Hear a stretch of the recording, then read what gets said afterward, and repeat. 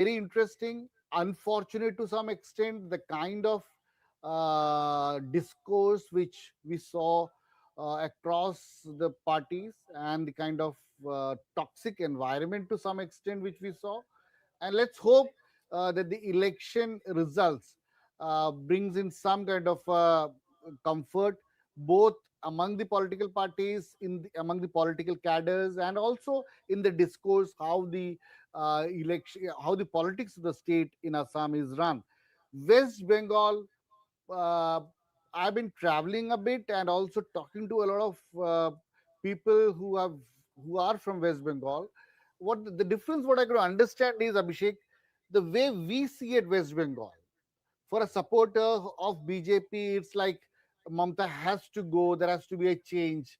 For a supporter of Mamta, it's a war against. It's a battle against Narendra Modi, and it's the last bastion. Only Mamta can fight Modi. So that's what matters to us. For a Bengali, for a person in West Bengal, thinks more than that. So Assam, definitively, when we say that, Hemanta would repeat, the same factors play out in West Bengal. If uh, incentives and bank transfers were a reason for victory, then Mamta is certainly winning, Okay. because that has happened in West Bengal to a large extent, much more than any other state. And it's a sad thing for the country if that is true. And Puducherry, certainly, it's an alliance experiment of the BJP, and we'll have to see if BJP and Narendra Modi uh, for, comes out with good colors in terms of an alliance, which sort of few alliances which they have in the south. And if NDA comes back to power in Puducherry, we'll have to see. And I think by Abhishek, by 10 o'clock or 10:30, we'll get some idea of where the whole thing is moving. I don't know. Depends on which channel you're watching. There's certain channels which at 8:15 might have already declared who's going to be the chief minister, who's Yeah, going to win in which yeah. state. But we're not going to do that. We'll wait for the numbers to start coming in, for a trend to actually get established. Because at this point in time, I'm sure people who are supposed to count the votes are just walking into those centers, perhaps sipping a cup of tea and discussing what their day is going to be like. So there's going to be a while before the numbers actually start coming in. But until then, there is multiple interesting points that you raised, because that overarching comment of yours about the fact that in Assam, Hemanta Biswa Sharma is all set to make a comeback. But same logic should work in West Bengal as well for Mamata Banerjee, right? And you said the rationale behind that is because Hemanta Biswa Sharma is going to win on the back not just of the arithmetic, whether it is religious arithmetic or caste-based arithmetic or tribe-based arithmetic, but also because of welfare schemes, right? And as far as welfare schemes are concerned, well, West Bengal, Mamata Banerjee has launched multiple welfare schemes for women, for children, for education, etc., and of course for the unemployed as well, right? So your logic is that that should also work in West Bengal. But Santosh, isn't that too simplistic an analysis? Because, Bengal at this point in time, especially when BJP won 77 in last assembly elections in 2021, and when you look at Bengal right now in 2026, there is a lot more at play, a lot of factors. BJP is stronger. It has consolidated itself in the northern part of the state, right? And so that complicates things. But as far as Assam is concerned, perhaps Congress is not as strong a force as BJP is in West Bengal. When it comes to West Bengal, there are many things which comes into play. The general attitude of the West Bengal voter, and maybe a Bengali citizen to some extent, is, we don't follow Delhi. Delhi has to follow West Bengal, actually. And if BJP is doing well in Delhi, or say nationwide, if BJP is doing well in Delhi, yes, we would be different. That's the kind of an attitude which a typical Bengal voter had till some years ago.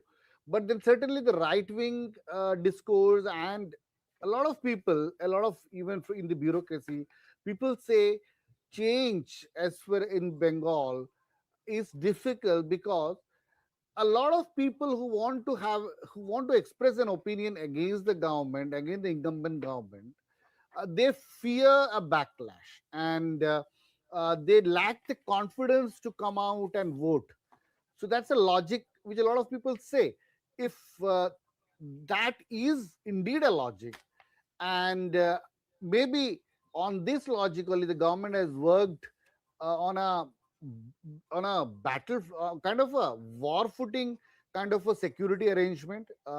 There is a joke, there's a meme going on that uh, other than the Air Force and the Indian Army, all the agencies of the government, of the central government, are there, from NIA, CBI, everyone is there uh, in West Bengal to ensure that there's a free and fair poll within the single court. So if that is the case, then everyone who has an opinion had a reason, had an atmosphere which was conducive enough to come out and express their opinion.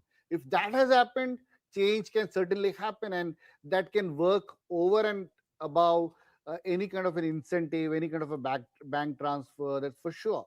But let's see if that is true. Maybe within an hour we will be able to come to know that. Right. Uh, I would also like to inform the viewers that we are joined by two more guests, Mr. Navalkant Sinha and King Shuk Nag. Mr. Nag, welcome. Mr. Sinha, welcome. Still early morning. Votes, as far as the counting is concerned, has just begun.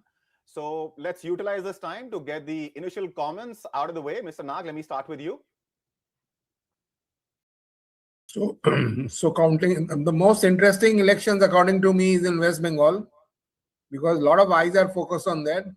Until yesterday, earlier everybody said that Mamta will win. This is public opinion I'm talking about. And yesterday people start saying that BJP will win. And today morning, from today morning, I'm getting SMSs and all that TMC will win. So it's a very closely fought election, and it's going to be very interesting, and all eyes should be on that.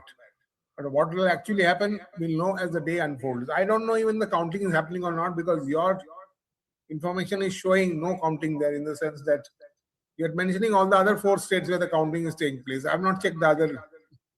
Is counting taking place in West Bengal or not? I did see, before walking into the studio, visuals of, this crowd outside various polling booths, where various counting booths.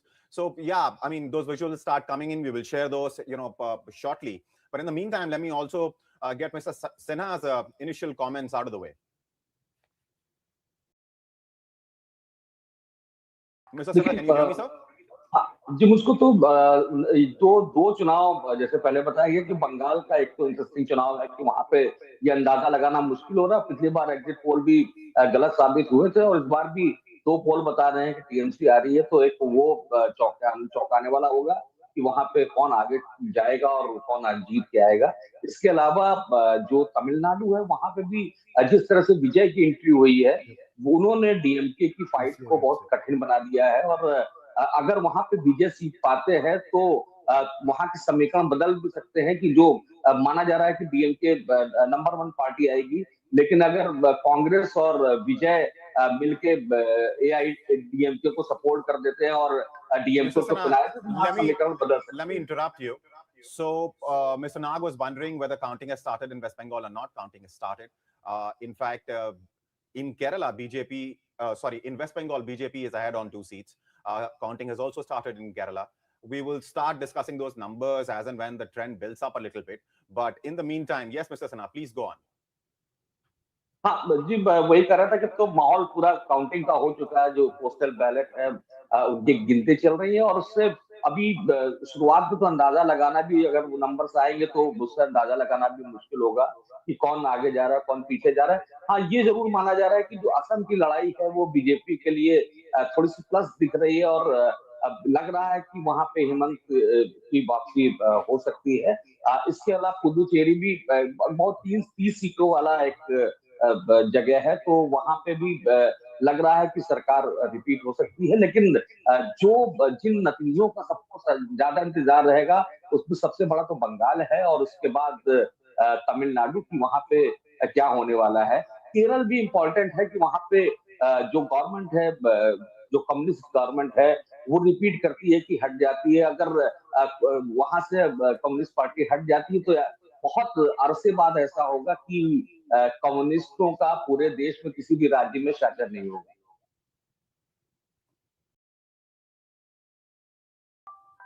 Right. So, based on the numbers which are coming in, at this point, Congress is ahead in Alappuzha and Malanur in Kerala. Very early leads.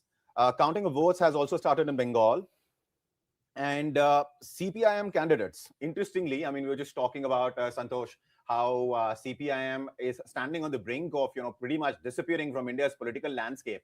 And because we were talking about, what happened with left in West Bengal and now, of course, Kerala. So as far as Kerala is concerned, interestingly, CPIM candidates are ahead in very early leads in Kerala. Not in the political landscape. They remain, in fact, Electoral landscape. landscape. Yes. Yeah. Right. And this is, of course, just initial data. More data will start coming in, and we will show you those numbers right on the screen. And Mr. Nag, let me come to you. As far as West Bengal elections are concerned, we've been discussing it for a while, as far as Mamata Banerjee is concerned, this is going to be a tough election for both Mamata Banerjee and BJP, and that is pretty much what we have seen so far. In your opinion, what's likely to happen? Because you're somebody who knows Bengal well, right? So give us your view of what you think of the exit polls. And of course, we will start discussing numbers a little later, but let's just get, your opinion on what you think of the exit polls. Because as far as exit polls for in the context of West Bengal are concerned, two very different pictures are being painted. True. And one picture claims that BJP could be forming the government on its own. The other claims that it would be Mamata Banerjee who would come back to power. It's very difficult to say because I think most of the exit polls are all, what should I say? They are on other concerns. Either they are ideologically driven or money driven. So I can't trust any of them. However, if Mamata wins the election, then she'll become the most powerful leader in the country in opposition to Narendra Modi and Amit Shah. And if she doesn't, then she goes down under. The question is, whom the Bengalis have favored.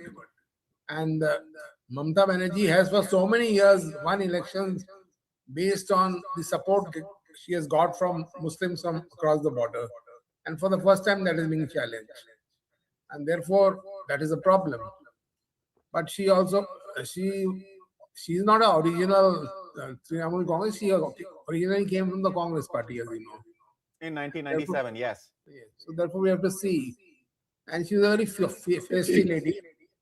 And even in other states, we have found, in fact, my friends in Gujarat have said that even from there, they got, because the whole country is dominated by migrant workers, migrant household workers. These migrant household workers, whether in Gurgaon or even in Ahmedabad, is all ruled by all these migrant Bengalis. So now the question is whether they go back home to vote. And I was told by a friend in Ahmedabad that, in fact, these fellows in Ahmedabad have also gone back to vote. I said, what is the reason for them going back to vote? So they said they were forced by Mamata government. I said, how can Mamata government force anybody in Ahmedabad to go back to Bengal? They said, no, they've got a tendency. But one thing I know from other sources also, that a lot of these migrant workers have all gone back. They did in huge numbers. Right. There got a system by which she can ensure that people come back home and vote for her. So this is a question. So if as that far as arm happens, twisting is concerned, we have seen enough evidence of that, in various states, especially in West Bengal. We will get to that part. We will start discussing post-poll violence in 2021 and what happened this year around. But Santosh wanted to say something. So Santosh, you jump in, you respond to Mr. Nag, and then we will. No, Mr. Nag, thank you for bringing in that point. If Mamata does win, certainly she would be a great political entity to look forward to, especially the Lok Sabha elections to come in 2029. She would be the actor. She would be the face of the 2029 Let me briefly election. interrupt you, Santosh. Yeah. So BJP is ahead in Bengal's Matabanga and Hingalajganj, seats in very early leads. Please go on. Yeah. Another point which Mr. Nag brought in was about the migrant laborers. Certainly in mass numbers in Delhi, I have friends, I have factory owners who say that they are now lacking laborers. and there is no scope for them to actually bring in more people till maybe 15-20 days once they all come back from West Bengal election. What has actually happened is there was a rumor, or maybe there was considerable discussions among these people that if they don't go back this time and vote, they would lose their identity card, they would lose their voter card, they would lose their Aadhaar card.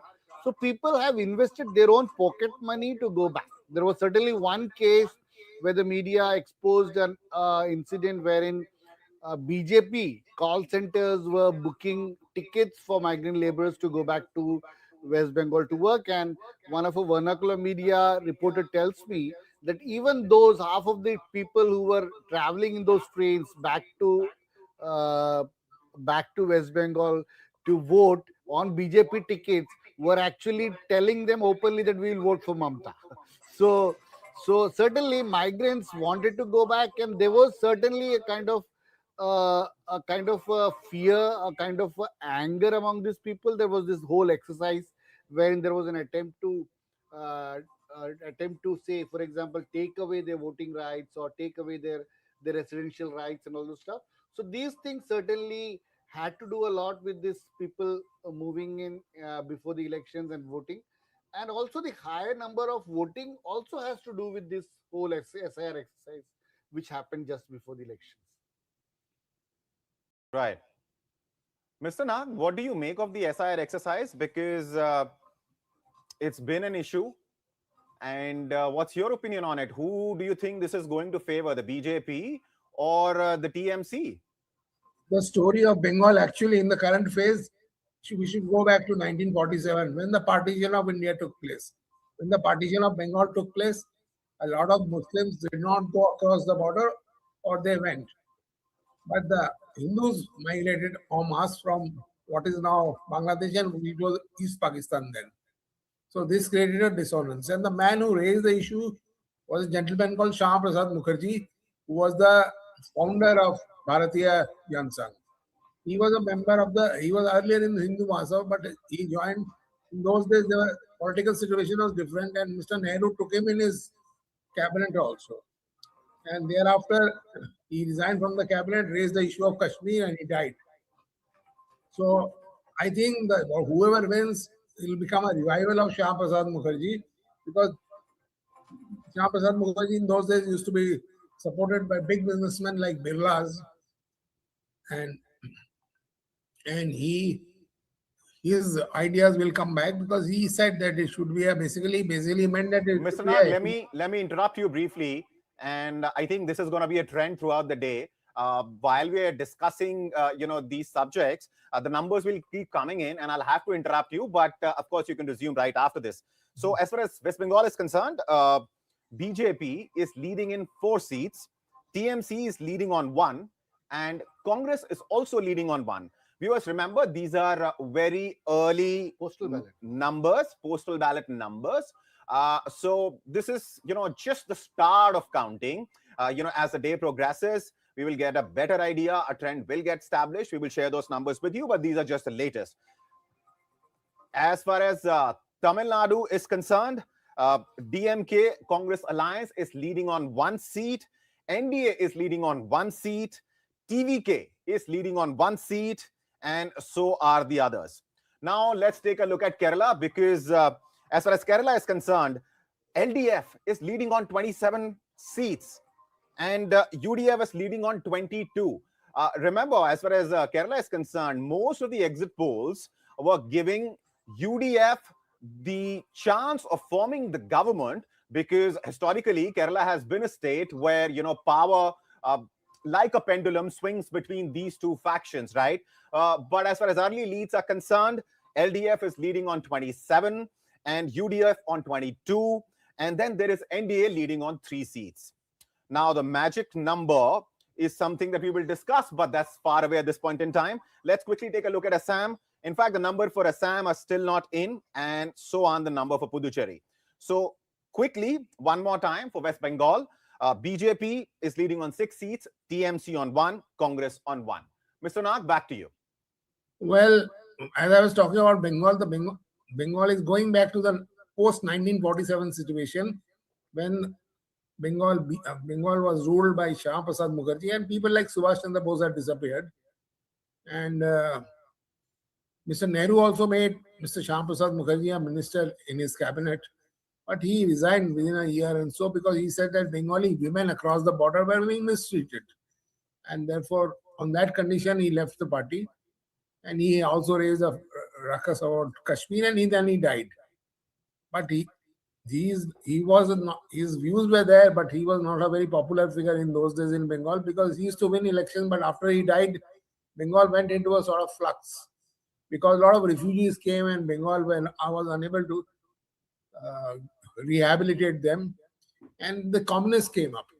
So that was the beginning of the communist Raj in West Bengal. And In now the Shah 60s. Prasad, in my opinion, I think Shah Prasad, if BJP wins, Shah Prasad Mukherjee ideas will come back again and it will become a Hindu alone state. I don't know, because this time, whatever you say, that the BJP's campaign was based on targeting Muslims, and so now we'll go back in time to that situation time to early 1950s and to finish the unfinished agenda of the partition. If you ask me, that is going to happen. And coming to contemporary trends in the medium term, the communists had come up, but they could not manage and they have given up. And wherever communists have given up, their workers have been accommodated by BJP, not because they want to be accommodate them, but because they want more money. So these fellows, the Mr. workers Nag, are. let me interrupt you briefly one more time, and we will go back and discuss Bengal's political history. We will talk about the rise of left. We will talk about under what circumstances left rose to power and continued to rule the state for 34 odd years before Mamata Banerjee came along in 2011, wrestled the power back from the left, and TMC has been in power since then. But before we do that, so the numbers for Assam are also in. NDA is leading on 4 seats. Kerala, again, it is LDF, which is leading on 28 seats, but now it is becoming a neck-to-neck fight. UDF is also leading on 28 seats. As far as Tamil Nadu is concerned, 6 seats is what the DMK Congress alliance is leading on. NDA is leading on 1, TVK is leading on 1. Puducherry numbers are still awaited, but quickly, let me go back to Assam one more time. Early numbers, but NDA is leading on 4 seats. Mr. Nag, back to you. You were talking about, you were telling us that the circumstances under which left rose was, of course, the Bengal where workers were struggling to find an honest day's wage. It was the time when when the British had left, much after in the 60s, 66, 67, when the left first came into power. But when left first came into power, it was a coalition. It was not all by itself, right? Yeah. They were with Bangla Congress, but the support base was the same. And then CPM came, and Mr. Jyoti Basu came. CPI and CPM also split. But basically, it was so-called a proletarian government. And a lot of these Bengalis came up, but they were based on public sector and all. And in those era also there were. So business was not so prominent. In fact, all the businesses left Calcutta or started leaving Calcutta. And that happened during Mamata's time also. This major car factory of Nanos left and went to Gujarat, where they made a mark. Mr. Nag, let me interrupt you again. And there are updates on Tamil Nadu. We have the latest numbers which are coming in. 7 seats is, the numbers are in for 6 seats. DMK Congress Alliance is leading on 6 seats. NDA is leading on 1. We've been discussing Bengal for a while. Let's take a look at, one of the other big states which went into election in April, and that is Tamil Nadu. And Santosh, if you can come in. What does the situation look like as far as Tamil Nadu is concerned? Because it is being said DMK is in a very strong position, but this wild card which came in, and that's of course Vijay. And one exit poll in particular gave Vijay in excess of 100 seats. What do you make of Vijay's entry into Tamil Nadu's politics? Yeah, Abhishek, that's the point. Vijay being a wild card is a very Delhi-based perception, actually. Vijay is, uh, we understand Vijay to be a wild card, but for Tamil politics, Vijay is a well thought out, well planned kind of an entry, because Tamil Nadu has always worked on a two pole kind of a politics. Congress used to be one pole, but then certainly AIDMK and DMK took over and is always there.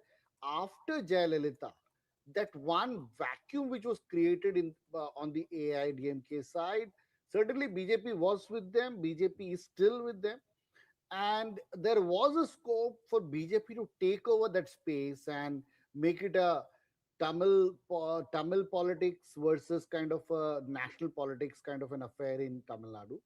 But categorically, experts are of the view that BJP failed in doing so.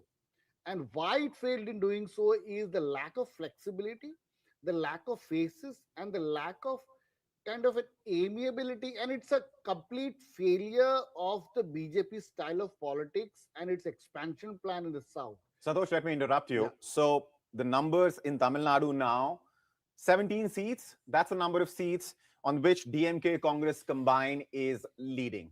Yeah, please continue. So BJP could not amicably accommodate the Dravidian idea of politics. There is a lot of ego around pride and ego, whatever we call it, but around the Dravidian politics, BJP could not understand. BJP could not have enough faces who could amicably fit in that the national interest politics and the Dravidian politics together, and it failed to do so. And so, Santosh, are you saying that there was enough, perhaps anger, if not anger, anger is a strong word, if there were enough number of people upset with the DMK government in Tamil Nadu, BJP did not offer an alternative, but Vijay could be that one fellow who offers that alternative and in fact could, make a serious dent as far as DMK's tally is concerned? There are two views on that. One is certainly Tamil Nadu has always had this tradition of a hero worship. A person coming to the picture, and not just Tamil Nadu. But they're not everyone's MGR, right? Yeah. So, but yeah, certainly.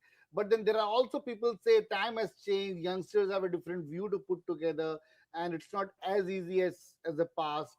But then what Vijay brings into the table is a kind of a fresh idea. He's appealing to the youngsters, that for sure. When I talk to Tamil people, they say Vijay is talking sense to a huge extent. What NDA and the Modi was talking before 2014 campaign is what Vijay is talking there. Vijay is talking kind of a fresh air kind of a view, and we will have to see if that works or not. But certainly Vijay is not just the face Vijay; it's everything minus DMK. You're right in the sense that, if you look at, and these are, of course, early numbers, we understand still a few hours before, any sort of concrete trend gets established and we could get a hint in terms of who's going to form the government in which state. But at this point in time, looking at the early numbers, DMK Congress combined is leading on 22 seats, TVK is leading on 5. AIADMK, on the other hand, and of course, it is an NDA, they haven't even opened their account in Tamil Nadu. So that space perhaps that you're talking about has been, to whatever extent at this point in time, has been taken up by Vijay. So if that happens, if this early trends continue and if it settles down so in the by evening, then it's not bad news for AIDMK, DMK or Congress. It's the real bad news for BJP. A space which was there, a space which was available for BJP has been taken over once again by a regional entity, and that regional entity is Vijay. The face of that regional entity is Vijay, and maybe in the times to come, the anti-DMK Congress alliance politics may settle around Vijay and people around, and maybe Vijay. It would also depend on the kind of people whom Vijay trusts and how he goes around, and maybe can he form a formidable alliance against the mammoth, the huge structure which DMK has put forward in Tamil Nadu. Tamil Nadu has what we see, we have in Delhi journalists have. We'll come back to Tamil Nadu. We'll come back to Tamil Nadu because, a couple of days ago, I spoke with Mr. Dayanidhi Maran, the former union minister, and of course, he is the MP from Chennai Central, right? and he was very dismissive of TVK as a phenomena. He was very dismissive of Vijay's chances in the elections. My specific question to him was, of course, about what does he think the chances are as far as TVK is concerned? Because, of course, one exit poll had given him very serious numbers. So we'll come back to TVK. We will discuss that in depth because, one thing is for sure, looking at the early numbers, that it's not going to be that easy to dismiss TVK. He definitely has captured, as far as the young minds are concerned, he definitely exercises some influence. We saw it in his rallies. And someone very interestingly, a senior colleague pointed out that as far as political parties are concerned, it's very well organized, that there's going to be a rally, so-and-so leader is going to arrive there, and, the crowd is gathered, transported there in buses. As far as Vijay's rallies are concerned, they seem to be organic in the sense that Vijay does not have an organization which, can go toe-to-toe with AIADMK or DMK for that matter in Tamil Nadu. We'll come back to it. Let's quickly take a look at the latest numbers. Assam, at this point in time, numbers for 9 seats are in BJP. And in fact, NDA is leading on 9 seats. And when I was, talking to various psephologists in the run-up to the elections and after the exit polls, I happened to have spoken with Yashwant Deshmukh, and he said something very interesting about Assam and how Assam is voting and why Assam, in his opinion, is very similar to how Kashmir has been voting, in the sense that Kashmir Valley has a Muslim majority, then there is Jammu, and BJP, whatever chances it has to form a government, were fueled by the number of seats it can get in Jammu. So he paints a similar picture as far as Assam is concerned. He talks about, certain areas of Assam which are strongholds for NDA now. And of course, there are certain areas where NDA can't, win, and Congress and AIUDF there are going to be, are likely to be stronger. And so listen into that bite coming up right now. Of Assam and Jammu and Kashmir, actually Assam has become a mirror image of Jammu and Kashmir in terms of politics and in terms of demographics. What you see in Kashmir Valley, that is almost like 100% Muslim population, where BJP cannot even dream of winning any seats anymore. They did not. By the way, BJP even refused to field a candidate in those 3 seats of Kashmir Valley because there was no point. They knew there is no point. So Assam Valley has become like Kashmir Valley, and Upper Assam has become like Jammu. So only difference is in Jammu and Kashmir is still the valley region has majority of the seats. So even if BJP wins 100% of the Jammu, they are still unlikely to get a majority. While in the case of Assam, the Upper Assam has majority of the seats, while the Assam Valley has minority seats. So it is a mirror image in just a twisted way. That's the ironical part of it, but yeah, Congress has a problem at hand right now because Himanta Biswa Sarma is an old Congress hand, and as they say in Sanskrit, Chanakya Niti Sam Dam Dand Bhed. There is hardly anything that he has not used, in this campaign, and Congress at times had really difficulty in answering, to his whatever strategies that he was implying. So we will know, but what it seems from the data that we have published before the election happened, it seems that there is a very distinct polarization, and Congress is a top favorite among the Muslim voters of Assam, but is not so favorable seen as favorable among the Hindus of Assam. So that is something which is not really working in terms of electoral benefit, if I say, for the Assam Congress.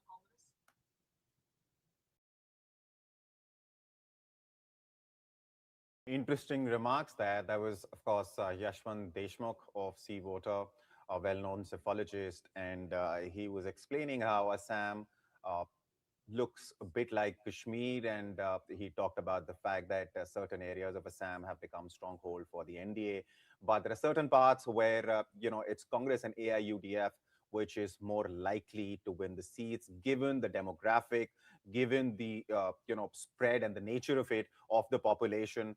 Santosh, what do you think of that? And before, in fact, you express your opinion on it, let me just tell you that as far as Assam is concerned, at this point in time, we're looking at 10 seats, and NDA is leading on 10 out of 10. The majority mark, viewers, in Assam is 64. The total number of seats in the Assam Assembly are 126. Santosh. Yeah, Abhishek, what Yashwant just told us, and we played out the whole whatever he wanted to say was very important, and that is something which a lot of people of us we have felt. But the only difference between Jammu Kashmir and Assam is that Assam, uh, certainly the valley area, the Muslim dominated area, is much it's shrinking, and it's much smaller than what is there in Jammu and Kashmir. But what we should be sad about is the fact that we have a party, huge party, with a lot of national discourse, with a lot of good leaders who think that there is one community which is should not be approached, there is no reason for them, for us to approach them, or to even talk about them, or to make them part of the whole campaign discourse, and say they like it's a kind of a giving, uh, thinking that we will not neither work among those people, neither would we represent them, and also making your campaign openly discourse against the minority community. Santosh, let me come back to Yeah. you. Let me get Mr. Nag in. Mr. Nag, can you hear me? Yes, I can hear you. So, Santosh raised an interesting point that BJP doesn't even reach out to a particular, section of voters. He was, of course, referring to the minority voters. I mean, we were talking about Assam, so we were referring to the Muslim voters. But wouldn't BJP's argument be that even if we do, see, as far as the government schemes are concerned, Muslims, Christians, Sikhs, everybody is an equal beneficiary of those schemes. But as far as votes are concerned, BJP doesn't get Muslim votes. But do you think, BJP's argument, unfortunate as it is, I mean, BJP should field candidates, should reach out to these voters. But Santosh rightly pointed out that it would seem to somebody who's looking at, various states and, of course, even national elections, general elections, that BJP doesn't reach out to those voters in a way that it reaches out to other voters. Well, the BJP is now more and more seen as a Hindu party. Under Mr. Modi and Amit Shah, it is not like the party of Atal Bihari Vajpayee. But So it is BJP seen as a claims more Hindu Sabka party. Saath, Sabka Vikas. Whatever, Sabka Vikas, Sabka Saath, whatever. But on paper, on ground, it does not seem so. So the Muslims are getting alienated from there. And this got a very important implication from the point of view of the national audiences. So yes, seen hai.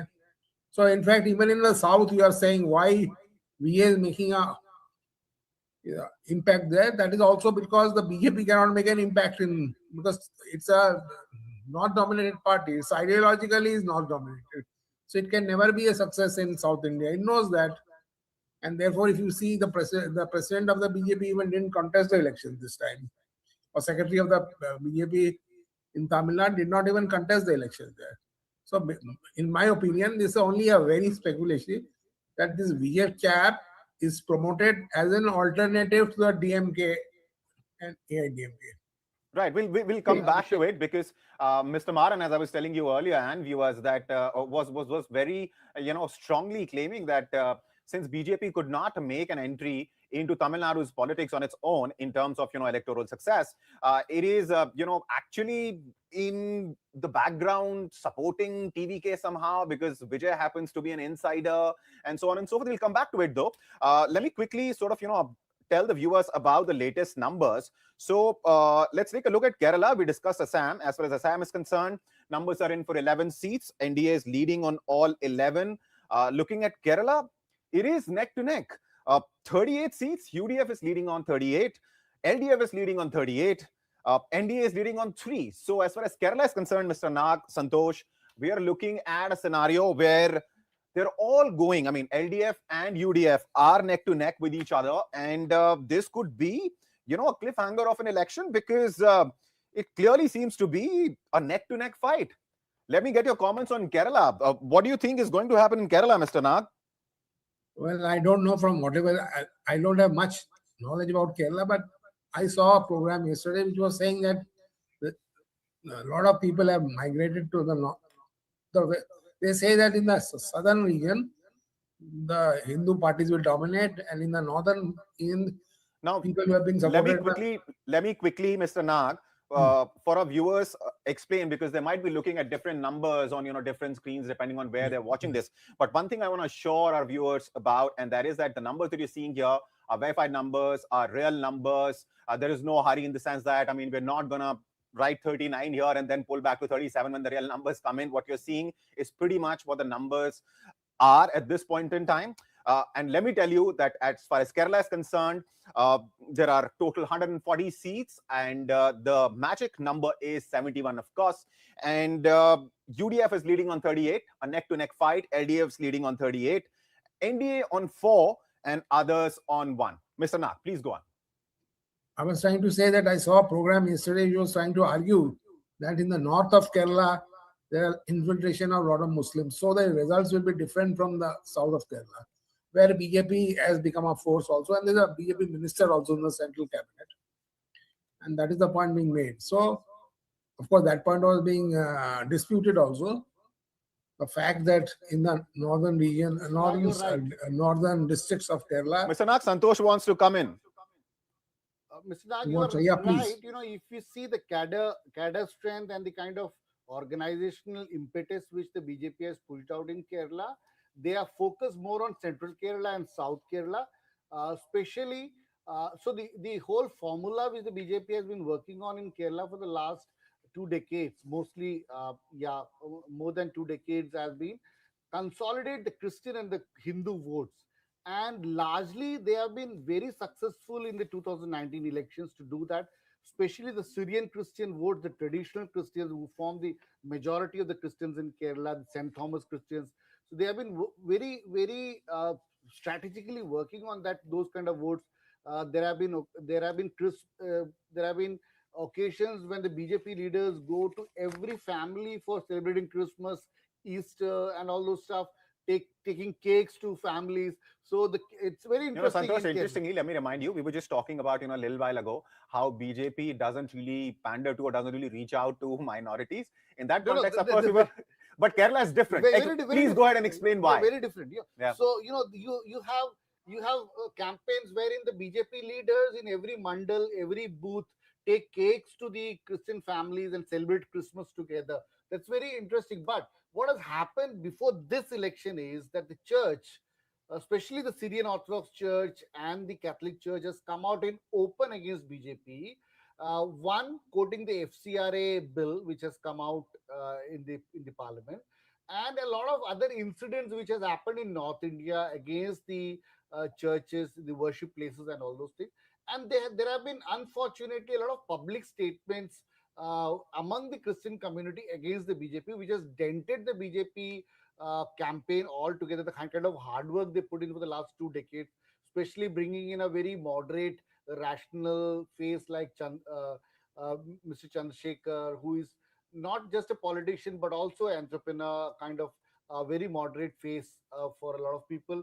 So BJP is working on a kind of a Christian plus Hindu combination, and they're still working on, irrespective of the result which comes in today, that kind of an hard work which BJP is doing would continue. And the discourses which happen out of Delhi is not what happened in Kerala. BJP in Kerala is very, very different. Abhishek, adding to my point, in Assam, what is sad is the fact that BJP is one party which is looked as a national party, and the campaign and the whole idea of not reaching out to a particular community is the campaign of the party to consolidate the majority vote. So the fact that they are not reaching out to the Muslim is an appealing factor for their cadres actually in Assam. So that's unfortunate. Just to add to Mr. Nag's point of TVK thing, what BJP would be regretting if this trend continues is the fact that they fell short of accommodating TVK and the alliance, bringing in TVK into the NDA alliance uh, in Tamil Nadu. And I am privy to a bit of a conversation wherein it was not a tough thing. He could have been brought in. All that he wanted to lead the whole NDA thing, which BJP was not ready.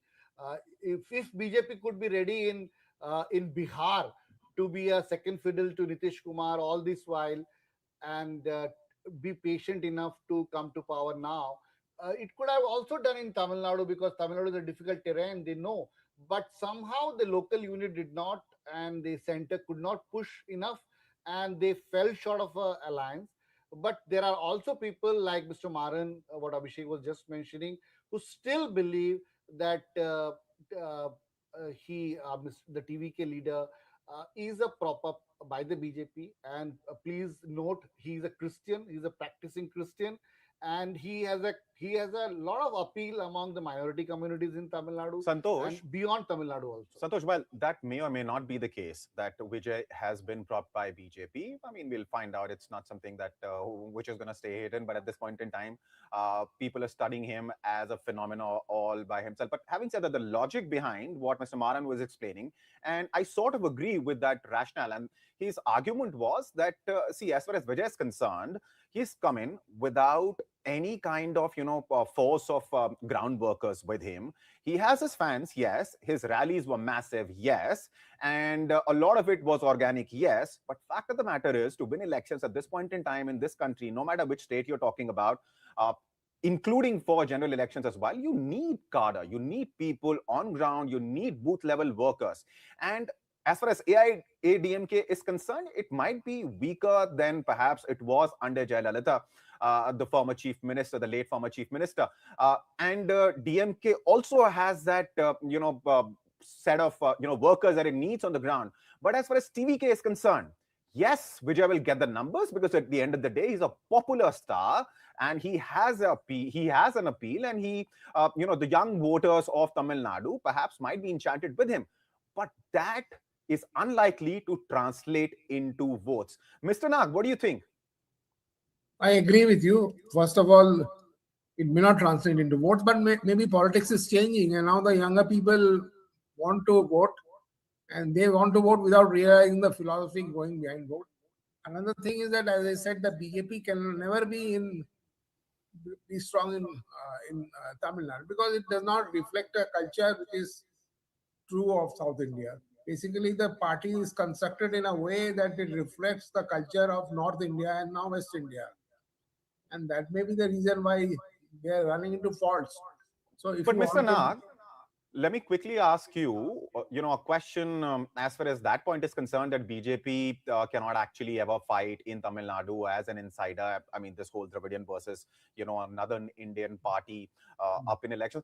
Annamalai, I mean, the way he was propped up, he was a local leader, spoke the language. He is a man of the soil, right? And he did get a lot of press. He did get a lot of attention. Accomplished man, former IPS.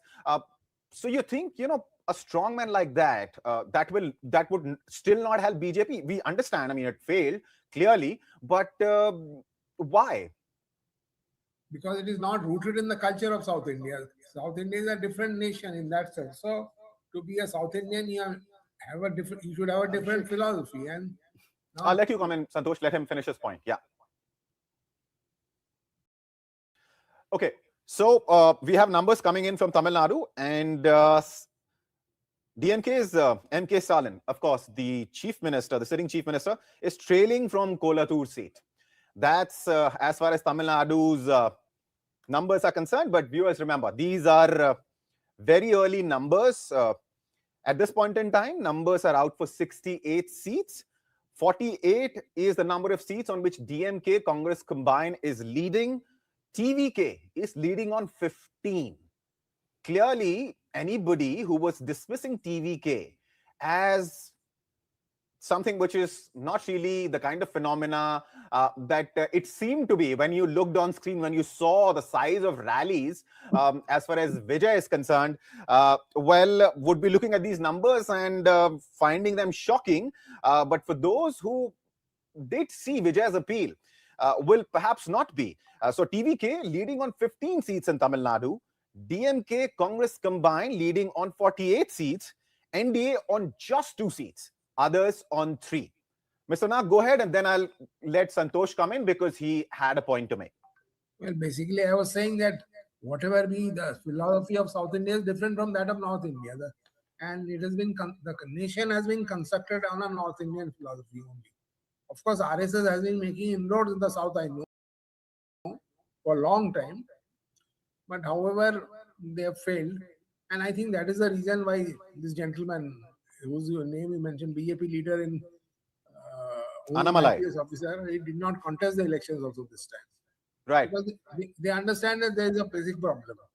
And this gentleman, this Vijay fellow, has been able to get some seats because the country is also changing. And in this change of country, the philosophy is also changing. And younger people are becoming more important. And therefore, he thinks that he can get more votes.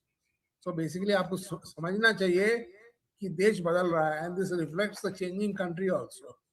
And I think the BJP bosses have also understood that, and that is the reason why they have pushed up Vijay as a rival to DMK, because Vijay will attract a lot of crowds and a lot of attractive votes also.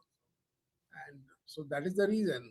So whether what will happen, we don't know, but that is the thing. And the same thing happened in Kerala also. Apparently, Mr. Nag, let me interrupt you for a bit. Let me apprise the viewers about the numbers coming in.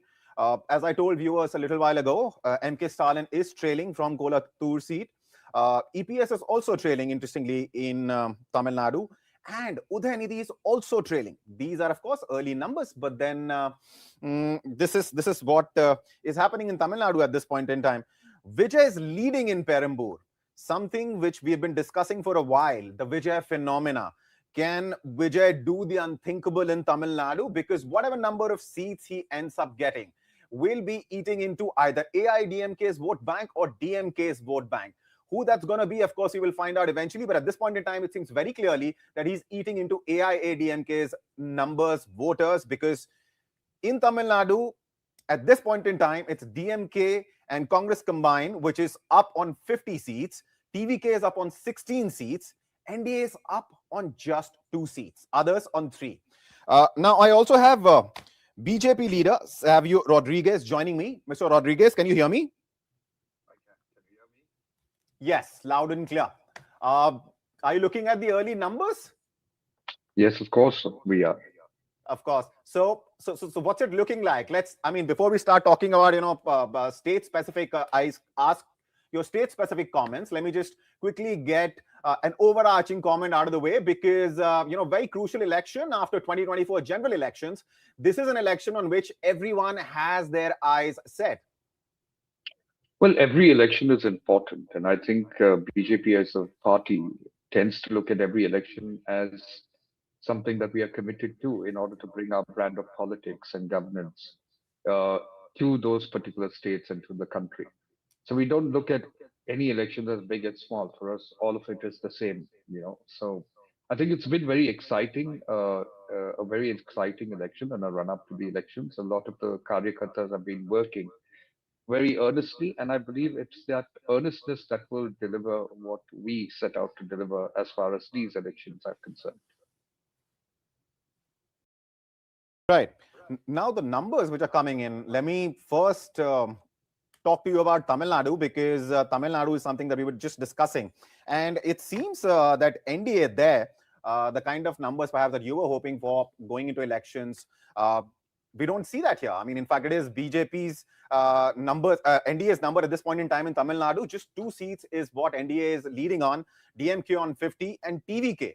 And before you joined us, we were discussing how a lot of analysts, including some political leaders as well. For example, I'm talking about, in this case, Mr. Maran I spoke with in the run-up to the elections, who claiming that, Vijay's entry into Tamil Nadu's politics has happened at the behest of BJP because it could not make, an impact in Tamil Nadu on its own. So it found a Tamil face, a popular face, and which is also reflecting in the numbers because TVK definitely does not have the kind of infrastructure that you need to have in place to fight elections. He just went in. This is his first election. Your comment.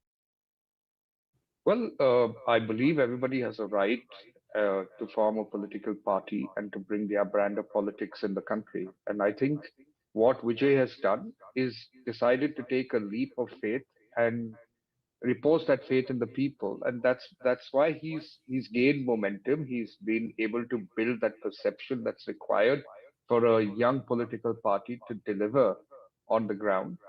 But elections are a little different, and I hope him and I wish him well, because quite frankly, he's a nice guy.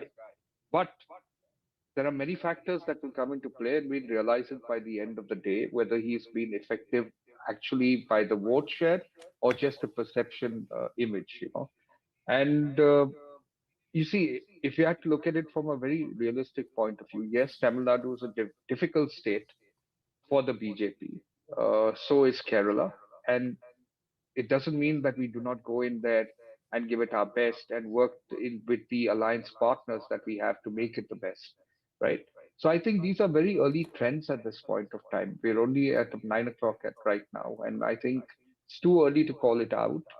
Allow for the numbers and the finalization of those numbers to come in probably by about 12 o'clock or 12:31, and we'll get a clarity on what's happening in Tamil Nadu.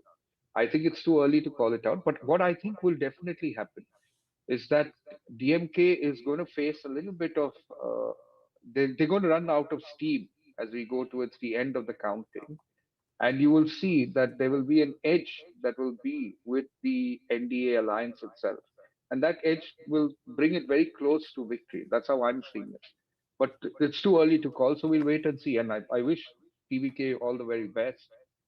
Like I said earlier, Vijay is a good person, and having associated myself with him in terms of connecting with his team and all that, to understand what's happening on the ground, I think he's got some sense of what he wants to do. Whether that translates into vote, it's too early to say. If Mr. Rodriguez could enlighten us why BJP alliance did not work. Santosh from the studio has a question for you, Mr. Rodriguez. He's asking if you could enlighten us as to why NDA did not work in Tamil Nadu. Stalin NDA alliance. Yeah. No, so, well, I was not privy to any direct talks between the party and TVK representatives, though I'm aware that there were some level of talks that happened. What I believe is important to understand is that Vijay, in his right and in his beliefs, wanted to be somebody that created his own strength within that party and wanted to create his own strength within Tamil Nadu itself. So on basis of that, there was a bit of a manner in which they couldn't combine together. But I believe in the end, we'll see how the results turn out. Maybe you never know. Marriages work in strange situations, right? So for now, it's better to have been separate and do what each one wants to do. Maybe in the near future, very near future, there might be something in store, depending on how this results turn out. Mr. Rodriguez, even if there was not a marriage, would the party be okay with a live-in kind of a situation with TVK? Well, the party is very sanskari, right? So we would not want to talk about live-in relationships right now. And well, Mr. Rodriguez, as far as sanskars are concerned, what does that have to do with a live-in relationship? Well, we are. I mean, weren't you talking about Vijay and Vijay's appeal to the youngsters? And when you speak of live-in, it's not such a shibboleth, a topic which they don't want discussed. It's rather normal, right? For a whole lot of them across the country. Well, Tamil Nadu is a very, very, very sanskari state. They have a lot of value system. And I believe... See, again, I have a problem with the fact that you're calling live-ins perhaps a non-sanskari sort of a relationship. That's all that I have a disagreement with. Otherwise, I do understand what you're trying to say, though. Well, we got to have a little fun. You guys are too serious here. Not at all. Please go ahead. Well, the fact of the matter is that, the elections are too early the early trends are very early right now. And if God willing, Vijay and the NDA have to form some alliance, it will work out. It's a free world out there with values, of course. All right. So I have Mr. Dinesh Vashne joining us. Mr. Vashne, thank you for taking out the time and talking to us. Can you hear me? I can. All right. You must have been looking at the numbers. You've just joined us. So please, let's hear from you, your initial comments. And then, of course, we will get your views on states specifically. Look, we were saying since very beginning after this exit polls, in Lok Sabha also, the exit poll became failed. And similarly, the exit poll in Karnataka, in Tamil Nadu and Kerala will not be correct. I am of the opinion that what we get a reports from the ground level in Tamil Nadu and Kerala, that Kerala we will retain our government, the left front government, LDF. And in Tamil Nadu also, the government will be formed by the DMK. Vijay, you see, if a filmy hero goes and walk on the street level, he has some impact. But whether it has been transferred into boat or not, that is also a matter to be seen later on after 1 p.m. or 2 p.m. Similarly, in the villages, we don't find any very much impact of Vijay in the entire Tamil Nadu rural belt. In Bengal also, we are hoping that the left front will win some seats this time.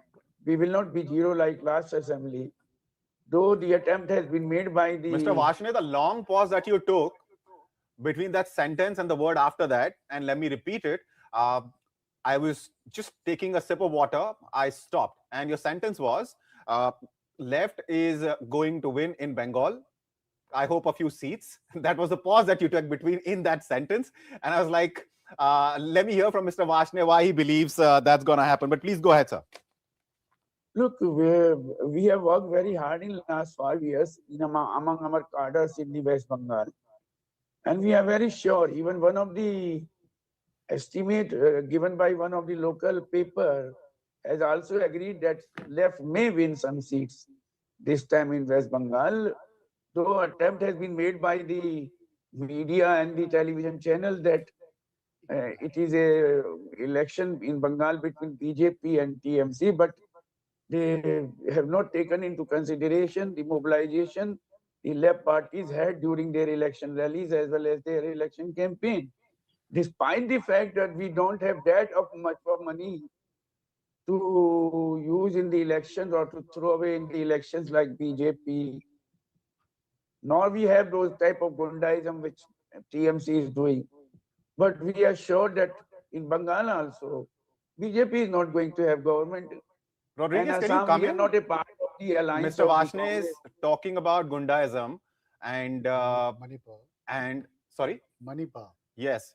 So, and also, of course, left's record in Bengal has not been very clean on that front. As far as, violence related to elections, polls is concerned, that's something which we did see a lot of, when left was ruling West Bengal. What do you think about left's chances, though, Rodriguez, at this point in time in Bengal? Well, as my esteemed colleague himself said, that he's not really sure that they might have some seats, and then he mentioned that they hardly worked. I don't know whether he was mentioning that they worked hard or they hardly worked. No, we worked hard. I said we worked very hard. Okay, no, Rodriguez, I agree with you. The pauses that Mr. Varshney is taking, is making us all go on a different tangent altogether. But I think I believe everybody has a right to be optimistic, and that's what he is. He's being optimistic to get a few seats. The left is practically, TMC has beaten the left, right, and center in West Bengal, and I think BJP will just put a nail on their coffin as far as West Bengal is concerned. But the left is finished in West Bengal. Their kind of politics West Bengal has rejected and will continue to reject. They will be rejected in other states as well. But for certain in this election, the left will be rejected in West Bengal. Right. Do you also think that you'd be able to get some of the left votes? Because, for example, let's look at Naxalbari, what happened there in 2021. BJP now has that seat in its kitty. And it used to be, of course, a stronghold of the left. See, I believe, the left brand of politics, what we need to understand, what's happening across the country, as some of your panelists earlier said, that this is a new India, and this is a very progressive, forward-thinking India. So the left brand of politics holistically is going to have a problem. So whether it's West Bengal or any other part, The only place where the left has some strength is Kerala. And the reason they do that is because they've done their politics in Kerala was a little different from what was happening in the other parts of the country. And maybe you will find some sort of solace for the left in Kerala. But in the other parts of the country, they've completely finished. Their brand of politics is not the kind of politics that is required in India at this point of time, and that is why they're getting rejected. One of their strongholds was West Bengal. All it took was Trinamool Congress with their brand of politics to actually, take the left away, to completely decimate the left. BJP didn't even need to do that, right? So the thing is, where is the left politics in India? The left politics is actually getting redundant, and it's being shown its place because India is not looking at the left ideology at all. They're very center to right at this point of time rather than left to right. Right. Santosh, you wanted to comment, please. Yeah, Abhishek, I think Bengal is getting interesting. Tamil Nadu is sort of getting very one-sided kind of a thing. Let me quickly, now that you've mentioned, let me quickly give you the numbers. Yeah. So Bengal, BJP, 43 seats. That's the number of seats BJP is leading on. TMC leading on 19 seats. Left Front on 1. And talking about Tamil Nadu, 103 seats. That's the number of seats the numbers are in for. So DMK Congress Alliance is leading on 73. TVK is leading on 20 seats. NDA on just 4. Others on 6. Kerala, 104 seats. That's the number of seats the numbers are in for at this point in time. UDF, LDF, both are leading on exactly 49 seats.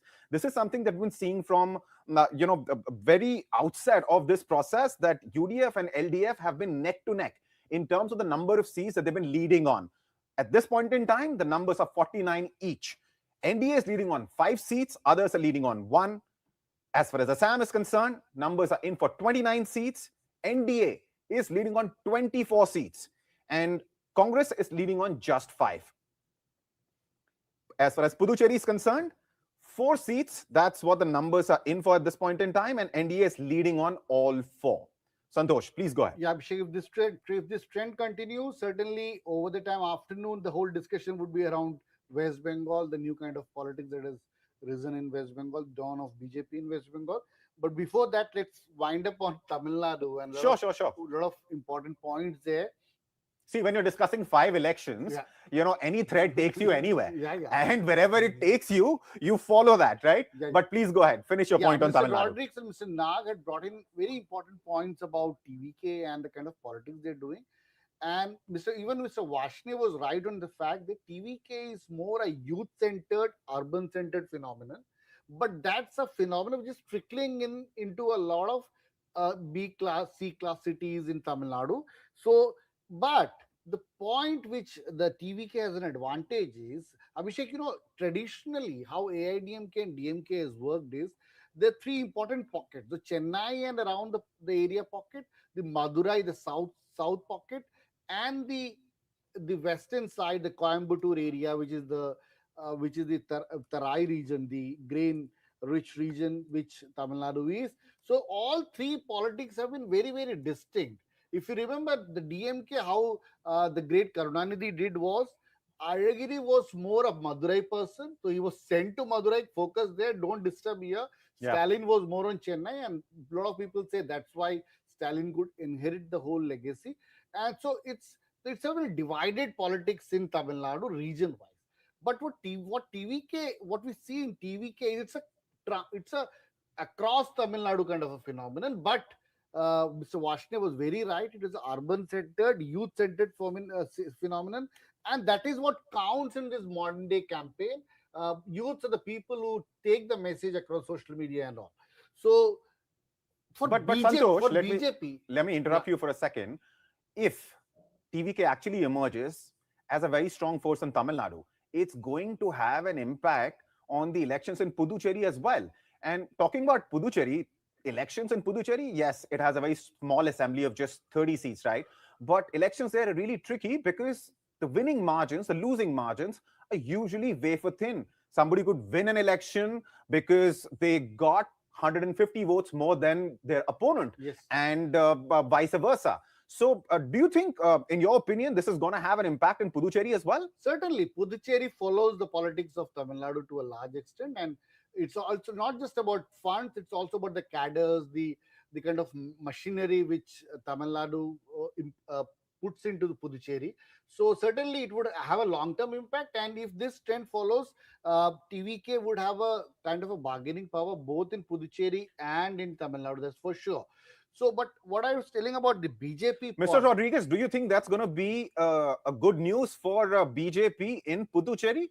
Because you were in power in an alliance, you were in power, your alliance was in power in Puducherry, but TVK, Vijay getting votes in Tamil Nadu perhaps might work out in BJP's favor, but him getting weights cutting into votes of the alliance in Puducherry might actually, disturb your numbers in Puducherry. Well, I don't think so. I think what's going to happen is that Puducherry is going to continue to hold strong. The real competition that you're going to see for NDA will be in Tamil Nadu itself. But I believe, like I said earlier, that it might seem that DMK is going to go all the way, but they will lose steam as we'll realize by 1 o'clock, 2 o'clock, they will lose steam, and NDA will actually come very close to crossing the magic figure of 126. And I believe that's going to happen. So we're not worried about what the outcome is. Like I said, even for Vijay will do well. He'll get a decent amount of vote share, and rightfully so. The people are enamored by him by a perceived value. But let's wait till about 1 o'clock, 2 o'clock. We'll get a clearer picture of what's happening. I think this is too early to read it out. All right. Mr. Vashne, let me get you in. Which state do you think at this point in time your party has the best chances of getting whatever number of seats the left can? We will Is get it West the Bengal? Is it Kerala, sir? We will get the government in the LDF by the LDF in Kerala. We will also have some seats in Bengal, but we are going to win the seats in Tamil Nadu also. We are contesting 5 seats. CPIM is contesting 5 seats. Even CPIML is contesting some seats.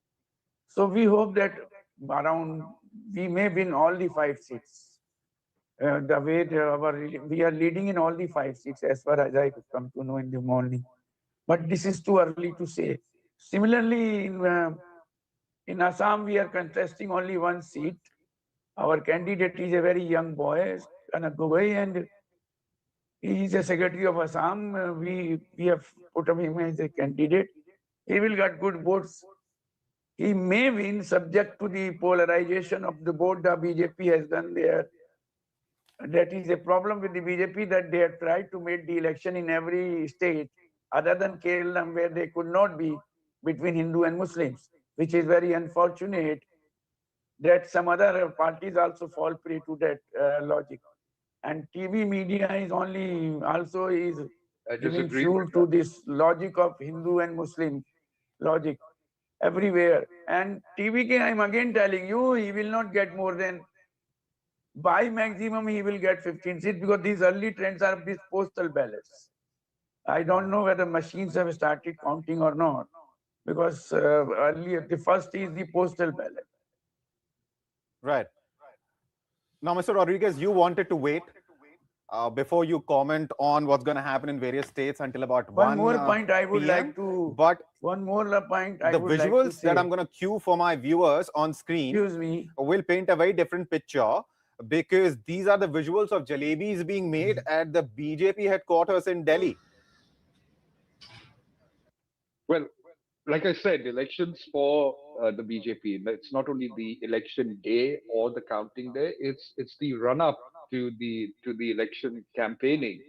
That is actually something that the party takes very seriously, and every Karyakarta is an integral part of that exercise, So it's a momentous occasion for us, and it's irrespective of victory or non-victory. We've always been that way, and we will always be excited about what the results are going to be. We know what the results will be in terms of our expectations, but it's a great feeling. So we don't I don't want to sound overly optimistic, but I believe that the people of each state who believe in the NDA and the BJP kind of politics will vote for the BJP. If there are those who might not, will not vote. And that's the right of the people, and that's acceptable.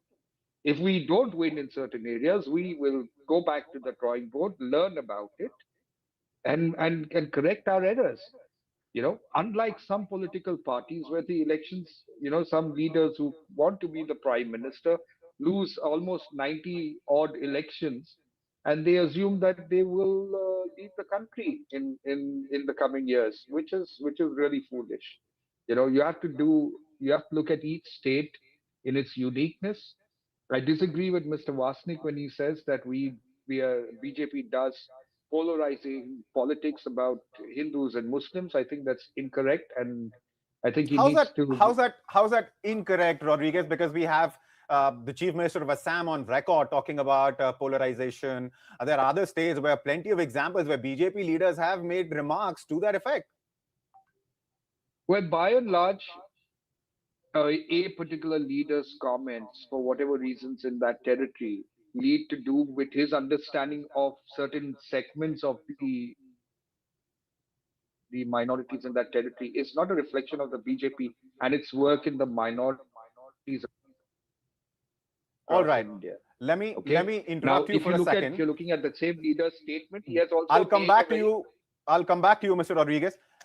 In the meantime, let us play out the visuals of jalebis being made at the BJP headquarters, and then immediately after, BJP's contestant in Kerala, Rajiv Chandrasekhar, he has spoken. So let's listen into him as well.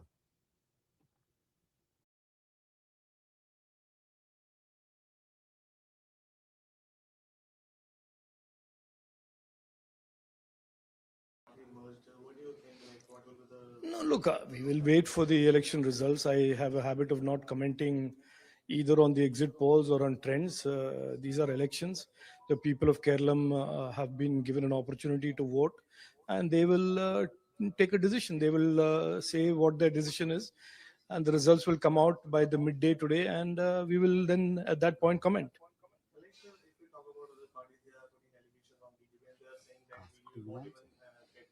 Now, let us see. Look, these are things to be decided by the people and the electorate and the voters. We are in a democracy. No political party can decide the fate of another political party. It is people of our country, people of our states, people of Kerala, in my particular case, who will decide our future. And this is typical arrogance of the CPM and the Congress, where they.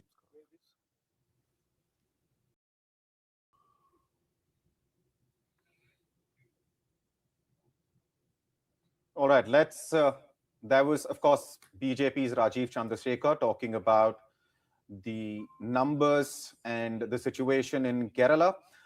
Viewers, let's just quickly go over the latest numbers. West Bengal, 71 seats. That's the number of seats the numbers are in for at this point in time. BJP is leading on 46 seats. TMC on 24. Left Front on 1. That's the situation in West Bengal. So BJP clearly ahead of TMC by a long margin. But remember, these are early numbers. As far as Tamil Nadu is concerned, numbers are in for 140 seats, out of which DMK Congress combined is leading on 75. And the wild card, Vijay, is leading on 39 seats. That's a massive number for somebody who's just formed the party and is fighting two strong forces in Tamil Nadu, AIADMK and DMK. NDA, on the other hand, in Tamil Nadu is leading on 17 seats and others are leading on 9. As far as Kerala is concerned, numbers are in for 107 seats. UDF is leading on 51. LDF is leading on 50. This is the first time UDF has inched ahead of LDF. The margin at this point in time is just 1 seat. But ever since we started this coverage and numbers started coming in, it was UDF and LDF pretty much similar number of seats. In fact, on most occasions, exactly the same number of seats. NDA in Kerala leading on 5 seats, others on 1. As far as Assam is concerned, 40 seats. That's what the numbers are in for at this point in time. NDA is leading on 32. Congress on 8. Others 0. Puducherry numbers are in for 6 seats. NDA is leading on 3. DMK and Congress combine on 2. Others on 1. And after this, I would also like to welcome. We have Vivian Richards John Kumar joining us from Puducherry. Can you hear me, Vivian? Welcome. Am I audible? Yes, audible.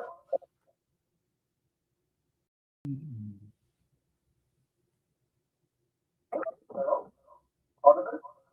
I can hear you. Can you hear me? Yeah, yes, I'm able to. All right. I think he can't hear us. We will wait for the audio issue to get sorted. In the meantime, Mr. Nag, you've been listening to Mr. Rodriguez, Mr. Varshney talk about, BJP, the left, and, Tamil Nadu and West Bengal. What's also interesting to watch is what's happening in Assam. Himanta Biswa Sharma, and we were talking about polarization a little bit earlier.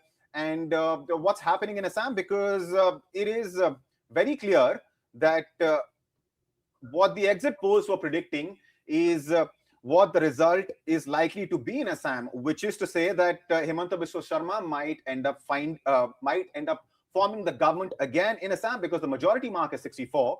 These are early numbers, but at 9:35 in the morning, NDA in Assam is leading on 32 seats. So he's just 32 more seats away from the magic figure. If the numbers hold, Himanta Biswa Sharma will form the government in Assam. So basically, you have to note that the country is changing, and everywhere this was a Congress-dominated country for so long, for 50, 60 years, and now slowly, BJP is coming to become dominant, and we are in the process of change, and the movement is not the same in the whole country. So therefore, in West Bengal it's slower, maybe it's some other states is faster. And so ultimately, this is the trend. So basically, the country is changing, and we are moving to the second Republic of India. The first Republic was based on the Congress, and slowly, the Congress is getting decimated, and BJP is coming to the front. But as I told you, the rate of change is not the same across the whole country. So therefore, this is happening. All right. I think we have Mr. Richards John Kumar back with us. Can you hear me? Am I audible to you, Vivian? Wonderful. So, Puducherry, what's happening in Puducherry at this point in time? Looking at the early numbers, it seems that the same alliance is going to come back to power, because NDA is leading on 5 seats. DMK, Congress combined is leading on 2.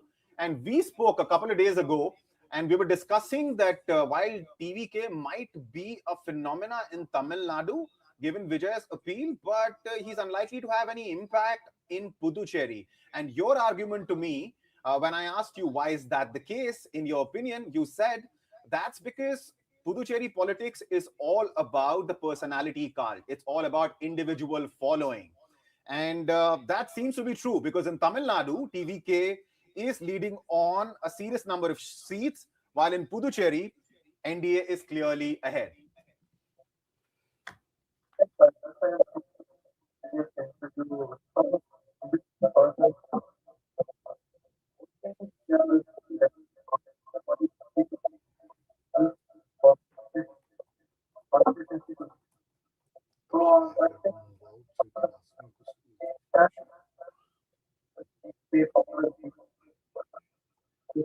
I think his audio issue is still not fixed. Let's wait for it. Let's wait for him to join us again, and we will discuss Puducherry with him. That said, Santosh, you have to leave now. So your final comments based on the numbers, and let me read the numbers one more time before I give you the floor for your comment. So West Bengal numbers are in for 80 seats at this point in time. BJP has taken a lead on 55 seats. TMC just on 24, Left Front on 1. That's West Bengal. Tamil Nadu, 147 seats, that's what the numbers are in for. 69 is the number of seats that DMK Congress combined is leading on. TVK is leading on 43. NDA on 25, others on 10. So Vijay clearly emerging as a serious player in Tamil Nadu, despite the fact that this is the first election he's fighting. Now, Kerala, 109 seats. That's what the numbers are in for at this point in time. UDF is now inching ahead of LDF. There is a clear gap of 8 seats. 55 is the number of seats UDF is leading on. 47 is the number of seats LDF is leading on. NDA is leading on 6. That's the situation in Kerala at this point in time. In Assam, NDA is leading on 37 seats and Congress is leading on 11. Puducherry, 5 seats is what the NDA is leading on. DMK Congress combined leading on 2. So Santosh, a clear picture seems to be emerging in most states, except perhaps the only UT, because of course the numbers are in for just 6 seats and 7 seats, I'm sorry. And we're talking about an assembly of 30 seats. Please go ahead. As far as West Bengal is concerned, BJP is, I think, by a margin of, in fact, on twice as many seats ahead of TMC on 56. Yeah, Abhishek, thank you so much, Abhishek. Most of the picture is looks mostly clear. If this trend continues, then there is no surprises happening around noon. Certainly, this trend would continue. Starting with Tamil Nadu, and let's wind up with West Bengal. I was talking to an interesting conversation with a BJP leader in Tamil Nadu. He says, one of the very pain point which they face while communicating the development side of the BJP out there in Tamil Nadu is, say, if you want to talk about a Sukanya Samriddhi Yojana or a Har Ghar Jal Yojana, the very name of the scheme actually triggers negative reaction with the Tamil Nadu cadre. So BJP will have to certainly change its strategy out there in Tamil Nadu. We had been talking about the Annamalai factor. The very point why Annamalai is not contesting and if why elections there is of BJP is not around Annamalai is the fact that the whole idea of BJP being around one person's face and very centralized kind of a politics.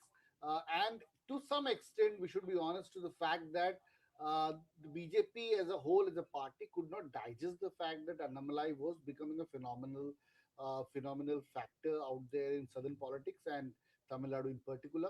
So BJP will have to change its attitude if BJP wants to make any inroad out there in Tamil Nadu. For now, BJP's best bet would be find amicable ways to work with TVK and be there, consolidate their powers, consolidate their cadre, and start working constructively in Tamil Nadu. So Tamil Nadu looks very clear, and also very important factor. There could be a kind of, if DMK comes to power, this tenure of the DMK plus Congress would be a tenure of generational shift. We should know that Stalin is 73, so this could as well be the last tenure for Stalin. His son Uday is around 49 now, crossing over to 50. So purposely, the DMK would try to bring in a generation shift. So that's a kind of a change in politics which could happen in DMK. But as it looks, it seems a settled kind of a scenario out there in Tamil Nadu.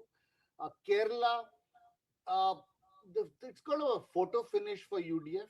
UDF could make it, but the real fun out there in Kerala would start only after the election results are in, because Kerala would find it tough. The Kerala UDF would find it tough to settle on a person to lead the whole party, to be the CM face, because there are multiple contestants out there, and that would be the thing which would play out in Kerala after the results are out. Puducherry, as you said, it's too early to comment on, but NDA certainly has an alliance, as an edge over there with a very strong local ally there. Uh, Assam seems to be settled, but the only unfortunate part is what is winning out there in Assam is a very kind of negative politics and not so kind of a healthy campaign which happened out there.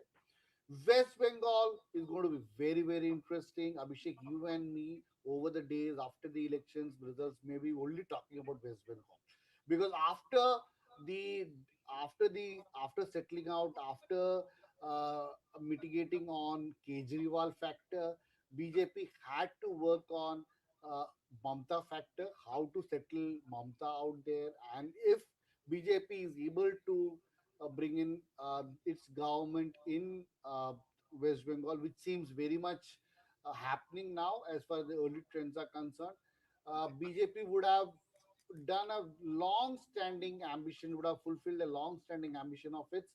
And one of an editorial was mentioning about it. Whatever BJP is doing is actually easing out the future politics for Congress, because one by one, the state parties, the state biggies have been settled down by BJP, clearing for a lot of national two-party kind of politics in the country for times to come. But the election results would certainly reflect how big a Mamta as a fighter has been and what all factors did work out in West Bengal. So as of now, things seems very clear, Abhishek. And thank you so much for bringing me in here. And it was wonderful talking to you, Abhishek. Thank you, Santosh. Now, I want to read out the numbers one more time before I come to you, Mr. Rodriguez. And as far as West Bengal is concerned, 61 seats, that's the number of seats BJP is leading on. Almost double the number of seats TMC is leading on. Viewers, these are, of course, early numbers. Situation is going to become clear. Yes, there seems to be a trend which is at play here, but uh, becoming clearer. The trend will start getting established more clearly, I think, in a couple of hours from now, as Rodriguez was also pointing out. And looking at Tamil Nadu, clear lead for DMK INC combined, 68. But in Tamil Nadu, the biggest thing that we've been discussing ever since we started in the morning has been Vijay and his party TVK. First time entrant, his debut in politics, and what a stellar debut it seems to be, because TVK is leading on 47 seats in Tamil Nadu, a party which does not have the kind of infrastructure AIADMK and DMK do in Tamil Nadu, does not have the number of workers that it needs on the ground. Despite any and all of that, he's leading on 47 seats. NDA is leading on 35 seats. That's the situation right now in Tamil Nadu. Numbers are in for 159 out of 234 seats. Now, moving to Kerala, UDF is inching ahead for 57 seats. That's what the alliance, which also has Congress as the leading partner, leading on 57 seats. LDF on 46, NDA on 6, others on 2. Assam, NDA 45, Congress 18, others 0. Puducherry 5, that's the number for NDA. 3, the number for DMK, Congress combined, others 2. Now, viewers, the numbers that you might be seeing in various places, they might be different because, of course, the numbers that we are giving you are the real numbers which have been verified, numbers which have been double-checked. Of course, we will try to bring you the fastest updates, but more than that, we'll try and make sure throughout the day that we bring you the sure numbers. You can also watch the data related to election and our election coverage on both the Hindustan Times app and the Live Mint app. Now, let me come to you, Mr. Rodriguez, and talk to you about what Santosh touched upon. And that was, he said that BJP should figure out a way in which it can work with Vijay in Tamil Nadu because it's clearly emerging as a force. But fact of the matter is, Vijay, in the run-up to the election, multiple occasions has said that BJP is his ideological opponent, while DMK and AIADMK are his political opponents. So how would that work out? Even if BJP wants to work with Vijay in Tamil Nadu, it seems Vijay might not be ready. Well, that's why I said wait for the election results to come out. Marriages are actually worked out when both parties require each other, rather than one person wanting another person and the other person not wanting the other person, right? But do you want the marriage? Do you like the boy? No, we're not saying that. We're saying situations demand of a particular marriage to happen. And if the situation is demanded, we will look at it and cross the bridge when it arrives. All right. Right now, there's no harm in flirting with each other. Once we decide to get seats, we will think about it. All right. Mr. Nath, so the numbers are clear now in multiple states. Of course, we're nowhere close to counting being finalized. But that said, in most states, except perhaps in Puducherry, there's a clear trend which seems to be emerging. In Kerala, it is UDF, which has inched ahead of the LDF. In West Bengal, BJP is up and leading on more than 60 seats. TMC is leading on around 34. As far as Assam is concerned, NDA has taken a clear lead.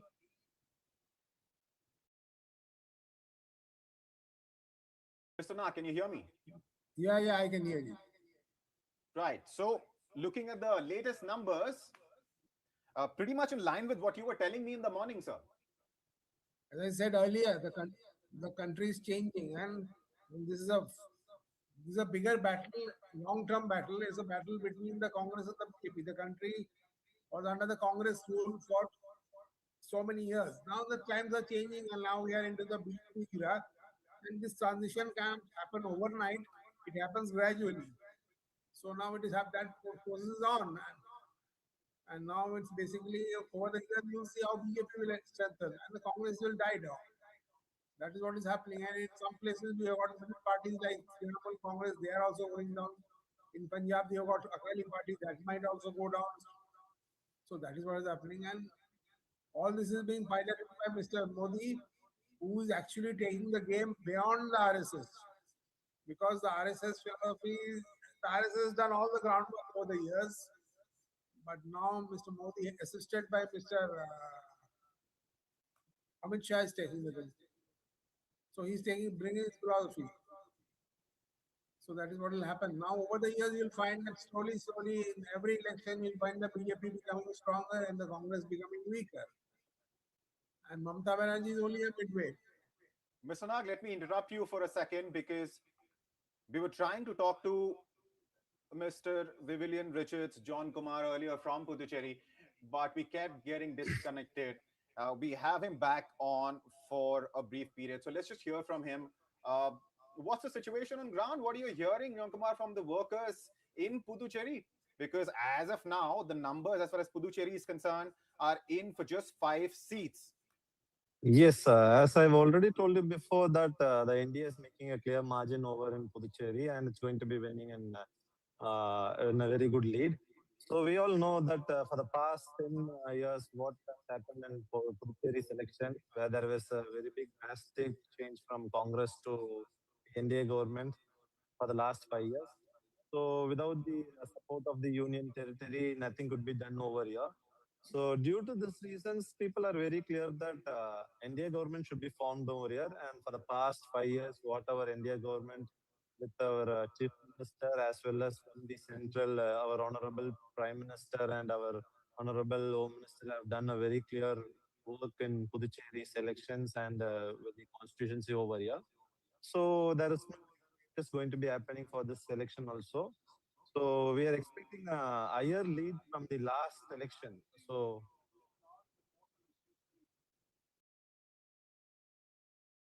hello. Please go ahead. I think there Yes. was So some that audio leak, that but would be please the go ahead. result right now. So expecting all the results to be closed by 2 to 2:30 p.m. 2:30 p.m. Right, which Yes. is just 3 or 4 hours away from now. But that said, Exactly. as far as Puducherry is concerned, you must be looking at what's happening in Tamil Nadu, because the numbers in case of Tamil Nadu are rather startling for a lot of people, because Vijay and TVK have emerged as a phenomena. They're leading on, Vijay's party is leading on 37 seats in Tamil Nadu. And that's a massive number. In fact, the numbers are in for 164 seats. DMK Congress combined is leading on 67. TVK is leading on 49. So, Richard John Kumar, what do you think has been the impact of Vijay's party fighting election this time around in Puducherry as well? His party is fighting on all 30 seats in Puducherry. So comparing to Tamil Nadu, we can't take Puducherry election into the same scenario. So it's differently different organized, like how to say is Tamil Nadu works on the individual person, either the leader, but here it works on the candidate. So which candidate going to stand in which party is what going to be leading in Puducherry selection. So it all worked in the same way. As we know that during the 2016 election, when my father stood in Congress, he won with a very clear swing. Then later, when he joined into BJP on 2021 election and myself on 2021 election, we all made again a clear sweep in Puducherry election. So it doesn't depend on which party we stand. So TVK doesn't play a big role over here. Maybe there might be one seat, one candidate might win since he was not able to get the ticket in other parties. So that might be the impact. Other than that, Puducherry it's going to be only on the central government's opinion. So we all know that what's going to happen without the support of central government. So India is going to form over here. So there is no other second thought about people's opinion, as well as we also know what is going to be the clear vision, what's going to happen over here. Right. And viewers, that's Richard John Kumar. He is the same man who fought in 2021 from the seat his father uh, used to fight the election storm in Puducherry. He has a distinction of being one of the youngest MLAs. He was 26 or 27 years old in 2021 when he won from that seat. This time around, he's not fighting in the election, but his father is, who's also a cabinet minister in the Puducherry government. Uh, Now, to talk about Tamil Nadu, there is a shocking picture that I'm looking at, and let me tell you what I'm looking at. Of course, my producer will try and pull this up on the screen as well.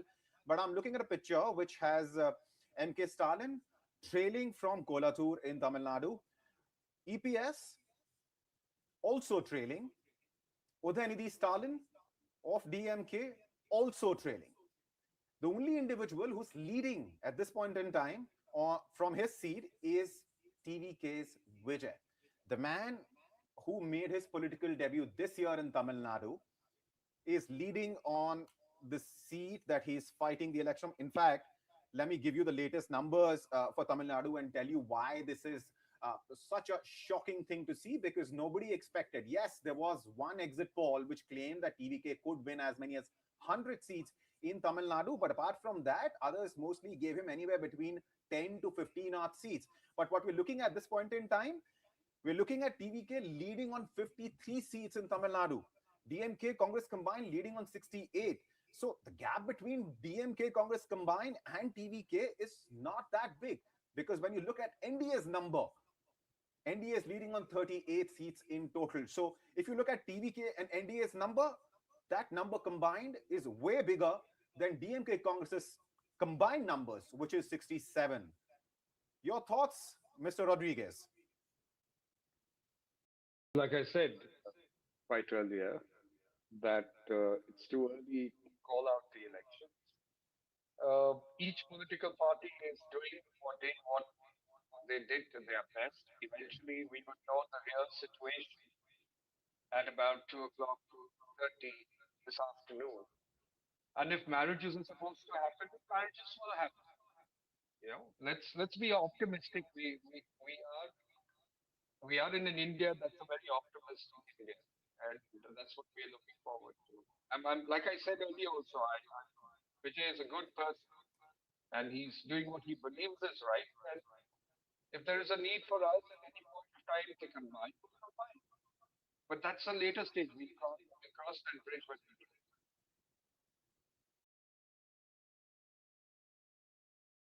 Right. Okay. Okay. I'm not sure. I lost your audio there because there was some echo and I couldn't really make out what your concluding remark was.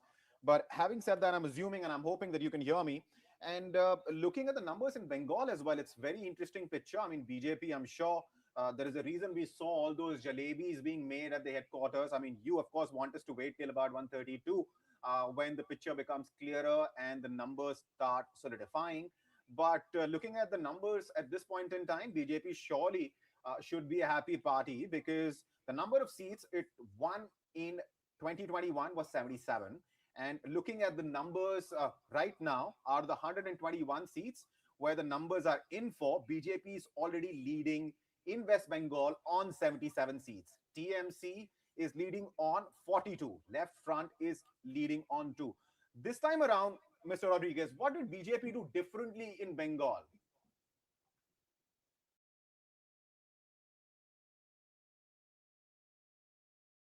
Can you hear me, sir?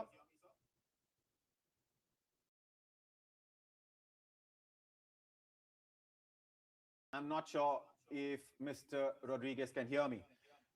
Let me come to you, Richard John Kumar. Yes. We were hoping that we would get to talk to your father as well, because he's, of course, unlike you, is a contestant in this election. And last time around in 2021 Puducherry elections, both you and your father fought from two different constituencies and won on BJP ticket. And interestingly, before 2021, your father had won on the Congress ticket twice. So at this point in time, you're sure of the alliance's chances in Puducherry. But what do you make of what you see in Tamil Nadu? Vijay is leading on a serious number of seats. In fact, if you combine the NDA and Vijay's numbers, they have a lead. They are in lead in Tamil Nadu because DMK Congress combined is leading on 66 seats. TVK is leading on 61. Very close, neck and neck. And then we have NDA leading on 38 seats. So that's what in Tamil Nadu, after the exit poll, there was a very big, clear vision that there might be a change from the youngsters. So average voting people below 45, they need some new changes. Maybe they all might have looked into a person from their childhood as their heroes. So maybe there will be chances for normal people other than party people. So normally, let's take me, if I'm a normal person from Tamil Nadu, so I don't look to parties or anything. So there will be always things that we have seen from the youngsters, from the young age.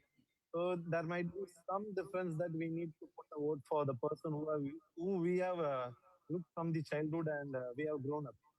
So maybe this that might be, let's give a chance for Vijay. Maybe that's the reason there might be a change in election count.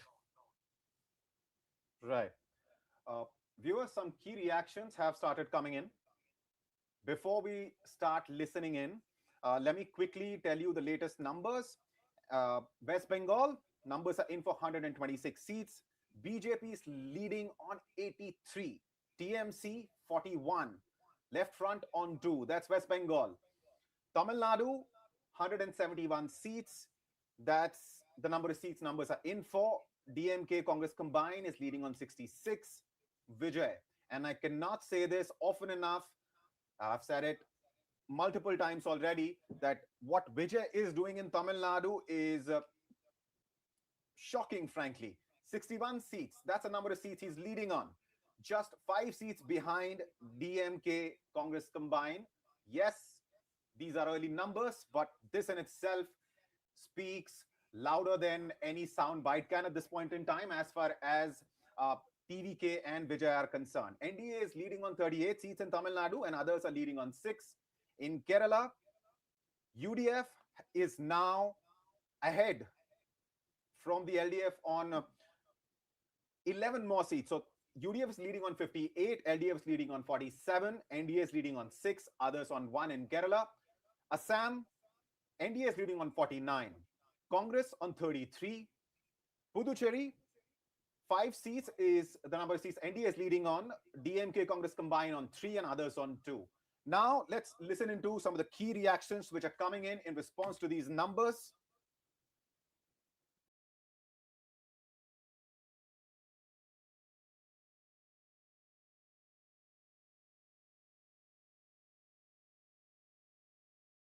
The thing is that within an hour and a quarter, there seems to be a very clear trend in our favor, and even some reasonably popular politicians from the LDF are trailing, which I agree is entirely premature because they've counted a couple of rounds. There'll be 8-10 rounds to count. But I just want to say that I think it's very clear that the Kerala electorate has to be congratulated. They understand the issues.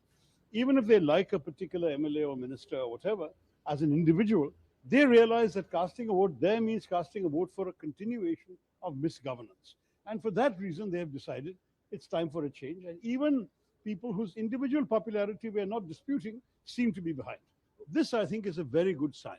And for us in the UDF, we are not going to make any premature celebrations, but I can see that it'll take already a major reversal for things to look very different. Let's talk again in an hour or so, hour and a bit, and we'll certainly, I think, if we get a confirmation of this trend with more than half the votes counted in most places, then I think we are heading very clearly forward. For the moment, it's a good beginning. And if UDF comes to will you be a contender for?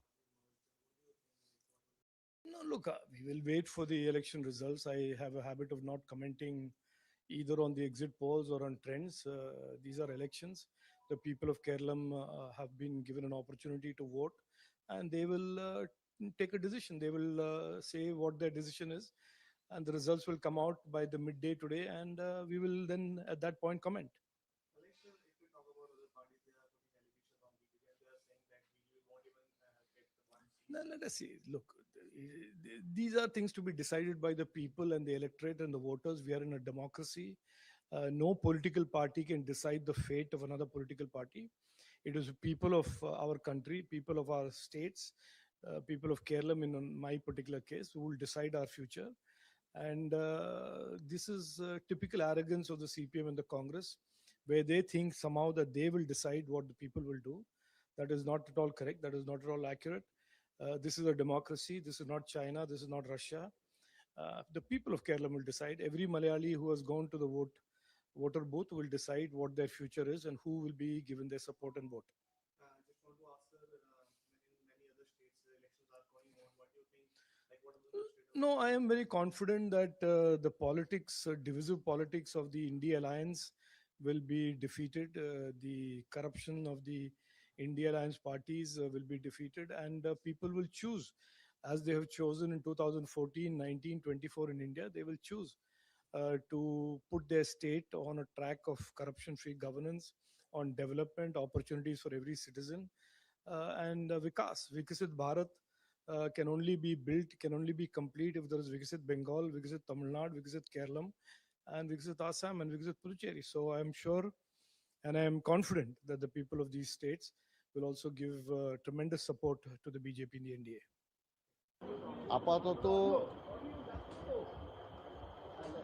আপাতত আমরা অপেক্ষা করব election রেজাল্টের পরে কার্যকর্তারা যারা গণনায় গিয়েছে তারা যাতে সুস্থভাবে সফলভাবে ফিরে আসতে পারে সেটারও আমরা দেখব।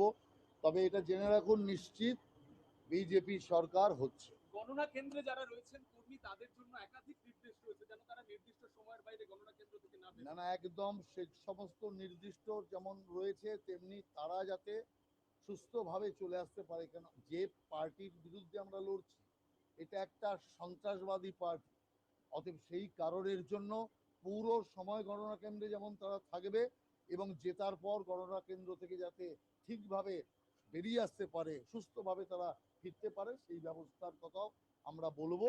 এবং আপনি ধরে রাখুন যে সময়ের অপেক্ষা আপনার 11টা নাগাদ আপনি বুঝতে পারবেন যে পুরো ট্রেন্ড ক্লিয়ার। এখনো বিজেপি এগিয়ে আছে এবং এরপরে তৃণমূল যত জায়গায় এগিয়ে আছে দেখবেন সেগুলো সব পিছিয়ে গিয়েছে এবং তৃণমূল কংগ্রেস এই রাজ্যে থেকে বিদায় হচ্ছে তৃণমূলের সরকার, বিজেপির নতুন সরকার এই রাজ্যে স্থাপন হবে। পশ্চিমবঙ্গের জন্য এই নির্বাচন কতটা ঐতিহাসিক, কতটা গুরুত্বপূর্ণ?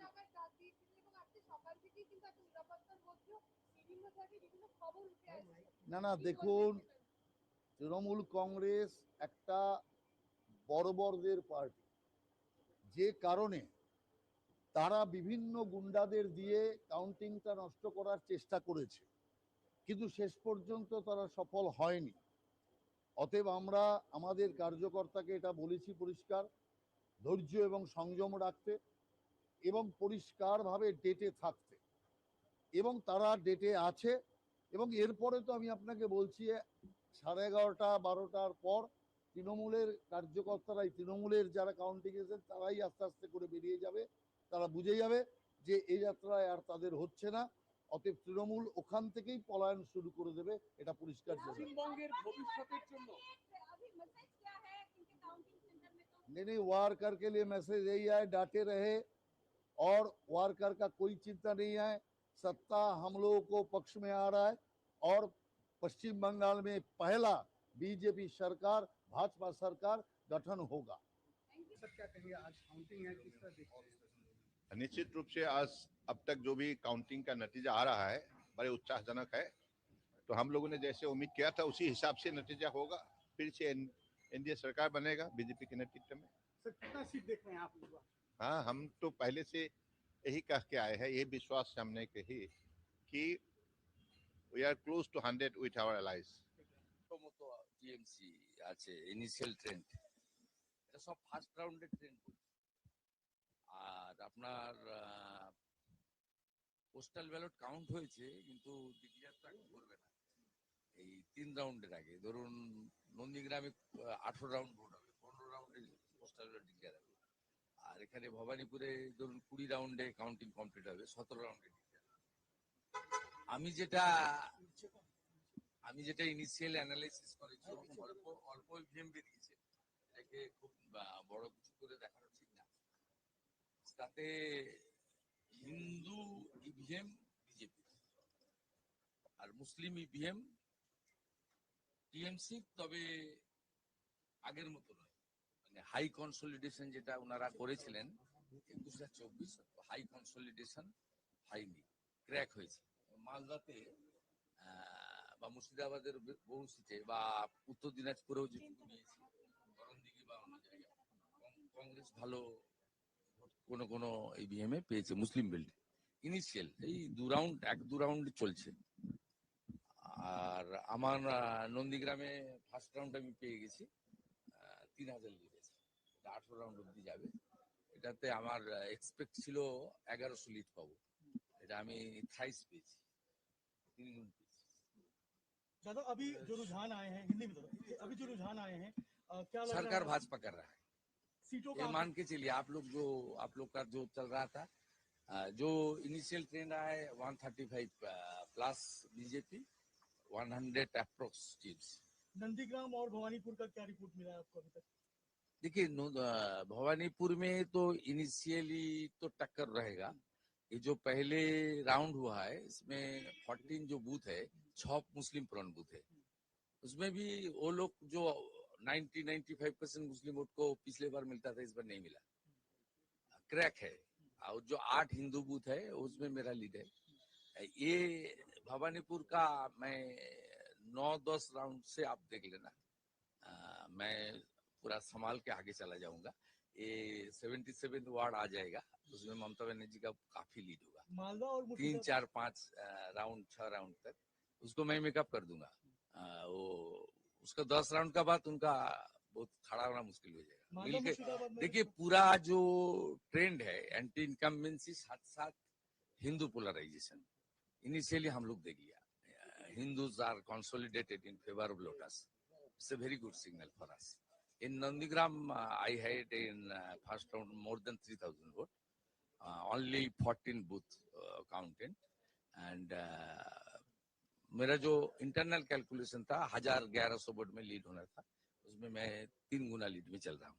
मुर्शिदाबाद मालदा में भी देखना था बीजेपी को बढ़त मिल रही है, कई सीटों पे टीएमसी पीछे चल रही है उन इलाकों में भी जहाँ पे मुस्लिम बहुल क्षेत्र ज्यादा है।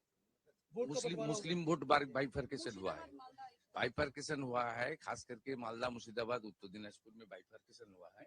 और जो साउथ बंगाल और कुछ बिहार जो मुस्लिम ज्यादा टीएमसी को दे रहा है इनिशियली, लेकिन जिस तरीके से 90-95% हुआ था उनका 21 में 24 में, उस तरीके से कंसोलिडेशन नहीं है, क्रैक है। ईवीएम पे आरोप लगाना शुरू हो गया है टीएमसी की तरफ से, कई लोग वो झूठा बात छोड़िए। I will speak after 11 AM. It's good. Lastly, what message would you like to give to the counting agents? Yes. Counting agents को क्या मैसेज देना चाहेंगे अभी की? धैर्य रखना चाहिए, ये कुछ नहीं है, सभी इनिशियल ट्रेंड है, बहुत आगे जाना है, पूरा इतना सब माने कूल एंड काम। In Nandigram, you're leading by 3,000 votes in the first round. Yes. 3,500 ये मेरा आंकड़ा है ना, वहाँ 5 मुसलमान बूथ था आउट ऑफ 14 जो काउंट हुआ। मुसलमान बूथ में भी टीएमसी को हालत खराब कर दिया नंदीग्राम, शुभेंदु अधिकारी मुसलमान बूथ में भी खराब कर दिया। ये मेरा थोड़ा सिग्नल था, ज्यादा दिन तक लोग को गुमराह करने नहीं हो सकता।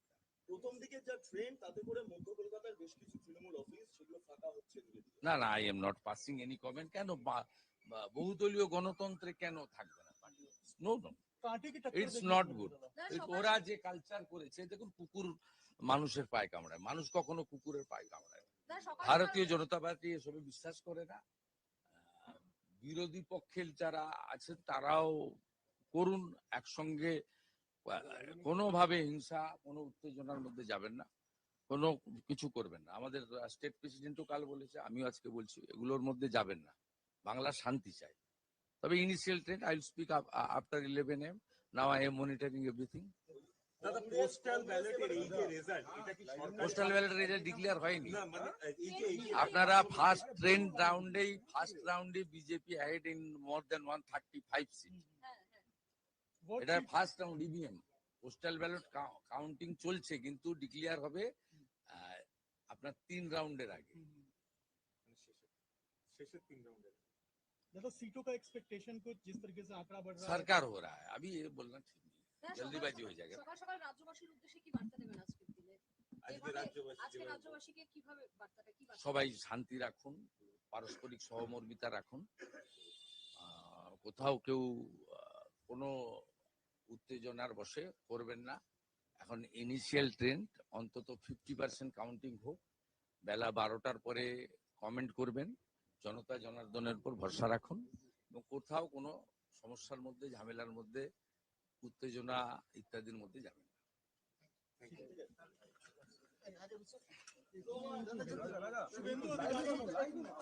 दादा जिस तरह का अभी जो ट्रेंड देखा जा रहा है, क्या कहना चाहेंगे? बीजेपी की जो बढ़त देखी जा रही है, नंदीग्राम और भवानीपुर की अभी तक क्या रिजल्ट आ रहा है?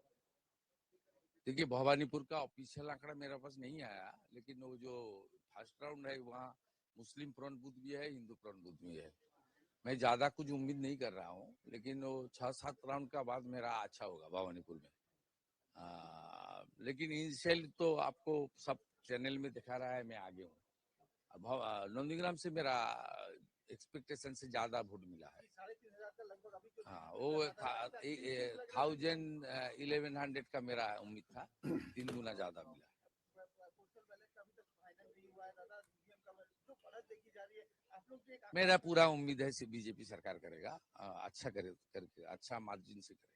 मालदा मुर्शिदाबाद में भी देखा जा रहा है, अच्छा वहाँ पर परफॉर्मेंस देखी जा रही है, सीट में बढ़त देखी जा रही है। ये इस बार हिंदू कंसोलिडेशन हुआ है, और जो मुसलमान जिस तरीके से वोट करता है टीएमसी को, उस तरीके से नहीं किया है। इनिशियली बाइफर्केशन हुआ है, कुछ वोट मुसलमान प्रो मुस्लिम पार्टी को गया है, बीजेपी को भी कुछ आया है छोटा छोटा करके, जैसे मेरा नंदीग्राम में। Some key reactions there. Now back to what we were talking about, and that is of course the latest numbers. Let's get started with West Bengal. 169 seats. That's the number of seats that counting has started on, out of which 116 seats, a massive lead. That is what BJP has taken in West Bengal, as TMC is leading on just 51. BJP is ahead on 116 seats in West Bengal. Left Front is ahead on 2 seats. These are, of course, early numbers. But viewers, remember, like I told you earlier, that the numbers we're going to share with you are going to be sure numbers. We, of course, will try to get you the numbers as soon as possible, but our focus is to get the numbers right. Now, moving to the next state, which is Tamil Nadu. Numbers are in for 178 seats. Tamil Nadu Assembly has 234. The magic number is 118. And the DMK Congress combined here is leading on 73. But the big news, as far as Tamil Nadu is concerned, are not really the numbers of DMK and Congress. It is the numbers that Vijay's TVK is pulling in. TVK at this point in time in Tamil Nadu is leading on 62 seats. Just 11 odd seats less than DMK Congress combined. And if you add to TVK's number, the numbers of NDA, then you're looking at a figure of 102 in total, because in Tamil Nadu, NDA is leading on 40 seats. TVK is leading on 62. That takes the combined numbers to 102. The reason I'm saying combined numbers is, of course, because this was as suggested by exit polls in the run-up, and after, of course, polling was over, that DMK will be able to come back to power without a hitch. But if you look at the numbers, TVK is just 11 seats behind, and NDA is also leading on 40. There is a possibility, I don't know, however remote, that TVK and NDA might come together, and perhaps jumping the gun on this one. But we have Mr. Dinakar Lanka joining us of the BJP in the studio. We will definitely get his comments on it. I was talking to Mr. Savio Rodriguez earlier of the BJP, and he gave an analogy, and I asked him. He was talking about a perfect marriage, and I asked him whether BJP likes the boy, that is Vijay, in Tamil Nadu, and if that happens, then we could be looking at something which was not expected in Tamil Nadu. Now, moving to Kerala quickly, we're looking at 140 seats in total, out of which numbers are in for 115 seats at this point in time. UDF is leading on 64. For the first couple of hours, UDF and LDF were neck to neck, pretty much the same same number of seats as what we were talking about. But now UDF has clearly inched ahead, is leading on 64 seats, and LDF is leading on 44, NDA on 6, and others on 1. As far as Assam is concerned, numbers are in for 98 seats out of 126. The magic figure is 64. NDA is very close to that magic number now. NDA is leading on 60 seats. Congress is leading on 32. AIUDF on 1, and others on 5. Let's also quickly take a look at what's happening in Puducherry. Numbers are in for 16 seats. Puducherry, viewers, remember, is a union territory and has a very small assembly of just 30 seats. And the winning and losing margins in Puducherry are also usually wafer thin. Somebody could win an election or lose because of a difference of just 100 to 200 odd votes. So NDA here is leading on 8 seats. DMK Congress combined is leading on 5. Others are leading on 3. Now, let me get Mr. Lanka Dinakar's comment on the situation, because we have just discussed the numbers, the latest numbers, which you must be watching on the Hindustan Times app and Live Mint app and on YouTube. These are the sure numbers. You might find different numbers elsewhere, but that's because we're trying to bring to you the numbers we are really sure about. Having said that, so your quick comment on the numbers that you're seeing, especially in the context of Bengal, and then we will discuss Assam, Kerala, and Tamil Nadu, along with Puducherry as well. Yeah, as far as people of our country, most particularly the elections which were held for 5 states, very clear BJP mark under the leadership of Prime Minister Narendra Modi ji is very clear. As far as West Bengal is concerned, across the nation, people watch very interestingly what happens in West Bengal. As expected by the BJP, beyond 2/3 majority, we are going ahead in West Bengal.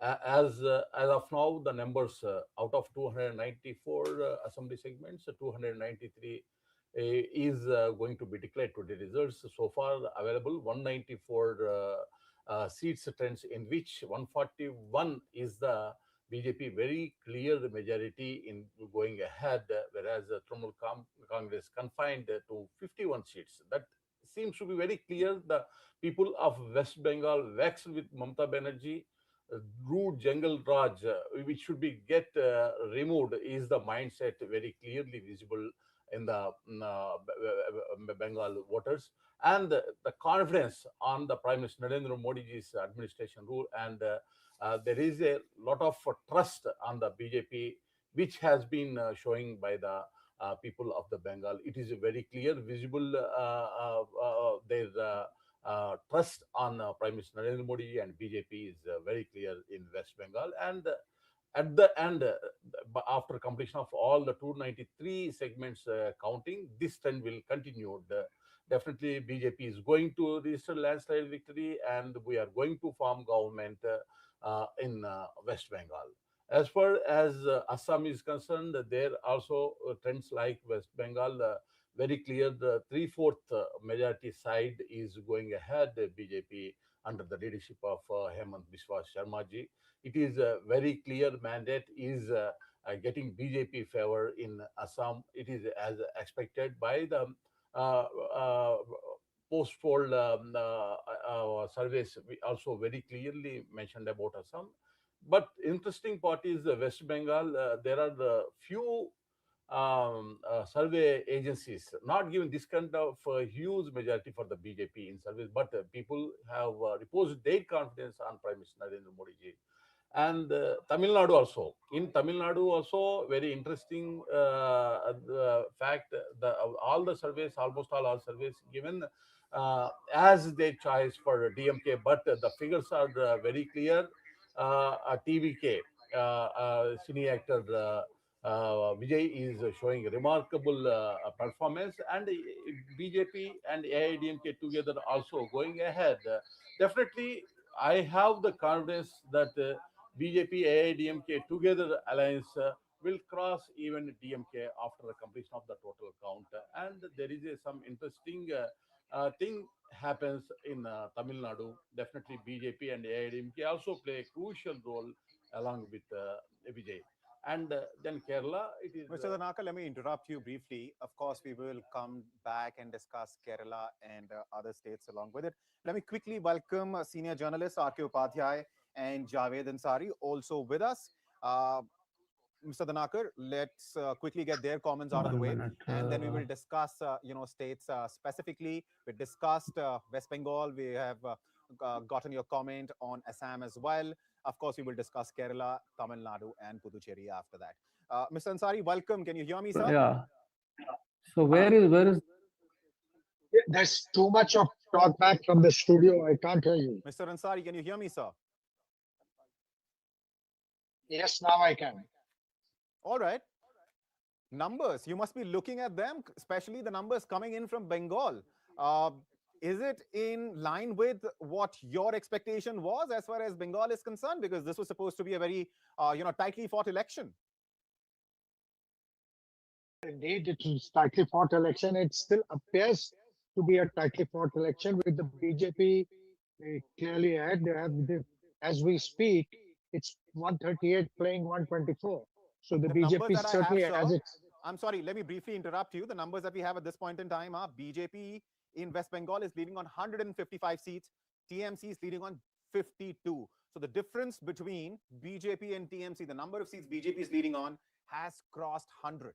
Please, now go on. Okay, so I was looking at numbers from a different agency, nonetheless. So then it clearly means that the BJP is running. If the numbers that you're talking about are correct, then it clearly means that the BJP is running away with this election. And the exit polls, some of the exit polls that predicted a big BJP win will prove to be correct. The other significant development is what's happening in Tamil Nadu and the fact that the BJP has made some inroads in Kerala. They'll be very happy with how they've done in Bengal. Assam comes as no surprise. They'll be obviously, Bengal is the icing on the cake, but they will also be reasonably pleased with what they've done in Kerala. Kerala was the forbidden frontier. They've broken through the Iron Curtain. They've established, if these numbers hold, this will prove that they've established a bridgehead. And the BJP, just look back to how it's performed in Bengal over the years. 15 years ago, the BJP was a peripheral player at the best. It edged out the Congress, it's edged out the left, and it's now the last elections, it emerged as the challenger, and now today it's on the cusp of victory. They will perhaps fancy that they will, for the next 10 years, they're going to bend their backs, put their heads down, and work in Kerala. And for them, Kerala will be the crowning glory. They would like to win Kerala. If they can win Kerala 10 years from now, 15 years from now, who knows? Whenever they win Kerala, that will be the real achievement. All right. Let me quickly get Mr. Upadhyay's initial comments also, and then, of course, I'll open this up. Mr. Upadhyay, please go ahead, sir. Well, this is, I think, catastrophic, elections that is happening. Whoever expected, that Mamata Banerjee would be trailing so badly that she might end up losing. And what's happening in Tamil Nadu, is completely unbelievable. I think, if Stalin goes, then that will be a history in the making, because in the last 60 years, that is from 1967 onwards, it's been either DMK or ADMK which have ruled Tamil Nadu as a single party. They have not even taken any other party into the government. And this time it looks like a complete outsider who launched this party only just about 2 years ago, if he is able to come to power or become a kingmaker. And I think that will be one of the greatest moments of Indian democracy, because somebody who's a total outsider being able to capture power through a democratic process is a delight to watch. And of course, as we see in Assam, BJP seems to be running away with a victory there, thanks to Himanta Biswa Sarma. And even in Puducherry, the alliance between Rangaswamy and BJP seems to be coming back. Overall, it's a impressive performance by the BJP, I would say, but disaster for the India alliance. I mean, in India alliance, you see what is happening in West Bengal. It was within the India alliance, people have been fighting. It is TMC versus Congress versus left parties, and when you come to Kerala, you have Congress versus the left parties, and they're supposed to be in alliance. And that seems to be the funny thing. But at the end of it, and then they all get together and try to oppose the BJP. The kind of politics they've played in the last 10 years, they have to reflect on that and why people are rejecting them. I think it's time that there is a rethink in all these parties. But I would also caution that this is not a very good trend, because if BJP is going to be the single party across the country, it's not good for Indian democracy. We need good opposition parties, strong opposition parties, which will take on the government, point out their mistakes. If that is not happening, it's not good for Indian democracy. And I think all the opposition leaders, including Rahul Gandhi, Mamata Banerjee, Stalin, they should all sit together and find out why they have been failing so badly and what needs to be done. All right. Mr. Dhanakar, before I give you the floor, let me quickly give you the numbers as well, the latest numbers for West Bengal. And I'm sure BJP as a party and you as a BJP member must be really happy looking at these numbers. BJP is leading on 155 seats, decisively ahead of TMC. TMC is leading on just 66. Less than half the number of seats BJP is leading on in West Bengal. Left Front is leading on 1 seat. Tamil Nadu, let's quickly take a look. 186, that's a number of seats. The numbers are in for. The DMK Congress combined is leading on 75. TVK is leading on 62, so just a step or two behind. NDA is leading on 44. Others are leading on 5 in Tamil Nadu. Kerala, 115 seats. That's what the numbers are in for. UDF is leading on 65. LDF on 43. NDA on 6. The trend in Kerala is also becoming clear. Assam, NDA has taken a clear lead. Double the number of seats is what we're looking at in terms of the number of seats NDA is leading on compared to the Congress. NDA is leading on 69. Congress is leading on 30. AIUDF on 1. While others in Assam are leading on 6 seats.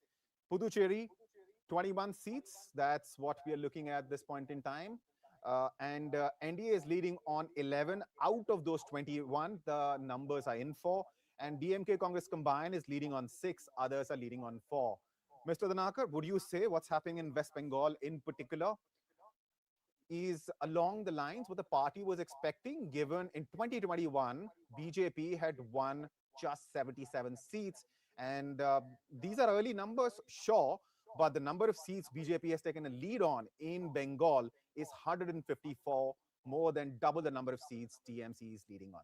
It seems to be majority would be beyond 2/3. I expect if the figures presented, it continues. Definitely, I hope it continues. And so, are you saying BJP is going to cross 200 in West Bengal? It seems to be. Seems to be still 72 seats are there. If trends, if we observe that, we cross beyond 200 seats in West Bengal itself. It is very clear that Nari Shakti Vandan issue is played a role because Mamata Banerjee, being a woman, she hesitated to support a woman reservation and providing more space for women in Lok Sabha and Assembly. It seems to be very clear anger of women as expressed in West Bengal as well as Assam, along with the other categories voters also. They gave their concern towards the BJP to support the BJP for double engine sarkar in West Bengal. Prime Minister trust on Prime Minister Narendra Modi ji and the cadre rank and file across the state in West Bengal, how the BJP performed is a visible fact today. Results which we are watching. It is amazing. This in democratic process, the first time peaceful election held in West Bengal without having untoward incidents, without deaths. This peaceful election give this favorable verdict in favor of Bharatiya Janata Party. It is the people of West Bengal victory. Definitely, this shows the capacity of Prime Minister Narendra Modi ji. What the people are expecting from Prime Minister Narendra Modi ji, once again, it gets proved in West Bengal. Assam, where people repose their confidence on Hemant Biswa Sharma ji, his performance as double engine sarkar for last 15 years, how we performed in Assam, it is going to be carried forward for another 5 years. People verdict are very clear. In Puducherry, definitely we are retaining our government. Double engine sarkar is going to be formed in Puducherry.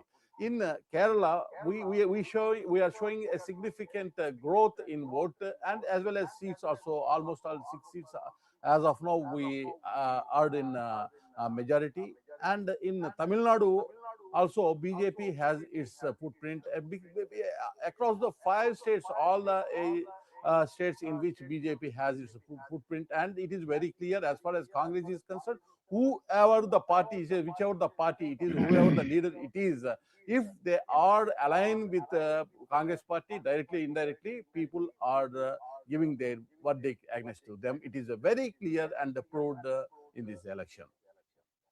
Right. Mr. Ansari, let me get you in. If the numbers, if the trends that we're seeing right now, West Bengal, Tamil Nadu, Kerala, Assam, Puducherry, if this trend continues, it's very clear that BJP is gonna come to power in Assam with a thumping majority. If the trend continues, it's going to be a similar situation in West Bengal. It can be proud of its performance in Tamil Nadu, considering what happened in last assembly elections in Tamil Nadu. Kerala, perhaps not so much, but as Mr. Danaka pointed out, it is definitely gaining ground. So the implications of these trends on national politics, because these were set to be the most consequential elections after the general elections in 2024. What do you think is going to be the impact of this on national politics, sir? It will lead to the further consolidation, if ever there was need for, of the NDA, particularly of Mr. Narendra Modi. The BJP's footprint is increasing across areas where it used to be a minor player till not very long ago.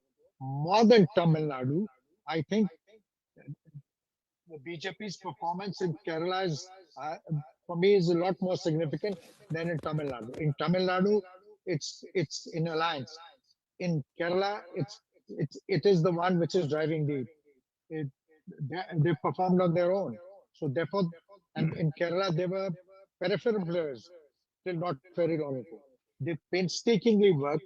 They've established a bridgehead, and there's now elbow room for them to work on this and take this forward. Much like what they've done in Bengal. 15 years ago, the BJP, nobody used to talk of BJP. BJP was not considered a serious player in Bengal. But look, today they are on the cusp of victory.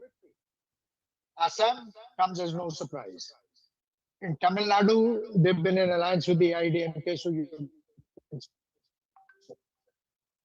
but in places where they've done it on their own, and especially in Kerala. Kerala was the final front. Kerala is that iron curtain which they breached. Kerala used to be, a stranglehold between the UDF and LDF, and every 5 years, barring the last time, the power would change hands. Now the BJP has slowly started making inroads, and that's significant. That space needs to be watched. Right. Mr. Upadhyay, you were saying earlier that what's happening in West Bengal seems to be cataclysmic, and that opposition, especially if BJP's performance, the trend that we're looking at continues and the BJP comes to power in West Bengal with uh, such big numbers, because at this point in time, we're looking at BJP is leading on in West Bengal on more than 150 seats, 154 to be precise. Uh, you were talking about opposition and how now it has tighter and tighter space within which it has to operate, within which it has to function. What's your opinion? How is this going to impact the national politics? And viewers, we also have Professor Pushpesh Pant joining us in the studio. Welcome, sir. Can I go ahead? Yes, please go ahead. Yeah, I think as far as West Bengal is concerned, this will be a brand new politics for West Bengal. And I would say that, they have not probably not seen any kind of a development in the last 10, 15 years. Mamata Banerjee, for all her good intentions, has virtually ruined the West Bengal's economy. I mean, even the central projects, which are good for the people, I mean, she has stalled them. They're not even implemented them. So that's not the way you rule the country, where your people are deprived of even what they're supposed to get. I think it's been a payback time for the people, and they've shown us that we will not accept this kind of a politics. If Suvendu Adhikari is able to give a good government, hopefully that Bengal will start, looking different, because as we see that a lot of Bengalis who are going out of Bengal in search of jobs.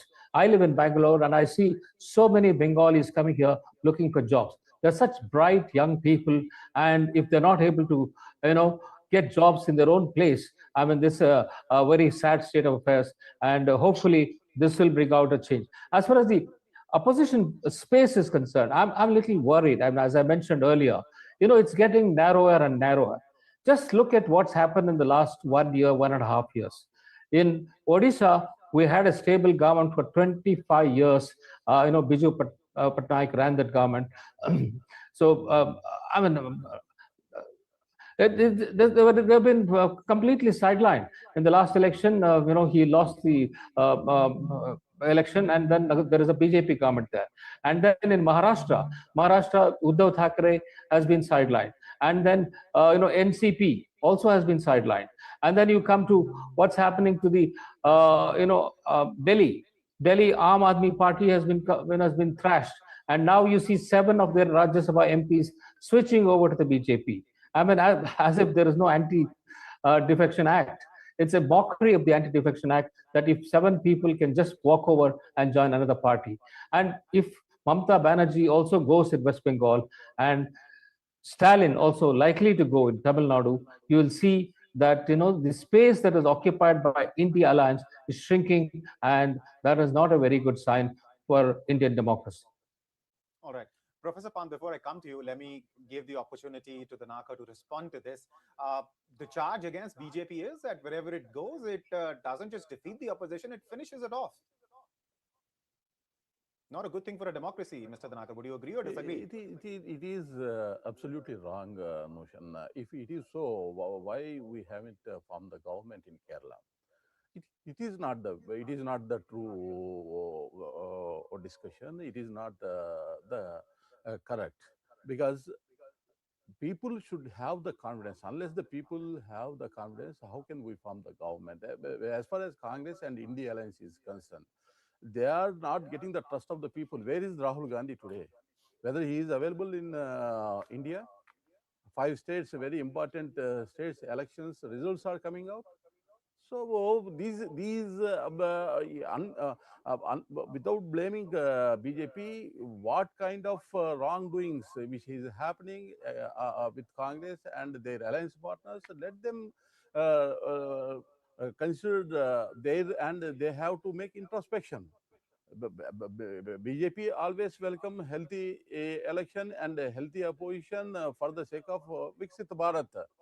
But unfortunately, opposition party, rather than hating Modi ji individually, they are not speaking what the people exactly required. So it is a failure on the part of opposition. Their failure should But Mr. not be. Danakar, that criticism is based on certain facts, right? For example, we all know what happened with Shiv Sena in Maharashtra. We just saw what happened with AAP in the Rajya Sabha, 7 of its MPs walking over, right? So the criticism, as far as BJP is concerned, is based on facts.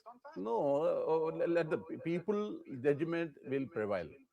Ultimately, people give their verdict. If some party leaders they lose confidence on their own party, they took some decision. How can you blame a BJP?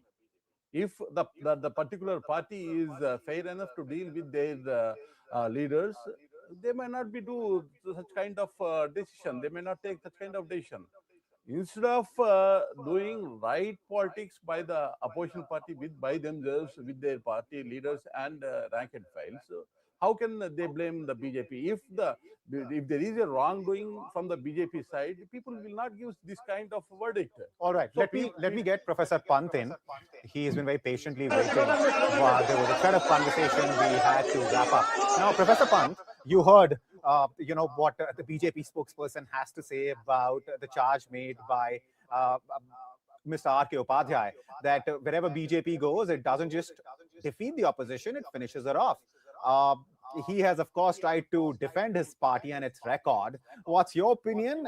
Because if West Bengal, if Mamata Banerjee loses there, how many strong parties, how many strong opposition parties are going to be left in the country? It's just DMK at this point in time that we're talking about. I think it's grossly unfair to blame everything on lover. I am not a supporter of the party, but I do think that Mamata Banerjee has a lot to answer for. I mean, and why should Mamata Banerjee, who had been a member in a NDA led by Atal Bihari Vajpayee, been a cabinet minister there, now suddenly become, one of the most staunchest defenders of secularism, etc., etc. That's number one. The problem is that why should the rest of the country think that only one citadel of opposition, whether it is CPM led, whether it is Trinamool led, whether Congress perish the thought, is nowhere anywhere in the sight, including the leader, as the gentleman pointed out right now, who leads the party. Why should people suddenly feel that BJP has done something dastardly on its own? What I get worried about is that BJP rose like a phoenix from 2 seats to a majority party in the government. Yes. It has lost elections, has lost number of seats in Lok Sabha after that, but then people still forget that the majority of the people in India, for one reason or the other, vote for BJP. You may say there is fear, you may say there's been browbeaten, you may say that their members have been split, bribed, broken over. But what kind of cadre, what kind of leaders a opposition party had, where 7 MPs can go straight away one stroke? All right, BJP maybe blackmailed them, but they were vulnerable to blackmail, and vulnerable to blackmail to an extent that they did not think for a blink of an eye to go over to the other party. How had they found their way in the Rajya Sabha? And one gentleman had been nominated the deputy leader of the leader of Rajya Sabha itself. So Yeah. I think there's one part of the thing. The second thing which causes worry, of course, is that we tend to have a very short-sighted view. I mean, what I'm more worried about is the institutions failing the democracy in India, not the parties failing. It's very easy to say that Baba Sahib Ambedkar had said that an institution is only as good as the people who occupy Yeah, it. yeah. But you have a prime minister, and who is the prime minister of the country. I mean, he may at times give the impression that he is the leader of the BJP, which he is. But the point is that as long as he is the leader of the party elected to majority with support of its supporting parties Allies, in the yes. parliament, he is the prime minister of India. Now, the point is that if you have a state which adopts a confrontationist position against the center, be it the DMK in Tamil Nadu, be it Mamata Banerjee in West Bengal. Professor Pant, I'm sorry, I'm going to interrupt you briefly because this is the nature of, election day coverage. Numbers keep coming in. But of course, I will come back to you. Looking at Tamil Nadu, shocking numbers. There was one exit poll which claimed that TVK could win 100 plus seats in Tamil Nadu. TVK has just crossed that number. In fact, has just touched it, not crossed it.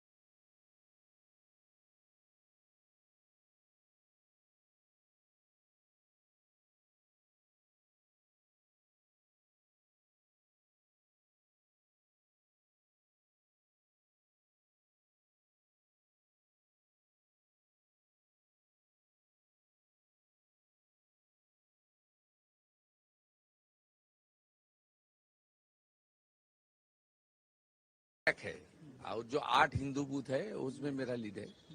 ये भवानीपुर का मैं 9-10 round से आप देख लेना, मैं पूरा संभाल के आगे चला जाऊंगा। ये 77 वार्ड आ जाएगा, उसमें ममता बनर्जी का काफी लीड होगा। मालदा और 3, 4, 5 राउंड 6 राउंड तक उसको मैं मेकअप कर दूंगा। वो उसका 10 राउंड का बाद उनका बहुत खड़ा होना मुश्किल हो जाएगा। मिलके देखिए पूरा जो ट्रेंड है एंटी इनकम्बेंसी साथ साथ हिंदू पोलराइजेशन इनिशियली हम लोग देख लिया। Hindus are consolidated in favor of Lotus.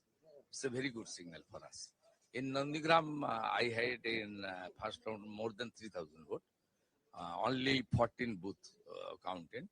And मेरा जो इंटरनल कैलकुलेशन था 1,000-1,100 वोट में लीड होना था, उसमें मैं 3 गुना लीड में चल रहा हूँ। मुर्शिदाबाद मालदा में भी देख रहे दादा बीजेपी को बढ़त मिल रही है, कई सीटों पे टीएमसी पीछे चल रही है उन इलाकों में भी जहाँ पे मुस्लिम बहुल क्षेत्र ज्यादा है। मुस्लिम वोट बाइफरकेशन हुआ है, बाइफरकेशन हुआ है, खास करके मालदा मुर्शिदाबाद उत्तर दिनाजपुर में बाइफरकेशन हुआ है। और जो साउथ बंगाल और कुछ बिहार जो मुस्लिम ज्यादा टीएमसी को दे रहा है इनिशियली, लेकिन जिस तरीके से 90-95% हुआ था उनका 21 में 24 में, उस तरीके से कंसोलिडेशन नहीं है, क्रैक है। ईवीएम पे आरोप लगाना शुरू हो गया है टीएमसी की तरफ से कई लोग वो झूठा बात छोड़िए। I will speak after 11 AM. It's good. Still, what message would you like to give to the counting agents? Yes, counting agents को क्या मैसेज देना चाहेंगे अभी की? धैर्य रखना चाहिए, ये कुछ नहीं है, सभी इनिशियल ट्रेंड है, बहुत आगे जाना है, पूरा इतना सब माने cool and calm. In Nandigram, you're leading by 3,000 votes in the first round. Yes. 3,500 ये मेरा आंकड़ा है ना, वहाँ 5 मुसलमान बूथ था, आउट ऑफ 14 जो काउंट हुआ, मुसलमान बूथ में भी टीएमसी को हालत खराब कर दिया नंदीग्राम। इंडिक सिविलाइजेशन मुसलमान बूथ में भी खराब कर दिया। ये मेरा थोड़ा सिग्नल था, ज्यादा दिन तक लोग को गुमराह करने नहीं हो सकता। প্রথম দিকে যা ট্রেন তাতে করে মধ্য কলকাতার বেশ কিছু তৃণমূল অফিস সেগুলো ফাঁকা হচ্ছে। না, I am not passing any comment. And parochialism are at a disadvantage in the contemporary India, where it's things not have changed greatly, and migration, internal migration, and so on. The only issue here is that if you have this as the template, what about states like Maharashtra, led and governed by BJP, which has come out with the anti-politics which can only be called divisive, that the auto drivers and taxi drivers should be compulsorily speaking Marathi. So if the Marathi Manush in the Maharashtra. That is what happens to the identity and the parochialism of the Bihari identity in the Bihar politics. So the I think we are going to see the residue of the identity politics in partisan politics in coming elections. But what makes me most apprehensive is the failure of institutions like the Supreme Court, where the learned or judges say that what difference does it make if you don't get your voting rights in one election, wait for 5 years, then you can exercise and throw out the government. Then you have the use of the central forces and the investigative and enforcement agencies, which sort of seem to vitiate the whole process of democratic elections. I, for one, would be very reluctant to accept that the Bengal elections, West Bengal elections, were free and fair totally. Mamta probably got her comeuppance, but to say that the elections were held without a shadow of fear, I mean, I think it's a failure of the Election Commission, starkly glaring you in the face when a whole constituency has to be forced to go to repoll again. You're talking about Falta. That's Professor Pant, I'll come back to you on this. And in fact, before I give Mr. Dhanakar here an opportunity to respond, let me quickly also point out that this election has been an exception. You were talking about fear being there among voters. And of course, the free and fair election part, I would let Mr. Dhanakar answer and respond to that. But as far as these elections are concerned, for the first time, elections have largely been violence-free. It is an exception in case of Bengal, because, looking at some of the reports which came out earlier, apparently 51%, anywhere to that extent, in fact, the violence in election is contributed just by West Bengal alone, right? That is a big number, perhaps a shame, a blot, as far as the democracy like India is concerned, that, but this time around, we are seeing a change in that. Mr. Dhanakar, I'll let you respond, and then we will, of course, discuss post-poll violence in Bengal more. In fact, before that, quickly, the numbers for Tamil Nadu, I'm being told by my producers that TVK is in the lead on 123 seats. Viewers, remember, the magic figure to form the government in Tamil Nadu is just 118. At this point in time, TVK has taken a lead on 123.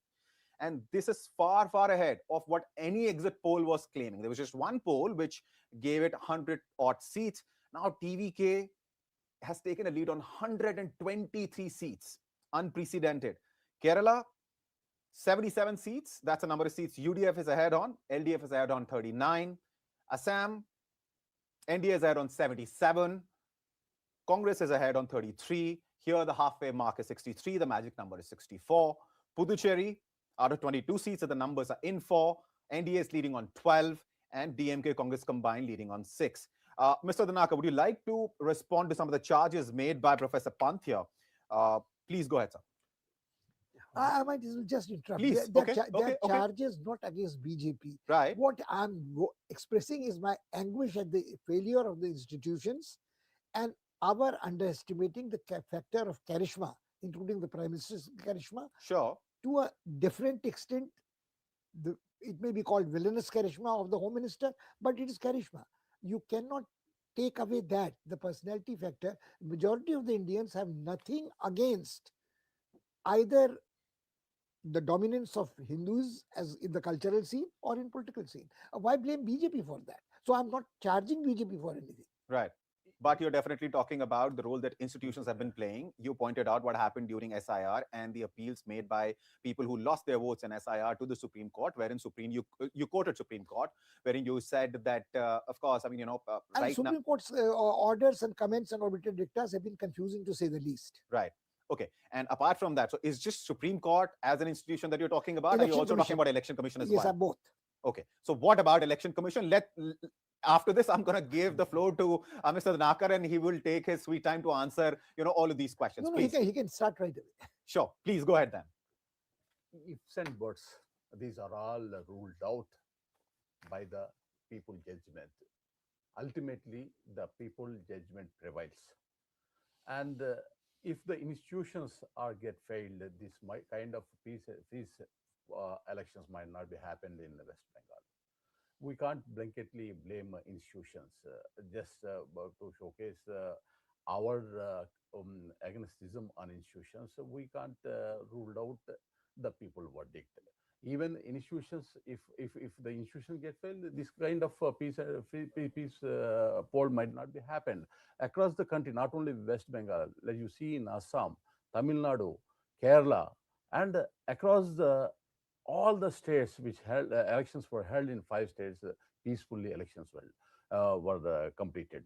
We need to appreciate Election Commission for such kind of efforts, and union forces, how they have been provided safety and security for the voters. So it is now the results are coming in favor of BJP. People gave the verdict across the country. Definitely, there's few people what they had made comments prior to election may change now. They give different kind of explanations, different kind of their way of outputs they may give. But ultimately, the fact is on record. It is as far as the SIR is concerned, it is a fair exercise which made duplication of votes removed. Previously, it was there. More than one vote was cast by the same person. It was removed.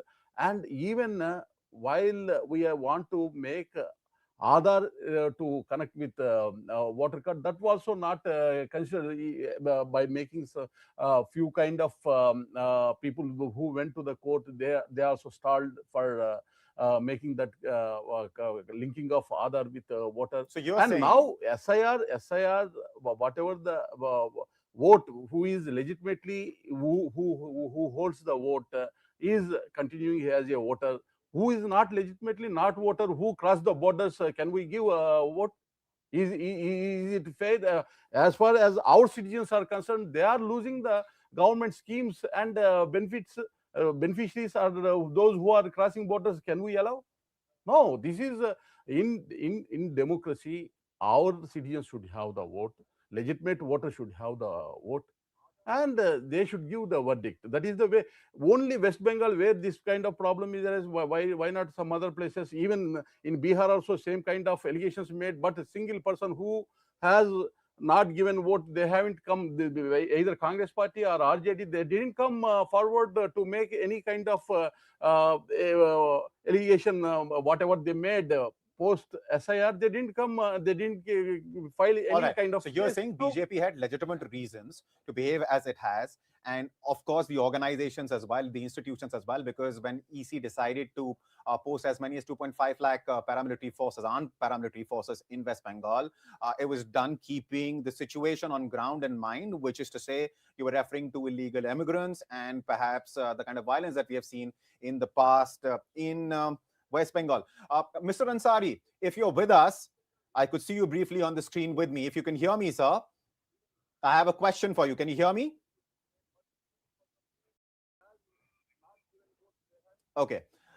All right. I think there is some audio issue there. We will go back to Mr. Ansari as and when he can hear us clearly. Professor Pant, so Mr. Danakar's response is rather clear. He says some of these things are just excuses because opposition is losing. So it has no choice, no option but to just, discredit whatever BJP has been doing, or for that matter, if it fails to discredit BJP, then it tries to discredit the institutions, including, election commission. How would you respond to that? No, well, I think there are two issues which are very clear. I think what I stated very explicitly was that the majority of the Indians seem to support broadly the agenda of BJP. So it is the will of the people which ultimately reflects in the elections. But to say that these elections in West Bengal particularly were free and fair entirely is a bit of a fantasy to my mind. Okay. If you have hundreds of thousands of central forces posted there, and the Home Minister making a statement that they will stay there as long as needed, even after the elections, creates, to my mind, an unnecessarily fear in the minds of the people that what might be the retribution if they vote against. This is not to suggest what Mr. Dinakaran has a very good point. Professor Pant, let me quickly come in because as far as the Home Minister's statement and the number of forces, CAPF forces which have been sent and stationed in West Bengal, see, West Bengal historically has been a state which has seen post-poll violence. I mean, if you go back just to 2021, you're talking about 58 deaths. You're talking about as many as 300 incidents of violence. At the end of the day, it is the common man, the man who's on the ground. Doesn't matter whether he's a TMC supporter, BJP supporter, or supports some other party, left or Congress for that matter, should not be facing the brunt of this kind of violence. And how do you stop violence? You have to find the gundaism. Doesn't matter who it is being done by, of course, legal means. And what are those legal means? Those legal means are having forces on ground. Yes, but there is an interesting issue here. Sure. The forces on ground in a federal scheme does not have to be central forces without the consent of the state government. Now, in this case, either you say the law and order has broken down in West Bengal, and post-election, if there is violence to be threatened, you get rid of Mamata Banerjee and then have the central forces there. I think there's a totally different situation. All right, Mr. Danaka, please come in. It is absolutely wrong.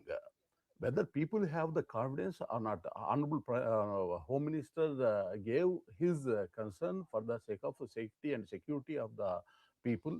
They had believed, trust, they don't have any problem previously what they had experienced because of security and safety has been provided through the central forces.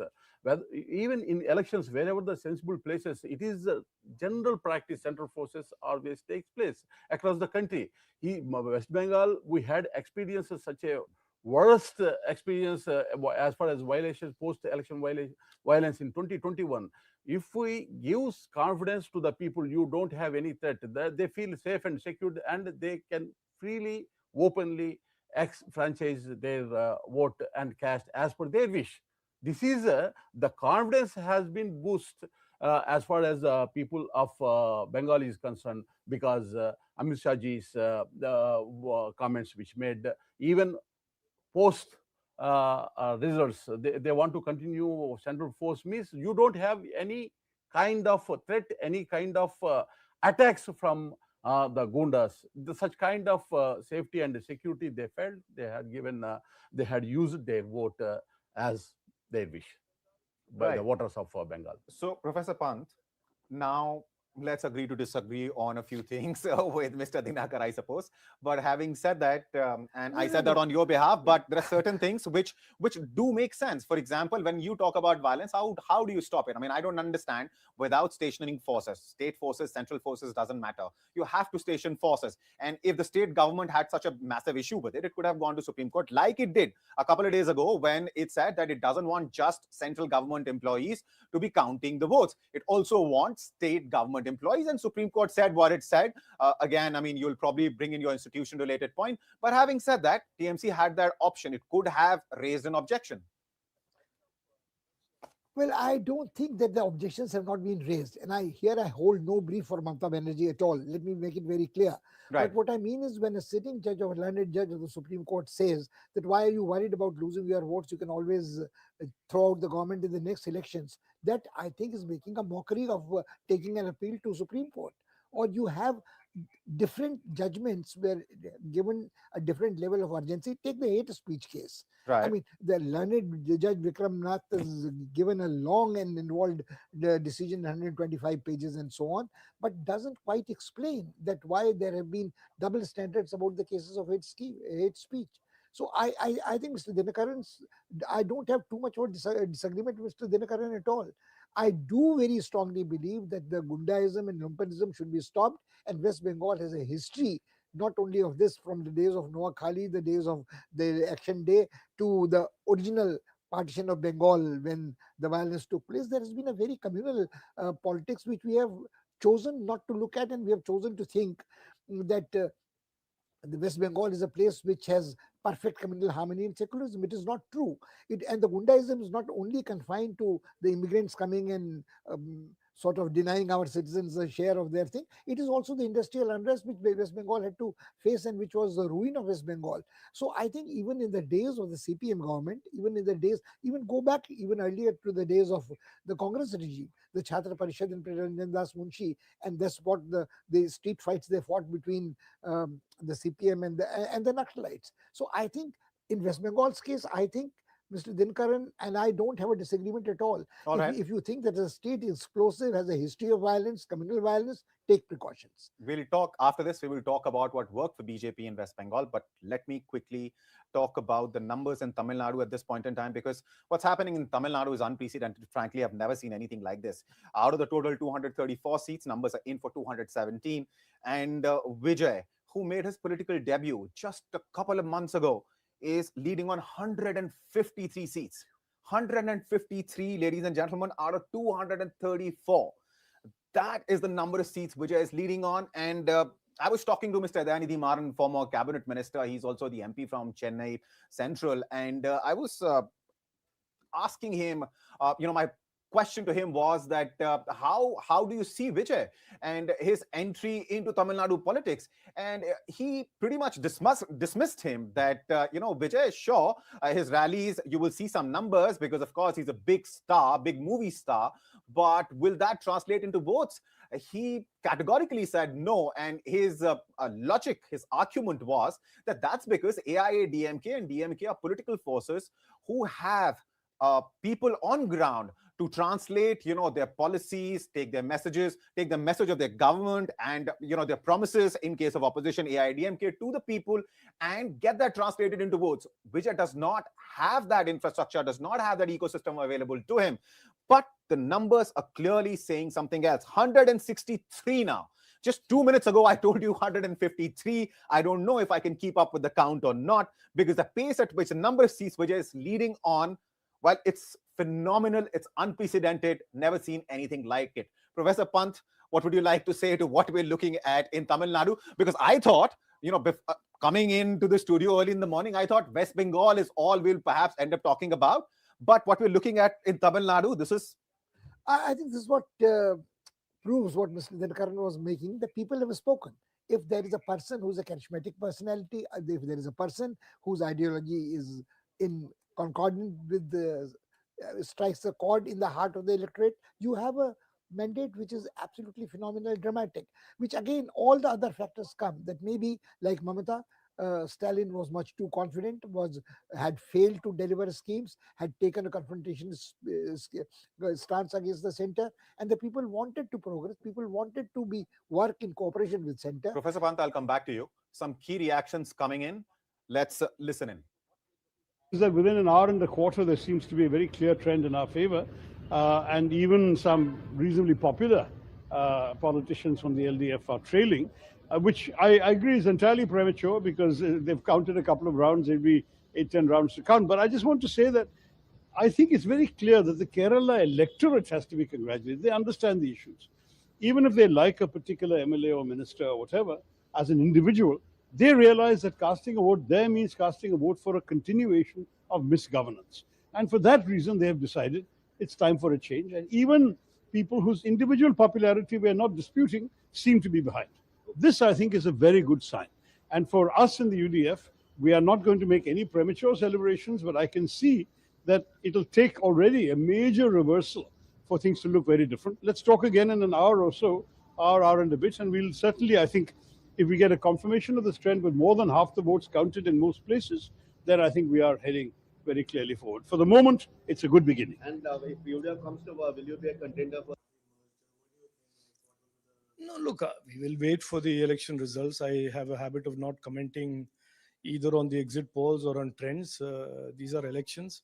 The people of Kerala have been given an opportunity to vote, and they will take a decision. They will say what their decision is, and the results will come out by the midday today, and we will then at that point comment.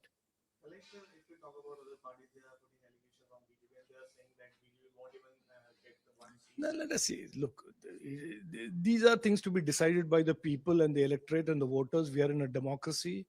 No political party can decide the fate of another political party. It is people of our country, people of our states, people of Kerala, in my particular case, who will decide our future. And this is typical arrogance of the CPM and the Congress, where they think somehow that they will decide what the people will do. That is not at all correct. That is not at all accurate. This is a democracy. This is not China. This is not Russia.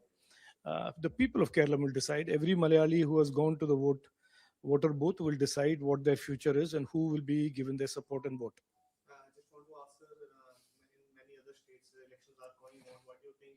Like, what are the state of No, I am very confident that the politics, divisive politics of the India alliance will be defeated. The corruption of the India alliance parties will be defeated, and people will choose, as they have chosen in 2014, 19, 24 in India. They will choose to put their state on a track of corruption-free governance, on development opportunities for every citizen, and Vikasit Bharat can only be built, can only be complete if there is Vikasit Bengal, Vikasit Tamil Nadu, Vikasit Kerala, and Vikasit Assam, and Vikasit Puducherry. So I am sure and I am confident that the people of these states will also give tremendous support to the BJP in the NDA. Ladies and gentlemen, we are seeing something unprecedented in Indian politics. We're looking at a party which came into existence just a couple of months ago. We're talking, of course, about Vijay and his party TVK in Tamil Nadu. And the numbers which have come in for Tamil Nadu at this point in time out of 234 seats, counting is on 225. We have the numbers for those seats, and TVK is leading on 170. Just before we slipped into into that bite chunk, we were looking at 163 by the time we came back 30 seconds later. 170. That is the number of seats Vijay is leading on. Then DMK Congress combined is leading on 29. NDA is leading on 24. In the meantime, my colleague Soubhatra Chatterjee, Deputy Political Editor, Hindustan Times, has also joined us in the studio. Soubhatra, let me get your comments out of the way. We're looking at something unprecedented as far as Tamil Nadu is concerned. 170 out of 234 to a political party which did not even exist in 2026. I mean, it just came into existence, a couple of months back. Yes, I completely agree with you. I think this is the biggest success story of a political startup. If we consider Aam Aadmi Party or other parties such as AGP in the early 200 to early phase of this millennium in Assam. Clearly, this is a party, this is a leader, Vijay is an extremely popular leader in Tamil Nadu, cutting across all caste or cutting across all age barriers. Also, we have to remember that since 1967, when Annadurai became the Chief Minister of Tamil Nadu, from 67 onward, there has been this binary between this ADMK and DMK. And finally, we are seeing a third party coming to power. We had seen glimpses of shift in power when Captain Vijay Kant, who commanded about 7 to 8%, 6 to 7% votes, but he didn't move beyond that. But this is simply a very different case. And I think this is a new chapter in the history of Tamil Nadu. It is yet to be seen how good or how efficient his government can be. Right. Professor Pant, by the time Soubhatra could finish his response, the lead for TVK is now 171 seats. So I don't know what's going to be the number by the time you finish your response, but what will you attribute this to? Because the argument is rather logical that DMK and AIADMK are political forces who are entrenched in the political system, understand how to convert support into actual votes and votes into seats, which has just come in. He doesn't have the experience. This is his political debut. What would you attribute this kind of success to? I think what you use the word entrenched, that itself gives a key to understanding the Vijay phenomenon. You see him as a disruptor. I think you have roots entrenched deep, which also rot with time. The trunk might look very impressive as long as it stands, but it may not have the staying power when a gust of wind is really hard. I think Vijay's phenomenon is something like what you could see in a different context in Nepal. The entrenched political parties and brokers all went in one go when the absolute newcomers just with charisma came. Now, the other question is much more intriguing and disturbing. What happens to Tamil Nadu after this? Would you think that as the confidence of I was in Tamil Nadu for a short while. There was a tourist mart, and both Stalin and the tourism minister were there. They were very confident. A lot of MOUs were signed. And I asked, what would happen to these MOUs if you are not in power? So they said, we may not be in power, but the governments in Tamil Nadu are responsible to the people of the state. So whoever takes over will continue. Then they had in mind maybe if they lose power by a small margin, it will be AIADMK. But this is a totally different scene now. Now, the expectations of the people would be so high with this kind of a double century by the time the figure reaches, that the expectations would be too much. How much is the bureaucracy partisan in Tamil Nadu or not committed is again an interesting question. How responsible any elected representative is towards the people, the voters, is to be under. I mean, there are lots of ways in which Tamil Nadu is very different from states in North India. The health delivery system, the education, the women's empowerment, the access to of the common man to the district administrations, all you can see palpably are there. So regardless of whoever is there, but then there are other interests. There are industrial interests. There are external interests or investors and so on. How a newcomer would cope with this would be very interesting, and what his relationship is going to be with the center, because the stance of the DMK government was more or less confrontationist vis-a-vis the central government. Right. I mean, whether it's language policy, NEP policy, whether it is. Do you think that could have gone against the DMK Congress alliance in Tamil Nadu? The fact that they were I'm not even bothered about the Congress alliance. I'm only Sure. bothered about the perceptions of the voters in Tamil Nadu Right. about what kind of a response the DMK government would get from the central government in coming years. Right. All right. All right. Before we start discussing some of the other states, because Vijay, of course, is somebody we'll have to keep discussing throughout the day, because the numbers that we're looking at, like I said earlier, are unprecedented. So as far as West Bengal is concerned, the numbers at this point in time look something like this. BJP is leading on 149 seats. TMC is leading on 107. Congress is leading on 4. Left Front is leading on 2. Others are leading on 1. And talking about key candidates, at this point in time, Mamta Banerjee is leading. Suvendu Adhikari is trailing. And that is as far as the situation in West Bengal is concerned. Let's quickly take a look at what's happening in Assam before I get Saubudra in on West Bengal and Assam. As far as Assam numbers are concerned, we're looking at an assembly of 64 seats, an assembly of 126 seats with a magic number set at 64. NDA is up and ahead of the opposition on 79 seats, Congress on 32, AIUDF on 1, others on 2. Let's quickly take a look at Kerala as well. UDF has now clearly established a massive lead over LDF. It is leading on 76 seats versus 40. That is the number of seats LDF is leading on. NDA is leading on 5.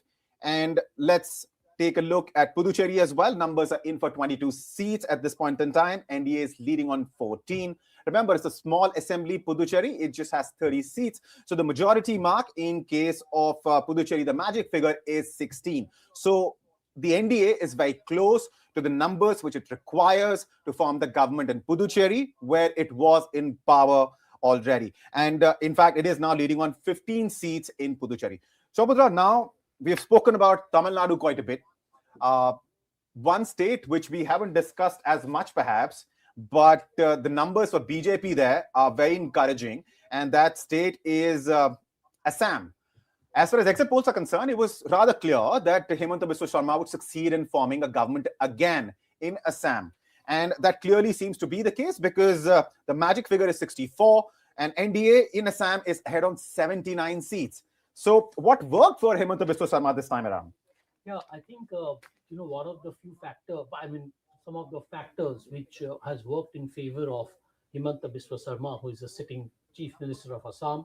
One, his popularity number across Assam, barring a few pockets in the upper Assam, where the Ahom votes or the indigenous or Ahom votes are important, and Gaurav Gogoi is an Ahom, and where he has gained some votes there. But what is happening in Assam is that it is a fight between a chief minister who has a very strong organization versus a Congress leader whose personal charisma could win him the Jorhat seat, but it is not sufficient. It was not sufficient for him to gain popularity across Assam. As I said, Assam, the politics of Assam is it's very divided across the caste lines. As I said about Ahom and non-Ahoms, There is a tension between the the Muslims, indigenous Muslims versus the Assamese versus the Bengalis. It's a very complex politics in Assam. But I think the Congress's choice, and let's remember also that Himanta Biswa Sarma was originally from Congress, and he left the party because the Congress leadership, particularly Rahul Gandhi, decided to side with Tarun Gogoi, the Gaurav Gogoi's father. So while BJP in Assam is a very well organized, very well oiled machinery, the Congress primarily depended on Gaurav Gogoi's personality and Gaurav Gogoi's ability to gain the Ahom votes. But here it's between a personality clash and a well oiled organization. Also, if we look at the map of Assam, there are pockets where the Muslim population is very dominant, be it the lower Assam, Borpeta, districts like Bolpeta or Norbari, or if you go to the Barak Valley, which is Karimganj or Hailakandi, these areas. So it's not that the Congress gained Muslim votes across Assam. Congress primarily depends on a lot on Muslim votes to win in Assam, but didn't happen. So these are the factors, I think, which has helped the BJP retain its hold in Assam for another 5 years. All right.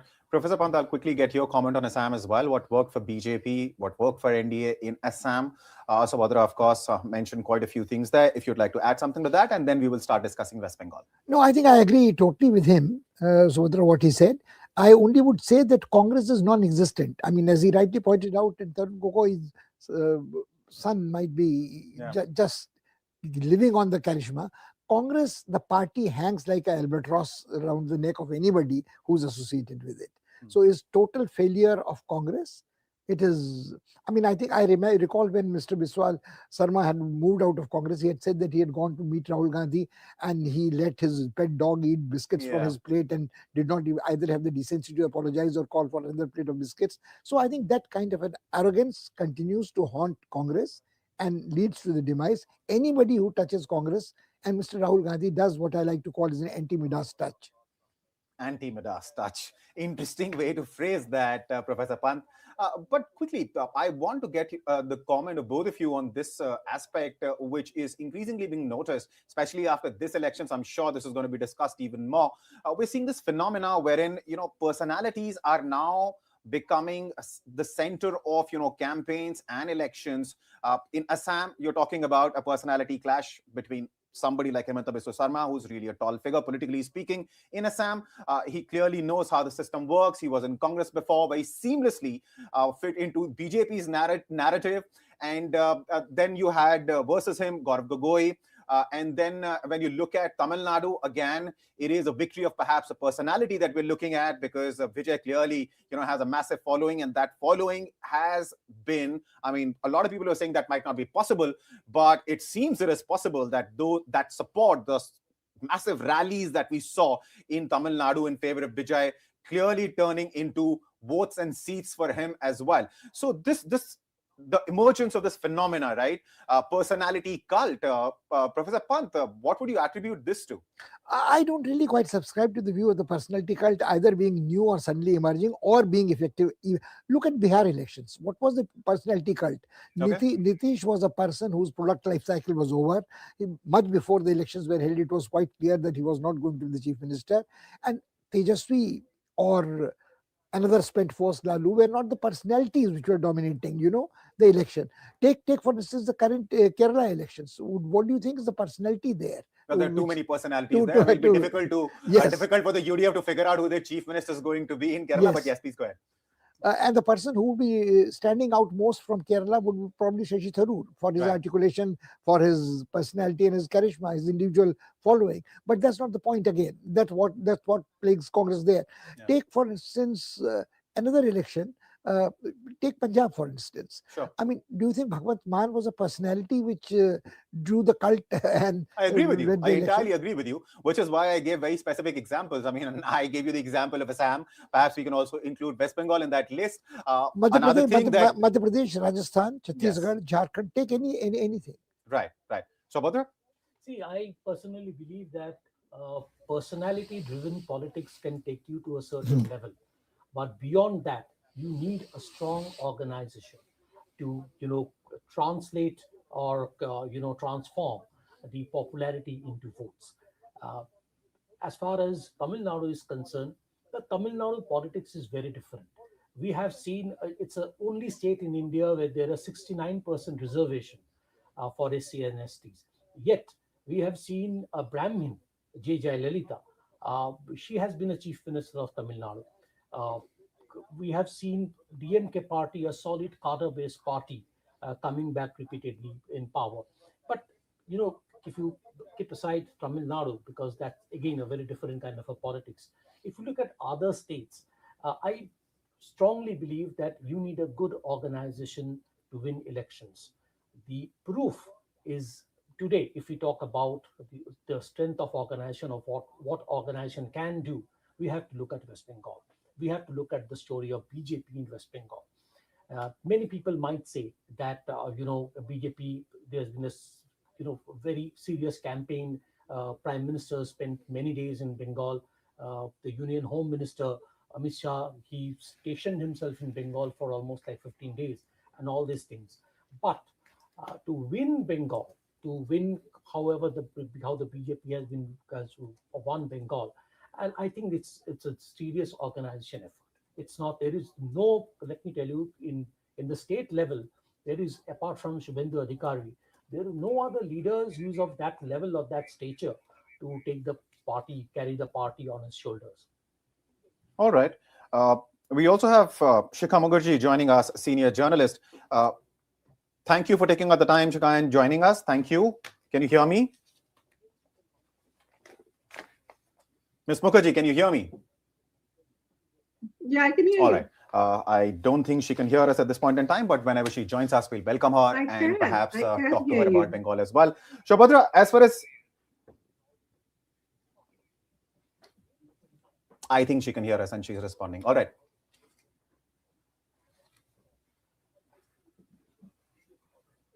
Yeah, you were asking me, yes. Ms. Mukherjee, please go ahead. Sorry, I didn't get your question. Please ask again. Hello, can you hear me? There seems to be some lag between my audio reaching her and her response. Let me ask you the question again, Ms. Mukherjee.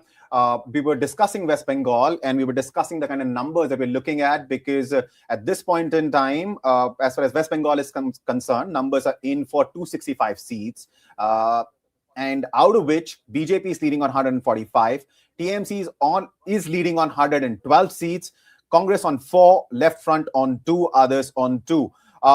There seems to be a clear trend emerging in favor of BJP. Magic number, remember, viewers, in Bengal is 148. So BJP, if this trend holds, is just 3 seats away from that magic figure of 148, and the total size of the assembly is, of course, 294. Ms. Mukherjee, what would you attribute BJP's success in West Bengal to? Because this was a very tightly fought election, and Mamata Banerjee, fought it tooth and nail. Okay, the BJP's success in West Bengal, I think, are the following. One, as Dr. Pant was saying, the organization of the BJP. They really worked hard at improving their organization at one level, and analyzing what were the weaknesses of the Trinamool Congress and how they could be used to advance the BJP's numbers. And in that, I think what is emerging is a very interesting way of managing elections, which is the SIR has affected the deletion of names in very crucial pockets of West Bengal where the Trinamool had expected to pick up seats. Number one. Number two, the SIR has also removed from the rolls people who would have otherwise supported the Trinamool Congress. Number three, what we are seeing is perhaps a split in the Muslim vote bank for the Trinamool Congress. And this split is a consequence of the BJP's, probably the BJP's efforts to reach the Muslim voters through two routes. One, the Humayun Kabir effect, which is that the Muslims in West Bengal have been exploited by the Trinamool Congress as a vote bank without providing the kind of benefits to the vote bank that she had either promised or they had expected that would come their way. The second effect is that the left and the Congress votes, the left and the Congress surge, revival, resuscitation in Bengal is an indication that there are seats where the votes are getting split in very interesting ways. And the left is going to pick up votes in places where, again, the Muslim vote is a factor, that so is the Congress, so is Humayun Kabir in probably 2 seats. Therefore, this is the impact of SIR, Muslim votes, and Mamata's inability to address any of those things. For the simple reason that she was also worried about, she was very, very worried about how to prevent any further erosion of Hindu votes by anything that she does, because she needs the Hindu votes to win as well, not just the Muslim votes or the women's votes or whatever. So if you're looking at how the BJP managed by focusing on A, anti-incumbency, B, anti-incumbency, which includes how the Muslims have been treated by her government as a vote bank and there have been no rewards or benefits to them. B, by looking at how there is disaffection within the Trinamool and working on that by the word they have been using is neutralizing. People who may have been wavering in terms of their support. And 3, I think the BJP has been astonishingly successful in getting their organization to function far better than it has in the past. And that one major reason for that is that for 5 years, the BJP has been the official opposition, and it has been working on the ground to make sure that the organization at the booth level is much stronger than it was in 2021 and in 2024. So there have been, it's not just the Prime Minister and the Home Minister camping here for 15 days. It is people like Bhupendra Yadav, who has been around almost living in West Bengal out of a suitcase for 6 months. And they have been masterminding the management of the election, the micromanagement of pockets of votes and pockets of influence that they have. This is going to be a fascinating election because at the end of the day, it will have, from the trends as it appears, the Trinamool and the BJP are going to be slugging it out over the next 5 years, number one.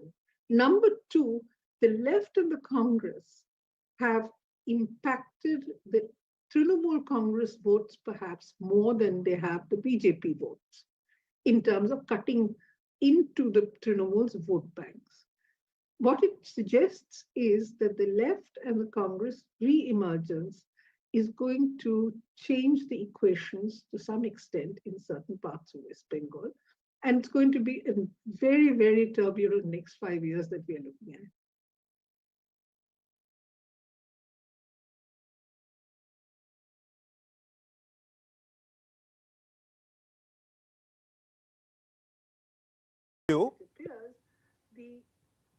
Sorry? Professor Mukherjee, can you hear me, ma'am?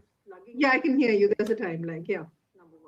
Please repeat the question and I'll answer. The Congress have impacted the Trinamool Congress votes perhaps more than they have the BJP votes in terms of cutting into the Trinamool's vote banks.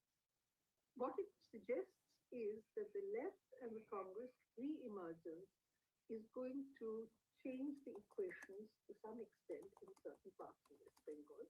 And it's going to be a very, very turbulent next 5 years that we are looking at. In case of Assam and Jammu and Kashmir, actually Assam has become a mirror image of Jammu and Kashmir in terms of politics and in terms of demographics. What you see in Kashmir Valley, that is almost like 100% Muslim population, where BJP cannot even dream of winning any seats anymore. They did not. By the way, BJP even refused to field a candidate in those 3 seats of Kashmir Valley because there was no point. They knew there is no point. So Assam Valley has become like Kashmir Valley, and Upper Assam has become like Jammu. So only difference is in Jammu and Kashmir is still the valley region has majority of the seats. So even if BJP wins 100% of the Jammu, they are still unlikely to get a majority. While in the case of Assam, the Upper Assam has majority of the seats, while the Assam Valley has minority seats. So it is a mirror image in just a twisted way. That's the ironical part of it. But yeah, Congress has a problem at hand right now because Himanta Biswa Sarma is an old Congress hand, and as they say in Sanskrit, Chanakya Niti, Sam Dam Dand Bhed. There is hardly anything that he has not used, in this campaign. And Congress at times had really difficulty in answering, to his whatever strategies that he was implying. So we will know. But what it seems from the data that we have published before the election happened, it seems that there is a very distinct polarization, and Congress is a top favorite among the Muslim voters of Assam, but is not so favorable seen as favorable among the Hindus of Assam. So that is something which is not really working in terms of electoral benefit, if I say, for the Assam Congress. This of Assam and Jammu and Kashmir, actually Assam has become a mirror image of Jammu and Kashmir in terms of politics and in terms of demographics. What you see in Kashmir Valley, that is almost like 100% Muslim population. Okay, so Tamil Nadu party, Tamil Nadu. So each and every family will celebrate this win. My name is Raghuram. Yeah. Yes, I'm the member of the TVK party. I'm saying Padur. I'm Dr. Lakshmi Priya. I'm coming from West Tambaram. Actually, my surrounding is DMK surrounding. I'm from DMK surrounding. My family is DMK family. They all belong to DMK party. And I separately vote for TVK. I was expecting some change from this DMK and the ADMK. So as like enna madriye, so nariya per they are wishing to fine. So and like me itself, so many of the people are expecting for the change. So I think so this change will be a good change. My Anna Vijay will do something to the Tamil Nadu. I think so. I hope so.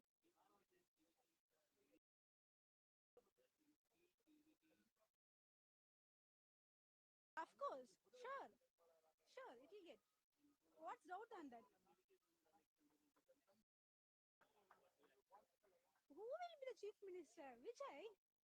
Joseph Vijay. See, Joseph Vijay will be the next chief minister of Tamil Nadu, without doubts. Like this. I left my family now. I left my job now. I'm here to celebrate only of this CM celebration.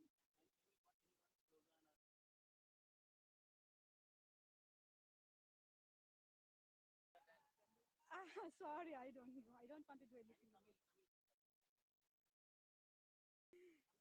Sorry. Om Shakti, Parashakti, Timuka or Tiya Shakti. பண்ணிருக்காங்க. நாம தான் கண்டிப்பா ஜெயிப்போம். அது மக்கள் உறுதிப்படுத்திட்டாங்க. வந்துங்க. அனைத்து மக்களுக்கும் நன்றி. அண்ணா நீங்க ஜெயிச்சிட்டீங்கண்ணா.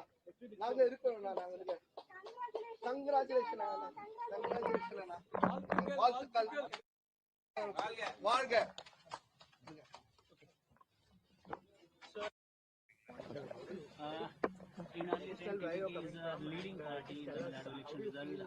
All right. So Saubhadra, Ms. Mukherjee, we briefly heard her talk about, what worked for BJP in West Bengal. 2 points. One was, of course, the split in Muslim votes and perhaps even the women vote, the female votes walking away from Mamata Banerjee. A vote bank she could claim was all hers. There's a crack apparently in that as well, and that is why we're seeing the kind of numbers that we're seeing in context of West Bengal. What do you think, BJP did, which took away a female vote, especially from Mamata Banerjee? I think, the most important part is the split in the Muslim votes, especially if you if you look at electoral map of West Bengal, in the second phase of Bengal had two phases of election, and in the second phase, the number of seats that went to poll, BJP had only 18 seats. So the second phase of the South Bengal was the bastion of Trinamool Congress, and in that area, I think what has happened is that if you look at the data, it's very clear that ISF, which is associated with Naushad Siddiqui, ISF has been able to garner a substantial number of Muslim votes, and as a result, the Trinamool's vote has come down. Shubhata, let me briefly interrupt you just to let the viewers know about the latest figures from West Bengal, because BJP at this point in time has crossed the magic number. The number to form the government in West Bengal, viewers, is 148. BJP has crossed that threshold. In fact, it has even crossed 150 mark. It is now leading on 153 seats in West Bengal. So a lot must have gone in favor of BJP for BJP to come out with these kind of numbers, because it was a tough fight. It has been a tough fight. It still is a tough fight because TMC is also on the other side of 100. It is leading on 110 seats. Congress on 3, left front on 2, others just 2. But BJP has clearly crossed the 148 mark, yes, and 150 as well. Yes. Shubhata, please continue. I think, after 2014 Lok Sabha victory, this is the most significant electoral victory for the BJP. For many reasons, West Bengal was the last bastion for the BJP, a state where it has never ever come to power, and this is the first time they are all set to return to power, come to power in West Bengal. So this is significant. This is one of the biggest electoral victories of the BJP. And I think, yes, the organization, the BJP organization, the way they have worked hard for the last not just 5 years, for the last 10 years. In the last election, they got 77 seats, up from 2, which was a signal that BJP is gaining popularity. And today, as you rightly said, the BJP is now having 153 seats as against the Trinamool's 110 seats. What has also happened, and probably we have to look closely at the electoral data sometime to find out, is that a large section of the educated Bengalis, they have also shifted to the BJP. Earlier, in the last 2 elections, that is in 2021 election, we have seen that a big chunk of the left supporters had shifted to the BJP, and this time the BJP's acceptability has gone even much more, and a large section of the Bengalis, educated Bengalis, they have shifted to the BJP. Also, the Muslim factor is crucial factor for Mamta, because Mamta largely depended on the Muslim votes. And as you spoke about the women votes, that is another thing, and I think Ms. Mukherjee has also pointed out rightly, that is another crucial vote bank for the Mamta. She particularly depended on Muslims plus Mahila to win the election. I think the SOPs which the BJP has presented, I think the large number of schemes which the BJP announced, and I don't know, but I suspect that this Arjikar episode, the rape and murder of a doctor in Arjikar, which had seen unprecedented, public uproar in the middle of the night. Calcutta had seen, and even other parts of the Bengal has also seen women, thousands and thousands of women coming out on the streets to protest against the rape and murder of the Arjikar doctor. That was unprecedented, and probably that also signifies that why the substantial section of the women voters, they have turned towards the BJP. Overall, I think there's a lot of anti-incumbency factor against Mamta, who has ruled Bengal for 15 years. So we have to look at closely again. We have to look closely at the data to see which regions, how the BJP has substantially gained in which regions. But preliminary data which I have seen, it shows that in North Bengal, and the areas which are adjoining Jharkhand, Orissa, those areas, Right. the BJP has clearly swept. All right. Ms. Mukherjee, can you hear me, ma'am? Yeah, I can hear you. Yeah. You can't hear me, I guess. I don't think Ms. Mukherjee can hear us. I was told that she can. I can Saubhadra, hear you, interesting but I points raised by you there, because you know, a lot of people were saying, especially you know, at the start of this year, as we were going into election, and you know, parties were just warming up, were starting their campaign, that RG car case will have repercussions, and the educated Bengalis that you refer to, right? That is perhaps the last barrier that BJP had to break, apart from, of course, the Muslim and female voters. But this was the last barrier. It was the Bengali intellectual who was resisting BJP's charms, you know.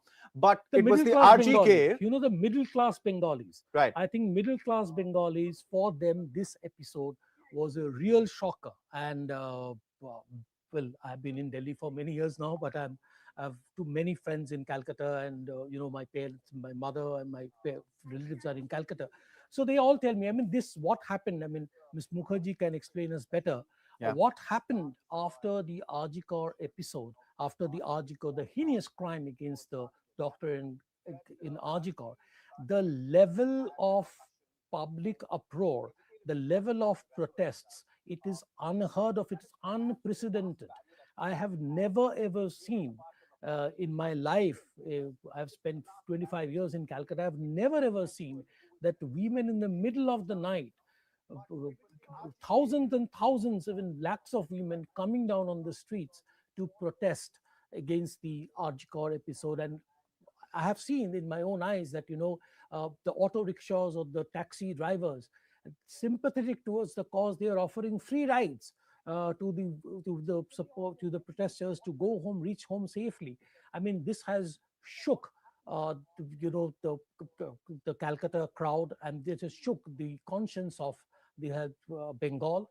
And this was clearly one of the incidents, I believe, that it has taken away a substantial middle class vote and women vote from the Trinamool Congress. Right. I think Ms. Mukherjee is back with us. Let's try one more time to get her in on this. Ms. Mukherjee, I was just discussing this with Saubhadra, the point, in fact, that you made, that BJP this time around successfully managed to, you know, crack the main voter base that Mamata Banerjee has. It is, of course, the Muslims and the female voters. Saubhadra pointed out that it is perhaps, you know, some of the SOPs that BJP has promised, which could have also played a factor. And briefly, we also discussed the role played by the middle-class Bengali, how BJP managed to convince them this time. Do you think, in your opinion, it was how the Mamata government dealt with the RGR case, not just the event itself, but the aftermath of it, how it reacted to the public's reaction? We talked about the protest, which we saw, as Saubhadra was pointing out, thousands of women in the streets of Calcutta, that Kolkata, that's what we were talking about. So do you think it was really the RG car case and how Mamata Banerjee government and the way it dealt with it, which broke the camel's back? I hope you can hear me now. Can you? Can you hear me? No. Oh dear. But for what it's worth, let me try and answer the question. One is, if you look at how the Arjikar victim's mother is leading in Panihati, then it's what Saubhadra was saying, and what I have seen for myself, which is an extraordinary sight. It's not just the women who stepped out on the streets of Calcutta. It was the football clubs who came out and said, this is unacceptable. They were protesting on the football field with banners about the Arjikar case. Now that was very telling, because it means that a youth segment was vocalizing its disapproval of the way in which Mamata Banerjee handled the Arjikar case, and the fact that it actually occurred, because they felt that the particulars of that Arjikar case was a sign that the Trinamool Congress and Mamata Banerjee's government were simply unable to deal with the criminal elements who had taken shelter within the party.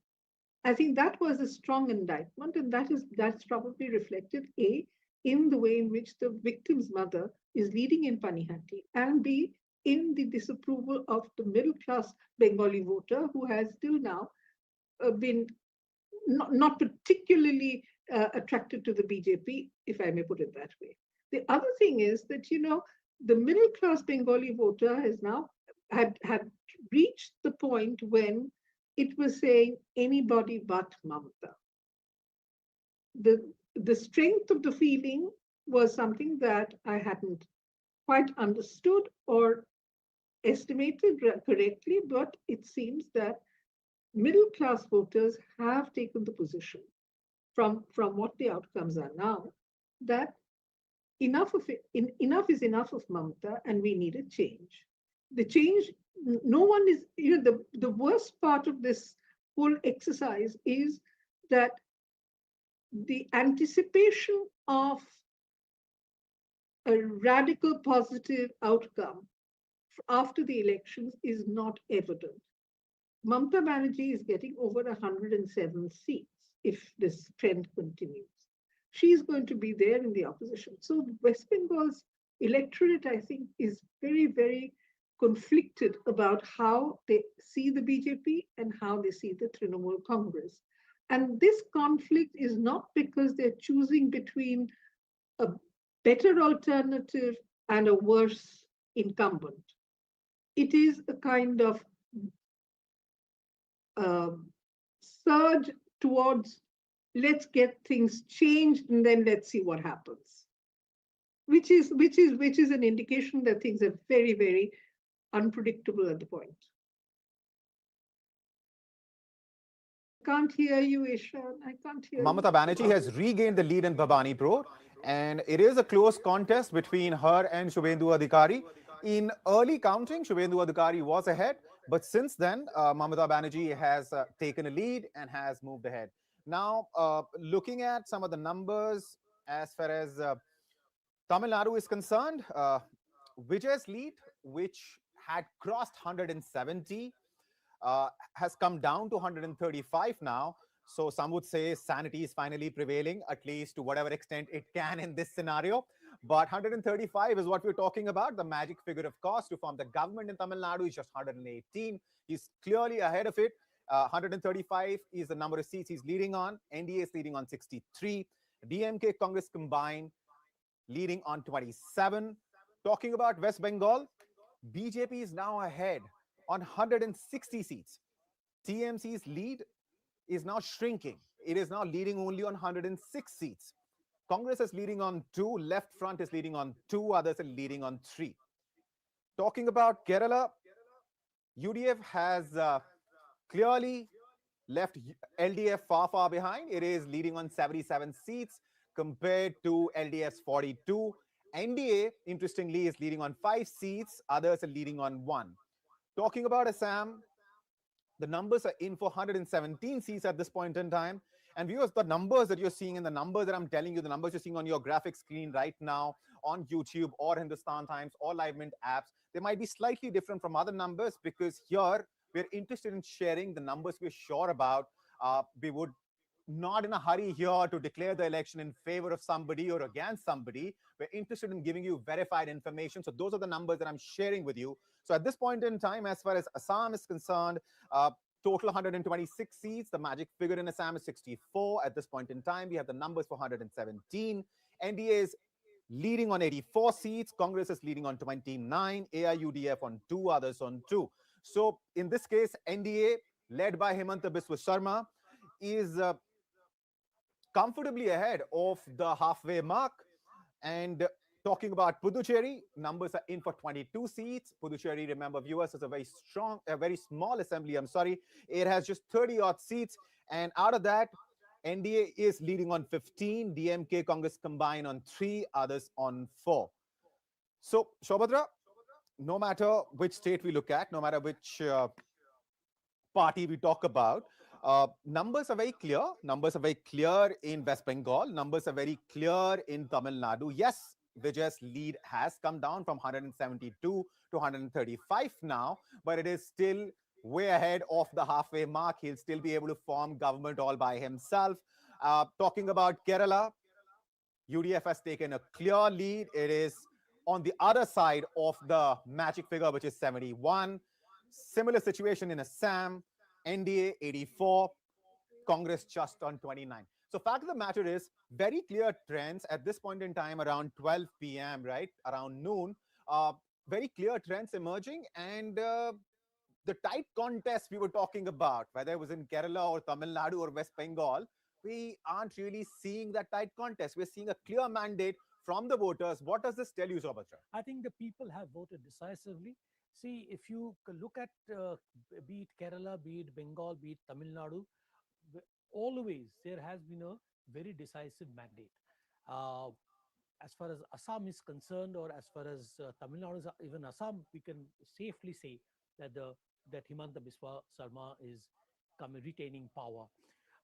But I want to take you to a very different aspect of this election. Sure. That is the fate of the India alliance. Now, this election is the biggest defeat for the India alliance after the last three Lok Sabha elections. You know, the two big constituents of the India alliance, Mamata Banerjee's Trinamool Congress, and then we have DMK in Tamil Nadu. Both these parties, you know, both of them have lost their grounds, have lost the elections, and this is a big blow to the prospects and the future of the India alliance. Now, this alliance was really hoping and pinning their hopes on the victory of these two parties, the DMK and the Trinamool. But now it is weakened, and it has many ramifications, I believe. One will, of course, be the Congress, which has won Kerala, which is going to emerge stronger within this alliance. And the all eyes will now be on 2027 UP elections. And within the India alliance, the alliance is getting weaker as a result of the West Bengal elections, or as a result of the Tamil Nadu elections. There will be major changes in the coming days in Rajya Sabha, where the BJP already has a majority, and it is set to increase its seats, especially due to the West Bengal results. What happens in the opposition front is to be seen now very closely. What happens to the internal chemistry of different parties in the opposition? You know, many Trinamool leaders had told us that, you know, after this victory, if Mamata Banerjee won this election, become the fourth time chief minister, she would have contested to be the leader of the India alliance. Now, dreams shattered. Trinamool Congress now relegated to the second position in West Bengal. It also means that this ginger group, which Mamata, then Samajwadi Party, Akhilesh Yadav, Aam Aadmi parties, Arvind Kejriwal, and all these parties, they were planning to make a ginger group. They had planned a meeting in Lucknow after the election results had come out. Now, there's a big question mark. What happens to these parties? What will be the plan of these parties, and how overall the India alliance is going to perform? Right. Interesting picture emerging for sure. And as far as the future of the opposition in the country and, in various states now is concerned, it seems DMK is going to be a shadow of what it used to be, just a month ago. And similar situation for TMC in West Bengal. And these are the two states where BJP would have liked to make serious inroads. In case of West Bengal, it did in the last elections when it won 77 seats, although later a few of its MLAs defected. But that said, BJP learned its lesson from those elections. And, as many analysts and as most of the experts that we've joined by today continue to iterate and underscore that BJP takes elections very seriously. It doesn't matter whether it is a municipality level election or you're talking about assembly elections or national elections. And that's clearly seems to be showing the kind of results that BJP expected their efforts will. Because at this point in time in West Bengal, 164 seats, that's the number of seats BJP has taken a lead on. And historically, as far as Bengal is concerned, whenever the governments change in Bengal, the mandate that the Bengalis give to the party that they're choosing is usually decisive. There is no confusion. It's not a case of 19 or 20 seats. It's always a case of, very clear-cut mandate. We saw that in case of left. We saw that with Mamata Banerjee herself when she came to power for the first time in 2011, right? 2011. So, Saubhatra, what is this phenomenon? So, whenever Bengalis decide, they're very decisive. Till the time they don't decide, they're rather passive. But once they do make up their minds, they would rather, completely in support of, the party that they choose, completely decimate the opposition. I think this is the beauty of Bengal. This is the beauty of democracy in Bengal. Please remember that in 2016, the last left front government, they had 2/3 majority in the West Bengal Assembly. And 2011, 2006, then 2011, when Mamata Banerjee came to power, she swept Bengal. And for last 2-3 elections, she always had great numbers in her support. And the BJP, as we discussed earlier, they came from 2, then 77, and now, as the latest figures in Hindustan Times tell you, BJP is at 161, with Trinamool at 105. Right.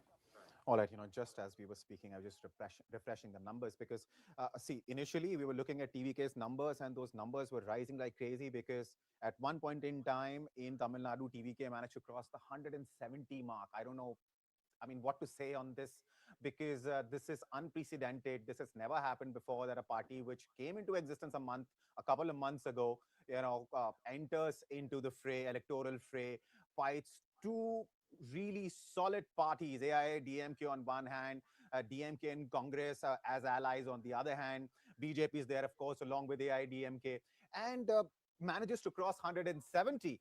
And at this point in time, its lead has substantially come down. It has come down to 121. But that in itself is a big figure, a big number. And of course, on the other side of the halfway mark. So TVK, if this trend even holds, then TVK should be able to form government in Tamil Nadu on its own. As far as West Bengal is concerned, now the number for BJP has increased. BJP's tally is at 167 in West Bengal. And for the first time since TMC crossed the 100 mark, for the first time it has come under it. It is now leading only on 99 seats. And Congress is leading on 2, Left Front is leading on 2, others are leading on 4. Talking about Assam, 118 seats. That's the number of seats. Numbers are in 4. NDA is leading on 83. Congress is leading on 31. AIUDF on 2. Others on 2. Talking about Puducherry, now the numbers are in for 25 seats. And NDA has taken a decisive lead. In fact, others are not even in a contest because NDA is leading on 20 seats. Puducherry has just 30 seats, so the halfway mark is 15, and the winning and the magic figure is 16. DMK and Congress are ahead on 2 seats in Puducherry, and others are ahead on just 1. So that's what the situation is like at this point in time. I'm also joined by senior journalist Kalyani Shankar and Aarti Radhika Jairath. Can you hear us, Ms. Shankar? Can you hear me? Yeah, I can. All right. Looking at the numbers, what would you say? Because these are your initial comments, so I'll give the floor to you. Please feel free to pick the state that you'd like to first comment on. And then, of course, I'll loop you into the larger, broader conversation that we were having before you joined us, ma'am. See, I would like to reserve my judgment after 3 o'clock. Okay. As of now, just going on. But according to what figures we have, BJP seems to be doing very well. Much rather to the expectation of the other parties, actually. And one thing which strikes me here is that although BJP is in command in either West Bengal or Assam or any of these states, the opposition is strong. In Tamil Nadu, even TVK, Vijay, if he comes, then he will have a strong opposition in DMK and ADMK.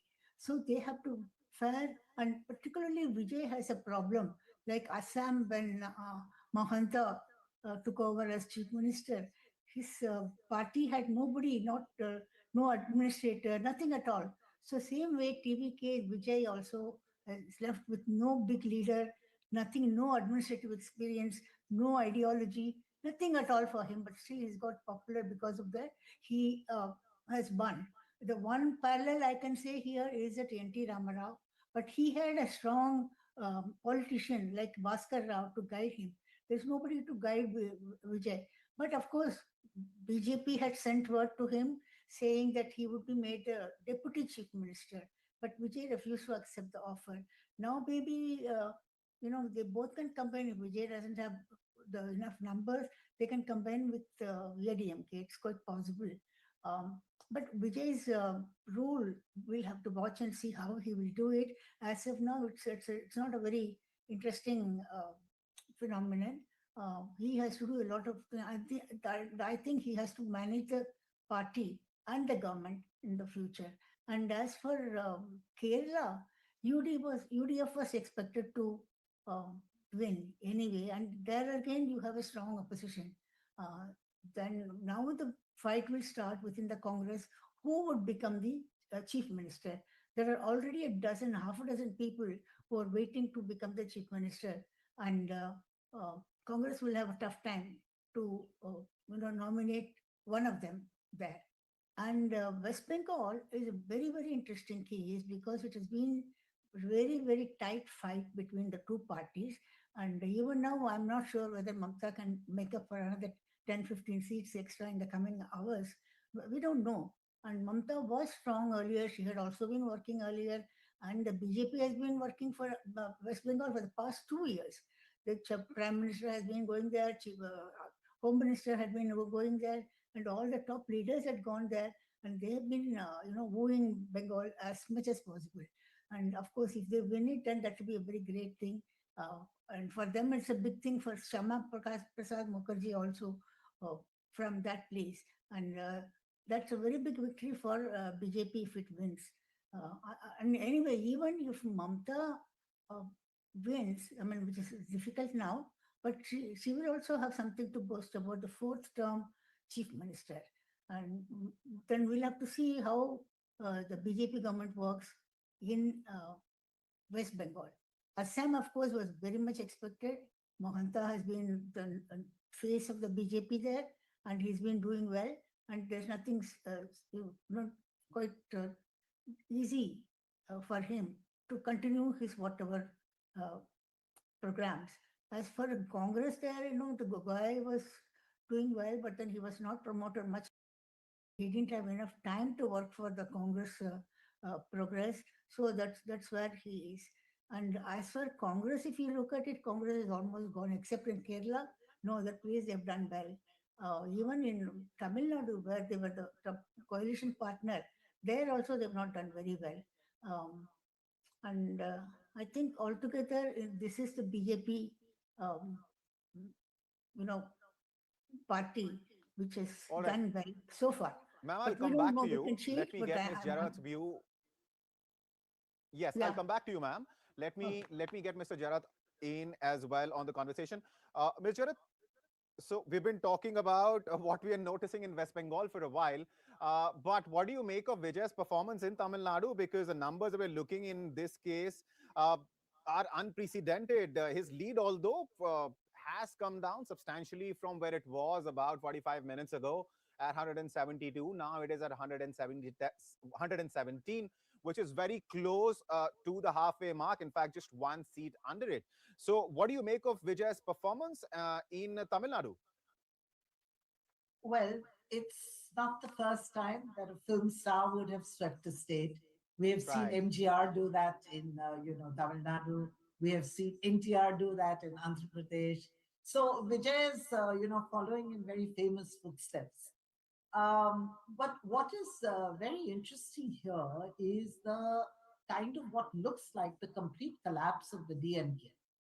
And, I think this is a blow from which Stalin is going to take a very long time to recover.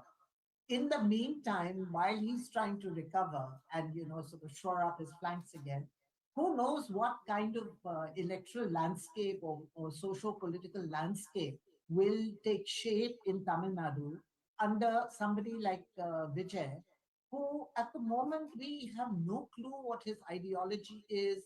he is a complete unknown. He's come on the back of his popularity as a film star, but he, as Kalyani pointed out, he doesn't have a strong administrator. He doesn't have political people. He's really a very raw person to governance. And which parties are going to, sort of form the government with him? Will there be a break in the BJP AIADMK alliance? I don't know who's got how many seats in that alliance. Will the BJP have enough numbers to shore up the numbers for Vijay and form the government with him? As you know, before the elections began, there were talks between the BJP and Vijay for an alliance. Some leaders in the BJP were very keen, on having an alliance with Vijay. But ultimately, I think they decided to go with the AIADMK, which was a tried and tested partner and a tried and tested party in Tamil Nadu. So I think the coming days in Tamil Nadu are going to be very interesting with this new phenomenon. And, I think what Vijay has introduced in Tamil Nadu, it probably marks the beginning of the end of this bipolar Dravidian politics that has dominated, Tamil Nadu for the last 50 years. Because he has risen on the enthusiasm of young voters who have flocked to him for, the big aspirational dream of, jobs, of modernism, of getting ahead, of, sort of eschewing, sort of caste models and so on that Dravidian politics, thrived on. So that's a very interesting change that we're seeing in Tamil Nadu. And it'll be interesting to see how this unfolds and what shape, what takes place in Tamil Nadu following this development. I'd like to make a comment on West Bengal because I think it is way too early to take a call on West Bengal, although the figures seem to suggest a BJP almost like a sweep, because from my understanding, only about 3 to 4 rounds of EVMs have been counted. You're right. EVM, You're right. Counts have happened. Also, most of the EVMs that have been opened and are being counted currently are from the north of Bengal, which is a BJP stronghold, and from the south tribal areas where the BJP was expected to do well. The BJP already has some hold. Mamta's belt, which is the presidency belt, in sort of south and middle of Bengal, the counting of EVMs is not even started.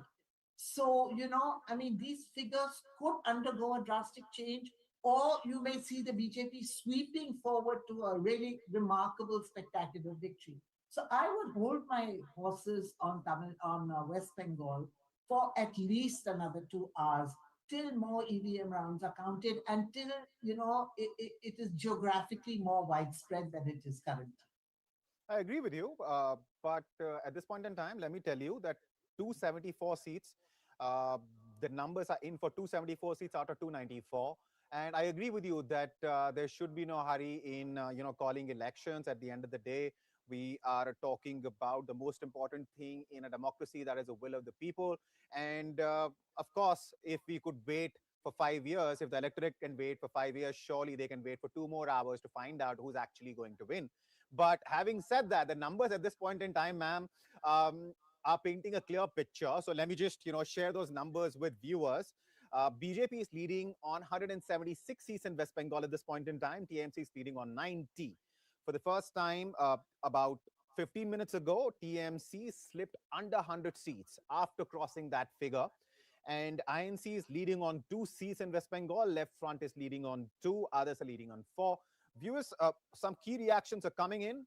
Let's listen to those. And then, of course, we will further discuss what's happening in some of the other states, because Tamil Nadu and West Bengal, what we're seeing there are naturally things which more of us are curious about, and we have been discussing more of. But after these bites, we will, of course, talk more about Assam and Kerala along with Puducherry.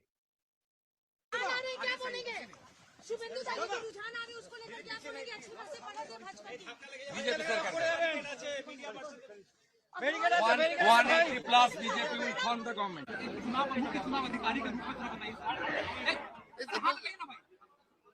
संतोष तो आप लोग बताएंगे। हमने तो पूरी कोशिश करी है कि फ्री एंड फेयर इलेक्शन हो। हमने पूरी कोशिश करी है लॉ एंड ऑर्डर ठीक रहे। हमने पूरी कोशिश करी है कि लोग निर्भय जाके वोट दे के आए। हमने पूरी कोशिश करी है कि ईवीएम की सैंक्टिटी मेंटेन हो। हमने पूरी कोशिश करी है कि स्विच काउंटिंग हो। हमने अपील किया है सबको कि आप जो है लॉ एंड ऑर्डर हाथ में मत लीजिएगा। इलेक्शन आते हैं जाते हैं, ये एक पर्व की तरह है, फेस्टिवल की तरह है। जैसे दुर्गा पूजा होती है, आइए आप आगे प्रिपरेशन कीजिए। जब कैंपेनिंग पीरियड होता है, वोट के समय आप जैसे पेंडल जाते वैसे जाइए। अब जब विसर्जन के समय आ गए तो विसर्जन कीजिए, उस टाइप का है। सर, जब 2 चरण का चुनाव का ऐलान किया गया था तो दूसरे स्टेट में कहा जा रहा था कि पता नहीं चुनाव आयोग कितना सक्सेस हो पाएगा। पश्चिम बंगाल में एक रीति रही है कि 3 से 7 चरणों के चुनाव तक एक रीति रही है। उस रीत को आप लोगों ने तोड़ा और अब सफलतापूर्वक नतीजे सामने आए। क्या कहेंगे सर, थोड़ा बोलिए। नहीं, हम लोग तो रेडी थे। हम लोगों ने चुनाव आयोग से कहा था कि सिंगल फेज में करना है तो भी हम रेडी है। हम रिस्पॉन्सिबिलिटी लेने को तैयार है। हमने कहा था, लेकिन वहाँ पे बहुत सारे क्राइटेरिया होते हैं। वहाँ पे फोर्स का क्राइटेरिया होता है, सेंट्रल फोर्स कितनी अवेलेबल नहीं है, प्लस और क्राइटेरिया होते हैं। और हो सकता है फ्यूचर में बहुत जल्दी बंगाल में सिंगल फेज इलेक्शन भी हो।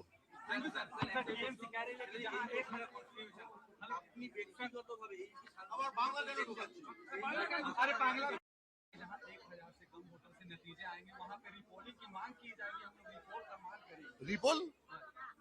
रिपोल अब कैसे होगा?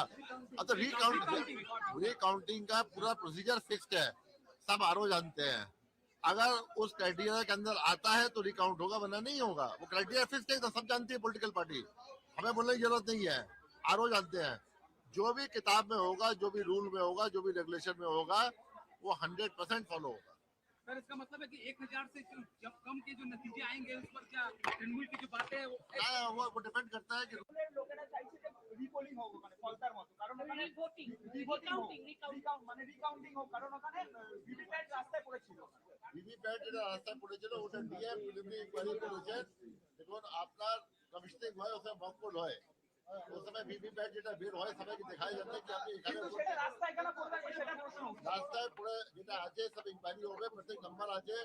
ওরা বলছে কোন এমপ্লয়ি যে আছে শেডিং করা ছিল, নিয়ম ছিল সেটার জন্য শেড না করে কই নিয়ে গেছে, এখানে প্র্যাকটিস নিয়ে গেছে, ওখানে ফেলে ফেলেছে। কিন্তু এটা ইলেকশন ভিভিপ্যাট নেই, এটা প্রত্যেক ভিভিপ্যাট নাম্বার থাকে, কোন মেশিন থেকে বেরিয়েছে, কোন তারিখে বেরিয়েছে, কোথায় বেরিয়েছে, सब जिनिस चलছে। এটা ইলেকশন থেকে কোনো যোগাযোগ নেই ওটা। थोड़ा सा माइक नीचे करो तो दाढ़ी भी दिखेगी। हाँ, नीचे कर। हाँ, रोल रोल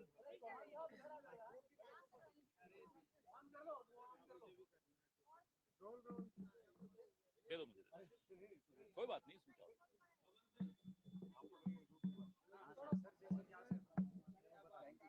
बोलिए। सर, जिस तरीके की ट्रेंड्स अभी आ रहे हैं, व्हाट आर यू कमेंट? मैं तो अभी ट्रेंड्स ही नहीं देखे, आते ही तो आप लोगों से मिल लिया, तो अभी रुकिए, अभी तो ट्रेंड्स की शुरुआत है। इतने शुरुआती रुझानों में अभी कुछ टिप्पणी करना उचित नहीं होगा। 1-1.5 घंटे 2 घंटे में जब थोड़ी और स्थिति स्पष्ट होती है तब इस पर चर्चा करें, उचित रहेगा। सर, तमिलनाडु में टीवीके जो है वो DMK गठबंधन 1-2 घंटे प्रतीक्षा कीजिए, थोड़ी स्थिति और स्पष्ट हो, फिर इस पर टिप्पणी करें, फिर चर्चा करें, उचित रहेगा। बंगाल का जो रुझान अभी आए हैं हर स्टेट के लिए अभी बहुत बहुत शुरुआती रुझान है। पोस्टल बैलेट्स के बाद शायद 1 राउंड हुआ होगा या 2 राउंड हुए होंगे, थोड़ा इंतजार कीजिए, फिर इस पर बात करते हैं। जहां हम लीड कर रहे हैं या जहां लीड नहीं कर रहे, सबके लिए स्थिति तो वही है कि ये शुरुआती रुझान है, थोड़ा इंतजार करना उचित है।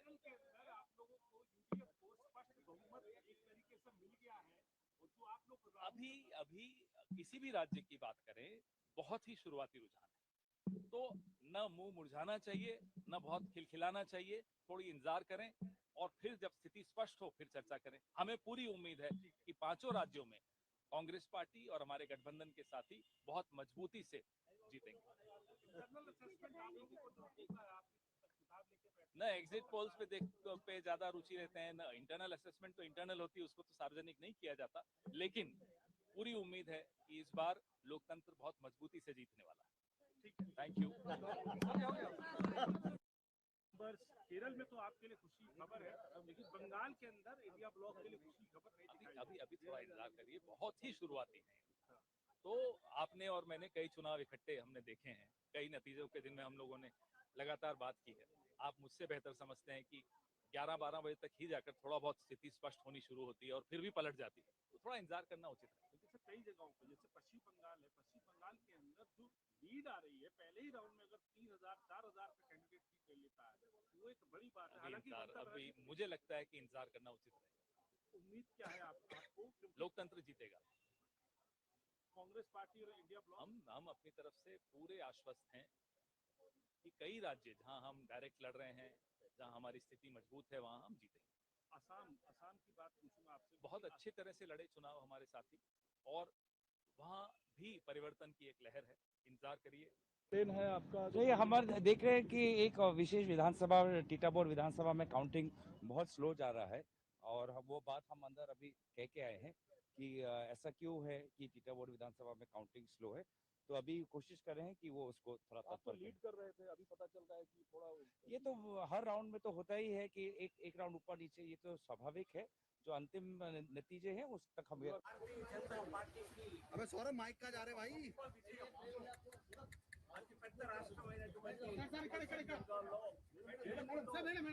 ఈశాన్య రాష్ట్రాల్లో భారతీయ జనతా పార్టీ ప్రాబల్యాన్ని మేము మరింత పెంచుకున్నట్టు అవుతుంది.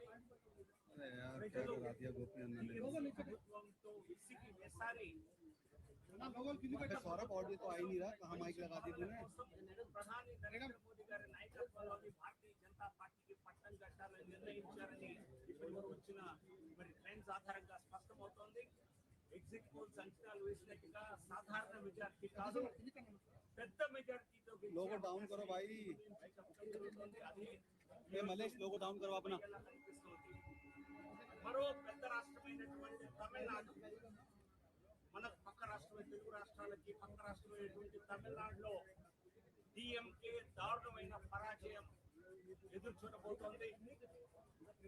డిఎంకే ప్రభుత్వం మళ్ళీ తిరిగి వస్తుందని అనేక అంచనాలు వేసినా అవన్నీ తప్పని రుజువయ్యాయి. ఖచ్చితంగా ఈసారి స్టాలిన్ తో సహా ముఖ్యమంత్రి ఎంకే స్టాలిన్, ఆయన కుమారుడు ఉప ముఖ్యమంత్రి స్టాలిన్, ఉదయనిధి స్టాలిన్, వారు కూడా వెనకంజలో ఉన్నారు ఇప్పటికి కూడా. అంటే ఏ స్థాయిలో ప్రజా వ్యతిరేకత డిఎంకే ప్రభుత్వం కూడగొట్టుకుందో స్పష్టంగా అర్థమవుతోంది.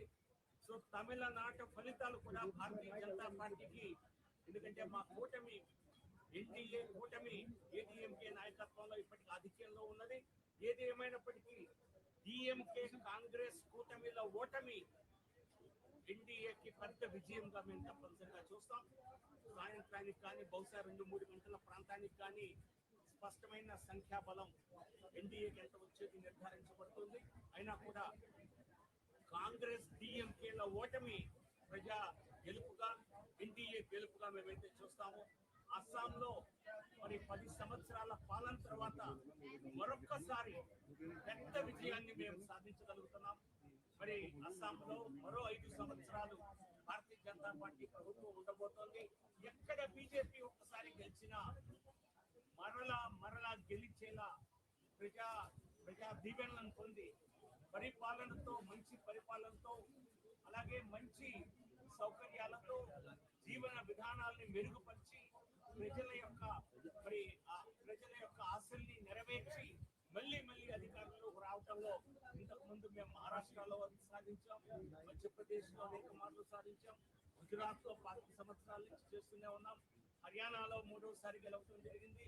ఈసారి మరి అస్సాంలో కూడా 3వసారి గెలిచి భారతీయ జనతా పార్టీ గెలుపు, మోడీ గారి నాయకత్వంలో భారతీయ జనతా పార్టీ గెలుపు అన్నది అది సుపరిపాలనతోనే సాధ్యమవుతోంది.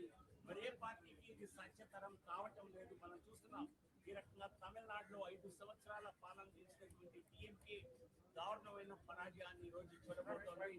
అదే పరిస్థితి కాంగ్రెస్ కి అనేక రాష్ట్రాల్లో కలుగుతోంది. రానున్న సంవత్సరాల్లో ఎన్నికల్లో కర్ణాటకలో భారతీయ జనతా పార్టీ గెలుపు ఖచ్చితంగా జరుగుతుంది.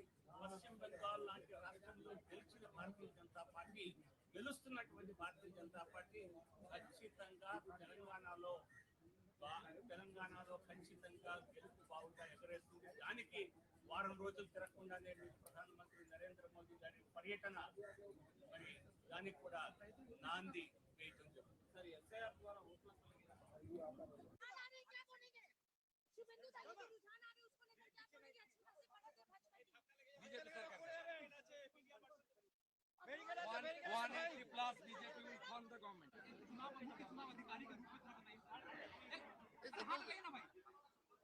संतोष तो आप लोग बताएंगे। हमने तो पूरी कोशिश करी है कि फ्री एंड फेयर इलेक्शन हो। हमने पूरी कोशिश करी है लॉ एंड ऑर्डर ठीक रहे। हमने पूरी कोशिश करी है कि लोग निर्भय जाके वोट दे के आए। हमने पूरी कोशिश करी है कि ईवीएम की सैंक्टिटी मेंटेन हो। हमने पूरी कोशिश करी है कि स्विच काउंटिंग हो। हमने अपील किया है सबको कि आप जो है लॉ एंड ऑर्डर हाथ में मत लीजिएगा। इलेक्शन आते हैं जाते हैं, ये एक पर्व की तरह है, फेस्टिवल की तरह है, जैसे दुर्गा पूजा होती है। आइए आप आगे प्रिपरेशन कीजिए। जब कैंपेनिंग पीरियड होता है वोट के समय आप जैसे पैंडल जाते वैसे जाइए। अब जब विसर्जन का समय आ गया तो विसर्जन कीजिए, उस टाइप का है। सर जब 2 चरण का चुनाव का ऐलान किया गया था तो दूसरे स्टेट में कहा जा रहा था कि पता नहीं चुनाव आयोग कितना सक्सेस हो पाएगा। पश्चिम बंगाल में एक रीति रही है कि 3 से 7 चरणों के चुनाव तक एक रीति रही है। उस नीति को आप लोगों ने तोड़ा और अब सफलतापूर्वक नतीजे सामने आए। क्या कहेंगे सर, बोलिए। नहीं, हम लोग तो रेडी थे। हम लोगों ने चुनाव आयोग से कहा था कि सिंगल फेज में करना है तो भी हम रेडी है। हम रिस्पॉन्सिबिलिटी लेने को तैयार है। हमने कहा था, लेकिन वहाँ पे बहुत सारे क्राइटेरिया होते हैं। वहाँ पे फोर्स का क्राइटेरिया होता है, सेंट्रल फोर्स कितनी अवेलेबल नहीं है, प्लस और क्राइटेरिया होते हैं। और हो सकता है फ्यूचर में बहुत जल्दी बंगाल में सिंगल फेज इलेक्शन भी हो।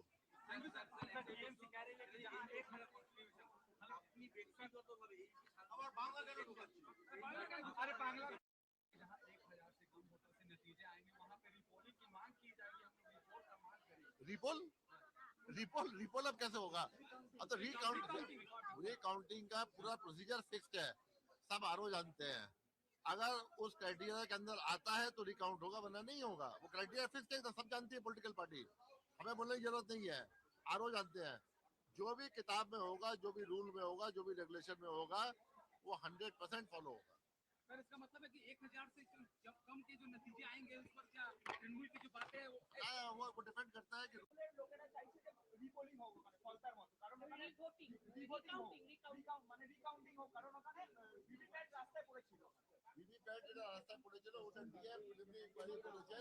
দেখুন আপনার কমিশনিং হয় ওখানে মকবুল হয়, ওই সময় ভিভিপ্যাট যেটা বের হয় সবাইকে দেখাই যাবে কি আপনি এখানে সেটা রাস্তায় কেন পড়ে থাকে সেটা প্রশ্ন। রাস্তায় পড়ে যেটা আছে সব ইনকোয়ারি হবে, প্রত্যেক নাম্বার আছে। ওরা বলছে কোনো এমপ্লয়ি যে আছে শেডিং করা ছিল, নিয়ম ছিল সেটার জন্য শেড না করে কই নিয়ে গেছে, এখানে প্যান্সটার নিয়ে গেছে, ওখানে ফেলে ফেলেছে। কিন্তু এটা ইলেকশন ভিভিপ্যাট নেই, এটা প্রত্যেক ভিভিপ্যাট নাম্বার থাকে, কোন মেশিন থেকে বেরিয়েছে, কোন তারিখে বেরিয়েছে, কোথায় বেরিয়েছে, সব জিনিস চলছে। এটা ইলেকশন থেকে কোনো যোগাযোগ নেই ওটা। थोड़ा सा माइक नीचे करो तो दाढ़ी भी दिखेगी।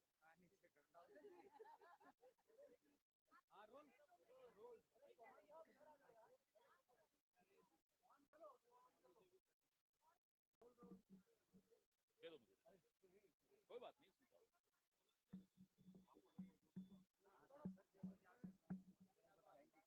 बोलिए। मैं तो अभी ट्रेंड्स ही नहीं देखे, आते ही तो आप लोगों से मिल लिया, तो अभी रुकिए, अभी तो ट्रेंड्स की शुरुआत है। इतने शुरुआती रुझानों में अभी कुछ टिप्पणी करना उचित नहीं होगा। 1-1.5 घंटे 2 घंटे में जब थोड़ी और स्थिति स्पष्ट होती है तब इस पर चर्चा करें, उचित रहेगा। सर तमिलनाडु में टीवीके जो है वो डीएमके गठबंधन 1-2 घंटे प्रतीक्षा कीजिए, थोड़ी स्थिति और स्पष्ट हो, फिर इस पर टिप्पणी करें, फिर चर्चा करें, उचित रहेगा। बंगाल का जो रुझान अभी आए हैं हर स्टेट के लिए अभी बहुत शुरुआती रुझान है। पोस्टल बैलेट्स के बाद शायद 1 राउंड हुआ होगा या 2 राउंड हुए होंगे, थोड़ा इंतजार कीजिए, फिर इस पर बात करते हैं। जहाँ हम लीड कर रहे हैं या जहाँ लीड नहीं कर रहे, सबके लिए स्थिति तो वही है कि ये शुरुआती रुझान है, थोड़ा इंतजार करना उचित है। केरल के अंदर आप लोगों को यूडीएफ को स्पष्ट बहुमत एक तरीके से मिल गया है, और जो आप लोग अभी किसी भी राज्य की बात करें, बहुत ही शुरुआती रुझान है, तो न मुंह मुरझाना चाहिए, न बहुत खिलखिलाना चाहिए, थोड़ी इंतजार करें और फिर जब स्थिति स्पष्ट हो फिर चर्चा करें। हमें पूरी उम्मीद है कि 5 राज्यों में कांग्रेस पार्टी और हमारे गठबंधन के साथी बहुत मजबूती से जीतेंगे। न एग्जिट पोल्स पे ज्यादा रुचि रहते हैं, न इंटरनल असेसमेंट तो इंटरनल होती है, उसको तो सार्वजनिक नहीं किया जाता, लेकिन पूरी उम्मीद है कि इस बार लोकतंत्र बहुत मजबूती से जीतने वाला है। Thank you. केरल में तो आपके लिए खुशी की खबर है, लेकिन बंगाल के अंदर इंडिया ब्लॉक के लिए खुशी की खबर नहीं दिखाई। अभी थोड़ा इंतजार करिए, बहुत ही शुरुआती है। तो आपने और मैंने कई चुनाव इकट्ठे हमने देखे हैं, कई नतीजों के दिन में हम लोगों ने लगातार बात की है। आप मुझसे बेहतर समझते हैं कि 11-12 बजे तक ही जाकर थोड़ा बहुत स्थिति स्पष्ट होनी शुरू होती है और फिर भी पलट जाती है, तो थोड़ा इंतजार करना उचित है। जैसे कई जगहों पे, जैसे पश्चिम बंगाल है, पश्चिम बंगाल के अंदर जो लीड आ रही है, पहले ही राउंड में अगर 3000-4000 का कैंडिडेट लीड ले लेता है, वो एक बड़ी बात है। हालांकि अभी मुझे लगता है कि इंतजार करना उचित रहेगा। उम्मीद क्या है आपको? लोकतंत्र जीतेगा। कांग्रेस पार्टी और इंडिया ब्लॉक, हम अपनी तरफ से पूरे आश्वस्त हैं कि कई राज्य जहां हम डायरेक्ट लड़ रहे हैं, जहां हमारी स्थिति मजबूत है, वहां हम जीतेंगे। असम की बात पूछूंगा आपसे। बहुत अच्छी तरह से लड़े चुनाव हमारे साथी, और वहां भी परिवर्तन की एक लहर है, इंतजार करिए। है आपका तो ये हमारे देख रहे हैं कि एक विशेष विधानसभा टीटाबोर विधानसभा में काउंटिंग बहुत स्लो जा रहा है, और वो बात हम अंदर अभी कह के आए हैं कि ऐसा क्यों है कि टीटाबोर विधानसभा में काउंटिंग स्लो है। तो अभी कोशिश कर रहे हैं कि वो उसको थोड़ा तत्पर लीड कर रहे थे, अभी पता चल रहा है कि थोड़ा ये तो हर राउंड में तो होता ही है कि एक राउंड ऊपर नीचे, ये तो स्वाभाविक है। जो अंतिम नतीजे हैं उस तक हम अबे सौरभ माइक का जा रहे भाई।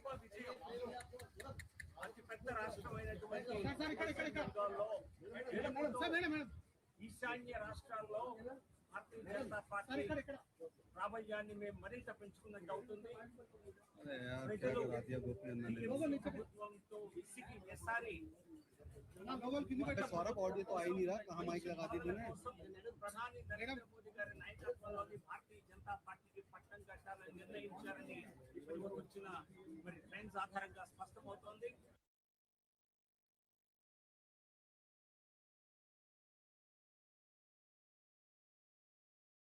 Read them out to you because at this point in time, situation in all states has become really interesting. There is a clear mandate emerging for BJP in West Bengal, in Assam, and in Tamil Nadu.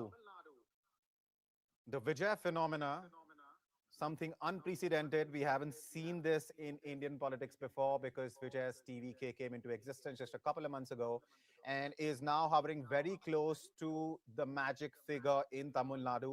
It is an assembly with 234 seats and the magic figure is 118. At this point in time, TVK is leading on 115 seats. Now, remember, at one point in time, about an hour or so ago, TVK's lead had jumped to 172 seats. And in an assembly of 234, for a debutant to get those kind of numbers is, of course, something unprecedented. We haven't heard and seen such a phenomena before. But as I was saying that, senior journalist Aarti Jarat pointed out that, of course, there's been MGR and there's been NTR. But what we're seeing in Tamil Nadu, regardless, is shocking for sure, because NDA in Tamil Nadu is leading on 57 seats. And DMK, which most of the exit polls were claiming will be comfortably able to form the government, except perhaps Access My India, which gave 100 seats to TVK. Nobody else was claiming that DMK would be in such a bad shape. At this point in time, DMK INC combined is leading on just 50 seats out of 234. It is TVK which is in the lead. It is leading on 116 seats. NDA is the second party. NDA is the second coalition. And of course, the key partner there being AIADMK of the BJP. Together, they are pulling in 57 seats. At least that's a number they're leading on at this point in time. Of course, the final results are still a few hours away. But in terms of a trend, there is a clear trend emerging in Tamil Nadu. 116, that's the number of seats which is leading on. Now, talking about Kerala quickly, 126 seats. We have numbers for out of 140. The magic figure for Kerala is 71. UDF is now leading on 80 seats. LDF is leading on 39. So UDF has maintained after a neck-to-neck fight in the initial hours, has now taken a clear lead of 41 seats over LDF. The majority mark, the mark to form the government in Kerala is 71, and UDF at this point in time is leading on 80. Talking about Assam, again, happy news for BJP and its supporters, because NDA is leading on 93 seats in Assam, and Assam is an assembly of just 126 seats in total. So out of that, BJP is leading on 93, comfortably ahead, miles ahead of the opposition. The Congress is leading on just 29 seats. AIUDF is leading on 2. Others are leading on 2. Talking about Puducherry, the lone UT, which went into elections in the month of April, along with West Bengal, Assam, Tamil Nadu, and Kerala. Out of 30 seats, on 27, we have the numbers, and NDA is leading on 25, DMK INC on 2. Now, viewers, the numbers that you're seeing and the numbers that I'm telling you on Hindustan Times and Live Mint might be slightly different from other channels and wherever else you're consuming and wherever else you're watching the election updates on. And that's because we're trying to give you the numbers we're sure about, the numbers that are verified, numbers that are confirmed. They might be a little slower, but those are verified numbers. At 12:30, clear leads have been established by BJP in West Bengal. It is leading on 179 seats. In Tamil Nadu by TVK, which is leading on 116 seats.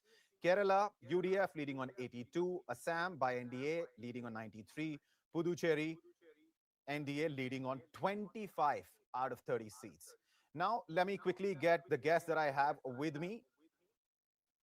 Come in. Ms. Gerard, can you hear me? Yes. So just I before this, we were discussing what's happening in Tamil Nadu.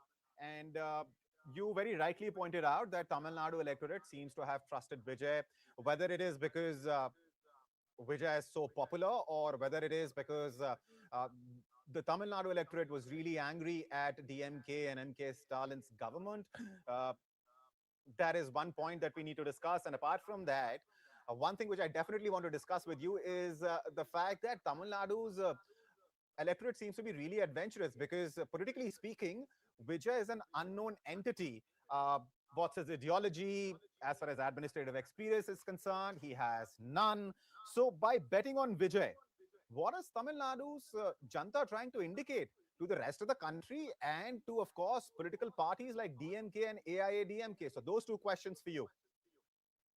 Well, I mean, I would see this as a kind of Gen Z revolution, very similar to what we saw in Nepal, where Gen Z put its faith in a rap singer who came out of nowhere, did not have any kind of political presence, party or anything, and yet swept the elections in Nepal. So I think, and Vijay concentrated on the youth. And as you know, the youth from the 18 to 35 age group forms a huge part of the electorate, definitely around 50% or maybe more of the electorate across the country. So Vijay concentrated on that. And young people are adventurous. They want change. They want something different. They want something new. Unlike older people who go for known figures, known faces, more steady, don't want to step out of the crease and, hit a six. Young people are ready to do that. And, I think it shows the impatience of the youth that, mind you, Tamil Nadu is a state that is doing well economically. It's amongst one of the big contributors to GST, GDP, income tax and everything. And, we do see a lot of migration from the north to places in Tamil Nadu, particularly Coimbatore, in search of jobs, because jobs in Tamil Nadu are available. But clearly for an impatient youth, that's not enough. They are so aspirational, they want more. And they're ready to take their chances with a new person who's talking a new language, a different language to the two established parties. And I think that's really what the Tamil Nadu results show. Right. Ms. Shankar, would you like to come in? Yeah, about Tamil Nadu. Yes. Yeah. Um, First of all, I want to remind you that N.T. Ramarao, when he came to power, he got 215 out of 294. So it is much more than what Vijay would get at the rate. So that's why that is one point I want to make. And second thing is that Vijay has been very popular among the youth and the women. The women vote is very big factor in Tamil Nadu also. In fact, Jayalalitha won because of the women, and then even Karunanidhi won because of the women. So that group has supported Vijay. The youth and the women together have given him so many votes. Uh, that is another thing. And the third thing, he should be congratulated for making the fans into voters. That's a very, very difficult thing for any leader to do. So therefore, normally, many people come to see film actors. So that's why his drawing crowd is not a very big thing. But at the same time, he was able to convert the fans into votes. That's how he has taken over. And Congress also wanted to combine with Vijay before the election. And one section of the Congress was suggesting to Rahul Gandhi that they should do that. But they discussed it on then on second thoughts they said that they'll go with the DMK only. And after that they demanded power sharing all that. So that part of it is over. And now Vijay has said he can join with ADMK.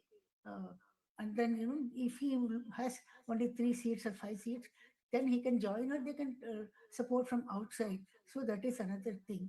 The women, he has not offered much to the women actually. Still, they have supported him. That's one big But some thing. of the issues And that he he has raised, not offered much free goodies also. When the other two parties were really going ahead with 5,000 rupees, 3,000 rupees, and all that, so many free bus ride and laptop, everything they had promised. I remember in one election, uh, last before one. I think one candidate in Tamil Nadu had promised a trip to the moon and then a robot in every house. So, I mean, this is wild promises which they make, and most of them they are not able to do it. But still, Tamil Nadu people know they know about the, you know, how to get the freebies. That is one thing which has been popularized by Jayalalitha also. MGR didn't give, he only gave 2 rupees a kg rice. That was right? all. Beyond that, he didn't give much. But Vishaka, then, let me come back to you. he was himself very, uh, he attracted people. Again, the same youth and women. That combination was a very, very valid thing. And now is the time when Vijay, how he will work with Modi, because Modi also offered him the deputy chief minister's seat. I mean, then he refused it. So now he will have to make up with Modi to get good things for Tamil Nadu, and then he also has to have some seasoned politicians to Vishaka, can guide you him. hear me? Let me circle back to Seasoned, you, ma'am. yeah, one sec. Can you hear? Can you hear me? Yes, yes, I can. Yeah. But let me circle back to you. I just wanted to get Ms. Jarrett's view also on the larger implications of what we are seeing. Because in Assam, we are talking about Congress being left far behind by NDA. In West Bengal, if the trend holds, BJP is going to be able to form the government with a very clear mandate from Bengal's electorate. If you're talking about Kerala, that is perhaps the only good news that the Congress can look forward to, because their UDF is clearly leading and far, far ahead of LDF. UDF is leading on 82 seats. And as far as Tamil Nadu is concerned, for the DMK Congress combined, there's not much there. So nationally, Ms. Jarat, what do you think this means for the opposition? Because now one of the charges on BJP always has been that, wherever BJP forms a government, the opposition finds itself in a worsening spot. And at this point in time, since Bengal is that one fort which BJP was trying to break into, and now if these numbers hold, will manage to, then what will be the future of opposition in the country? Very, very dark. In just 2 words. If you look at it, I mean, now we're talking on if these trends hold, I still am going to be cautious about Bengal. But if these trends hold, Yeah, you're absolutely. There looking is a at qualifier, two ma'am. major, yeah, we're looking at two major pillars of opposition politics being swept out of their states. One is MK Stalin in Tamil Nadu, and the other is Mamata Banerjee in West Bengal. These have been the two main pillars of anti-BJP politics I mean, apart from the Congress, of course, but they have certainly lent weight to the anti-BJP politics of opposition parties. They have been very outspoken, and it need and their inability to hold on to their states is a huge blow for the opposition, and it is certainly, I think, going to demoralize. What you're really seeing actually is that regional parties, although TVK is a regional party, but I mean, I really don't know where he got his funding from, but clearly the legacy regional parties that we call them, that is the DMK and Mamata Banerjee, you know, I mean, there is it seems to me that their emphasis on regional politics, on regional identity, on regional nationalism seems to be losing its appeal. And people seem to be buying into a larger vision of India, which may be partly Islamophobic, which may be partly, a development model that Narendra Modi has managed to successfully sell. So I think that there is a huge change taking place in India in the aspirations of people. And the scary part, of course, is the disappearance or the weakening of secular politics in this country, and the weakening of federal politics. Because again, both Mamata Banerjee and Stalin have been big spokespersons for federalism. But if we're seeing, a kind of Unitarian model slowly taking shape in India, then it is a big seismic change in federal politics, in regional politics, in the secular politics, and it's a very different kind of India we're looking at.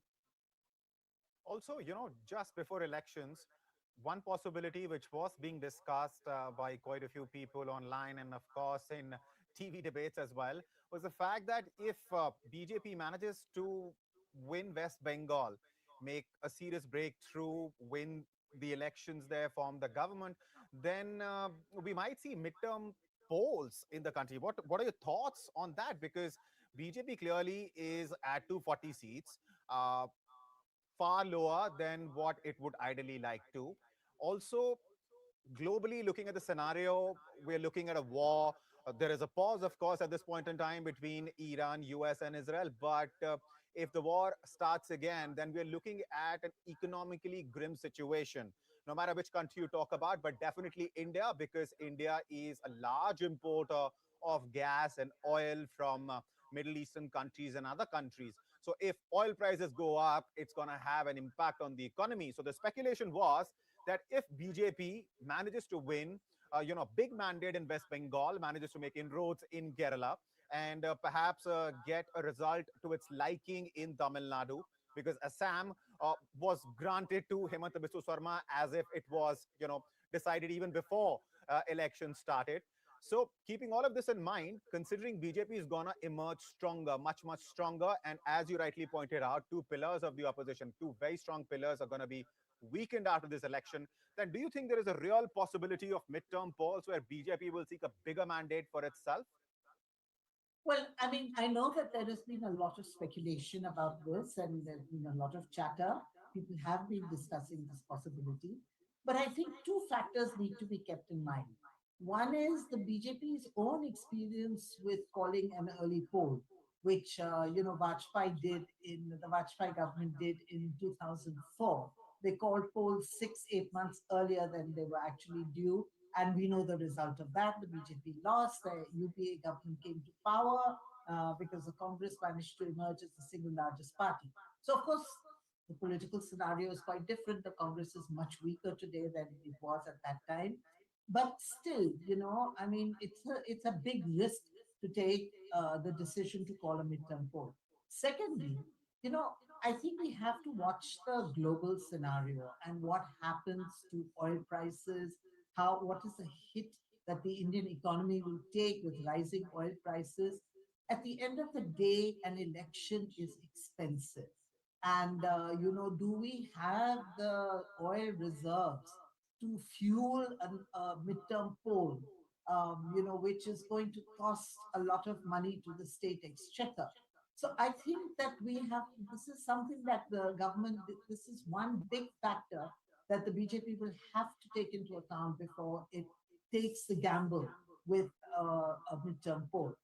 On the other hand, see, with two main pillars of the opposition, sort of crumbling now and, almost going, does the BJP really need to call a midterm poll? I mean, there are many ways in which it can just dominate in parliament. We recently saw the kind of exodus from Aam Aadmi Party in the Rajya Sabha, with 7 of Aam Aadmi Party MLAs merged with the BJP. Who knows what will happen with the TMC, TMC MPs as they see their party weakening in Bengal. Who knows what will happen with DMK MPs as they see their party let me interrupt you for a few seconds. We have a Mamata Banerjee bite coming in. Let's listen to what the sitting chief minister of West Bengal has to say about the kind of trends which are emerging. Let's listen in. সবাইকে নমস্কার জানিয়ে বলছি, please দয়া করে কেউ counting এজেন্টরা এবং প্রার্থী ক্যান্ডিডেটরা তারা ভোটিং এলাকা ছেড়ে আসবেন না। স্ট্রং রুমে যেখানে কাউন্টিং হচ্ছে, মানে সেন্টারে, সেখান ছেড়ে কেউ আসবেন না। এটা বিজেপির প্ল্যান। প্রথম 2-3 রাউন্ডে আমি কালকে থেকেই বলছি যে ওদেরগুলো আগে দেখাবে, আমাদেরগুলো পরে দেখাবে। এবং অনেক জায়গায় 2-3 রাউন্ড কাউন্টিং করার পরে প্রায় 100টা জায়গায় কাউন্টিং বন্ধ করে রেখে দিয়েছে। এবং কল্যাণীতে ধরা পড়েছে 7টা মেশিন যেখানে কোনো মিল নেই। এটা টোটাল ফোর্স, পুলিশ সেন্ট্রাল ফোর্সকে দিয়ে চারিদিকে তৃণমূল কংগ্রেসের উপর অত্যাচার করছে, অফিস ভাঙছে, জোর করে দখল করছে। এসআইআর নামে আপনারা দেখেছেন ভোট লুট করেছে যাতে যে সিটগুলো জিততে পারে। কিন্তু এখনো এমন 70টা সিট আছে, 100টা সিট আছে যেগুলো আমরা এগিয়ে আছি সেগুলো বলছে না। টোটালটাই মিথ্যে নিউজ খাওয়াচ্ছে। আগে ডিআইসিও এই খবরগুলো দিত, কিন্তু তাকে কালকে চেঞ্জ করে দেওয়া হয়েছে। টোটালটা ইলেকশন কমিশন নিজের ইচ্ছে মতো খেলছে এবং সাথে কেন্দ্রীয় বাহিনীকে নিয়ে। এবং আমাদের পুলিশরা টোটাল মাথা নত করে কেন্দ্রীয় বাহিনীর আন্ডারে কাজ করছে। সুতরাং আমি আমাদের কাউন্টিং এজেন্টদের, আমাদের সমস্ত পার্টির কর্মীদের বলবো, অত মন খারাপ করার কারণ নেই। আমি বলেছিলাম সূর্যাস্তের পরে আপনারা জিতবেন। 3 রাউন্ড 4 রাউন্ড কাউন্ট হলেও এটা 14 রাউন্ড থেকে 18 রাউন্ড কাউন্ট হয়, তখন আপনারা জিতবেন। Wait and see, watch. আমরা সবাই আপনাদের সাথে আছি, আপনারা কেউ ভয় পাবেন না, নিশ্চিন্তে থাকুন। আমরা বাঘের বাচ্চার মতো লড়াই করে যাবো।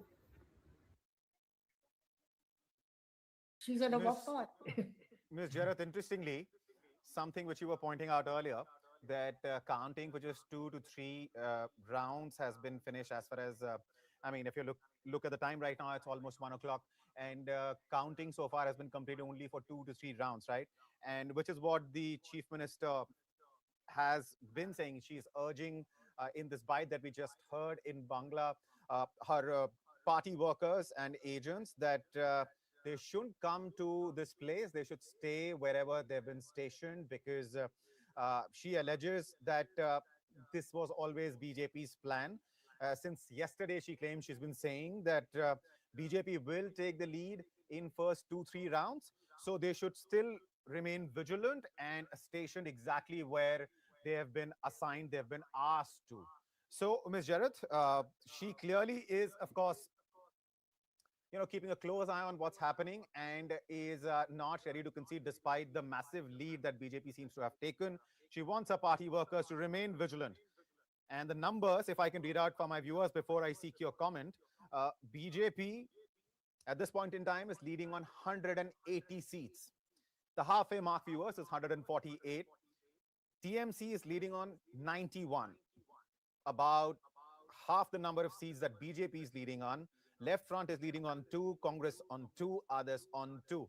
Ms. Jarath, over to you. So what you were saying, pretty much something along those lines, which Mamata Banerjee is also saying. She's urging her party workers that, listen, it's just 2 to 3 rounds, which are over now on most of the seats. So please remain vigilant. Well, the BJP may still win Bengal. I'm not ruling that out at all because, the BJP ran a very aggressive campaign, and not just an aggressive campaign, but they have been working on the ground for the last 2, 3 years together with the RSS to understand each constituency, map it, map the demographics, map the sort of the geography, see where their strongholds are, see where their weak places are. So the BJP has been working very, very hard for this victory. So they may still win. I'm only saying, because I have seen, how sometimes we jump the gun, and I remember one election very clearly, the 2015 election in Bihar, which ultimately the Mahagathbandhan of Nitish Kumar and Lalu Yadav won. But early trends were giving BJP a massive lead, and every TV channel was calling the elections in favor of the BJP, and ultimately it came out completely differently. So, it's just because of my experience, and maybe because I'm not like a Gen Z person, I'm much more, cautious. I would like to hold my horses on Bengal. I think only about 20 or less than 20% of the votes have been counted. So, I think there's still 80% votes left to be counted, and about 80 odd constituencies from the presidency area, which is Mamata Banerjee's stronghold. Those results are not being released yet. I'm sure the counting is going on, but the EC is not releasing the trends. So who knows, we may have a Bihar-like situation. On the other hand, these trends may just consolidate and the BJP may be headed for a massive victory. But I do believe that given Bengal's history and given the kind of massive turnout we saw this time, whichever party wins is going to get a solid mandate from the people of West Bengal. Yeah, and historically, that's been true in Bengal. Whichever party comes to power with a decisive mandate. Having said that, in the meantime, we have an in-house translation of what Mamata Banerjee just said ready, and it goes something like this. She is, of course, accusing the BJP of scamming counting, and she is claiming that BJP votes being shown first in counting and has called the process of counting biased. Ms. Shankar, would you like to come in, please?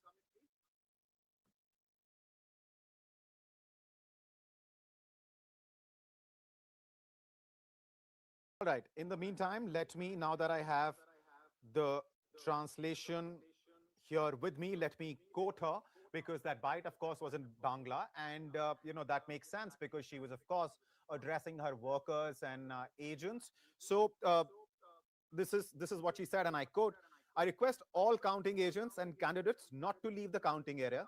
This is BJP's plan. Since yesterday, I've been saying that they will show the results first and hours later." By that, she's, of course, referring to TMC. "In the first 2 or 3 rounds, counting has been stopped after 2 or 3 rounds in about 100 locations," she has alleged, "and 7 machines were found in Kalyani where there was no match.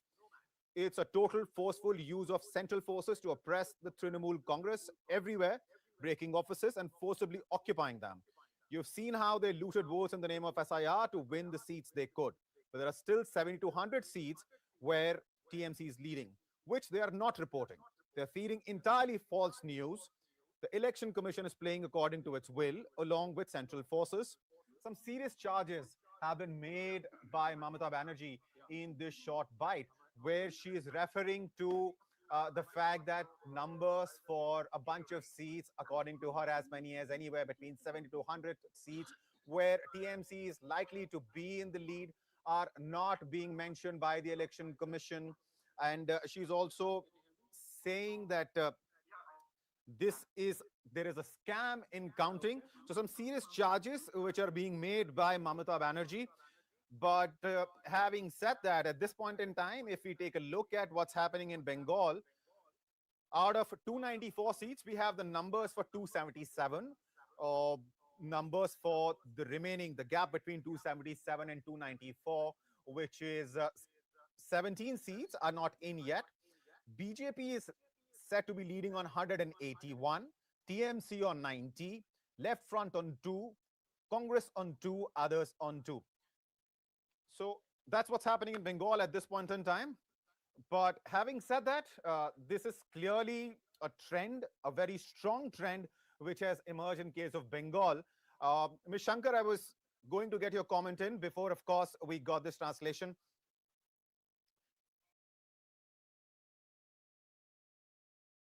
Ms. Singh, welcome.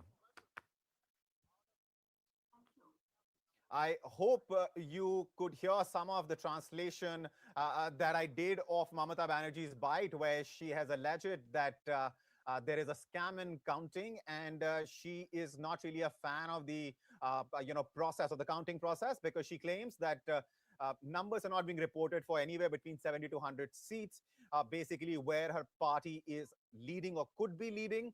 And she has urged in a bite in Bangla, because of course she was talking to party workers and agents, that they should remain where they've been stationed, because she further claimed that BJP's plan was exactly this, to show the lead in the first 2 to 3 rounds, and they wanted the TMC workers perhaps to be complacent. So she urged them to go back to their stations and not come there.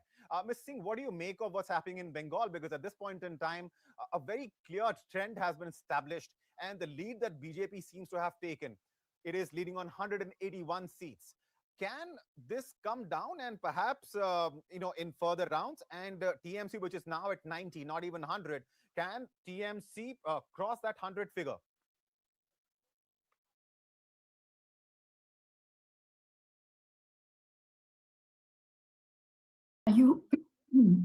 Are you asking me? Because I can't really hear very well. All right, let me repeat the question. Just if you can just raise the volume from your end, please. Thank you. Sure. I'm sure my PCR is listening and would do the needful. But let me repeat the question. The question was, what do you make of the kind of trend that we are seeing in West Bengal, especially in the light of the allegations that Mamata Banerjee has made as far as the counting process is concerned? Well, I think that these allegations don't seem to be something which one should take extremely seriously, although every allegation has, carries some weight in the eyes of the person making the allegation, the complaint.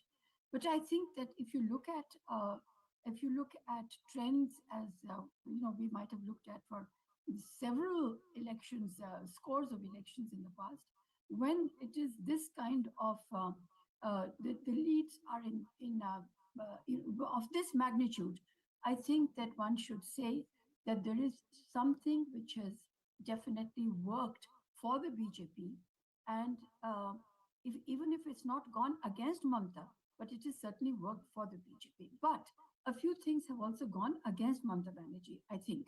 And one of them, what has worked for the BJP, let me start with that, is that there is definitely a Hindu consolidation, which I would say appears, in many parts of the country, except for South India. We'll come to that later. But Hindu consolidation, to a much lesser extent, the SIR exercise, and also with the anxiety that it bred, saying that if one is not seen with the forces that will come into power, one stands to lose a lot. And I think also that the BJP promised 3,000 rupees to women, and although Mamata Banerjee has a slew of welfare schemes, including the fact that she's given 1,500 rupees now, or before that 500 rupees per month to women, to crores of women for a very long time. But I think what's really happened is, and one should praise Mamata Banerjee for that she did not give that kind of money per month as a dole. It became a right, an adhikar of the people. So especially of the women. So park that on one side. So women are accustomed to getting the money. When a powerful party is promising 3,000 rupees, then it carries that much more credibility that the money will come into the account if it has been promised at election time. But I would say, please, also that has been an element of Joy Bangla against Jai Shri Ram.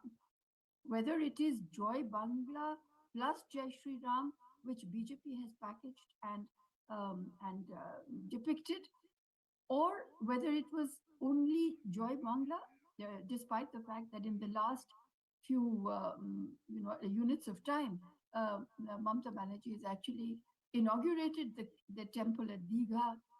She consecrated it. She has also inaugurated other temples. So was this a realization that you have a Hindu assertion which had been triggered off by a very targeted campaign by the BJP's, the people who are figuring out how they have won the past elections, whether whether this became evident to her too late is something that we can look at. But definitely, the answer to your question is that this seems to be now. I think that the dice is cast. One can see the colors and the writing on the wall, and also that Mamata Banerjee is saying, if I could hear her correctly, that this is the third or fourth round. But even though the rounds come from perhaps at least the EVMs come from contiguous booths. So it's possible that one area votes in a certain way. But I doubt that in that 150 village, it's about 150 to 200 villages. If it is that people will be extremely against each other, and one will vote for the BJP and the other will go to the TMC, I doubt it. I think that this is the result that I think the TMC should settle for and see, if analyze first what happened.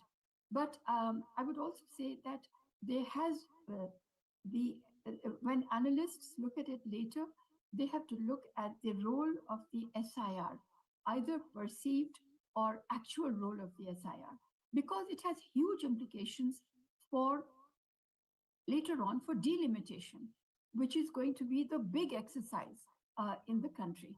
And we cannot lose sight of it. We, meaning people whom you call analysts, cannot lose sight of it only because one election, Mamata Banerjee is talking about SIR playing a hugely, let's say, a biased role against the TMC. Right. I think on the whole, one should look at SIR very dispassionately. One should ask for the correct instruments of analysis for delimitation. If you look at Assam, there's been, when you look at some constituencies which are, they say, with preponderance of Muslim votes, you do see, an arc going across maybe 5 districts with little pockets of one assembly segment across 5. I'm not saying that this is rampant, but one should stop this tendency in its tracks if it is happening. So on the whole, let me come back to you, Ms. Singh. West Bengal and Tamil Nadu. Let me come back to you, ma'am. Huge implications for national politics. I also have Mr. R.K. Upadhyay joining us.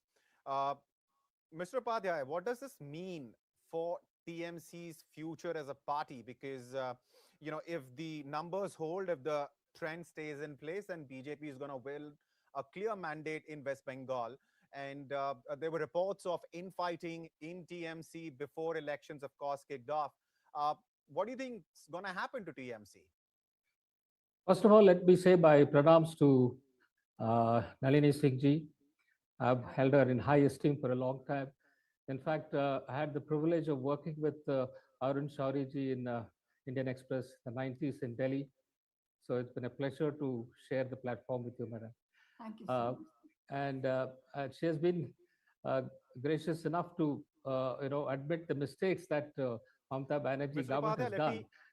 Let me briefly interrupt you. There are visuals coming in from Asansol of Lathi charge being carried out by the forces. We will, of course, provide you the context as well. But let's first switch to the visuals. And this is, of course, coming in from Asansol, as I said earlier. And remember, viewers, Bengal has a history of, electoral violence, especially post-poll violence. Last time around in 2021, we saw that 300 incidents of violence were reported, 58 deaths. And these elections have been very different from earlier elections in West Bengal, because so far, not violence of the kind that we've seen before in West Bengal has been reported. But these are the first visuals coming in of as the counting goes on across West Bengal. These are the visuals of the lathi charge carried out by the forces, of course, against lumpen elements. Mr. Upadhyay, while the visuals play on, of course, you can please resume and finish your point. You were mentioning about, Mamata Banerjee's reaction to what's results that are coming out. I mean, it's on expected lines. She's given to hysteria, which soon turns to paranoia. And probably she's definitely not liking the results that are coming in. But, the kind of huge lead that the BJP has established, she should realize that the writing is very much on the wall, and she should get prepared herself to face the consequences of her misrule for 3 consecutive terms. And I think what has finally broken the camel's back is the kind of maladministration that she's given, and then the bringing in Bangladeshis in hordes, turning them into vote banks. So this is something which has gone against her. Madam was talking about how Hindu consolidation has happened, and I'm sure it has reached a stage where the Hindus feel threatened in West Bengal.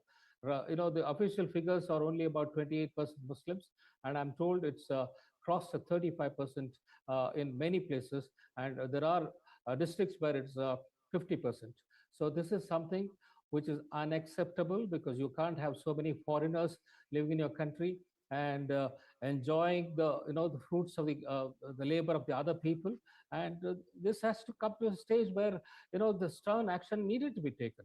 That is where I think the BJP has made a big issue of this, and it has resonated with the people. And I hope the timely action will be taken by the next government which comes in. Talking about the TMC, I'm sure they will realize that this is an election that they've lost.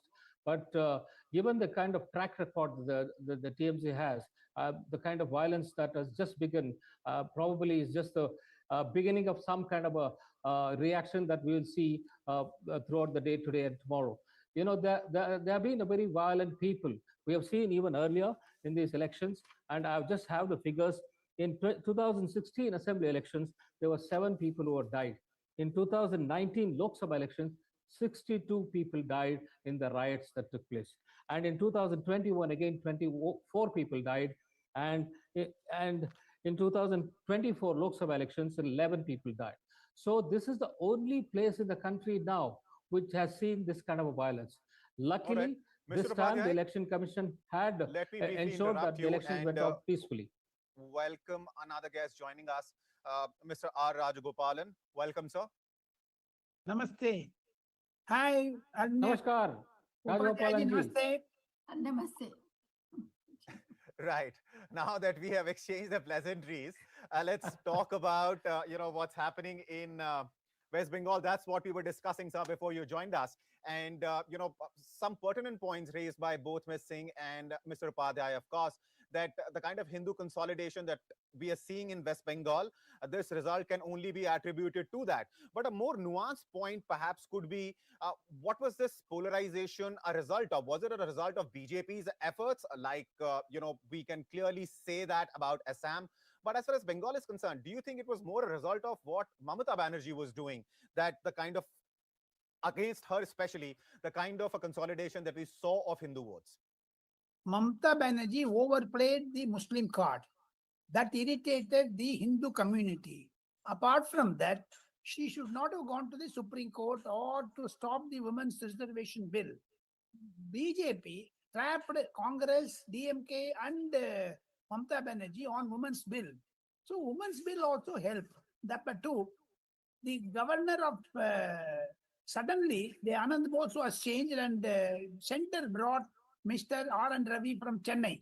That also added because Mr. R.N. Ravi knows the Bengal, very intensively, very well. Therefore, he also directed the central forces. My information is Mamata Banerjee unleashed her members of parliament, especially the Sagarika Ghosh and Derek O'Brien and others, in a very bad light on Prime Minister. That also gave a negative point and sympathy for Prime Minister, etc. Second, Prime Minister's concentration on West Bengal and Amit Shah's persistent stay in West Bengal also helped. Suvendu Adhikari did give a leadership. Apart from that, I tell you, the sudden announcement of Dinesh Trivedi as ambassador of Bangladesh in Indian High Commissioner of Bangladesh also added a few votes for BJP. BJP never wanted to leave anything to chance. My simple understanding of Bengal politics is very, very simple. Mamata Banerjee, their arrogance has been smashed by the voters. If you ask me Tamil Nadu, I can answer, and then I will leave for under the channel. Please. Tamil Nadu, as you asked me very interestingly, Nalini and Ramakrishna Upadhyaya may know very well, Stalin was not interested in keeping Congress because Stalin thought TVK will go with Congress and Congress will go with TVK. Therefore, he expressed his desire, let the Congress go. But suddenly, Sonia Gandhi intervened and gone against her son Rahul Gandhi to forge an alliance with DMK. That is the root cause. And second thing, non-appearance of Rahul Gandhi with MK Stalin in public meetings also sent a signal that Rahul Gandhi was with Vijay. Now, things are very different. MK Adagiri, the brother of Stalin, told me, who was union minister under Manmohan Singh's government, he told me that the anti-incumbency is due to drug menace, illicit liquor, universities like R.J. Carr in Anna University also, rapes repeatedly taking place. R.N. Ravi, when the governor of Tamil Nadu was to address the state assembly, 22,000 murders have taken place last year. 6,500 women have become widow because of arak and drug. So these are all negative facts. Added to that, Udayanidhi Stalin irresponsible remark on Sanathan that also had an echo effect on Tamil Nadu politics. BJP might not have won more than 3 or 4 seats, but still that Hindutva has entered in 2031, it will definitely boomerang on, even on Vijay. Now Vijay is a Arvind Kejriwal type, or for that matter, VP Singh type of prime minister, because he has to take left and right together. What will Vijay do? We do not know. He is running short of 8 or 9 members. Governor will definitely call Vijay as a chief minister. Will ADMK go with Vijay, or ADMK, DMK will join against Vijay? We draw certain permutation combination. We wait for 1 or 2 more days. And today I expect Prime Minister Narendra Modi at 6 o'clock at the BJP office, when he addresses the BJP Karyakartas, he will also throw some light on Tamil Nadu. All right. Interesting, because what we're seeing in Tamil Nadu, I was talking to Dayanidhi Maran the other day, and he was very dismissive of TVK. In fact, he said movie stars, they do have fan following, but that doesn't mean it will necessarily translate into vote. And his argument was that AIADMK and DMK, being political parties, have the ecosystem, have the infrastructure, and the support that they generate through their policies and promises can be translated into votes because they have that mechanism. Vijay, on the other hand, is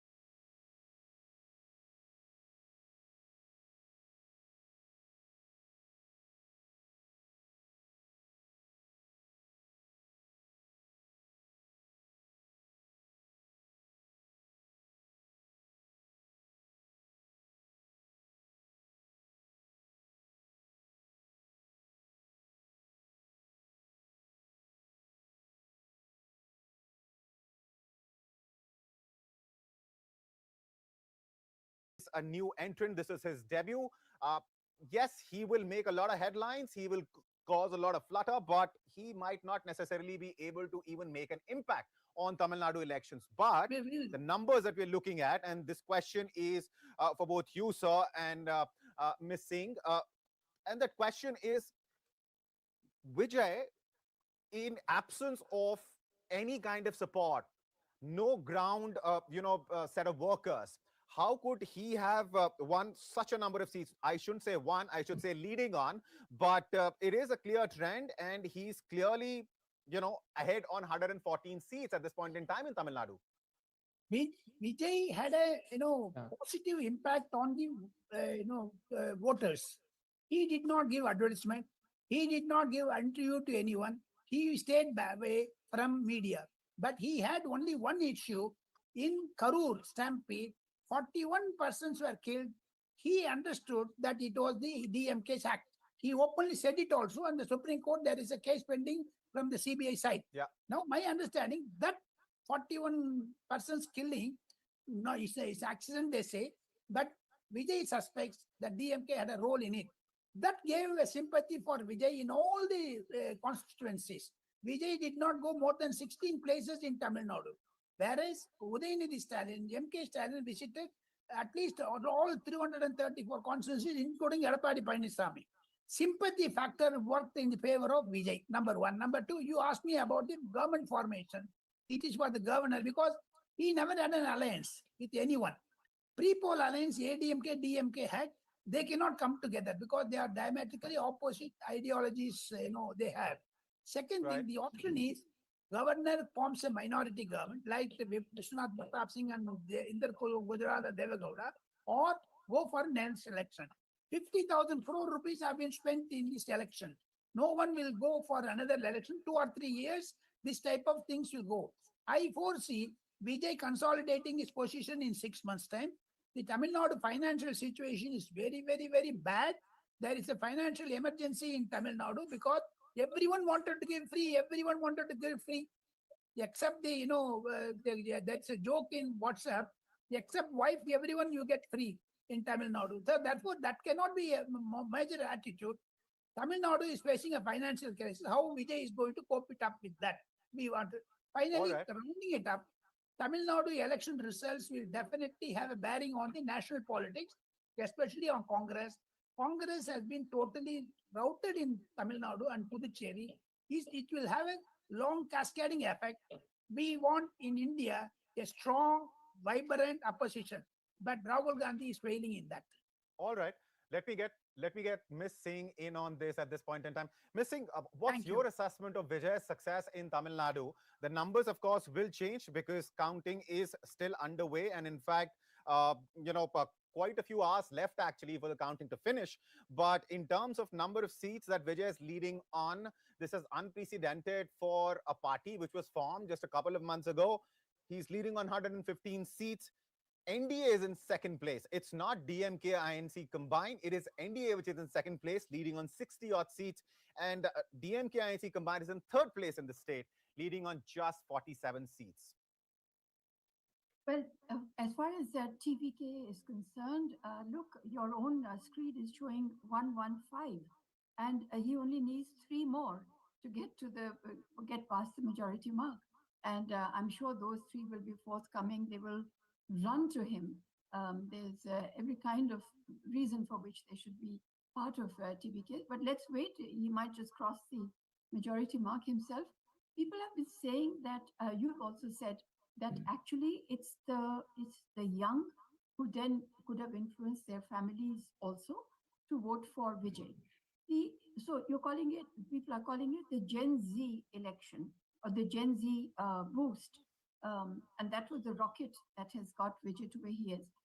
My experiences, and this is just 2 months ago, in Nepal, we had Balen Shah, who is a rapper and who has, I think, won either 3/4 majority or certainly 2/3. And just 2 months later, he's facing rebellion amongst the people because he's saying he's doing what he said he would do, and which is taking very strict action. So very strict action, but according to what he had said he would do. So I would say there is a volatility in the way Vijay has come up. And that is something that should make him pause. But what should also make the so-called Dravidian parties pause is that Vijay not only seems to have taken the minority vote, being a Christian himself, and I think the Muslims have also done their calculation, probably voted for TVK. But what is interesting is that he has taken the Dalit vote, apparently, or a large proportion of it. So the Gounder vote, if it has gone to Vijay, to TVK, then I think this should actually be something which should be watched by all parties, whether national parties or regional parties, that the Dalit vote can actually, decamp. I'm using a rather rude word, but they can actually migrate to a newcomer, which is by itself a huge thing. I think just mixing or taking from away also from this and going to West Bengal for a second, it appears to me that only scheme dependence doesn't work for a party. That when you are, I think that when you look at the numbers of schemes of Mamata Banerjee, they are really extraordinary, and yet these schemes did not work. Either that she was able to inject aspiration, and so the people really want more, as Nitya Chaudhary has said on another channel, they'll mange more. But I would say that apart from that, that it is the fact that you have schemes means that you are a bhatta jivi, that you are living on doles, and I think that for all the five assemblies that have gone to the polls today, the winners have to know that the main issue is jobs. If they are not able to provide jobs, 5 years from now, you will have guests over here who will say, well, this is what's really happened. That they tried to have doles, and against, look at the finances of all the state governments. Just go down. Who is doing really well in their finances? They have revenue deficits, which is the most dangerous deficit to have. However, to go back to this, so schemes will not work. But what we will have to analyze a lot later is, I think that there is some question on the SIR, and even though in constituencies where the SIR deletions have been the highest in West Bengal, or amongst the highest, I think the BJP is not doing that well. So that should teach us that maybe we are just joining some sort of megaphone and saying SIR was bad. But I think the way it has been done, the dissatisfaction, the anxieties that it has generated amongst ordinary voters, that must be looked at carefully. We as citizens must demand that the SIR is something where the Election Commission discharges itself in a manner where everybody says, well done. But at the moment, people are not saying well done. Not everybody is saying well done to the EC. That also seems to have split as per the ruling party and the opposition. But coming to the fact of the opposition, I would say that we should really be concerned about what's happening. This is going to be an opposition mukt Bharat, an opposition-free India. And it's just the southern states which are kind of holding out. And they're also, although this is controversial, but I would say that the minorities, where the minorities are, they can provide a ballast to the total number of voters, they are not letting the BJP slip through. As I said, the Christians and the Muslims in Tamil Nadu, if you look at the Christians and Muslims in Kerala, you might just get some sort of a subterranean message that the minorities are giving again by these assembly elections, that we do not feel happy voting for the dominant ruling party of the country, which is the BJP or the BJP alliances. So I would say that once in our country, once you are branded an anti-Hindu party, it's very difficult for that party to win big. We should, Okay. we Okay. should just accept that. And therefore, my question to people like you, people like your esteemed guests is, how does secular politics survive in our country if this is what's going to happen? All right. Mr. Upadhyay, thank you for being so patient. The No, I wanted question to for you, comment on and of course, I want to Vijay's discuss victory. You know, there's no the point. TVK and Vijay phenomena with you as well.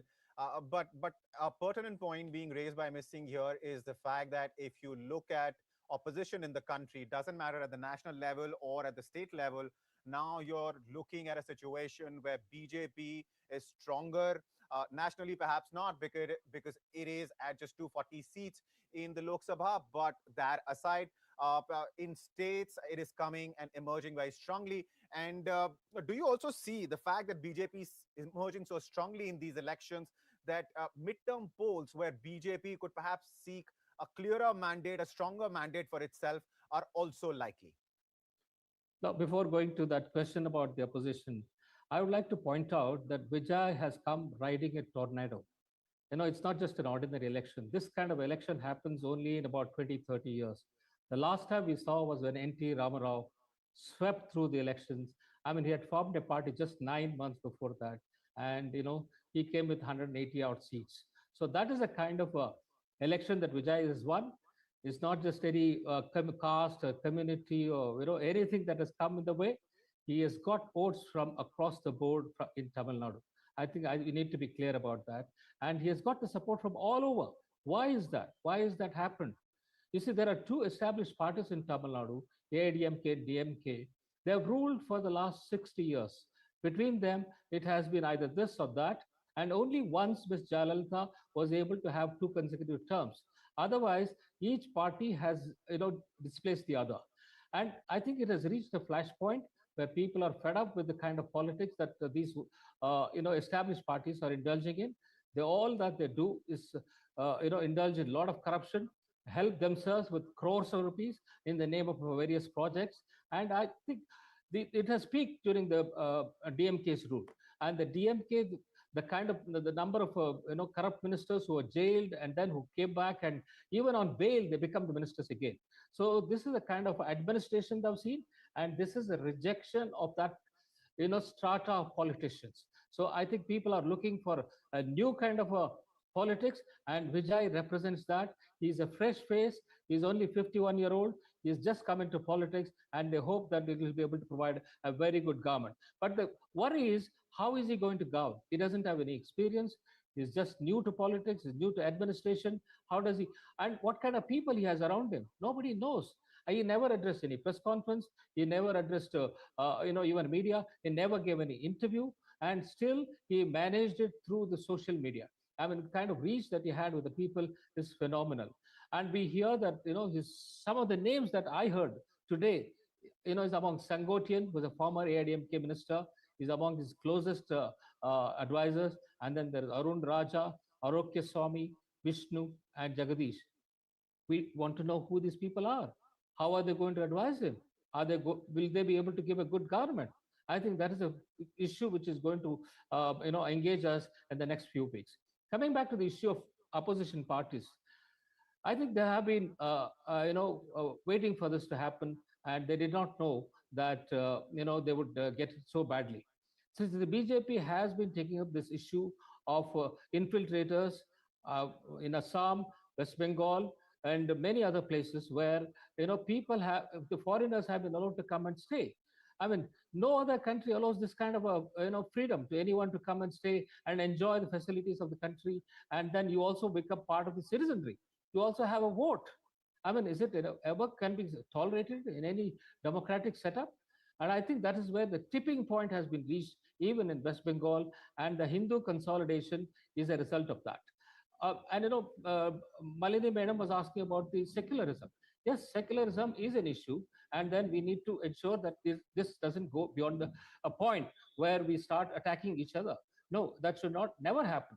But the point is, can you allow this kind of a administration where you allow the foreigners to come and settle down, and then you think that, you know, nothing is going to happen? So this is a realization that should come in, and let us hope that the West Bengal government now will take up the cleanup job but do it in a very humane manner. You need to do it in a humane manner. We have to convince the Bangladesh government to take back the citizens. So there is no way that you can allow so many crores of people being part of our country illegally, being here in this country. And the opposition parties have to realize that they have been playing the wrong kind of politics.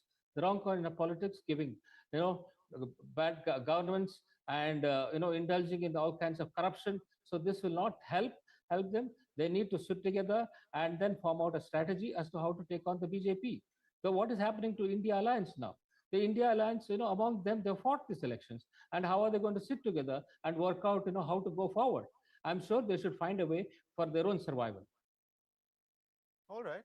Ms. Singh, Mr. Upadhyay raised a very interesting point there, that India should start a dialogue with Bangladesh and discuss the situation of illegal immigrants. But that's easier said than done, right? Absolutely. It's not going to be easy. And Hemanta Biswas himself has said in the last 2 years, he has been able to send back 1,024 people. So you realize the difficulty of that situation, because it's not easy. You have to convince that, because we don't have any kind of a treaty. But then we have to find a way out as to how we go about doing it. All right. I don't know whether what do you think about Madam has a solution. Well, Upadhyayji and Anchor Abhishek, is it? Yes. I would say to you, please look at it a little bit like this, that the SIR's axe fell the deepest, it cut the deepest in Murshidabad.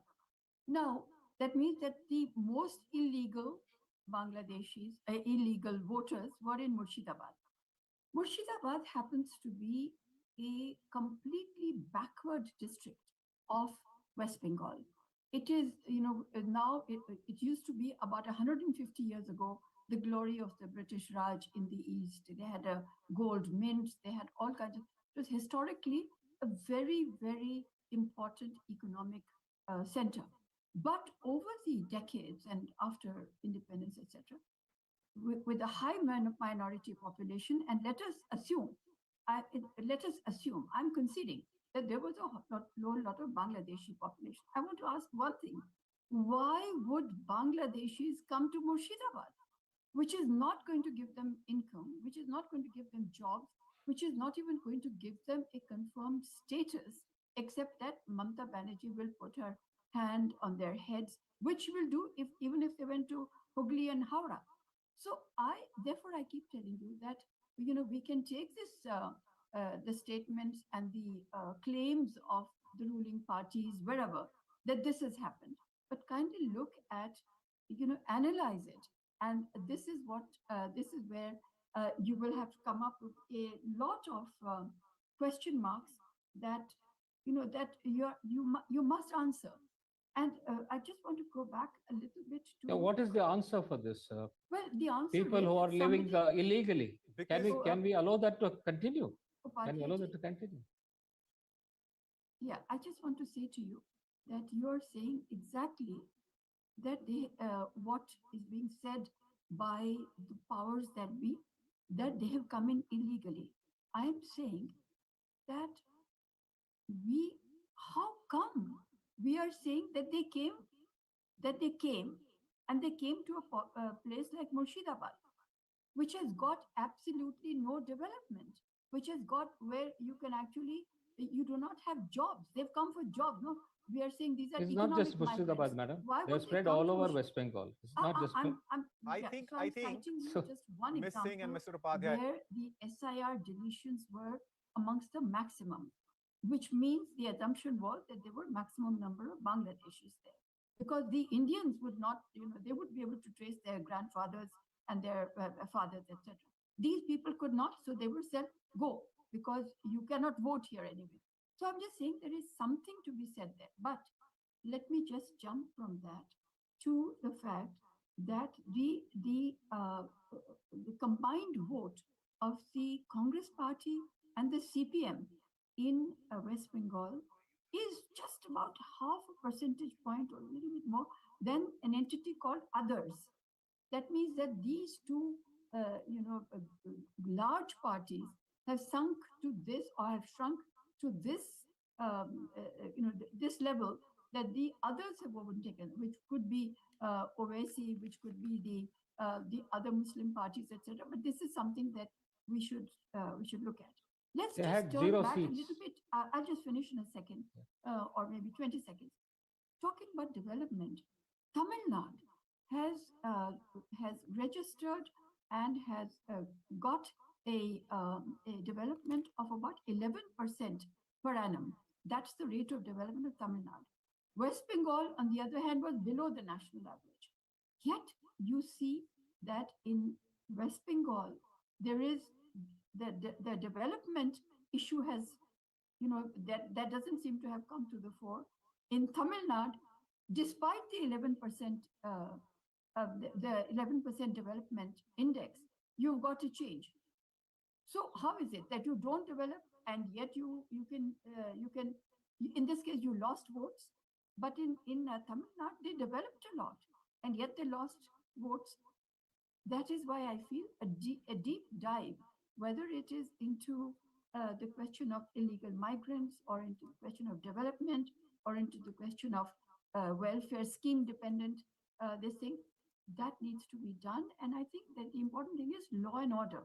And here, if one party, for instance, the TMC so-called goons, in inverted commas, were helping other people who would be inclined to vote for the TMC and not the others, then this is a sure prescription for losing the elections. So law and order and public-facing behavior seems to have also been done TMC in. Yeah. All right. See, as far as the status of illegal immigrants in West Bengal is concerned, or elsewhere in the country, I think there is a due process that needs to be followed. People need to be rightly identified, because at the end of the day, we're talking about people and people's lives and what it's going to do to society at large. So that's a larger question, a broader question, a question that can be addressed later. At this point in time today, what we're talking about, of course, is what's happening in various states, the 4 states which went into elections, and of course, the lone UT Puducherry. And for the benefit of our viewers at this point in time, let me just share the latest numbers state-wise. West Bengal, out of 294 seats, numbers are in for 280. BJP is leading on 189 seats. Out of those 280, TMC is leading on 86 seats. Congress is leading on 2. Left Front is leading on 2. Others are leading on 1. Looking at Tamil Nadu, out of 234, there are numbers for 227 with us at this point in time. TVK is leading on 118. Viewers, remember the magic number for Tamil Nadu to form the government is 118, and that's exactly the number of seats TVK is leading on. Earlier, a few hours ago, TVK was in fact leading on more than 170 odd seats. Its lead since then has come down. But what's also happening and what is also worth noting is the fact that NDA seems to be gaining in strength. It is not DMK and Congress alliance which is in the second position, as perhaps a lot of people were saying when the exit polls came in, and after that, it is in fact NDA with 57 seats. Others are leading on 5. That's the situation in Tamil Nadu. A newbie, a debutant coming in and taking the whole state by storm. We are, of course, talking about movie star Vijay and his party TVK. Now, moving to Kerala. In the morning, it was neck to neck between UDF and LDF. Now, the picture is pretty clear, quite clear. And if this trend holds, then by a thumping majority, UDF will form the government, which will also be in alignment with what has historically happened in Kerala, that government, the power swings like a pendulum between these two factions, UDF and LDF. LDF is leading on just 31 seats compared to 97 seats that UDF is leading on. And in fact, 3 seats have been declared in favor of UDF. So UDF has won on 3 seats. LDF has won on 1 seat in Kerala. As far as Assam is concerned, NDA is leading on 96 seats. Hemanta Biswa Sarma, who jumped from Congress, of course, because of his grievances against the leadership, local leadership, and then, of course, his grievances were not heard by the central leadership. As a consequence, he jumped the ship. Has been leading BJP in Assam for 2 terms now, and he, it seems, will get another decisive mandate from the electorate of Assam. NDA is leading on 96 seats in Assam. Congress is leading on 27, AIUDF on 2, others on 1. Talking about Puducherry, NDA is leading on 15 seats, 8 seats. It has already been declared a winner on, which means for the halfway mark, it just needs to win 8 more seats because Puducherry has 30 seats in total, so the victory mark is 16. NDA has been declared a winner on 8 already. DMK and INC combined in Puducherry are at just 2 seats. That is that they've been declared a winner on 2 seats. They're leading on just 1 more. And others are leading on 2 and have been declared winners on 1. Now, remember, the reason results are out as far as Puducherry are concerned on as many as 11 seats, which is 1/3 of the total, is because Puducherry has far fewer number of voters when compared to big states like Assam, West Bengal, Tamil Nadu, and Kerala. And as a consequence, the results have started coming in, and NDA has been declared a winner on 8. It needs just 8 more, and it is already leading on 15. So it seems Puducherry will very comfortably go to NDA. And then DMK and INC have 1-2, leading on 1. Talking about West Bengal, no winners declared so far. Mamata Banerjee, just about 45 minutes ago, came out, urged her workers to stay vigilant, to stay where they've been stationed, because she alleged that it was always BJP's plan to, prop up its numbers and talk about its numbers and talk about its leads. She has called the counting process a scam, has also accused the Election Commission. But despite all that, the numbers are speaking loud and clear. And at this point in time, I am talking about 48 minutes past 1. And at this point in time, BJP is leading on 187 seats. Viewers, Bengal has 294 seats. And TMC is leading on just 88 seats in West Bengal. Something went terribly, terribly wrong for Mamata Banerjee and her politics. We've had experts here from morning tell us about what those multiple things could be. Just a few minutes ago, Nalini Singh, senior journalist, and Arkit Upadhyay were talking about, of course, this mandate that BJP seems all set to get. And of course, the role perhaps played by the angst that the Hindu voter of West Bengal had against the policies of Mamata Banerjee's government. Congress in West Bengal is leading on just 2 seats. So that is the situation at this point in time, viewers. And as far as the latest numbers are concerned, I just shared those with you. Now let me go back to the guest that I have with me. Ms. Singh, what we were talking about West Bengal, it is almost been 45 minutes since we've been discussing, since we've been talking. BJP's lead is solid. It is continuing to hover around the 188 plus mark, 185 plus mark, in fact. And what Mamata Banerjee said, being a fighter, being somebody who fought against, of course, left in West Bengal, built a party from scratch. It is rather logical to see her fight till the very last minute, but it is very clear what is likely to happen in Bengal now. Absolutely, I agree with you entirely. That with this kind of these kinds of numbers showing now, maybe after 5 rounds, 6 rounds, I'm not sure how many rounds we have, but I think that this is something which is, if you can extrapolate this, I think just on the margins there may be a little bit up and down. But this is what it is. And Mamata Banerjee, of course, she's a fighter. So, she will stay up to the end with her own observations, which of course she has a right to. But I would say that I would request you to please wrap up your response in 30 seconds if you could. There are some updates coming in. I'd like to jump to that. Yeah, so I just want to say the more important thing for me is that 2024 national elections were an aberration for BJP. From what you see, one should absolutely now understand that the BJP actually is the dominant party, and it is not it's not a party which fell below the simple majority in 2024. That was an aberration. This is what I'd like to say at the end. All right. I'm joined by senior journalist Prakash M. Swami. Thank you so much for taking out the time, sir, and talking to us. Thank you. All right. The floor is yours. Do let us know, what do you make of these numbers? Because a clear trend has been established in every single state. The winner, the parties which are leading, for example, in West Bengal, Tamil Nadu, Kerala, Assam, and Puducherry, have managed to get a very clear and clean lead ahead of the competition.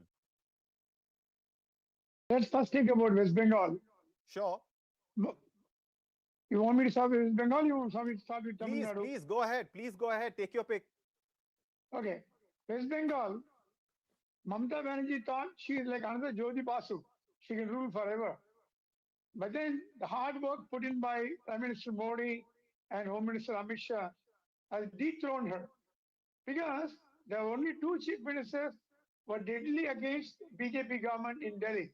One is Mamata Banerjee, the second is MK Stalin of Tamil Nadu.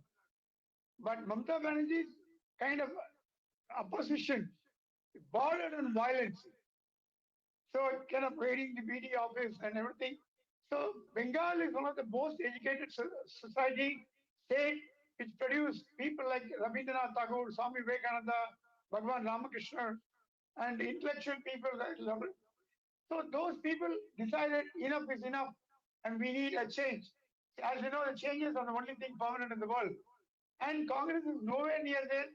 And communists which ruled that state for about 40, 50 years have been decimated totally. So the only option for the people of Bengal is to choose a government which will be aligned with the government in the center. So they chose the BJP. And BJP effort didn't come through just like that. It's not a luck. The hard work put in by Prime Minister and Home Minister ensured the victory in West Bengal. Coming to Tamil Nadu, a tsunami has taken place in Tamil Nadu. I'm from Tamil Nadu. I'm talking from Chennai. After 1967, after the Congress lost the elections to the DMK, it was always ruled by ADMK and DMK and DMK and ADMK for the past 60 years.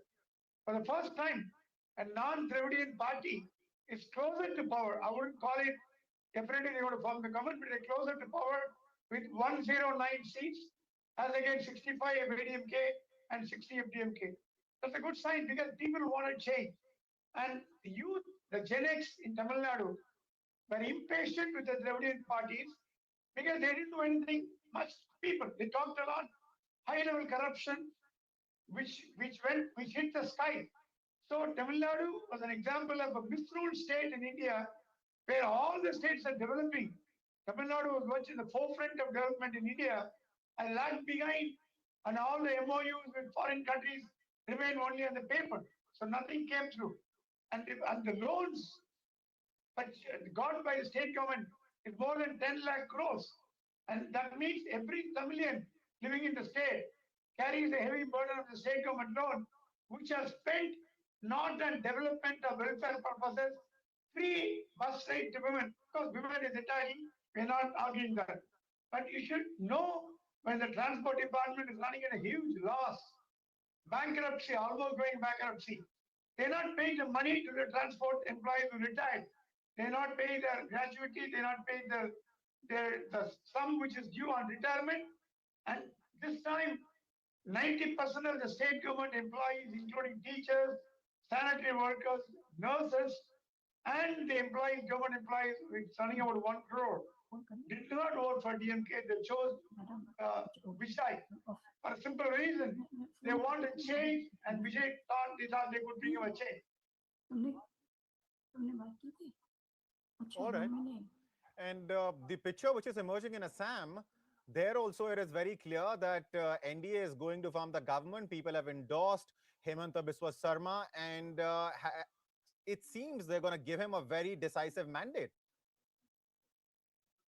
In Assam is the most expected state for BJP, cakewalk state with Assam. And compared to West Bengal, there was not much of a challenge in Assam. But in Kerala, Congress regaining power, because Congress is powerful only in a couple of states in India. And one of them is Kerala. maybe probably Maharashtra may be there, and Telangana, Andhra Pradesh. South 3 and not maybe North India 1.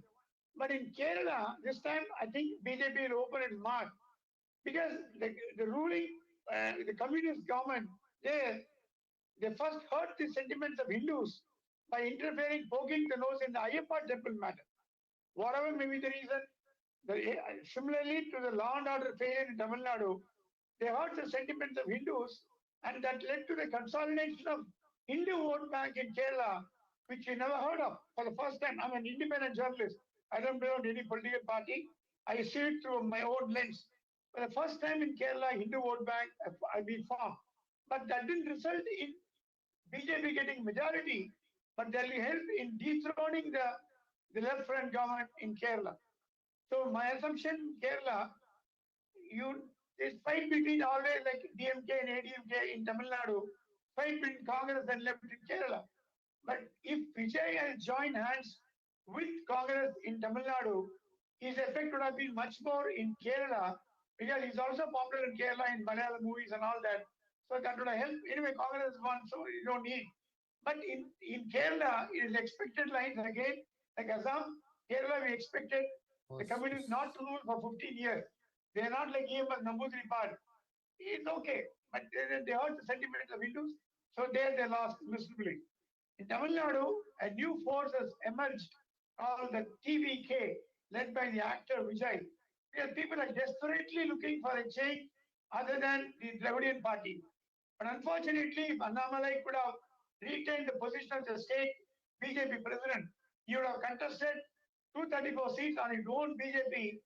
And remember, he is the guy who took the percentage of BJP from Nota to 18% of NDA in the last parliament election. This time he has again come back to Nota, and BJP lost a golden opportunity. All the important leaders, like former governor, the union minister, L. Murugan, they are on the verge of defeat, which is a very unfortunate situation. However much Annamalai tried to improve the BJP, they are pulling legs because of the internal struggle in just BJP as we are is going talking, very high. Just as we're talking and you were talking about Vijay, once again, TVK has crossed the halfway mark. It is on the other side of 120. It's now leading on 122 seats. So, Vijay indeed could be in a position because now, of course, we're talking about a few rounds earlier in the morning, leading on 170 seats might not have meant much. But so later in the day, it clearly indicates that his lead is solid. And if this trend holds, he'll be able to form the government perhaps on his own, all by himself. Having said that, there are some key reactions lined up, viewers, for you. Listen in. For the big day, so it's a huge victory for Tamilaga Vettri Kazhagam and your son Vijay Talapati. How do you see this victory for your trouble in this? It's a good thing for Tamil Nadu and Tamil Nadu people, Tamil peoples. Definitely, I think is a historical success, historical victory for Vijay. We saw your celebration along with your family members. Madam was also.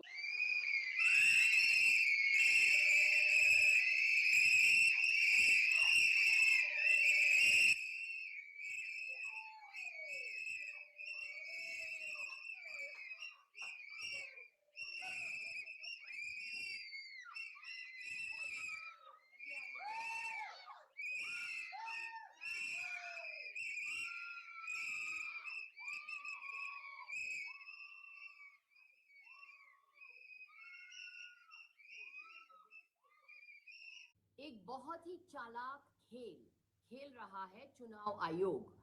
Bengal Vidhan Sabha election में अभी भी 70 seat है जिनके result चुनाव आयोग ने upload नहीं किया है। चुनाव आयोग ने 70 सीट के रिजल्ट अभी भी अपलोड नहीं किए हैं और जो अपडेटेड राउंड्स होते हैं उनको अपलोड नहीं कर रहा है चुनाव आयोग। जैसे आपको मालूम है कि काउंटिंग राउंड्स में होते हैं और जो अपडेटेड राउंड्स के रिजल्ट है ये चुनाव आयोग अपलोड नहीं कर रहा है। ये चालाकी है, षड्यंत्र है, ये बीजेपी के लिए माहौल बनाने की कोशिश है। क्योंकि ऐसा क्यों है कि अभी भी 70 सीट में अभी भी रिजल्ट क्यों नहीं अपलोड किए हैं चुनाव आयोग?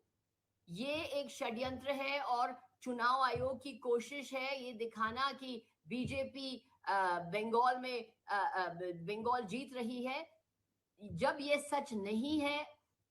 सच तो ये है कि ममता बनर्जी चौथी बार बंगाल की मुख्यमंत्री बनेगी और बीजेपी की हार निश्चित है। प्रश्न ये है कि अभी भी 70 सीट में जो रिजल्ट है ये अभी भी अपलोड क्यों नहीं किए हैं चुनाव आयोग?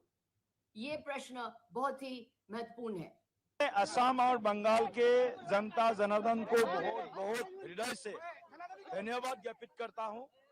और ये जो हिस्टोरिक मैंडेट है, इस मैंडेट के लिए असम के जनता, बंगाल के जनता जो आशाएं, जो आकांक्षाएं भाजपा नेतृत्व के सामने रखा है और हमारे ऊपर प्रधानमंत्री नरेंद्र मोदी जी और असम के लोकप्रिय मुख्यमंत्री हिमंत बिस्वा शर्मा के प्रति जो भरोसा जताया है उसके लिए बहुत बहुत धन्यवाद ज्ञापित करता हूँ। माता की जय। जय भाजपा, जय भाजपा, जय मोदी, जय जयकार पूरे भारत में, इस समय पूरे हिंदुस्तान में भारत माता की जय, वंदे मातरम, जय श्री राम के जय घोष गूंज रहे हैं। भारत माता की जय। पश्चिम बंगाल में ऐतिहासिक जीत है। ममता का कुशासन हार गया, भाजपा का सुशासन जीत गया, माननीय मोदी जी पर भरोसा जीत गया और ममता दीदी का भय हार गया। और श्री अखिलेश यादव जी जो तुतुहरी बजा रहे थे रोजाने, आज वो कहाँ है, उनको खोजना चाहिए आप लोग। जब हारेंगे ईवीएम खराब, जब जीतेंगे ईवीएम अच्छी। देखिए, स्पष्ट है कि देश की जनता अब नकली फर्जी नैरेटिव की तरफ नहीं जाती, वो परफॉर्मेंस ड्रिवन गवर्नेंस की तरफ जाती है, वो एक अकाउंटेबिलिटी वाली सरकार की तरफ जाती है। और निश्चित रूप से प्रधानमंत्री मोदी जी के नेतृत्व में पश्चिम बंगाल के अंदर अमित शाह जी और हमारे राष्ट्रीय अध्यक्ष नितिन नवीन जी, इनके नेतृत्व में जो चुनाव लड़ा गया है उसके अंदर बंगाल की जनता को हम धन्यवाद देते हैं। ये भारतीय जनता पार्टी की जीत के साथ साथ बंगाल की जनता के विश्वास की जीत है। और ये जो जीत भारतीय जनता पार्टी को मिल रही है बंगाल में, वो केवल सरकार बदलने का इशारा नहीं है, वो वहां की राजनीति की संस्कृति बदलने का है, तौर तरीका बदलने का है, एक कल्चर जो चला था हिंसा का, उसको बदलने का है। उसी के साथ साथ असम और पुडुचेरी की जनता को भी हम धन्यवाद देते हैं, ये उनकी जीत है। और यहाँ पर जीत दिखाती है कि वहां की जनता एक स्टेबल सरकार, एक निर्णायक सरकार, गवर्नेंस की तरफ वो उनका रुझान है। निश्चित रूप से प्रधानमंत्री मोदी जी के 12 साल जिसमें वो प्रधानमंत्री के रूप में जिन्होंने सेवा दी है, उन्होंने और अमित शाह जी के नेतृत्व में एक अकाउंटेबल पॉलिसी दी है और उसके साथ साथ एक डिसाइसिव गवर्नेंस दी है। उसी के नतीजे आज ये हर राज्य के अंदर जहां जहां भारतीय जनता पार्टी सत्ता में रहती है, वहां वापस भारतीय जनता पार्टी सत्ता में आती है और जहां पर कोई दूसरी सरकार है उसका तख्ता पलट जाता है। क्या बोलना चाहेंगे? आज शाम से 7 बजे से बंगाल की हर बेटी बिना खौफ, बिना डर घर से बाहर निकली थी और जो ये पूरा के पूरा नतीजा आया है, चाहे तमिलनाडु हो या बंगाल हो, चाहे असम हो, एक बात तो साफ है कि सनातन विरोधी, हिंदू विरोधी हर जगह हारे हैं। जो सबको साथ लेकर नहीं चलते वो हर जगह हारे हैं। जिनकी सिर्फ एक ही तमन्ना थी, दिल में काबा था और ज़बां पे था कि सनातन धर्म नष्ट करेंगे, आज उनकी हार हुई है। जिनके दिल में महिला विरोध था, आज उनकी हार हुई है। जो उनके दिल में भ्रष्टाचार था, कर्म में भ्रष्टाचार था, उनकी हार हुई है। और जो लोग लगातार अपने प्रदेशों को पीछे ले जाने का काम कर रहे थे, उनकी हार हुई है। लगातार गया था, 4 मई दे दी गई, अब फाइनली जो है एक ट्रेंड, वीडियो भी ट्रेंड हो रही है एचएम की, जिसमें वो बोल रहे हैं कि 1 बजे के बाद हिंदी टाटा बाय बाय। क्या बोलना चाहेंगे? जी, गृह मंत्री जी ने जब भी जो कहा है वो हमेशा सही आया है। 2/3 मेजॉरिटी से सरकार बनेगी, वो भी पूरा होगा। और गृह मंत्री जी ने जो बात कही थी कि टीएमसी के गुंडे अब की बार घर से निकलेंगे तो उल्टा लटका के भगाया जाएगा, वो भी होगा। इस बार पहली बार इतने सालों के बाद बिना बम का चुनाव हुआ है, बिना बलात्कार का चुनाव हुआ है और बिना किसी मौत का चुनाव हुआ है। तो ये बंगाल के सोनार बंगला बनने की राह में बंगाल चल चुका है। और 4 मई दीदी गई, ये तो जी वहां का बच्चा बच्चा कहता था। Bharatiya Janata for the big day, so it's a huge victory for Tamilaga Vettri Kazhagam and your son Vijay Talapati. How do you see this victory for your family, for you in person, for Vijay Talapati, and for the entire fans of Vijay and the people of Tamil Nadu, sir? First of all, as a father, I'm very proud and happy, total, me and my wife, because my wishes to my son, because I'm seeing last 2 years, his confidence level.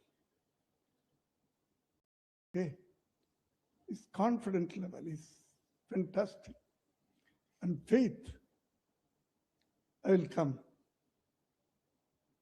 I'll come as a Chief Minister of Tamil Nadu. That is his confidence level. I'm appreciating that attitude. First of all, for a leader, that boldness,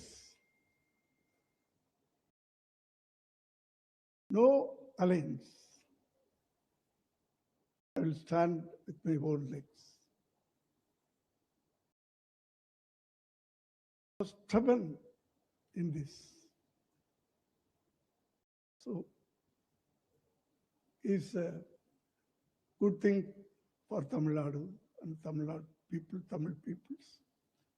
Definitely, I think it's a historical success, historical victory for Vijay. We saw your celebration along with your family members. Madam was also.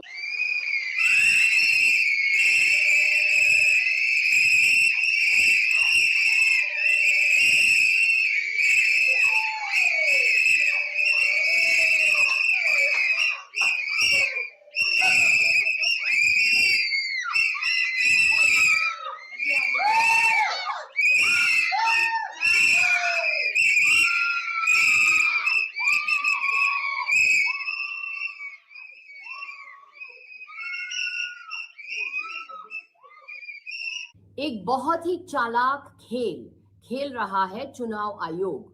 Bengal Vidhan Sabha election में अभी भी 70 seat है जिनके result चुनाव आयोग ने upload नहीं किया है। चुनाव आयोग ने 70 सीट के रिजल्ट अभी भी अपलोड नहीं किए हैं और जो अपडेटेड राउंड्स होते हैं उनको अपलोड नहीं कर रहा है चुनाव आयोग। जैसे आपको मालूम है कि काउंटिंग राउंड्स में होते हैं और जो अपडेटेड राउंड्स के रिजल्ट है ये चुनाव आयोग अपलोड नहीं कर रहा है। ये चालाकी है, षड्यंत्र है, ये बीजेपी के लिए माहौल बनाने की कोशिश है। क्योंकि ऐसा क्यों है कि अभी भी 70 सीट में अभी भी रिजल्ट क्यों नहीं अपलोड किए हैं चुनाव आयोग? ये एक षड्यंत्र है और चुनाव आयोग की कोशिश है ये दिखाना कि बीजेपी बंगाल में बंगाल जीत रही है, जब ये सच नहीं है। सच तो ये है कि ममता बनर्जी चौथी बार बंगाल की मुख्यमंत्री बनेगी और बीजेपी की हार निश्चित है।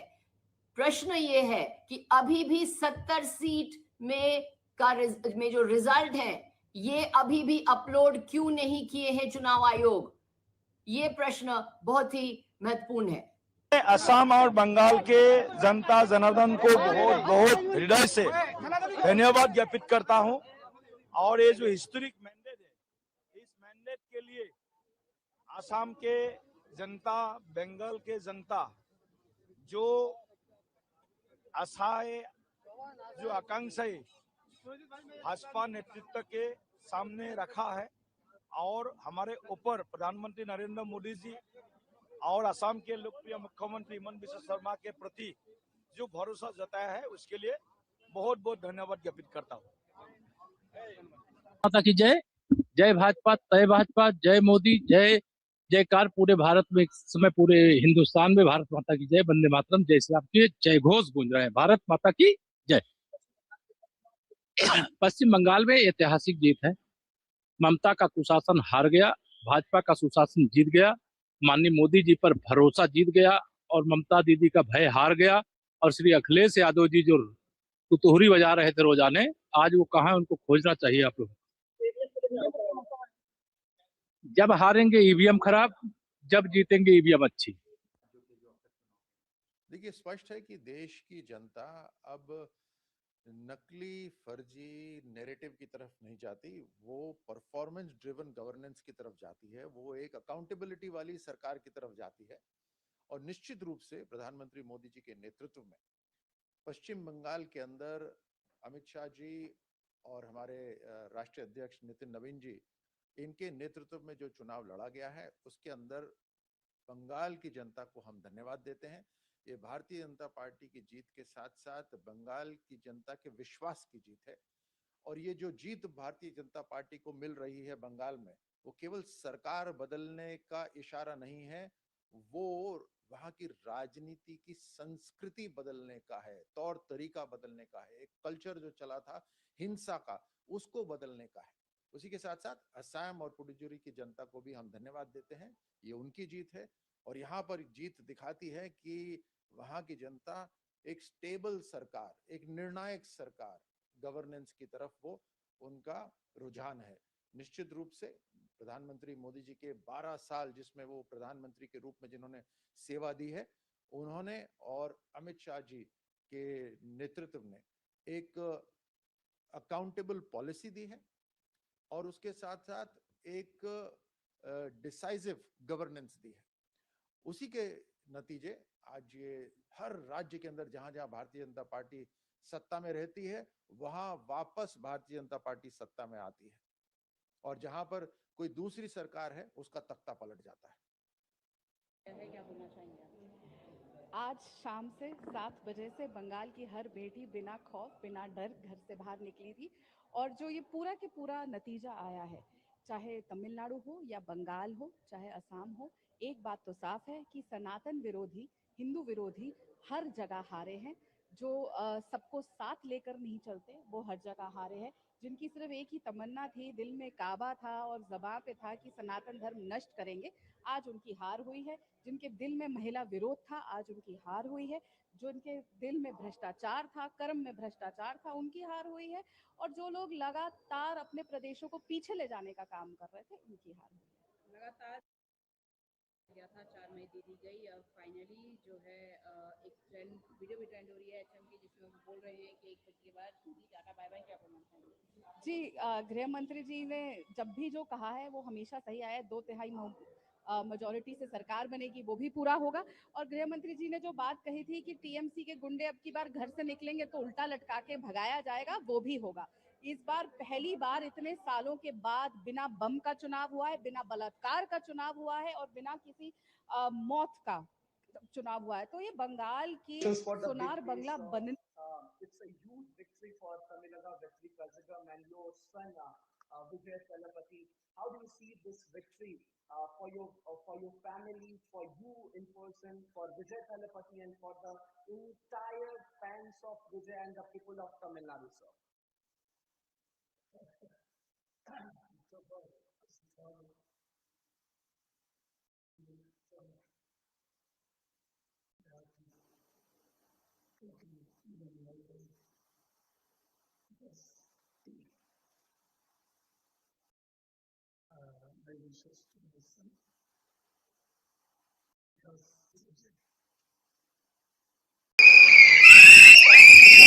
खेल रहा है चुनाव आयोग।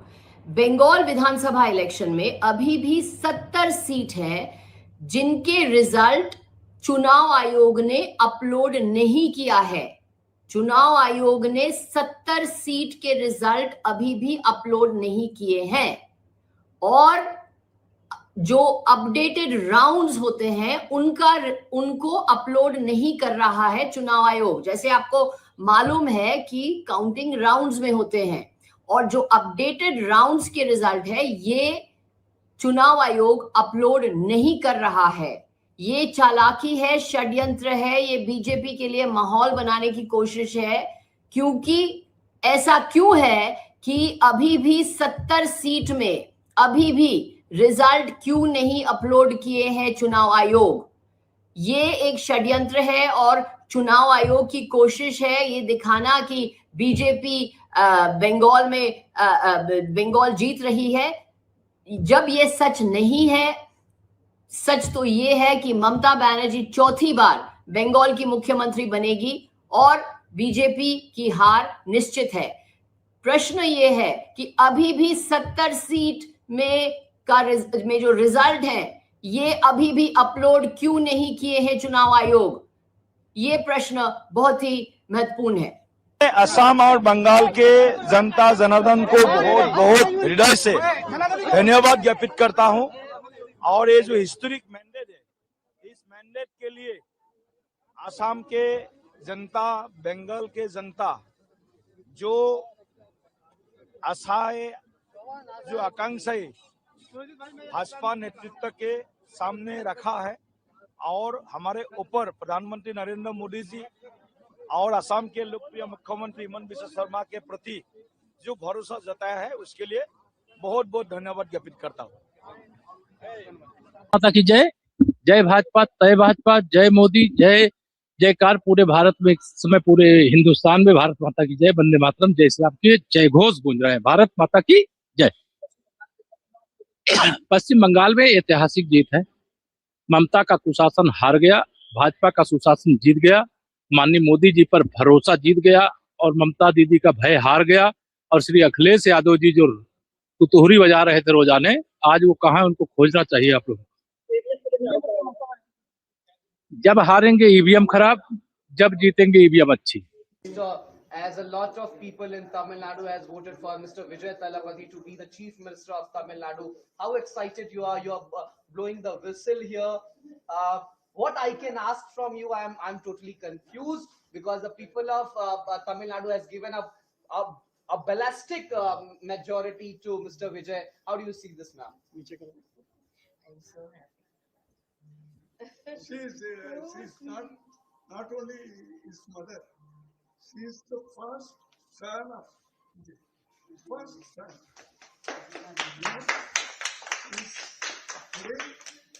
He's so happy. From morning 3:30. हमारे न केवल भारतीय जनता पार्टी के कार्यकर्ताओं के लिए बल्कि भारत देश की पूरी जनता जनार्दन के लिए नरेंद्र मोदी जी एक इंस्पिरेशन है, एक प्रेरणा है। जिस तरह का लीडरशिप उन्होंने देश को दिया है, जिस तरह का लीडरशिप उन्होंने पार्टी को दिया है, आज उसी का परिणाम है कि भारत को पूरी दुनिया एक बहुत बड़े संभावना के रूप में देख रही है और बहुत सारी ताकतें भारत को एक थ्रेट के रूप में देख रही हैं। तो नरेंद्र मोदी जी का नेतृत्व है जिसने भारत को एक नए आयाम पर पहुंचाया है, हमारी पार्टी को एक नए आयाम पर पहुंचाया है। आज उनका संबोधन सुनने को मिलेगा, हम सब के लिए फिर से एक प्रेरक विषय होगा। तो इसलिए लोग खुश हैं और उनका मानना है बीजेपी रहेगा, हमारा और भी विकास होगा और भी प्रगति होगी। सारा देश में आज बीजेपी का ही माहौल है। परम आदरणीय प्रधानमंत्री जी ने जिस हिसाब से नेतृत्व दी है, उनकी नेतृत्व पर देश की जनता का भरोसा है, विश्वास है और यही मानना है कि मोदी जी के नेतृत्व में ही भारत आत्मनिर्भर भारत बनेगा। सर, जिটো आशा কৰা হৈছিল, যি ধৰণৰ ফলাফল নিৰ্বাচনী প্ৰচাৰৰ সময়তো আপুনি কৈছিল, তেনেধৰণৰ ফলাফল আহিছে। আৰম্ভণিৰ পৰা কৈ আছিলো, we are close to 100 along with your allies। शुरुआत से भी मैं आज भी बोलता हूँ, तो यही साबित हुई क्योंकि जनता की जो मूड बड़े पॉजिटिव, बड़े सकारात्मक रहे। शुरुआत से ही जनता का ही कहना था कि बीजेपी हमारे लिए सबसे बड़े विश्वास का ये है, जगह है और बीजेपी के जरिए ही हमारे जीवन को हम आगे बढ़ाने के लिए हम प्रतिबद्ध है। इसलिए जनता ने आज हमें इतनी बड़ी ऐतिहासिक उन्होंने मदद की है। বিরোধী আৰম্ভণিৰ পৰা কৈছো, কেৱল কাকতৰ পাতত সংবাদ মাধ্যমে বিৰোধীক জেৰ ৰাখিছিল। প্ৰকৃতাৰ্থত তৃণমূল পৰ্যায়ত জনতাই কেতিয়াবাই বিৰোধীক ইতিমধ্যে নাকচ কৰিছে। भाजपा की शानदार विजय हुई है। बंगाल की जनता ने आदरणीय प्रधानमंत्री नरेंद्र मोदी जी, अमित शाह जी गृह मंत्री जी, भारतीय जनता पार्टी के राष्ट्रीय नेतृत्व के ऊपर उन्होंने विश्वास और भरोसा जताया है। वहां की जनता ने शानदार जीत भारतीय जनता पार्टी को दी है और पहली बार वहां भाजपा की सरकार बनी है। पूरे बंगाल में कमल ही कमल खिला है। आसाम में तीसरी बार भारतीय जनता पार्टी की सरकार बन रही है। पुडुचेरी में भारतीय जनता पार्टी की सरकार के लिए स्पष्ट जनादेश है और इसी तरीके से तमिलनाडु और केरल में भी भारतीय जनता पार्टी और एनडीए आगे काफी अच्छी सफलता प्राप्त कर रहे हैं। मैं इस अवसर पर आदरणीय सभी वहां की जनता को, जिन्होंने भारतीय जनता पार्टी के पक्ष में मतदान किया, लोकतंत्र और राष्ट्र को सशक्त बनाए जाने के लिए जो जनादेश दिया है, इसके लिए मैं उनको हार्दिक बधाई, आभार प्रकट करता हूं। और माननीय प्रधानमंत्री नरेंद्र मोदी जी, अमित शाह जी और भाजपा के राष्ट्रीय नेतृत्व को कुशल संगठन के माध्यम से जो उन्होंने सफलता प्राप्त की है, इसके लिए मैं उनको बहुत बधाई देता हूं। जिन कार्यकर्ताओं ने अथक परिश्रम किया, जिनके बल पर ये जीत आज हासिल हुई है, उनको भी बहुत बधाई देता हूँ। उनका काम ही यही हर बार आरोप लगाना, चुनाव के पहले भी लगाते हैं, बाद में भी लगाते हैं। तो उनके जनता उनके आरोपों को अब कोई ध्यान ही नहीं देती, उसको बिल्कुल स्पष्ट रूप से खारिज कर दिया है। और इससे बड़ा जनादेश क्या हो सकता है? अभी भी उनको अपने नीतियों पर पुनर्विचार करने की जरूरत है। पश्चिम बंगाल में स्वामी विवेकानंद जी का सनातन संस्कृति, सुभाष चंद्र बोस जी का भारत माता, रविन्द्रनाथ टैगोर जी का आशीर्वाद भारतीय जनता पार्टी को मिला है। हम कह सकते हैं कि भारत की सांस्कृतिक राजधानी में भगवा लहरा गया है। ये विकसित भारत के संकल्प को पूरा करने का एक बड़ा कदम है। मैं आदरणीय प्रधानमंत्री नरेंद्र मोदी जी का और आदरणीय राष्ट्रीय अध्यक्ष जी का, आदरणीय गृह मंत्री जी का बहुत बहुत अभिनंदन करता हूं। उत्तर प्रदेश वासियों की तरफ से नव निर्वाचित होने वाले सभी माननीय विधायकों का बहुत बहुत अभिनंदन करता हूं और पश्चिम बंगाल वासियों को बहुत बहुत बधाई है, बहुत बहुत अभिनंदन। देखिए, विपक्ष जब हारता है तो इस प्रकार के अनर्गल आरोप लगाता है। आप जानते हैं, भारतीय जनता पार्टी शुचिता, पारदर्शिता की राजनीति में भरोसा करती है और जनता का आशीर्वाद प्रथम लक्ष्य है, जनता का कल्याण प्रथम लक्ष्य है। और भारत माता की जय हो, चहुं दिशा में भारत माता की जय जयकार हो, ये देश प्रथम, राष्ट्र प्रथम के नारे को लेकर के भारतीय जनता पार्टी आगे चलती है और वही हमारा सिद्धांत है, वही उद्देश्य है। धन्यवाद। देखो ना, बंगाल असम सिर्फ नहीं है, पुडुचेरी भी है, पूरा देश भर में आज के जो रिजल्ट है भारतीय जनता पार्टी के पक्ष में है। असम देखिए, ये थर्ड टाइम गवर्नमेंट होने जा रहा है। असम के जो हेमंत बिश्व शर्मा जो काम किया है दिखता है, मोदी जी के आशीर्वाद और अमित भाई शाह के जो आशीर्वाद और उनका जो काम है। असम जब हम जाते हैं, आज देश भर के जो मेट्रोपॉलिटन सिटी है उस नजर के दिखता है। आज फैक्ट्री बोलिए और हमारा स्पोर्ट्स इंफ्रास्ट्रक्चर बोलिए और अदर जो कनेक्टिविटी है, असम को दिखता है जो एक डेवलपमेंट सिटी बनते जा रहा है। और ये सिर्फ असम नहीं, बराक वैली एंटर हम देखेंगे तो डेवलपमेंट, और उस डेवलपमेंट के आधार पर ये वोट हुआ है, वो हम अब देख रहे हैं। वेस्ट बंगाल ऐसे एक प्रदेश जहाँ एक टाइम पूरा भारत को लीड करते थे। 35 साल कम्युनिस्ट का रहा है, बाद में 15 साल लोगों ने उम्मीद किया है जो ममता बनर्जी कुछ करेंगे। पहले ही सारे फैक्ट्री बंद होके चला गया था। बाद में ममता बनर्जी आने के बाद लोगों का उम्मीद था कुछ फैक्ट्री वहाँ पे होगा, रोजगार की व्यवस्था होगा।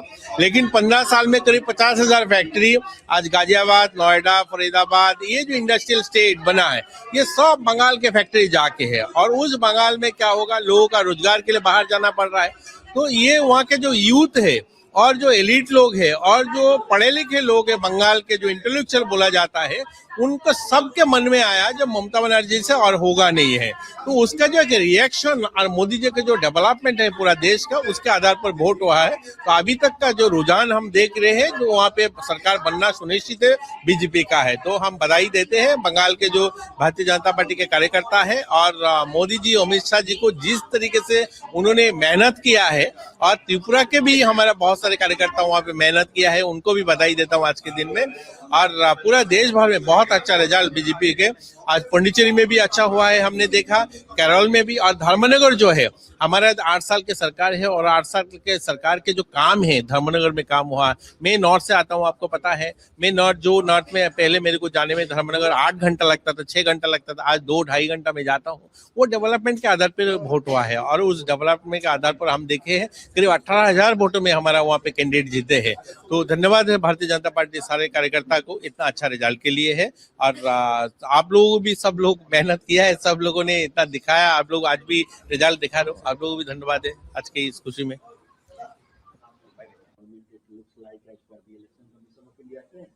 Yes, not only in Assam, because everyone knows the Chief Minister of Assam has been taking such an aggressive, divisive, provocative positions and polarizing the people of Assam. That led to really religious polarization. It has benefited the Assam BJP. In coming to Bengal, and for the first time, BJP is likely to form the government. It must be not only a warning, it must be a real lesson for all secular democratic parties. Particularly, I speak for left. Left performance is worrying. Unless we revive the left in Bengal, it will be a big challenge for entire left all over the country. Now, if we lose Kerala, then what is the future of Indian left? How to consolidate Indian left, how to strengthen Indian left, how to move forward, winning the confidence of the people across the country. Unless left emerges a strong force shaping the political course of the country, there won't be any solace for the toiling masses, people. That's what left also should understand. ऐतिहासिक हो गया। यशस्वी प्रधानमंत्री मोदी जी पर विश्वास, पूरे बंगाली समाज को, गृह मंत्री अमित शाह जी की रणनीति और उनका वहां बैठना, सेना बल को लगाना, और बंगाली हिंदू, बंगाली सनातनी, बंगाली हर व्यक्ति अपने आप को आजाद कराना चाहता था उस भय की दुनिया से, वो माफिया और गुंडों से, उस बम के आतंक से, उन हत्याओं से। बंगाल एक सुनार बंगला हुआ करता था, एक लिटरेचर, एक अध्यात्म की जगह। माँ दुर्गा की शक्ति आज दोबारा बंगाल अपने अस्तित्व को पा लिया, अपनी पहचान को दोबारा पा लिया। दोबारा बंगाल अपने कदमों पे, अपने अध्यात्म, अपनी शक्तियों के साथ आगे बढ़ेगा। समस्त भारत को इस बधाई देना चाहता हूँ। पूरे भारत की जीत हुई, भारत के विचारों की जीत हुई कि भारत में एक अलग राज्य बना के ये लोग रह रहे थे। वो ऐसा राज्य जहां पर बांग्लादेशी घुसपैठियों का पूरा आतंक मचा हुआ था, उससे आज हम लोग मुक्त हुए, हमारा भारत मुक्त हुआ। 2047 के सपनों में अब बंगाल इकोनॉमी में आगे बढ़कर हम लोगों की रीढ़ की हड्डी बनेगा इस भारत की। मैं धन्यवाद देता हूं मोदी जी को, दिल से धन्यवाद अमित शाह जी को और सभी नेतागण को जो गिलहरी के रूप में आए और प्रचार किया, और सभी कार्यकर्ताओं को जय। आज का दिन ये बहुत बड़ा दिन, यही इन्होंने पूरे ये लोग हिंदुओं के इलाके में बम मारना, हत्या करना, इसी पे तो जीतते थे। ये मार काट के बाद बम फेंक के हत्या करने की जीत थी। अभी भी इन लोग कह रहे थे 4 तारीख के बाद रुक के बताए तो मार देंगे, तो हमको भी हमारी सभाओं में हमको मारने आ गए थे। मैं खुद उस पूरे न्यूज चैनल में देखा, सब आए थे वहां आतंक मचाने। तो वो मैंने भय, अंधेरे में खिड़कियों में से लोगों को डरते हुए डर के अंधेरा करके लोग हाथ दिखा रहे थे। रवि किशन जा रहे हैं, भाजपा का प्रचार हो रहा है, लेकिन जो गुस्सा था वो करेंटली जो निकला है वो आतंक भय से, विकास से, बेटियों की सुरक्षा से। आप सब लोग चाहते थे, अपने बच्चों का भविष्य चाहते थे। बंगाल ने अपने लिए वोट किया, अपनी अस्मिता को बचाने के लिए, अपने हिंदुत्व को बचाने, अपनी सनातन विचारधारा को, अपनी पूजा पाठ और अपनी हर चीज को। नहीं तो बंगाल खत्म हो जाता। बंगाल को बता दो, ये चुनाव अगर हार जाते तो बंगाल हमेशा के लिए खत्म हो जाता। अब वो छाती पीटे जो भी, बंगालियों ने जिताया है, एक एक बंगाली निकला है, वोट किया है मोदी जी, एक एक बंगाली ने वोट किया, एक एक महिलाओं ने वोट किया, उनमें आक्रोश था, ये आक्रोश से निकला हुआ वोट। और मोदी जी की जय हो, उन्होंने विश्वास दिलवाया, भाजपा ने विश्वास दिलाया उन बंगाली समाज को। अभी भी 70 सीट है जिनके रिजल्ट चुनाव आयोग ने अपलोड नहीं किया है। चुनाव आयोग ने 70 सीट के रिजल्ट अभी भी अपलोड नहीं किए हैं, और जो अपडेटेड राउंड्स होते हैं उनको अपलोड नहीं कर रहा है चुनाव आयोग। जैसे आपको मालूम है कि काउंटिंग राउंड्स में होते हैं, और जो अपडेटेड राउंड्स के रिजल्ट है ये चुनाव आयोग अपलोड नहीं कर रहा है।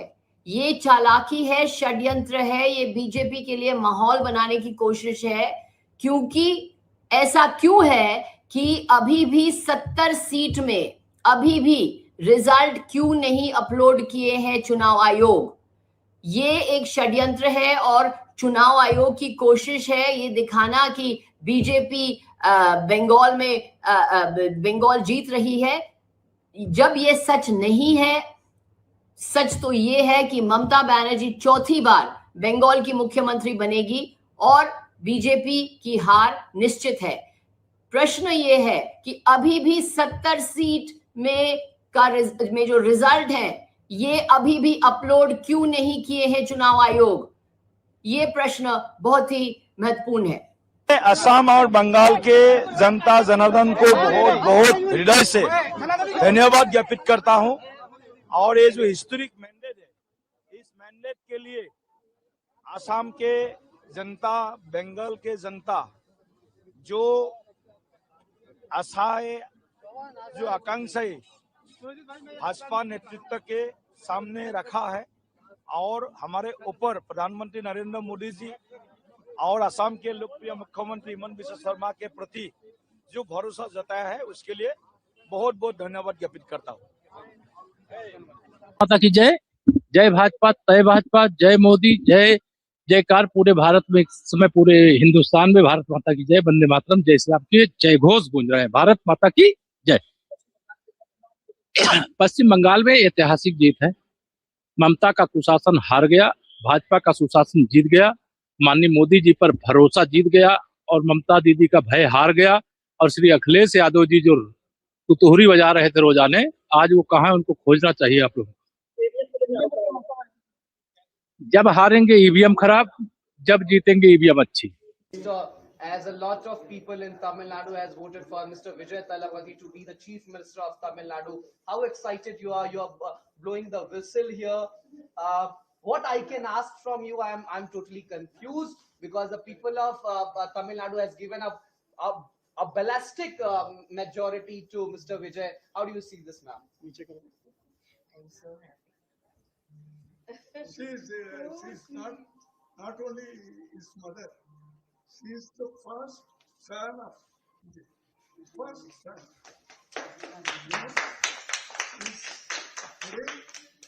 He's so happy.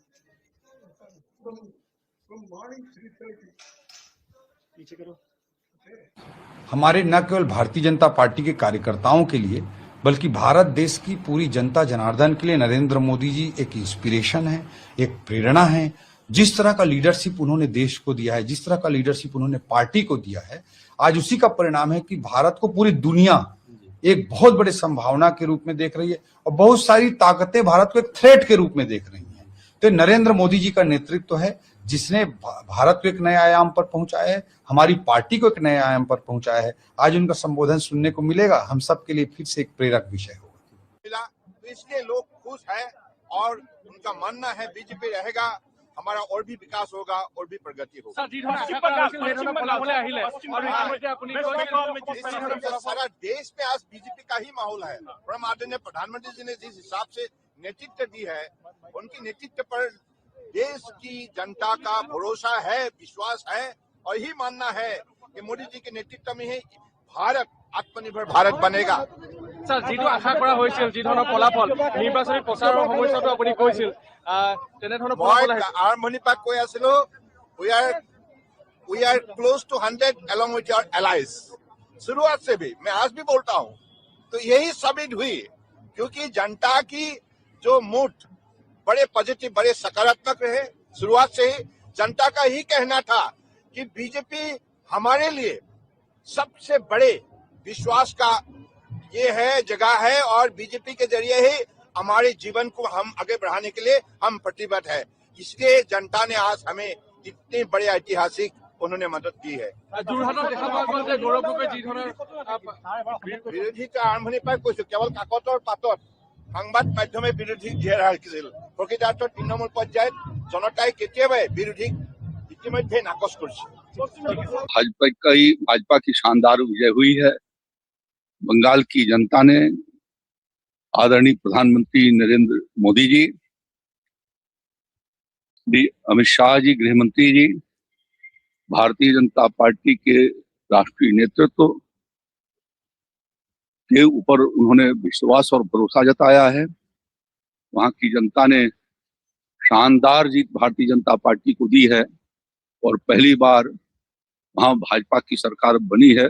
पूरे बंगाल में कमल ही कमल खिला है।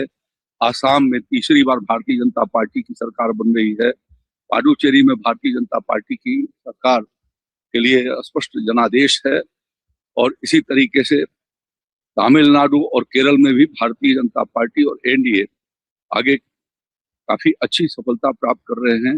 मैं इस अवसर पर आदरणीय सभी वहां की जनता को, जिन्होंने भारतीय जनता पार्टी के पक्ष में मतदान किया, लोकतंत्र और राष्ट्र को सशक्त बनाए जाने के लिए जो जनादेश दिया है, इसके लिए मैं उनको हार्दिक बधाई, आभार प्रकट करता हूं।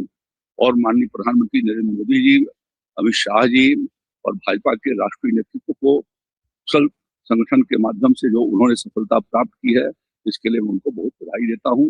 जिन कार्यकर्ताओं ने अथक परिश्रम किया, जिनके बल पर ये जीत आज हासिल हुई है, उनको भी बहुत बधाई देता हूँ। उनका काम ही यही हर बार आरोप लगाना, चुनाव के पहले भी लगाते हैं, बाद में भी लगाते हैं। तो उनके जनता उनके आरोपों को अब कोई ध्यान ही नहीं देती, उसको बिल्कुल स्पष्ट रूप से खारिज कर दिया है। और इससे बड़ा जनादेश क्या हो सकता है। अभी भी उनको अपने नीतियों पर पुनर्विचार करने की जरूरत है। आज पश्चिम बंगाल में स्वामी विवेकानंद जी का सनातन संस्कृति, सुभाष चंद्र बोस जी का भारत माता, रविन्द्रनाथ टैगोर जी का आशीर्वाद भारतीय जनता पार्टी को मिला है। हम कह सकते हैं कि भारत की सांस्कृतिक राजधानी में भगवा लहरा गया है। ये विकसित भारत के संकल्प को पूरा करने का एक बड़ा कदम है। मैं आदरणीय प्रधानमंत्री नरेंद्र मोदी जी का और आदरणीय राष्ट्रीय अध्यक्ष जी का, आदरणीय गृह मंत्री जी का बहुत बहुत अभिनंदन करता हूं। उत्तर प्रदेश वासियों की तरफ से नव निर्वाचित होने वाले सभी माननीय विधायकों का बहुत बहुत अभिनंदन करता हूं और पश्चिम बंगाल वासियों को बहुत बहुत बधाई है, बहुत बहुत अभिनंदन। देखिए, विपक्ष जब हारता है तो इस प्रकार के अनर्गल आरोप लगाता है। आप जानते हैं, भारतीय जनता पार्टी शुचिता, पारदर्शिता की राजनीति पे भरोसा करती है और जनता का आशीर्वाद प्रथम लक्ष्य है, जनता का कल्याण प्रथम लक्ष्य है। और भारत माता की जय हो, चहुं दिशा में भारत माता की जय जयकार हो। ये देश प्रथम, राष्ट्र प्रथम के नारे को लेकर के भारतीय जनता पार्टी आगे चलती है और वही हमारा सिद्धांत है, वही उद्देश्य है। धन्यवाद। देखो ना, बंगाल असम सिर्फ नहीं है, पंडिचेरी भी है। पूरा देश भर में आज के जो रिजल्ट है भारतीय जनता पार्टी के पक्ष में है। असम देखिए, ये थर्ड टाइम गवर्नमेंट होने जा रहा है। असम के जो हेमंत बिश्व शर्मा जो काम किया है दिखता है। मोदी जी के आशीर्वाद और अमित भाई शाह के जो आशीर्वाद और उनका जो काम है, असम जब हम जाते हैं, आज देश भर के जो मेट्रोपॉलिटन सिटी है उस नजर के दिखता है। आज फैक्ट्री बोलिए और हमारा स्पोर्ट्स इंफ्रास्ट्रक्चर बोलिए और अदर जो कनेक्टिविटी है, असम को दिखता है जो एक डेवलपमेंट सिटी बनते जा रहा है। और ये सिर्फ असम नहीं, बराक वैली एंटर हम देखेंगे तो डेवलपमेंट, और उस डेवलपमेंट के आधार पर ये वोट हुआ है, वो हम अब देख रहे हैं। वेस्ट बंगाल ऐसे एक प्रदेश जहाँ एक टाइम पूरा भारत को लीड करते थे, 35 साल कम्युनिस्ट का रहा है, बाद में 15 साल लोगों ने उम्मीद किया है जो ममता बनर्जी कुछ करेंगे। पहले ही सारे फैक्ट्री बंद होके चला गया था, बाद में ममता बनर्जी आने के बाद लोगों का उम्मीद था कुछ फैक्ट्री वहां पे होगा, रोजगार की व्यवस्था होगा, लेकिन 15 साल में करीब 50,000 फैक्ट्री आज गाजियाबाद, नोएडा, फरीदाबाद, ये जो इंडस्ट्रियल स्टेट बना है ये सब बंगाल के फैक्ट्री जाके है। और उस बंगाल में क्या होगा, लोगों का रोजगार के लिए बाहर जाना पड़ रहा है। तो ये वहाँ के जो यूथ है और जो एलिट लोग हैं और जो पढ़े लिखे लोग हैं, बंगाल के जो इंटेलेक्चुअल बोला जाता है, उनको सबके मन में आया जब ममता बनर्जी से और होगा नहीं है। तो उसका जो एक रिएक्शन और मोदी जी का जो डेवलपमेंट है पूरा देश का, उसके आधार पर वोट हुआ है। तो अभी तक का जो रुझान हम देख रहे हैं, जो वहाँ पे सरकार बनना सुनिश्चित है बीजेपी का है। तो हम बधाई देते हैं बंगाल के जो भारतीय जनता पार्टी के कार्यकर्ता है और मोदी जी, अमित शाह जी को जिस तरीके से उन्होंने मेहनत किया है, और त्रिपुरा के भी हमारा बहुत सारे कार्यकर्ता वहाँ पे मेहनत किया है, उनको भी बधाई देता हूँ आज के दिन में। और पूरा देश भर में बहुत अच्छा रिजल्ट बीजेपी के। आज पौंडीचेरी में भी अच्छा हुआ है, हमने देखा, केरल में भी, और धर्मनगर जो है हमारा 8 साल की सरकार है और 8 साल के सरकार के जो काम है धर्मनगर में काम हुआ। मैं नॉर्थ से आता हूँ, आपको पता है, मैं नॉर्थ में पहले मेरे को जाने में धर्मनगर 8 घंटा लगता था, 6 घंटा लगता था, आज 2-2.5 घंटा में जाता हूँ। वो डेवलपमेंट के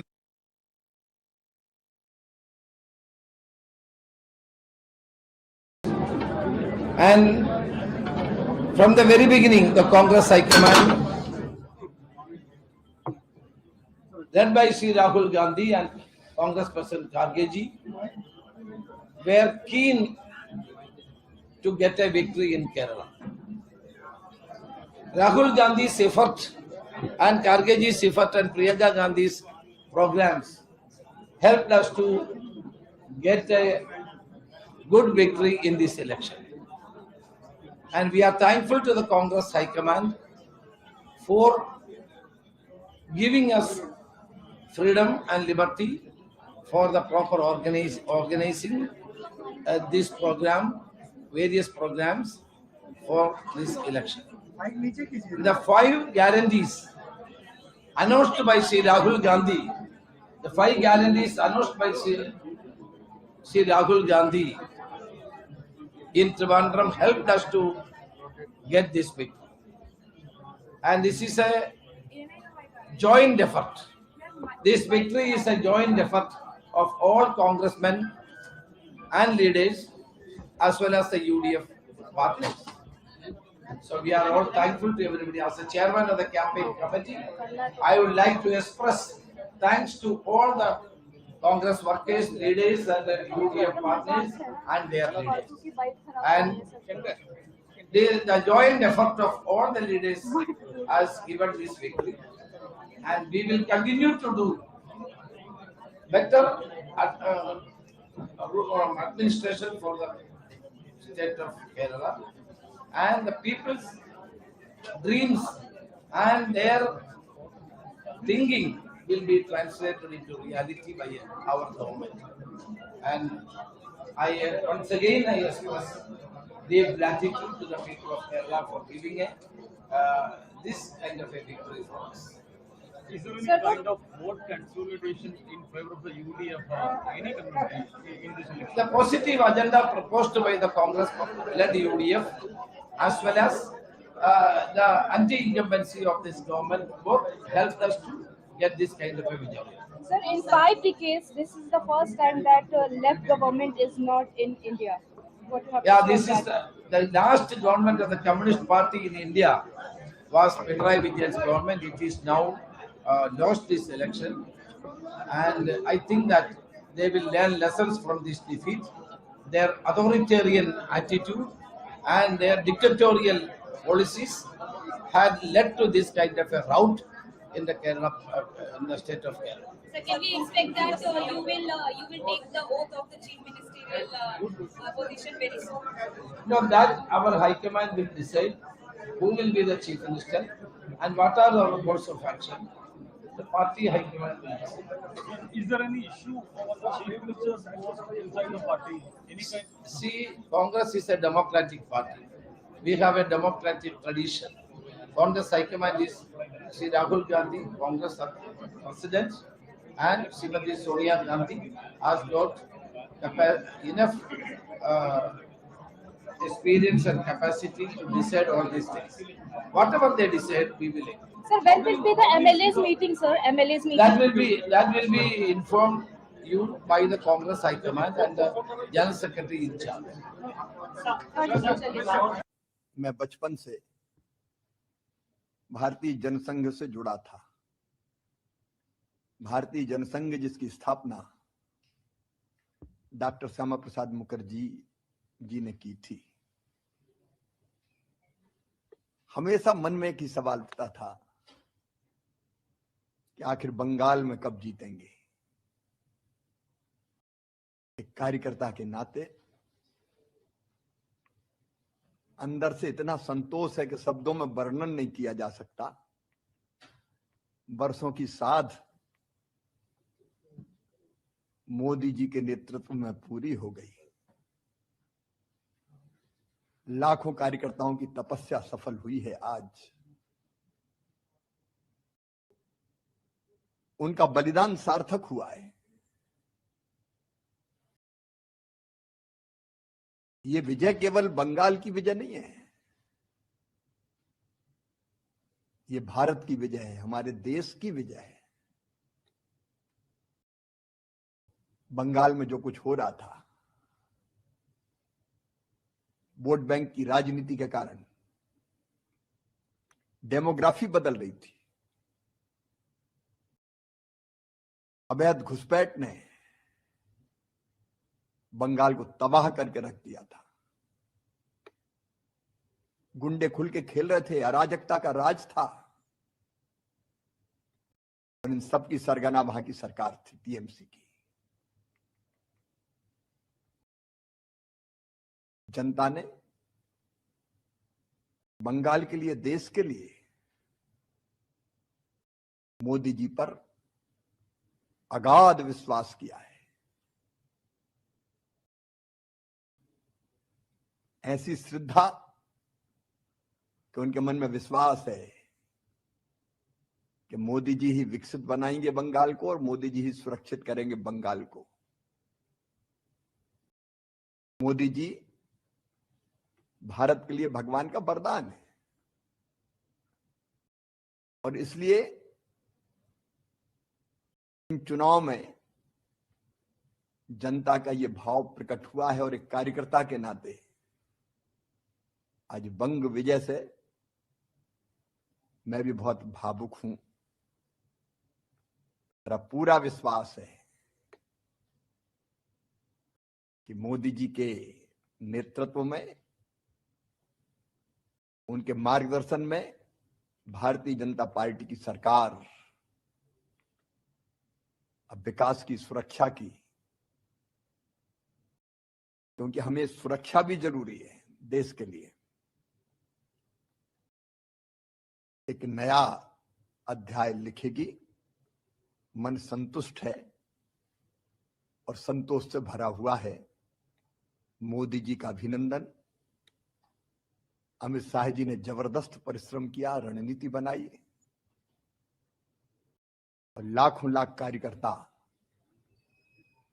पार्टी के अध्यक्ष नितिन जी सहित अभियान में जुटे रहे। सब कार्यकर्ताओं को प्रणाम और जनता का आभार। देखिए, जो रुझान राष्ट्रवाद की तरंग को बंग भूमि में उठते हुए दिखा रहे थे, वो अब ज्वार से तब्दील होकर सुनामी में जा रहे हैं। मैं कह सकता हूं प्रधानमंत्री ने जो झाल मुड़ी का झार दिखाया था, वो अब ज्वार बनकर बंगाल में राष्ट्रवाद का नया सूर्य और नया कमल खिलाने के लिए आगे बढ़ रहा है। ये वही झालमुड़ी है जिसके लिए ममता बनर्जी ने बोला था कि ये पॉलिटिक्स कर रहे हैं, पीएम मोदी ने जानबूझ के जो है। देखिए, प्रधानमंत्री जी का एक आत्मीय संबंध रहा है पश्चिम बंगाल से और उन्होंने जन जन के साथ जुड़े रहते हैं, उसका उन्होंने एक स्वाभाविक सहज अभिव्यक्ति की थी। और वहां तो बेलूर मठ के साथ उनका आध्यात्मिक संबंध भी रहा है। मुझे लगता है उसे न समझने के कारण यह स्थिति होती है। भारत और भारतीयता के तत्व को समझना चाहिए और क्षेत्र, भाषा, वर्ग, जाति में लड़ाने के अपनी टेम्पलेट से विपक्ष को बाज आने का प्रयास करना चाहिए। अब ये बहुत सारे फैक्टर्स हैं और 10 साल के जो ये सरकार की कमियां थी, नेचुरली उसके खिलाफ एक एंटी इनकम्बेंसी वोट भी थे, लेकिन मेरे ख्याल में अब तो अभी आगे देखने का वक्त आ गया है। अभी केरल के भविष्य, अब देखिए कि केरल में क्या हो रहा है। आप अगर देखेंगे हमारे युवा मलयाली सब इस राज्य को छोड़ के दूसरे राज्यों, दूसरे देश जा रहे हैं, क्योंकि यहाँ उनको अवसर नहीं मिल रहा है काम के लिए, दूसरी चीजों करने के लिए। तो अच्छी बात होगी कि अगर हम इस राज्य में इन्वेस्टमेंट दोबारा ले आ सके, कि हम इस स्टेट को, जैसे मोदी जी कहते हैं, फॉलो कर रहे हैं। आपके साथ एक नारा था केरलम जयकोर यूडीएफ नहीं, तो क्या लगता है कि वो नारा यहाँ की जनता के घर कर गया, तो जो इतना बेहतर जो रिजल्ट लग रहा है कि नारा से ज्यादा हमारे संदेश सुने हैं वो लोग चाहते थे कि एक परिवर्तन आ जाए केरला में, क्योंकि 10 साल जिस किस्म की बुरी तरह की राजनीति इस सरकार की तरफ से मिली है, मेरे ख्याल में लोग को ऐसा स्पष्ट आया उनके मन में कि अभी बदलना चाहिए। और जब कांग्रेस आए, यूडीएफ का संदेश इतना अच्छा था कि हम इस देश की भलाई के लिए, इस प्रदेश के भलाई के लिए हम सारे जो कुछ जरूरी हम करने के लिए तैयार हैं, और हम ईमानदारी से जनता के साथ संपर्क करते हुए हम काम करेंगे। मेरे ख्याल में इस संदेश वो लोग स्वीकार करने के लिए तैयार हैं। आप लोगों ने जो इंदिरा गारंटीज रही हुई है, जो तमाम आपके कैंपेन्स हैं, ये सारी चीजें आज काम कर गई हैं, तो जनता का जो विश्वास अब यूडीएफ को लंबे समय के बाद मिला है,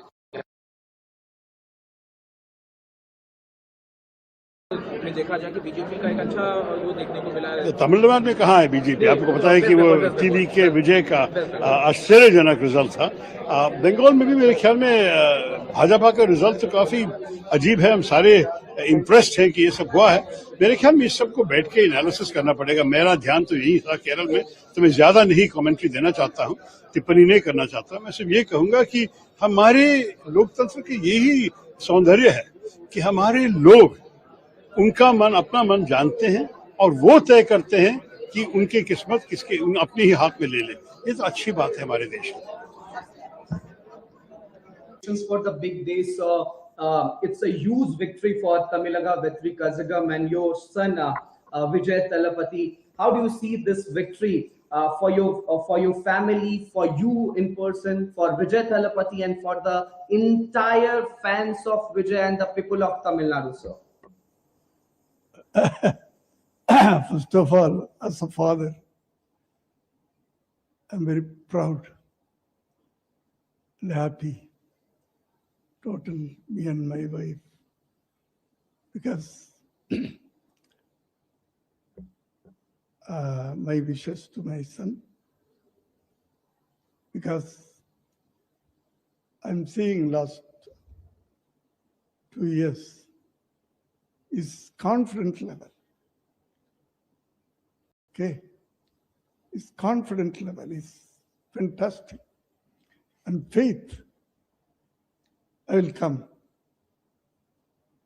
as Chief Minister of Tamil Nadu.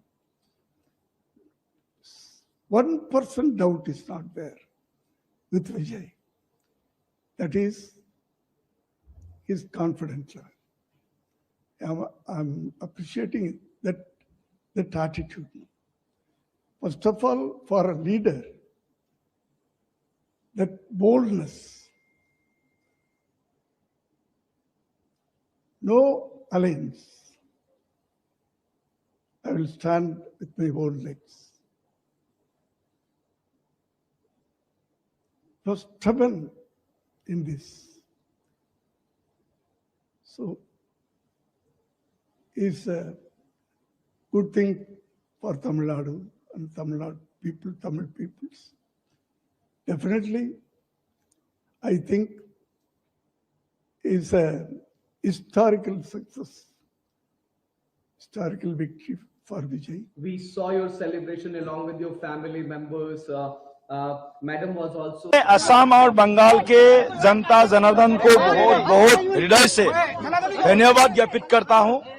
और ये जो हिस्टोरिक मैंडेट है, इस मैंडेट के लिए असम के जनता, बंगाल के जनता जो आशाएं, जो आकांक्षाएं भाजपा नेतृत्व के सामने रखा है, और हमारे ऊपर प्रधानमंत्री नरेंद्र मोदी जी और असम के लोकप्रिय मुख्यमंत्री हिमंत बिश्व शर्मा के प्रति जो भरोसा जताया है उसके लिए बहुत बहुत धन्यवाद ज्ञापित करता हूँ।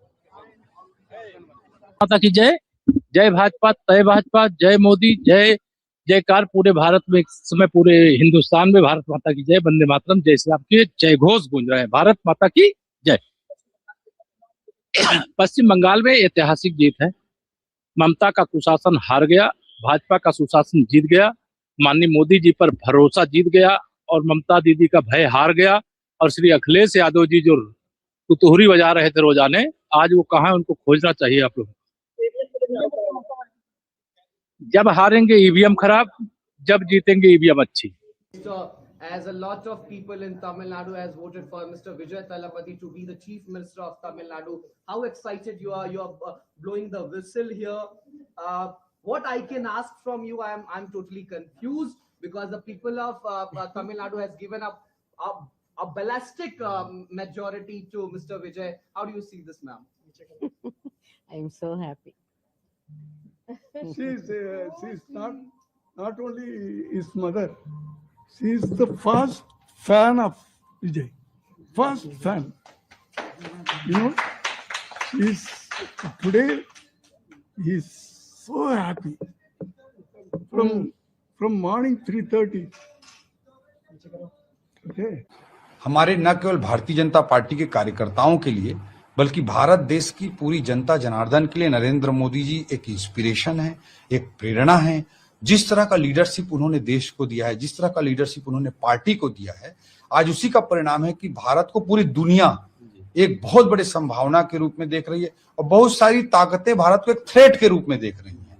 तो नरेंद्र मोदी जी का नेतृत्व है जिसने भारत को एक नए आयाम पर पहुंचाया है, हमारी पार्टी को एक नए आयाम पर पहुंचाया है। आज उनका संबोधन सुनने को मिलेगा, हम सब के लिए फिर से एक प्रेरक विषय होगा। इसके लोग खुश है और उनका मानना है बीजेपी रहेगा, हमारा और भी विकास होगा और भी प्रगति होगी। सारा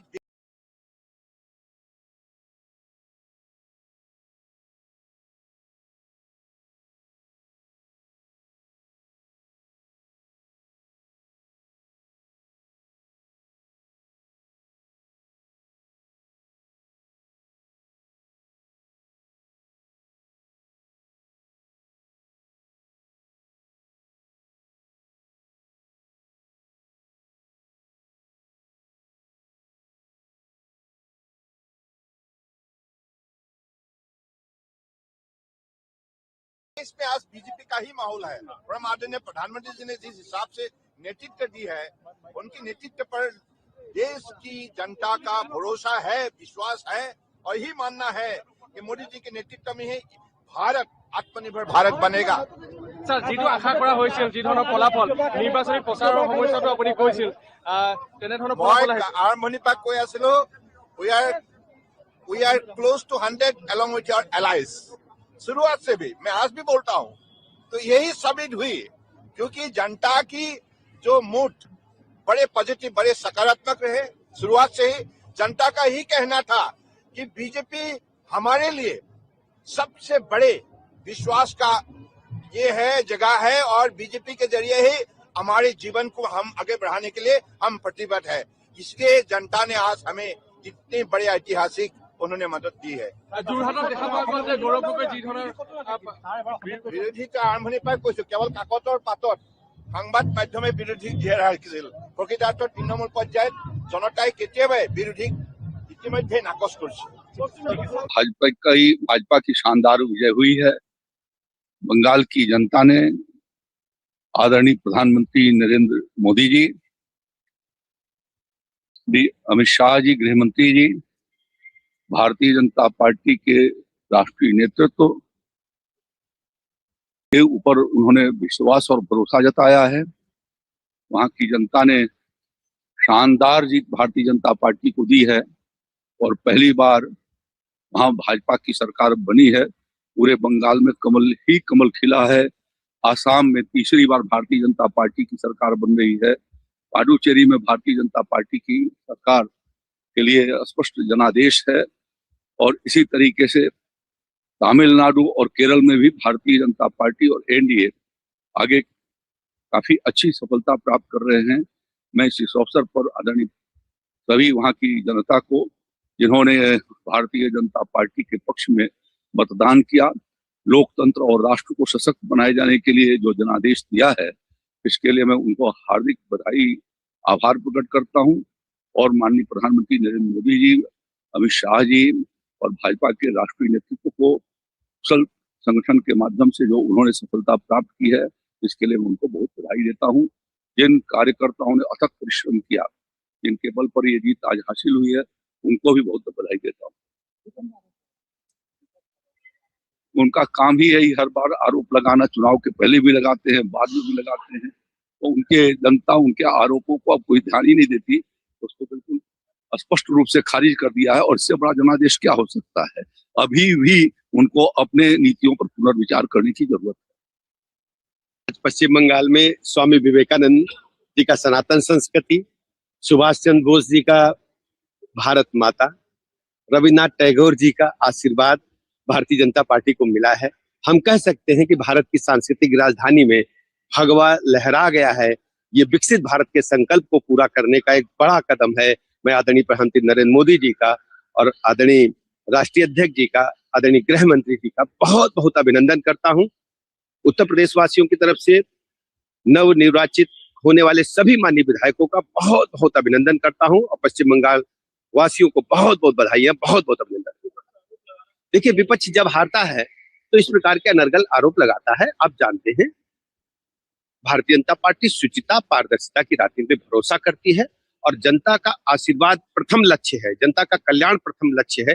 और भारत माता की जय हो, चहुं दिशा में भारत माता की जय जयकार हो। ये देश प्रथम, राष्ट्र प्रथम के नारे को लेकर के भारतीय जनता पार्टी आगे चलती है और वही हमारा सिद्धांत है, वही उद्देश्य है। ठीक है, धन्यवाद। देखो ना, बंगाल असम सिर्फ नहीं है, पंडिचेरी भी है। पूरा देश भर में आज के जो रिजल्ट है भारतीय जनता पार्टी के पक्ष में है। असम देखिए, ये थर्ड टाइम गवर्नमेंट होने जा रहा है। असम के जो हेमंत बिश्व शर्मा जो काम किया है दिखता है। मोदी जी के आशीर्वाद और अमित भाई शाह के जो आशीर्वाद और उनका जो काम है, असम जब हम जाते हैं, आज देश भर के जो मेट्रोपॉलिटन सिटी है उस नजर के दिखता है। आज फैक्ट्री बोलिए और हमारा स्पोर्ट्स इंफ्रास्ट्रक्चर बोलिए और अदर जो कनेक्टिविटी है, असम को दिखता है जो एक डेवलपमेंट सिटी बनते जा रहा है। और ये सिर्फ असम नहीं, बराक वैली एंटर हम देखेंगे तो डेवलपमेंट, और उस डेवलपमेंट के आधार पर ये वोट हुआ है, वो हम अब देख रहे हैं। वेस्ट बंगाल ऐसे एक प्रदेश जहाँ एक टाइम पूरा भारत को लीड करते थे। 35 साल कम्युनिस्ट का रहा है, बाद में 15 साल लोगों ने उम्मीद किया है जो ममता बनर्जी कुछ करेंगे। पहले ही सारे फैक्ट्री बंद होके चला गया था। बाद में ममता बनर्जी आने के बाद लोगों का उम्मीद था कुछ फैक्ट्री वहाँ पे होगा, रोजगार की व्यवस्था होगा। लेकिन 15 साल में करीब 50,000 फैक्ट्री आज गाजियाबाद, नोएडा, फरीदाबाद, ये जो इंडस्ट्रियल स्टेट बना है, ये सब बंगाल के फैक्ट्री जाके है। और उस बंगाल में क्या होगा, लोगों का रोजगार के लिए बाहर जाना पड़ रहा है। तो ये वहाँ के जो यूथ है और जो एलिट लोग हैं और जो पढ़े लिखे लोग हैं, बंगाल के जो इंटेलेक्चुअल बोला जाता है, उनको सबके मन में आया जब ममता बनर्जी से और होगा नहीं है। तो उसका जो एक रिएक्शन और मोदी जी का जो डेवलपमेंट है पूरा देश का, उसके आधार पर वोट हुआ है। तो अभी तक का जो रुझान हम देख रहे हैं, जो वहाँ पे सरकार बनना सुनिश्चित है, बीजेपी का है। तो हम बधाई देते हैं बंगाल के जो भारतीय जनता पार्टी के कार्यकर्ता है और मोदी जी, अमित शाह जी को जिस तरीके से उन्होंने मेहनत किया है, और त्रिपुरा के भी हमारा बहुत सारे कार्यकर्ता वहाँ पे मेहनत किया है, उनको भी बधाई देता हूँ आज के दिन में। और पूरा देश भर में बहुत अच्छा रिजल्ट बीजेपी के। आज पंडिचेरी में भी अच्छा हुआ है, हमने देखा, केरल में भी। और धर्मनगर जो है, हमारा 8 साल की सरकार है और 8 साल के सरकार के जो काम है धर्मनगर में काम हुआ। मैं नॉर्थ से आता हूँ, आपको पता है। मैं नॉर्थ में पहले मेरे को जाने में धर्मनगर 8 घंटा लगता था, 6 घंटा लगता था, आज 2-2.5 घंटा में जाता हूँ। वो डेवलपमेंट के आधार पर वोट हुआ है और उस डेवलपमेंट के आधार पर हम देखे हैं करीब 18,000 वोटों में हमारा वहाँ पे कैंडिडेट जीते हैं। तो धन्यवाद है भारतीय जनता पार्टी सारे कार्यकर्ता को इतना अच्छा रिजल्ट के लिए है। और आप लोग भी, सब लोग मेहनत किया है, सब लोगों ने इतना दिखाया, आप लोग आज भी रिजल्ट दिखा रहे हो, आप लोगों को भी धन्यवाद है आज की इस खुशी में।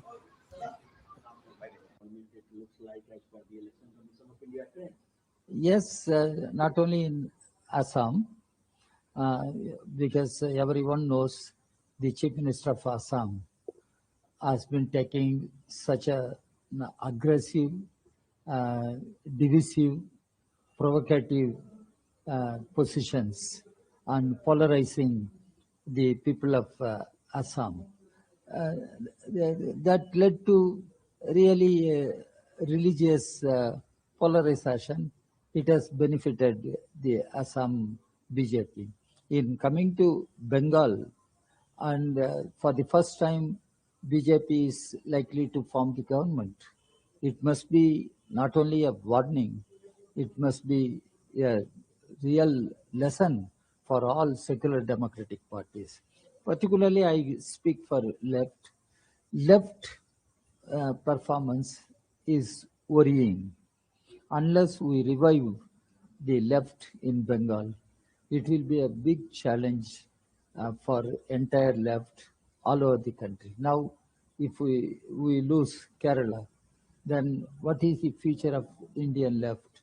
How to consolidate Indian left, how to strengthen Indian left, how to move forward, winning the confidence of the people across the country.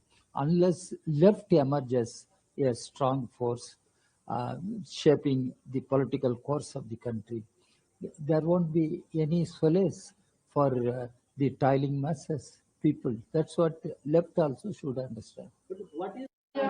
ऐतिहासिक हो गया। यशस्वी प्रधानमंत्री मोदी जी पर विश्वास पूरे बंगाली समाज को, गृह मंत्री अमित शाह जी की रणनीति और उनका वहां बैठना, सेना बल को लगाना, और बंगाली हिंदू, बंगाली सनातनी, बंगाली हर व्यक्ति अपने आप को आजाद कराना चाहता था उस भय की दुनिया से, वो माफिया और गुंडों से, उस बम के आतंक से, उन हत्याओं से। बंगाल एक सुनार बंगला हुआ करता था, एक लिटरेचर, एक अध्यात्म की जगह। माँ दुर्गा की शक्ति आज दोबारा बंगाल अपने अस्तित्व को पा लिया, अपनी पहचान को दोबारा पा लिया। दोबारा बंगाल अपने कदमों पे, अपने अध्यात्म, अपनी शक्तियों के साथ आगे बढ़ेगा।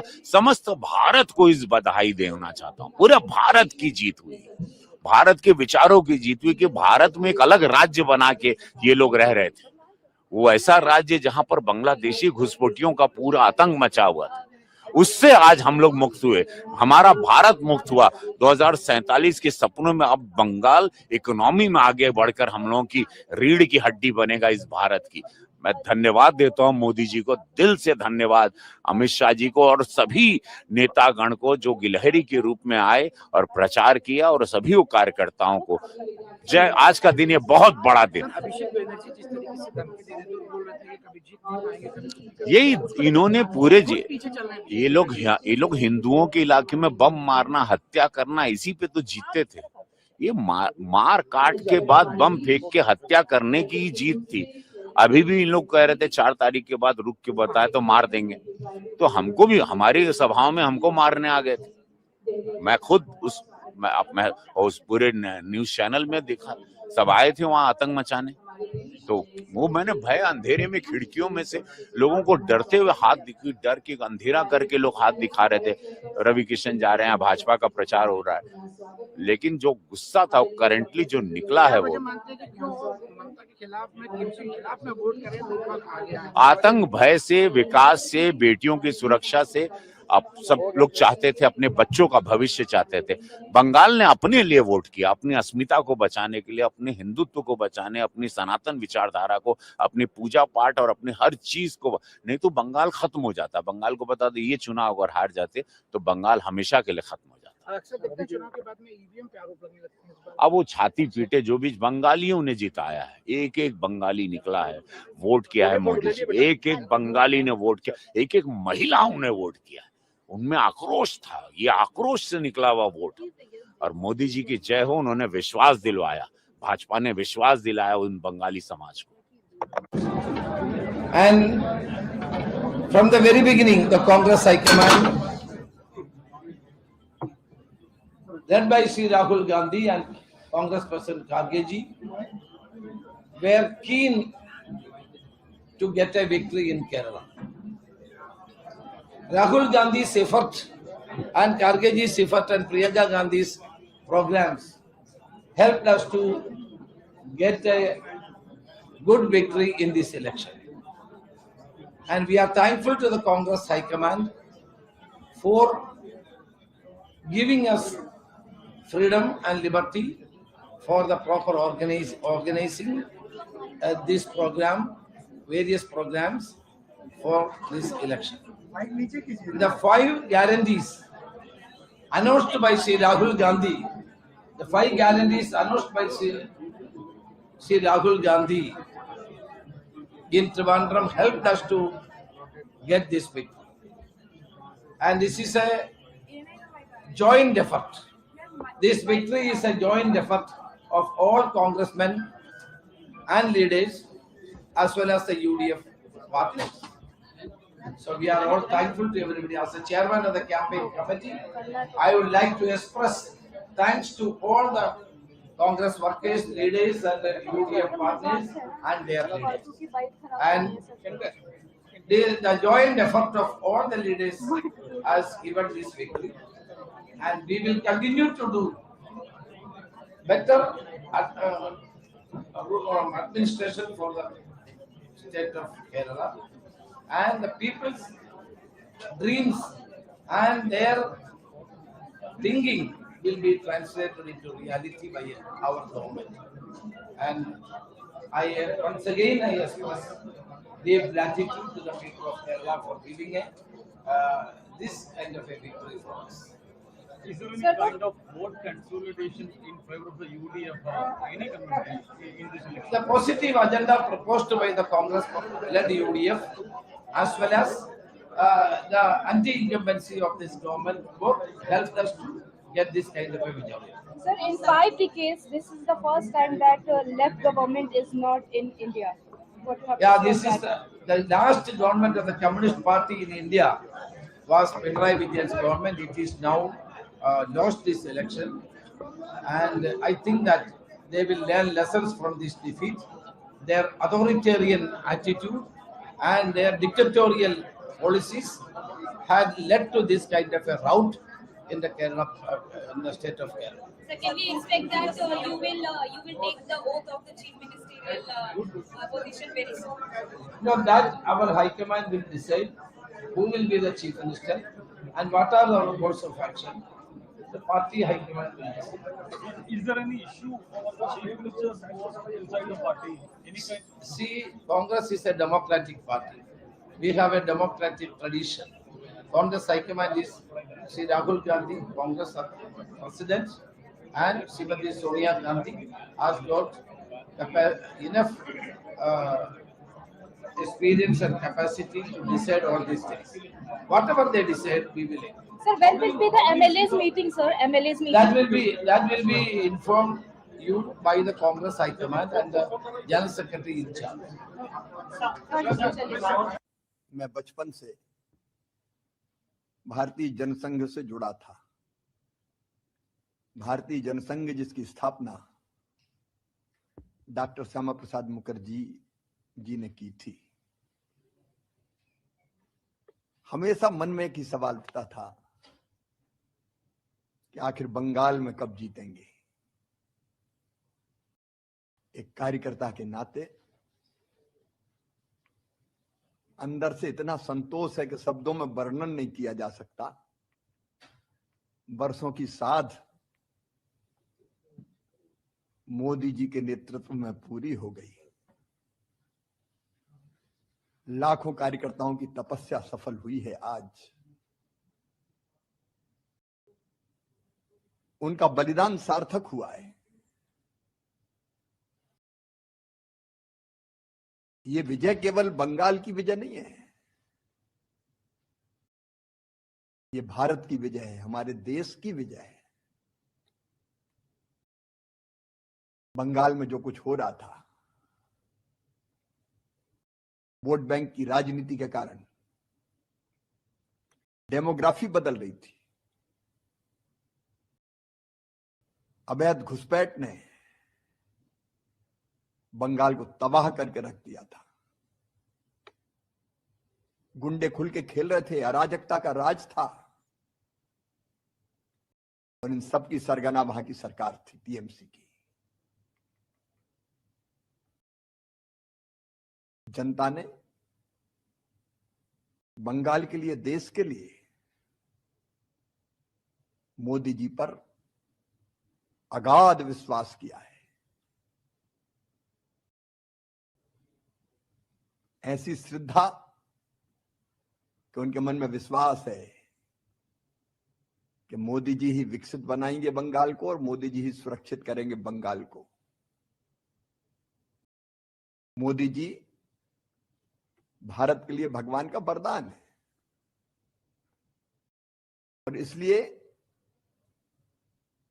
इन चुनाव में जनता का ये भाव प्रकट हुआ है और एक कार्यकर्ता के नाते आज बंग विजय से मैं भी बहुत भावुक हूं। मेरा पूरा विश्वास है कि मोदी जी के नेतृत्व में, उनके मार्गदर्शन में भारतीय जनता पार्टी की सरकार विकास की, सुरक्षा की, क्योंकि हमें सुरक्षा भी जरूरी है देश के लिए, एक नया अध्याय लिखेगी। मन संतुष्ट है और संतोष से भरा हुआ है। मोदी जी का अभिनंदन। अमित शाह जी ने जबरदस्त परिश्रम किया, रणनीति बनाई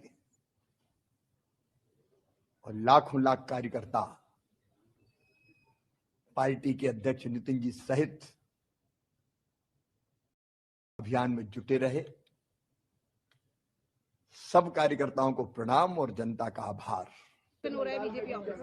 देखिए, जो रुझान राष्ट्रवाद की तरंग को बंग भूमि में उठते हुए दिखा रहे थे, वो अब ज्वार से तब्दील होकर सुनामी में जा रहे हैं।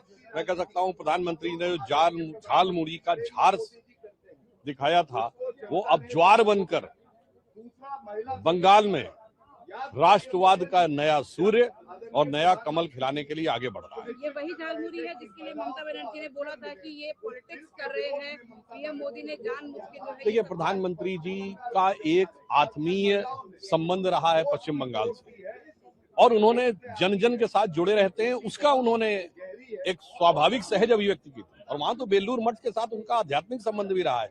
मुझे लगता है उसे न समझने के कारण यह स्थिति होती है। भारत और भारतीयता के तत्व को समझना चाहिए और क्षेत्र, भाषा, वर्ग, जाति में लड़ाने के अपनी टेम्पलेट से विपक्ष को बाज आने का प्रयास करना चाहिए। अब ये बहुत सारे फैक्टर्स हैं और 10 साल के जो ये सरकार की कमियां थी, नेचुरली उसके खिलाफ एक एंटी इनकम्बेंसी वोट भी थे। लेकिन मेरे ख्याल में अब तो अभी आगे देखने का वक्त आ गया है। अभी केरल के भविष्य, अब देखिए कि केरल में क्या हो रहा है। आप अगर देखेंगे, हमारे युवा मलयाली सब इस राज्य को छोड़ के दूसरे राज्यों, दूसरे देश जा रहे हैं क्योंकि यहाँ उनको अवसर नहीं मिल रहा है काम के लिए, दूसरी चीजों करने के लिए।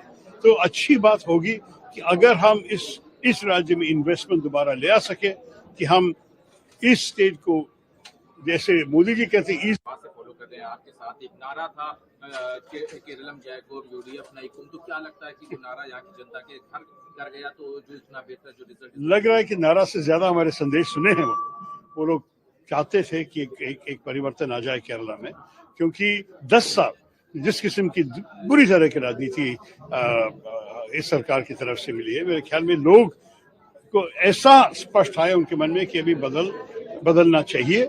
और जब कांग्रेस आए, यूडीएफ का संदेश इतना अच्छा था कि हम इस देश की भलाई के लिए, इस प्रदेश के भलाई के लिए हम सारे जो कुछ जरूरी हम करने के लिए तैयार हैं और हम ईमानदारी से जनता के साथ संपर्क करते हुए हम काम करेंगे। मेरे ख्याल में इस संदेश वो लोग स्वीकार करने के लिए तैयार हैं। आप लोगों ने जो इंदिरा गारंटीज रही हुई है, जो तमाम आपके कैंपेन्स हैं, ये सारी चीजें आज काम कर गई हैं, तो जनता का जो विश्वास अपनी डीएफ को लंबे समय के बाद मिला है, में देखा जाए कि बीजेपी का एक अच्छा वो देखने को मिला है। तमिलनाडु में कहाँ है बीजेपी? आपको पता है कि वो TVK विजय का आश्चर्यजनक रिजल्ट था। बंगाल में भी मेरे ख्याल में भाजपा का रिजल्ट तो काफी अजीब है। हम सारे इम्प्रेस्ड हैं कि ये सब हुआ है। मेरे ख्याल में इस सब को बैठ के एनालिसिस करना पड़ेगा। मेरा ध्यान तो यही था केरल में, तो मैं ज्यादा नहीं कमेंट्री देना चाहता हूँ, टिप्पणी नहीं करना चाहता। मैं सिर्फ ये कहूंगा कि हमारे लोकतंत्र की यही सौंदर्य है कि हमारे लोग उनका मन, अपना मन जानते हैं और वो तय करते हैं कि उनकी किस्मत किसके अपने ही हाथ में ले ले। ये तो अच्छी बात है हमारे देश में। For the big days, it's a huge victory for Tamilaga Vettri Kazhagam and your son Vijay Talapati. How do you see this victory for your family, for you in person, for Vijay Talapati, and for the entire fans of Vijay and the people of Tamil Nadu, sir? First of all, as a father, I'm very proud and happy, total, me and my wife, because my wishes to my son, because I'm seeing last 2 years, his confidence level. Okay, his confidence level is fantastic. And faith, I will come. I'll come as a Chief Minister of Tamil Nadu. 1% doubt is not there with Vijay. That is his confidence level. I'm appreciating that attitude. First of all, for a leader, that boldness, no alliance. I will stand with my own legs. So stubborn in this. So it's a good thing for Tamil Nadu and Tamil Nadu people, Tamil peoples. Definitely, I think is a historical success, historical victory for Vijay. We saw your celebration along with your family members.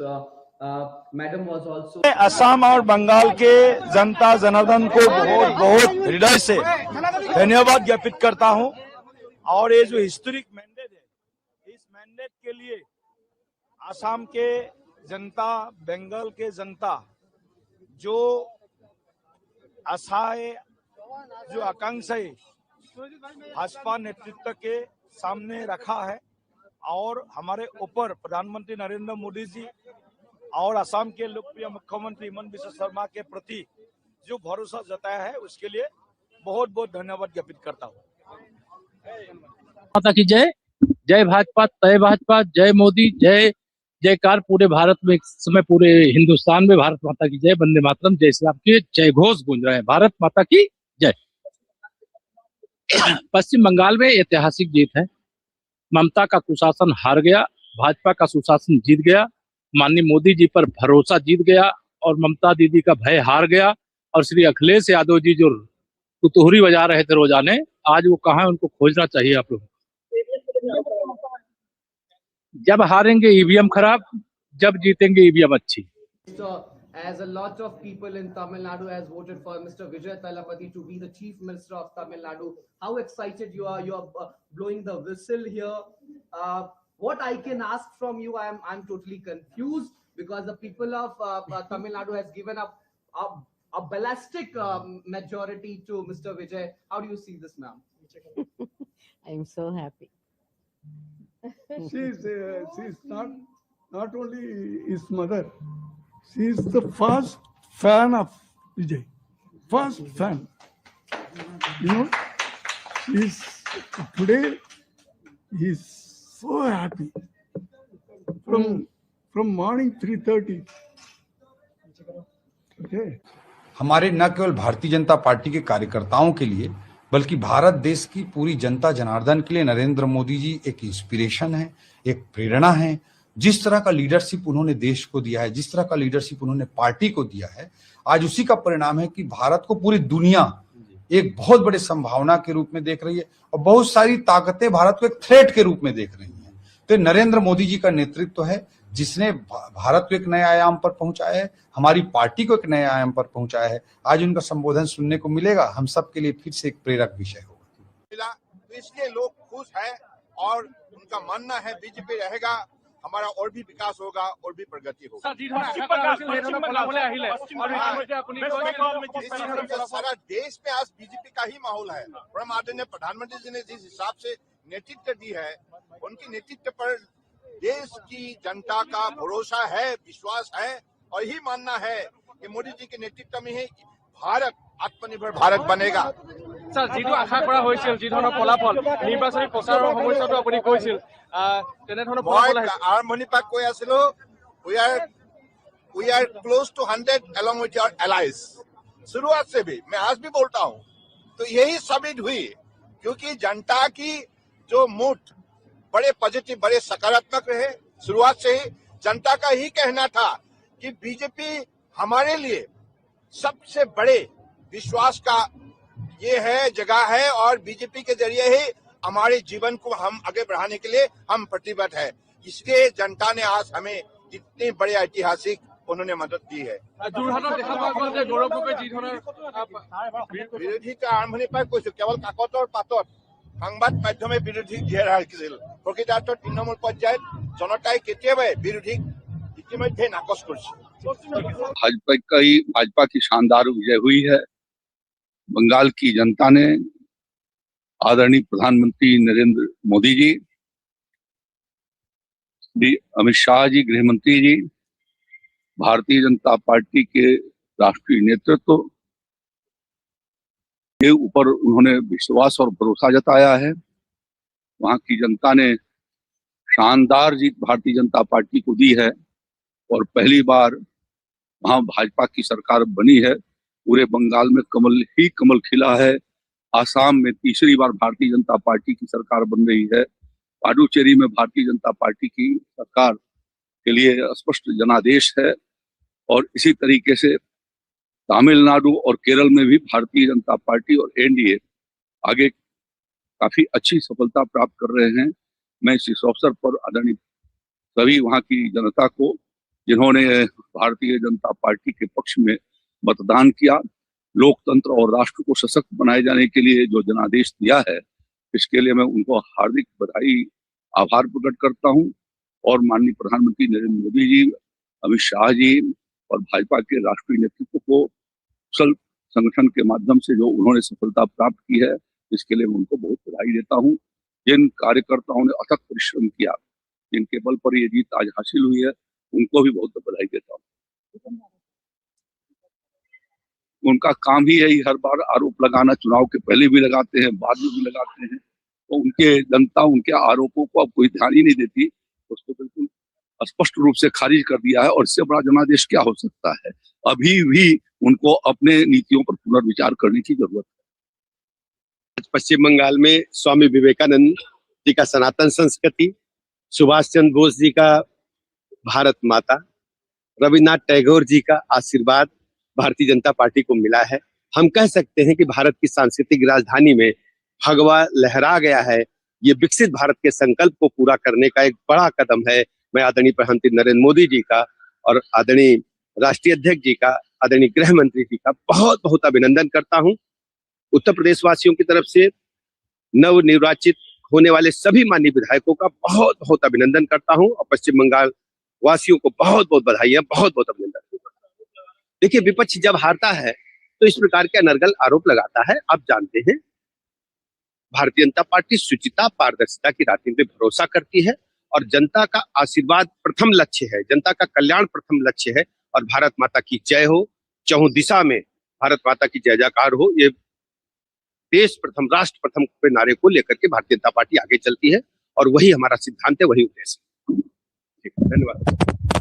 देखो, बंगाल असम सिर्फ नहीं है, पंडिचेरी भी है। पूरा देश भर में आज के जो रिजल्ट है भारतीय जनता पार्टी के पक्ष में है।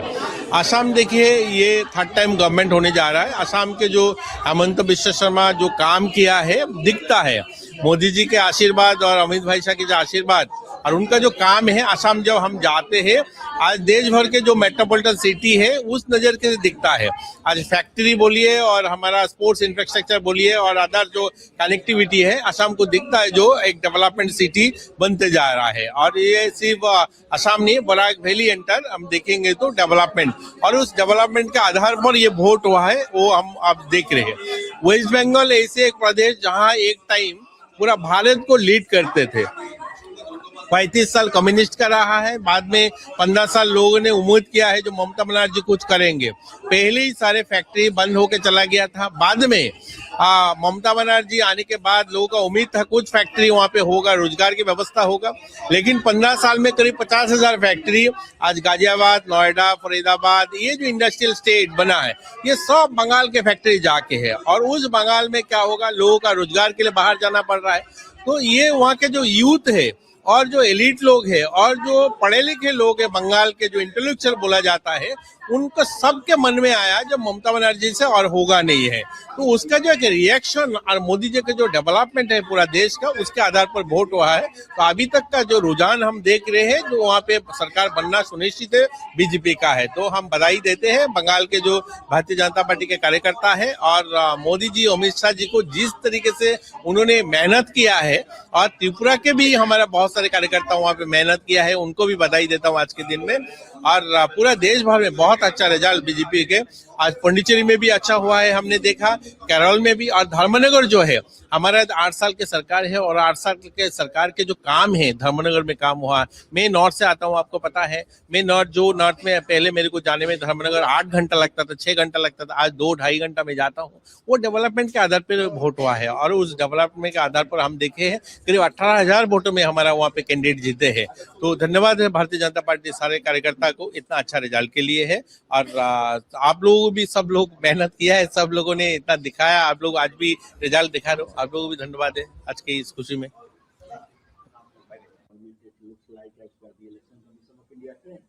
Yes, not only in Assam, because everyone knows the Chief Minister of Assam has been taking such a aggressive, divisive, provocative positions and polarizing the people of Assam.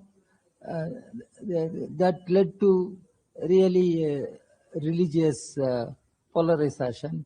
It has benefited the Assam BJP. In coming to Bengal, and for the first time, BJP is likely to form the government.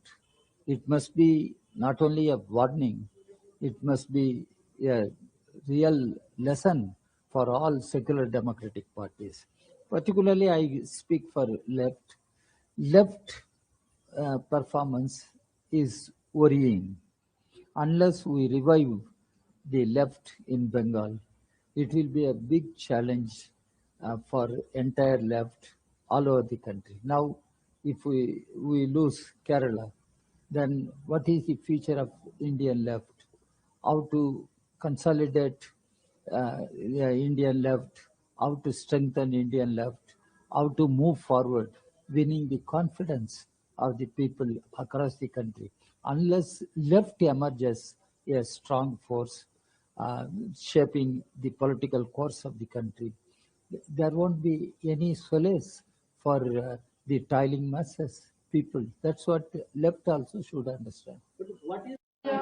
ऐतिहासिक हो गया यशस्वी प्रधानमंत्री मोदी जी पर विश्वास पूरे बंगाली समाज को, गृह मंत्री अमित शाह जी की रणनीति और उनका वहां बैठना, सेना बल को लगाना, और बंगाली हिंदू, बंगाली सनातनी, बंगाली हर व्यक्ति अपने आप को आजाद कराना चाहता था उस भय की दुनिया से, वो माफिया और गुंडों से, उस बम के आतंक से, उन हत्याओं से। बंगाल एक सुनार बंगला हुआ करता था, एक लिटरेचर, एक अध्यात्म की जगह। माँ दुर्गा की शक्ति आज दोबारा बंगाल अपने अस्तित्व को पा लिया, अपनी पहचान को दोबारा पा लिया। दोबारा बंगाल अपने कदमों पे अपने अध्यात्म, अपनी शक्तियों के साथ आगे बढ़ेगा। समस्त भारत को इस बधाई देना चाहता हूँ। पूरे भारत की जीत हुई, भारत के विचारों की जीत हुई कि भारत में एक अलग राज्य बना के ये लोग रह रहे थे। वो ऐसा राज्य जहां पर बांग्लादेशी घुसपैठियों का पूरा आतंक मचा हुआ था, उससे आज हम लोग मुक्त हुए, हमारा भारत मुक्त हुआ। 2047 के सपनों में अब बंगाल इकोनॉमी में आगे बढ़कर हम लोगों की रीढ़ की हड्डी बनेगा इस भारत की। मैं धन्यवाद देता हूं मोदी जी को, दिल से धन्यवाद अमित शाह जी को और सभी नेतागण को जो गिलहरी के रूप में आए और प्रचार किया, और सभी कार्यकर्ताओं को जय। आज का दिन ये बहुत बड़ा दिन, यही इन्होंने पूरे ये लोग हिंदुओं के इलाके में बम मारना, हत्या करना, इसी पे तो जीतते थे। ये मार काट के बाद बम फेंक के हत्या करने की ही जीत थी। अभी भी इन लोग कह रहे थे 4 तारीख के बाद रुक के बताए तो मार देंगे, तो हमको भी हमारी सभाओं में हमको मारने आ गए थे। मैं खुद उस पूरे न्यूज चैनल में देखा, सब आए थे वहां आतंक मचाने, तो वो मैंने भय अंधेरे में खिड़कियों में से लोगों को डरते हुए डर के अंधेरा करके लोग हाथ दिखा रहे थे, रवि किशन जा रहे हैं, भाजपा का प्रचार हो रहा है। लेकिन जो गुस्सा था वो करेंटली जो निकला है वो आतंक भय से, विकास से, बेटियों की सुरक्षा से। अब सब लोग चाहते थे, अपने बच्चों का भविष्य चाहते थे। बंगाल ने अपने लिए वोट किया, अपनी अस्मिता को बचाने के लिए, अपने हिंदुत्व को बचाने, अपनी सनातन विचारधारा को, अपनी पूजा पाठ और अपनी हर चीज को। नहीं तो बंगाल खत्म हो जाता। बंगाल को बता दो, ये चुनाव अगर हार जाते तो बंगाल हमेशा के लिए खत्म हो जाता। अब वो छाती पीटे, जो भी बंगालियों ने जिताया है, एक एक बंगाली निकला है, वोट किया है मोदी जी, एक एक बंगाली ने वोट किया, एक एक महिलाओं ने वोट किया, उनमें आक्रोश था, ये आक्रोश से निकला हुआ वोट। और मोदी जी की जय हो, उन्होंने विश्वास दिलवाया, भाजपा ने विश्वास दिलाया उन बंगाली समाज को। And from the very beginning, the Congress High Command, led by Sri Rahul Gandhi and Congress President Kharge ji, were keen to get a victory in Kerala. Rahul Gandhi's effort and Kharge ji's effort and Priyanka Gandhi's programs helped us to get a good victory in this election. And we are thankful to the Congress High Command for giving us freedom and liberty for the proper organizing this program, various programs for this election. The 5 guarantees announced by Sri Rahul Gandhi, the 5 guarantees announced by Sri Rahul Gandhi in Trivandrum helped us to get this victory. And this is a joint effort. This victory is a joint effort of all congressmen and leaders as well as the UDF partners. So we are all thankful to everybody. As the chairman of the campaign committee, I would like to express thanks to all the Congress workers, leaders and the UDF partners and their leaders. And the joint effort of all the leaders has given this victory. And we will continue to do better administration for the state of Kerala, and the people's dreams and their thinking will be translated into reality by our government. And once again I express deep gratitude to the people of Kerala for giving this kind of a victory for us.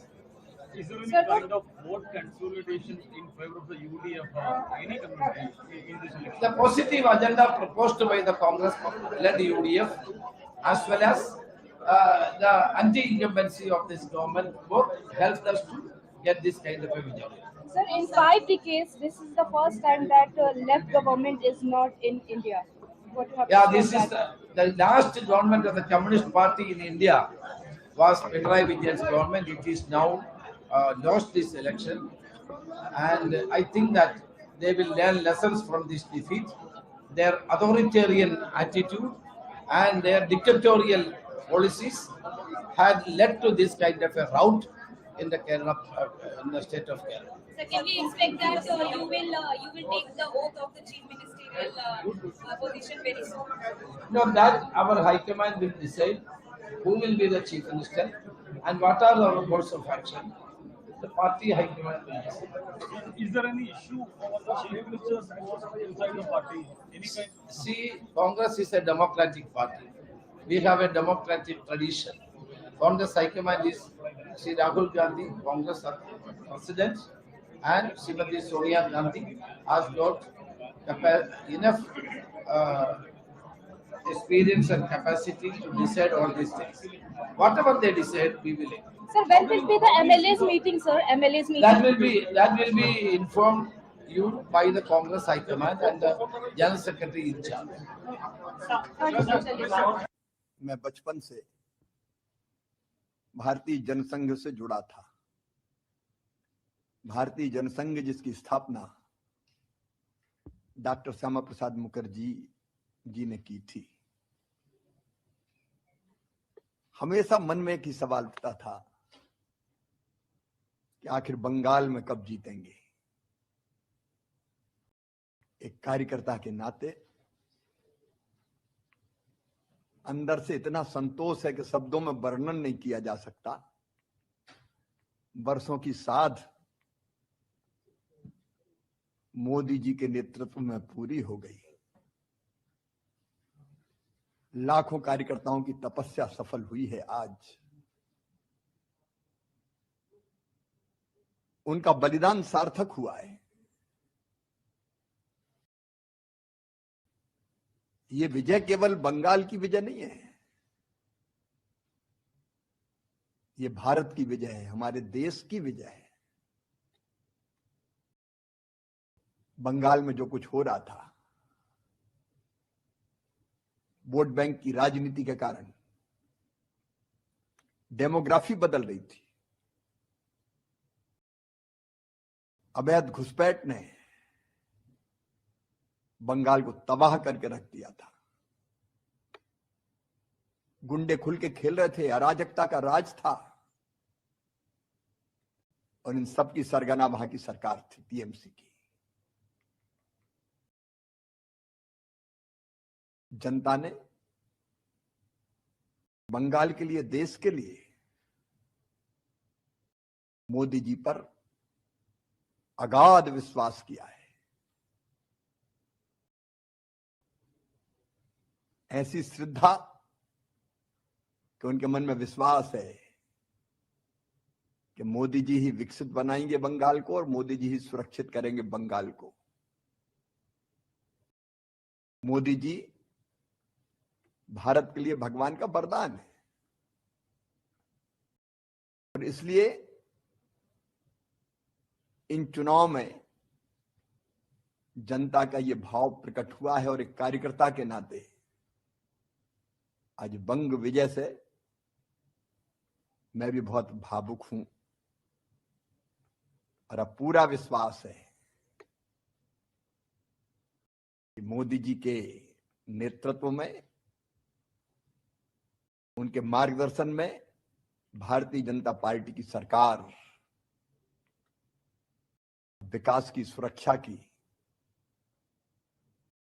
क्योंकि हमें सुरक्षा भी जरूरी है देश के लिए, एक नया अध्याय लिखेगी। मन संतुष्ट है और संतोष से भरा हुआ है। मोदी जी का अभिनंदन।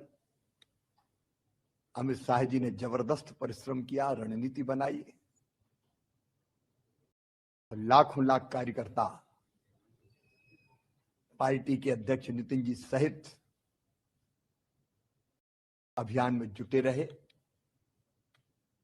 सब कार्यकर्ताओं को प्रणाम और जनता का आभार। देखिए, जो रुझान राष्ट्रवाद की तरंग को बंग भूमि में उठते हुए दिखा रहे थे, वो अब ज्वार से तब्दील होकर सुनामी में जा रहे हैं।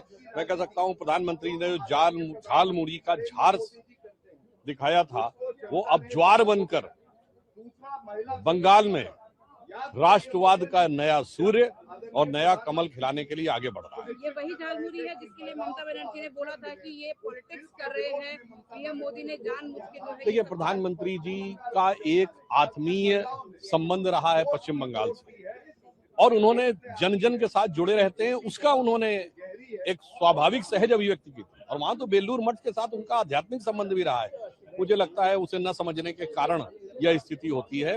भारत और भारतीयता के तत्व को समझना चाहिए और क्षेत्र, भाषा, वर्ग, जाति में लड़ाने के अपनी टेम्पलेट से विपक्ष को बाज आने का प्रयास करना चाहिए। अब ये बहुत सारे फैक्टर्स हैं और 10 साल के जो ये सरकार की कमियां थी, नेचुरली उसके खिलाफ एक एंटी इनकम्बेंसी वोट भी थे। लेकिन मेरे ख्याल में अब तो अभी आगे देखने का वक्त आ गया है। अभी केरल के भविष्य, आप देखिए कि केरल में क्या हो रहा है। आप अगर देखेंगे हमारे युवा मलयाली सब इस राज्य को छोड़ के दूसरे राज्यों, दूसरे देश जा रहे हैं क्योंकि यहाँ उनको अवसर नहीं मिल रहा है काम के लिए, दूसरी चीजों करने के लिए।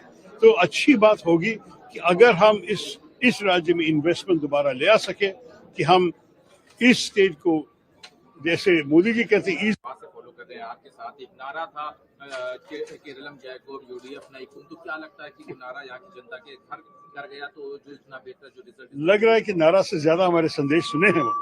वो लोग चाहते थे कि एक परिवर्तन आ जाए केरला में, क्योंकि 10 साल जिस किस्म की बुरी तरह की राजनीति इस सरकार की तरफ से मिली है, मेरे ख्याल में लोग को ऐसा स्पष्ट आया उनके मन में कि अभी बदलना चाहिए।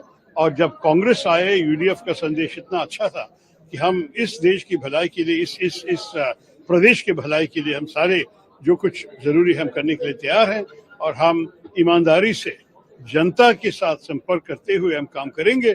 मेरे ख्याल में इस संदेश को लोग स्वीकार करने के लिए तैयार हैं। आप लोगों ने जो इंदिरा गारंटीज रही हो या जो तमाम आपके कैंपेन्स हैं, ये सारी चीजें आज काम कर गई हैं, तो जनता का जो विश्वास अब यूडीएफ को लंबे समय के बाद मिला है,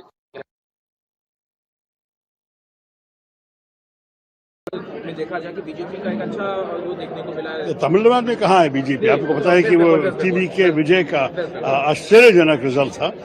बंगाल में भी मेरे ख्याल में भाजपा का रिजल्ट तो काफी अजीब है। हम सारे इम्प्रेस्ड हैं कि ये सब हुआ है।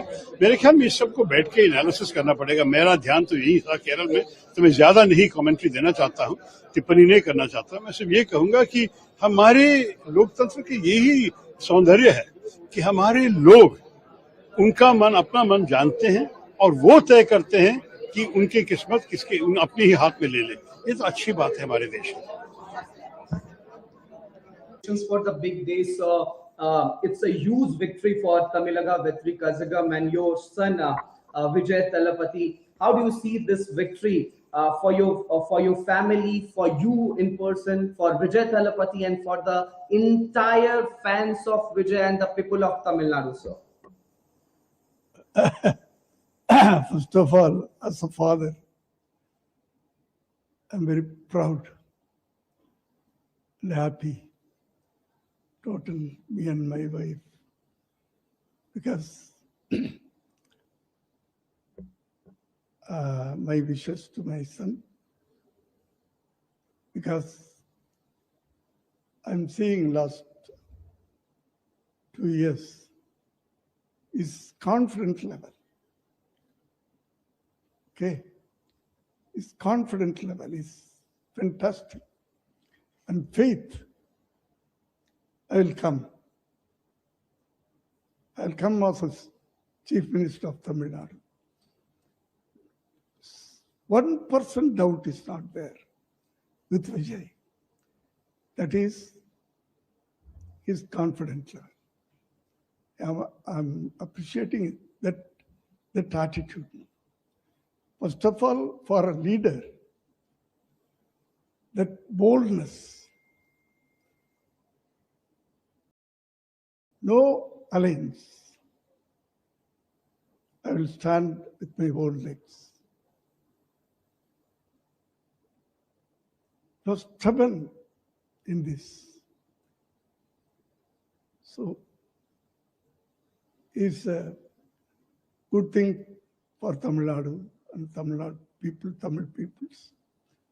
Definitely, I think it's a historical success, historical victory for Vijay. We saw your celebration along with your family members. Madam was also. Assam और बंगाल के जनता जनार्दन को बहुत बहुत हृदय से धन्यवाद ज्ञापित करता हूं। और ये जो हिस्टोरिक मैंडेट है, इस मैंडेट के लिए असम के जनता, बंगाल के जनता जो आशाएं, जो आकांक्षाएं भाजपा नेतृत्व के सामने रखा है और हमारे ऊपर प्रधानमंत्री नरेंद्र मोदी जी और असम के लोकप्रिय मुख्यमंत्री हिमंत बिस्वा शर्मा के प्रति जो भरोसा जताया है उसके लिए बहुत बहुत धन्यवाद ज्ञापित करता हूँ। माता की जय। जय भाजपा, तय भाजपा, जय मोदी, जय जयकार पूरे भारत में, इस समय पूरे हिंदुस्तान में भारत माता की जय, वंदे मातरम, जय श्री राम के जय घोष गूंज रहे हैं। भारत माता की जय। पश्चिम बंगाल में ऐतिहासिक जीत है। ममता का कुशासन हार गया, भाजपा का सुशासन जीत गया, माननीय मोदी जी पर भरोसा जीत गया और ममता दीदी का भय हार गया। और श्री अखिलेश यादव जी जो कुतूहरी बजा रहे थे रोजाने, आज वो कहाँ है, उनको खोजना चाहिए आप लोग। जब हारेंगे ईवीएम खराब, जब जीतेंगे ईवीएम अच्छी। As a lot of people in Tamil Nadu has voted for Mr. Vijay Thalapathy to be the Chief Minister of Tamil Nadu. How excited you are? You are blowing the whistle here. What I can ask from you, I'm totally confused because the people of Tamil Nadu has given up a ballistic majority to Mr. Vijay. How do you see this, ma'am? I'm so happy. She's not only his mother. She is the first fan of Vijay. First fan. You know, today he's so happy. From morning 3:30.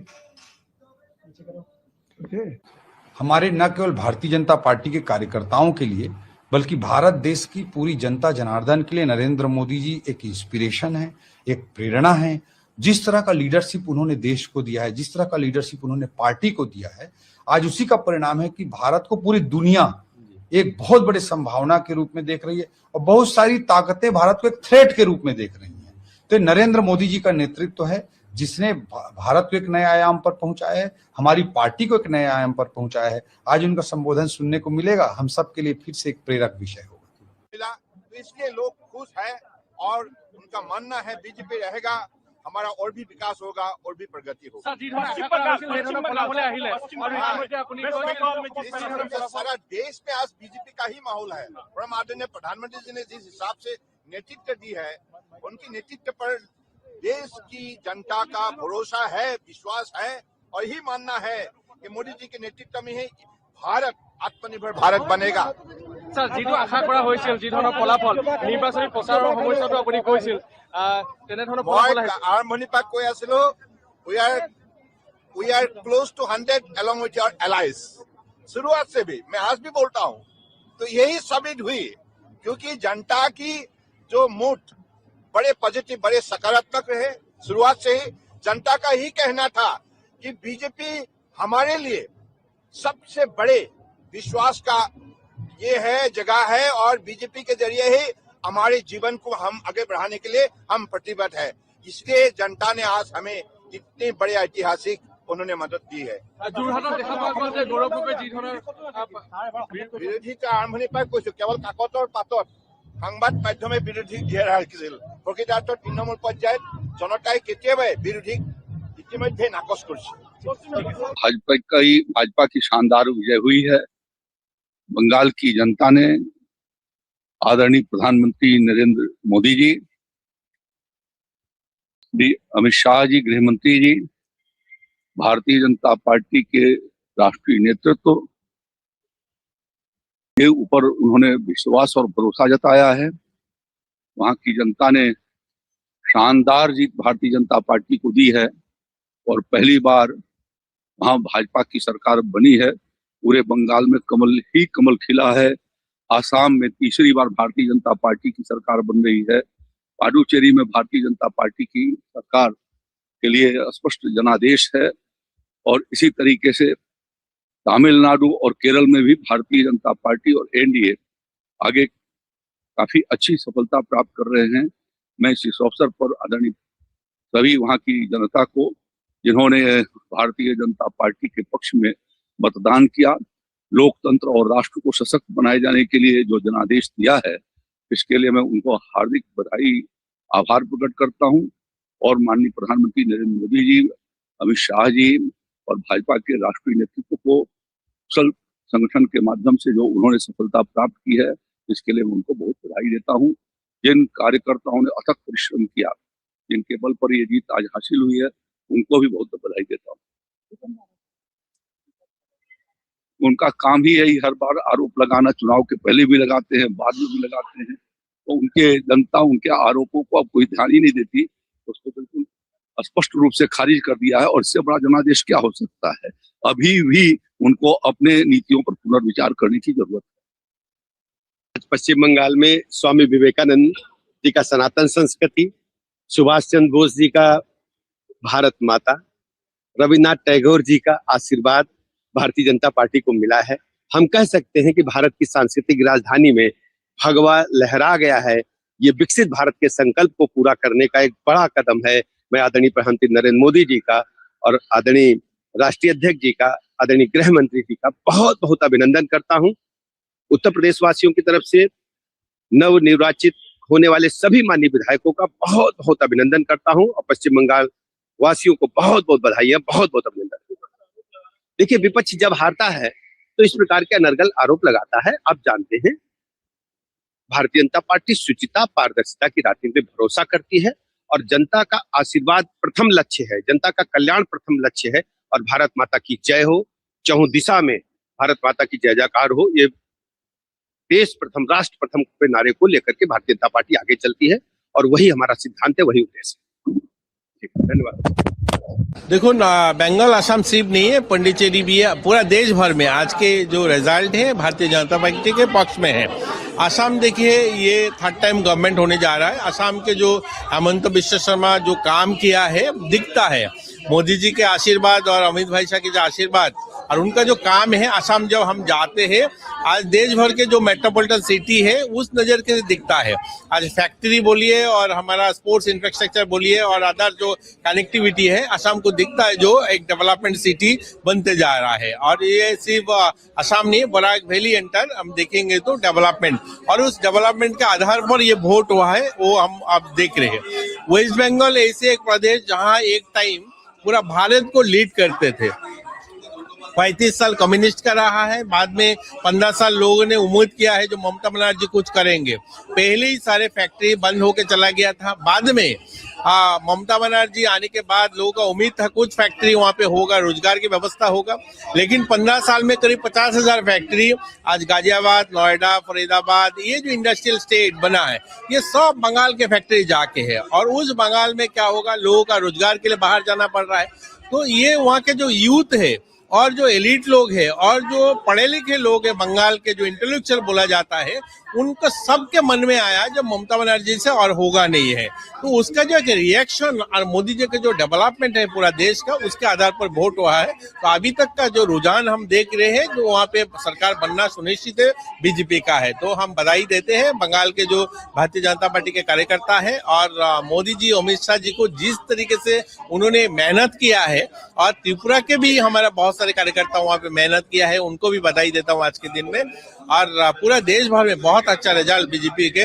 आज पंडिचेरी में भी अच्छा हुआ है, हमने देखा, केरल में भी। और धर्मनगर जो है, हमारा 8 साल की सरकार है और 8 साल के सरकार के जो काम है धर्मनगर में काम हुआ। मैं नॉर्थ से आता हूँ, आपको पता है। मैं नॉर्थ में पहले मेरे को जाने में धर्मनगर 8 घंटा लगता था, 6 घंटा लगता था, आज 2-2.5 घंटा में जाता हूँ। वो डेवलपमेंट के आधार पर वोट हुआ है और उस डेवलपमेंट के आधार पर हम देखे हैं करीब 18,000 वोटों में हमारा वहाँ पे कैंडिडेट जीते हैं। तो धन्यवाद है भारतीय जनता पार्टी सारे कार्यकर्ता को इतना अच्छा रिजल्ट के लिए है। और आप लोगों भी, सब लोग मेहनत किया है, सब लोगों ने इतना दिखाया, आप लोग आज भी रिजल्ट दिखा रहे हो, आप लोगों को भी धन्यवाद है आज की इस खुशी में।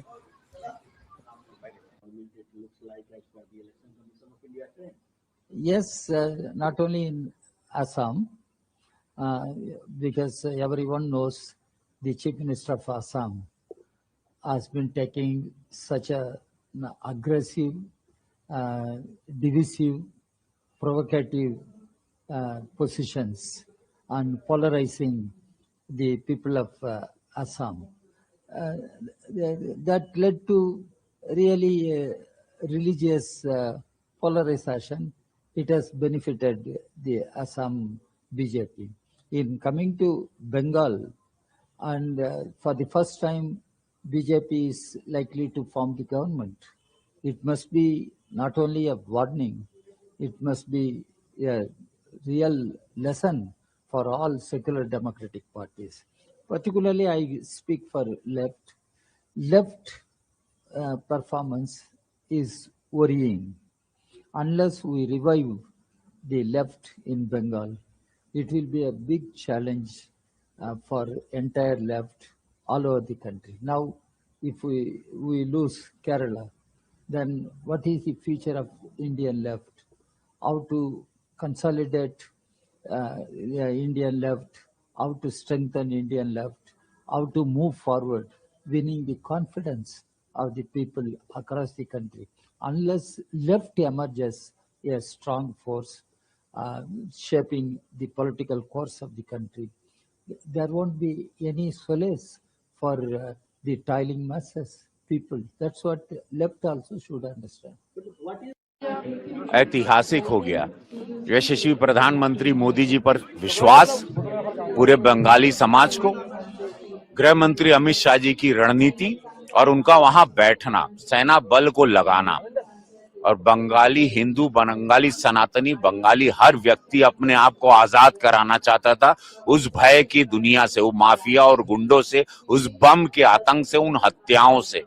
बंगाल एक सुनार बंगला हुआ करता था, एक लिटरेचर, एक अध्यात्म की जगह। माँ दुर्गा की शक्ति आज दोबारा बंगाल अपने अस्तित्व को पा लिया, अपनी पहचान को दोबारा पा लिया।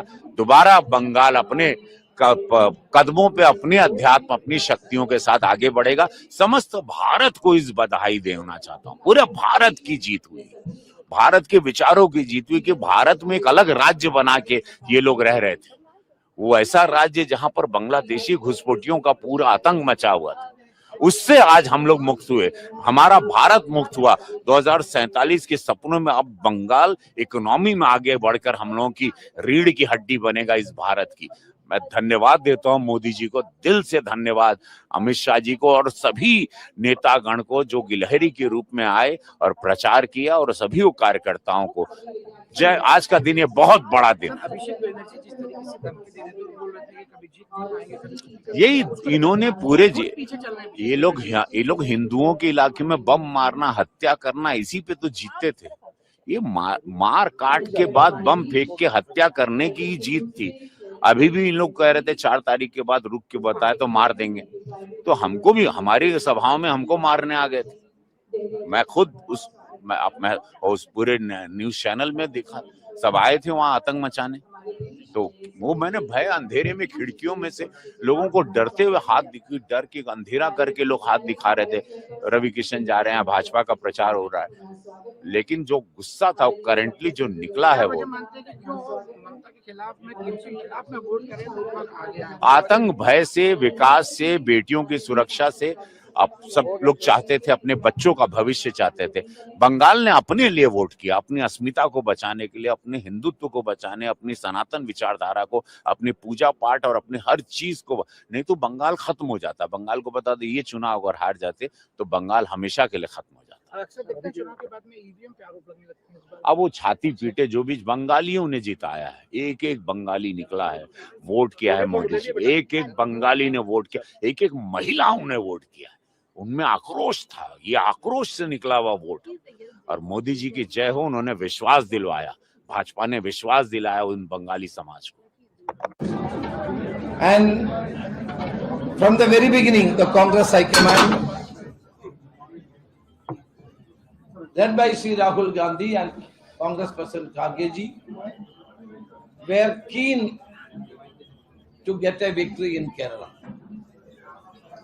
Rahul Gandhi's effort and Kharge ji's effort and Priyanka Gandhi's programs helped us to get a good victory in this election.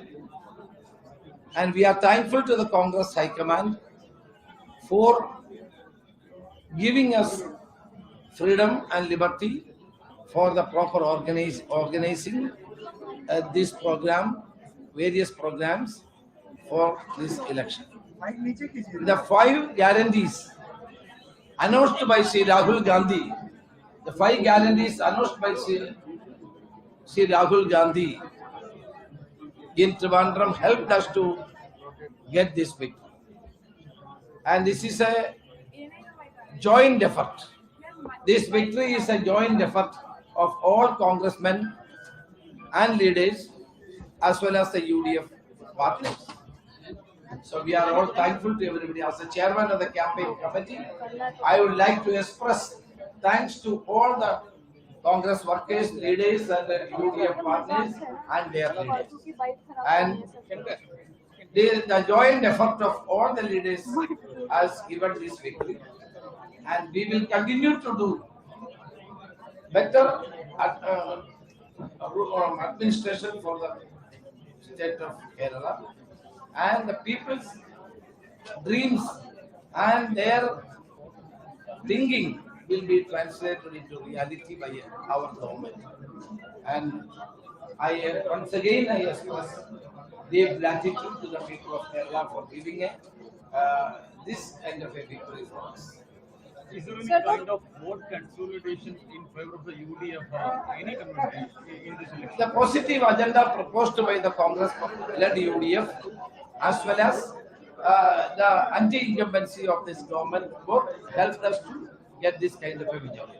Sir, in 5 decades, this is the first time that left government is not in India. What you have Yeah, to say this on is that? the last government of the Communist Party in India was Pinarayi Vijayan's government. It is now lost this election, and I think that they will learn lessons from this defeat. Their authoritarian attitude and their dictatorial policies had led to this kind of a rout in the Kerala, in the state of Kerala. So can we expect that you will take the oath of the chief ministerial position very soon? No, that our High Command will decide who will be the chief minister and what are our course of action. The party High Command will decide. Is there any issue over the chief minister's post inside the party? Any kind? See, Congress is a democratic party. We have a democratic tradition. Congress High Command is Sri Rahul Gandhi, Congress President, and Srimati Sonia Gandhi has got enough experience and capacity to decide all these things. Whatever they decide, we will agree.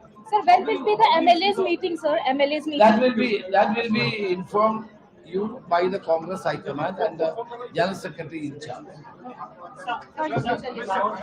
मैं बचपन से भारतीय जनसंघ से जुड़ा था। भारतीय जनसंघ जिसकी स्थापना डॉक्टर श्यामा प्रसाद मुखर्जी जी ने की थी। हमेशा मन में एक ही सवाल उठता था कि आखिर बंगाल में कब जीतेंगे। एक कार्यकर्ता के नाते अंदर से इतना संतोष है कि शब्दों में वर्णन नहीं किया जा सकता। वर्षों की साध मोदी जी के नेतृत्व में पूरी हो गई। लाखों कार्यकर्ताओं की तपस्या सफल हुई है। आज उनका बलिदान सार्थक हुआ है। ये विजय केवल बंगाल की विजय नहीं है,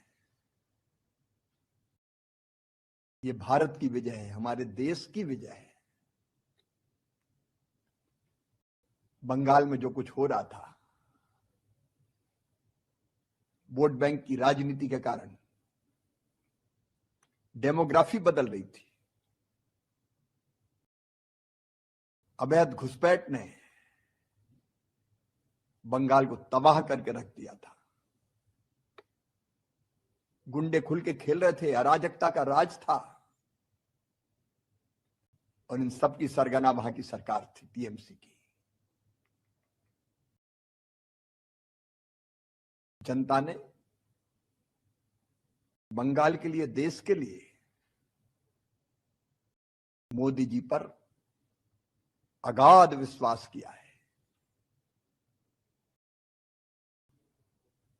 ऐसी श्रद्धा कि उनके मन में विश्वास है कि मोदी जी ही विकसित बनाएंगे बंगाल को और मोदी जी ही सुरक्षित करेंगे बंगाल को। मोदी जी भारत के लिए भगवान का वरदान है। और इसलिए इन चुनाव में जनता का ये भाव प्रकट हुआ है और एक कार्यकर्ता के नाते आज बंग विजय से मैं भी बहुत भावुक हूं और अब पूरा विश्वास है कि मोदी जी के नेतृत्व में, उनके मार्गदर्शन में भारतीय जनता पार्टी की सरकार अब विकास की, सुरक्षा की, क्योंकि हमें सुरक्षा भी जरूरी है देश के लिए, एक नया अध्याय लिखेगी। मन संतुष्ट है और संतोष से भरा हुआ है। मोदी जी का अभिनंदन। अमित शाह जी ने जबरदस्त परिश्रम किया, रणनीति बनाई और लाखों लाख कार्यकर्ता पार्टी के अध्यक्ष नितिन जी सहित अभियान में जुटे रहे। सब कार्यकर्ताओं को प्रणाम और जनता का आभार। देखिए, जो रुझान राष्ट्रवाद की तरंग को बंग भूमि में उठते हुए दिखा रहे थे, वो अब ज्वार से तब्दील होकर सुनामी में जा रहे हैं। मैं कह सकता हूं प्रधानमंत्री ने जो झाल मुड़ी का झार दिखाया था, वो अब ज्वार बनकर बंगाल में राष्ट्रवाद का नया सूर्य और नया कमल खिलाने के लिए आगे बढ़ रहा है। ये वही झालमुड़ी है जिसके लिए ममता बनर्जी ने बोला था कि ये पॉलिटिक्स कर रहे हैं, पीएम मोदी ने जानबूझ के जो है। देखिए, प्रधानमंत्री जी का एक आत्मीय संबंध रहा है पश्चिम बंगाल से और उन्होंने जन जन के साथ जुड़े रहते हैं, उसका उन्होंने एक स्वाभाविक सहज अभिव्यक्ति की थी। और वहां तो बेलूर मठ के साथ उनका आध्यात्मिक संबंध भी रहा है। मुझे लगता है उसे न समझने के कारण यह स्थिति होती है। भारत और भारतीयता के तत्व को समझना चाहिए और क्षेत्र, भाषा, वर्ग, जाति में लड़ाने के अपनी टेम्पलेट से विपक्ष को बाज आने का प्रयास करना चाहिए। अब ये बहुत सारे फैक्टर्स हैं और 10 साल के जो ये सरकार की कमियां थी, नेचुरली उसके खिलाफ एक एंटी इनकम्बेंसी वोट भी थे। लेकिन मेरे ख्याल में अब तो अभी आगे देखने का वक्त आ गया है। अभी केरल के भविष्य, अब देखिए कि केरल में क्या हो रहा है। आप अगर देखेंगे, हमारे युवा मलयाली सब इस राज्य को छोड़ के दूसरे राज्यों, दूसरे देश जा रहे हैं क्योंकि यहाँ उनको अवसर नहीं मिल रहा है काम के लिए, दूसरी चीजों करने के लिए। तो अच्छी बात होगी कि अगर हम इस राज्य में इन्वेस्टमेंट दोबारा ले आ सके, कि हम इस स्टेट को, जैसे मोदी जी कहते हैं, फॉलो कर रहे हैं। आपके साथ एक नारा था केरलम जयकोर यूडीएफ नाइकुम, तो क्या लगता है कि वो नारा यहाँ की जनता के घर कर गया, तो जो इतना बेहतर जो रिजल्ट लग रहा है कि नारा से ज्यादा हमारे संदेश सुने हैं। वो लोग चाहते थे कि एक परिवर्तन आ जाए केरला में, क्योंकि 10 साल जिस किस्म की बुरी तरह की राजनीति इस सरकार की तरफ से मिली है, मेरे ख्याल में लोग को ऐसा स्पष्ट आया उनके मन में कि अभी बदलना चाहिए।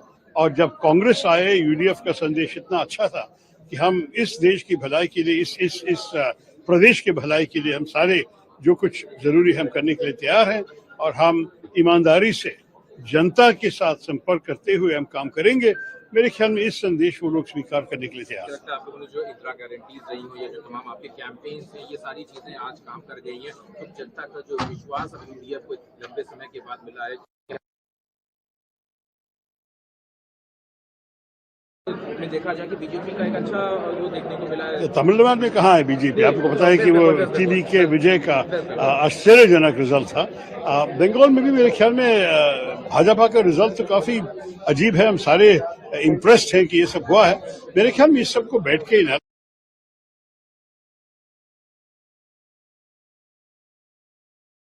If exit polls confused everybody, the results are clearing that confusion up.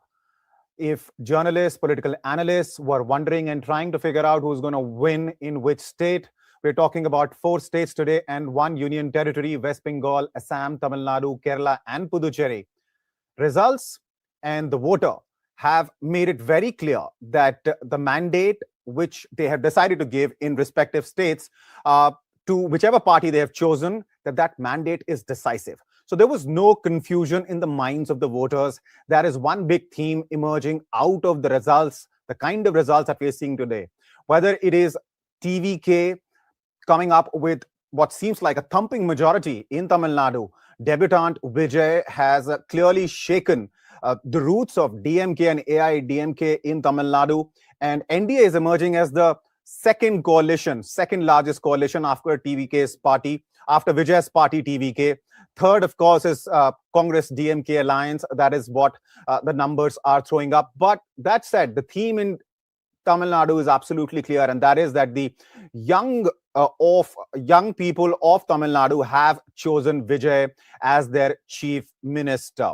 Now, moving to Kerala, there too, the theme is very clear. Very decisively, the voters of Kerala have chosen to vote in favor of UDF. LDF is far, far behind in terms of numbers. This was expected, but the quantum of seats that UDF is expected to finally get, that is something which was perhaps not expected.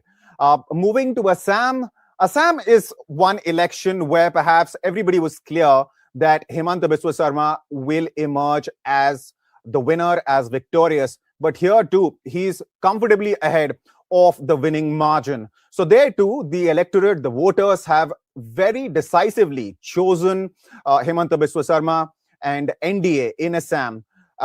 Talking about Puducherry, it's a small assembly of just 30-odd seats. The victory margin, even in 2021, here on various seats was wafer thin.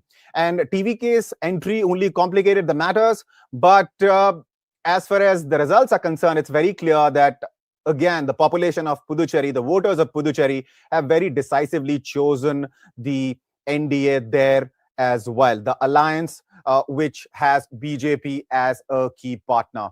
There, the halfway mark is, of course, just 16 seats. So that's the situation in Puducherry. Again, a very clear-cut verdict. Now, West Bengal, when we talk about West Bengal was expected to be a little complicated, especially because of the fact that Mamata Banerjee was fighting tooth and nail against the BJP. This, a lot of analysts had started saying, even before election had begun, that this could be Mamata Banerjee's last election, keeping in mind her age. And of course, she's just 71, but a lot of people were referring to her health. And also the fact that there is a lot of infighting which had been going on in TMC, but since the party was in power in Bengal for 2 terms straight, for 3 terms in fact, and this would have been the 4th term for the Mamata Banerjee government in Bengal, till the time TMC was in power, that infighting was still under the wraps. But now that BJP is going to emerge victorious in West Bengal, chances are those squabbles will be out in the open. And in that scenario, what's going to happen to 2AMC is something which remains to be seen. Now, nationally, the impact of these elections is going to be massive as well. Because remember, BJP has just 240 seats in general elections. That's the number of seats BJP won in 2024 general elections, 240. It would have liked to have a bigger mandate, but 240 is what BJP had to be satisfied with in 2024. But these elections will give BJP a lot of confidence, because for NDA to emerge as a second biggest coalition, in fact, second biggest seat getter in Tamil Nadu is a big deal, a massive deal, because Tamil Nadu has been a bastion of AIADMK and DMK. Similarly, in Kerala also, BJP has managed to make serious inroads. Assam is going to win comfortably. And Bengal, of course, was that one election that BJP has been trying ever since it came to power in 2014 at the center.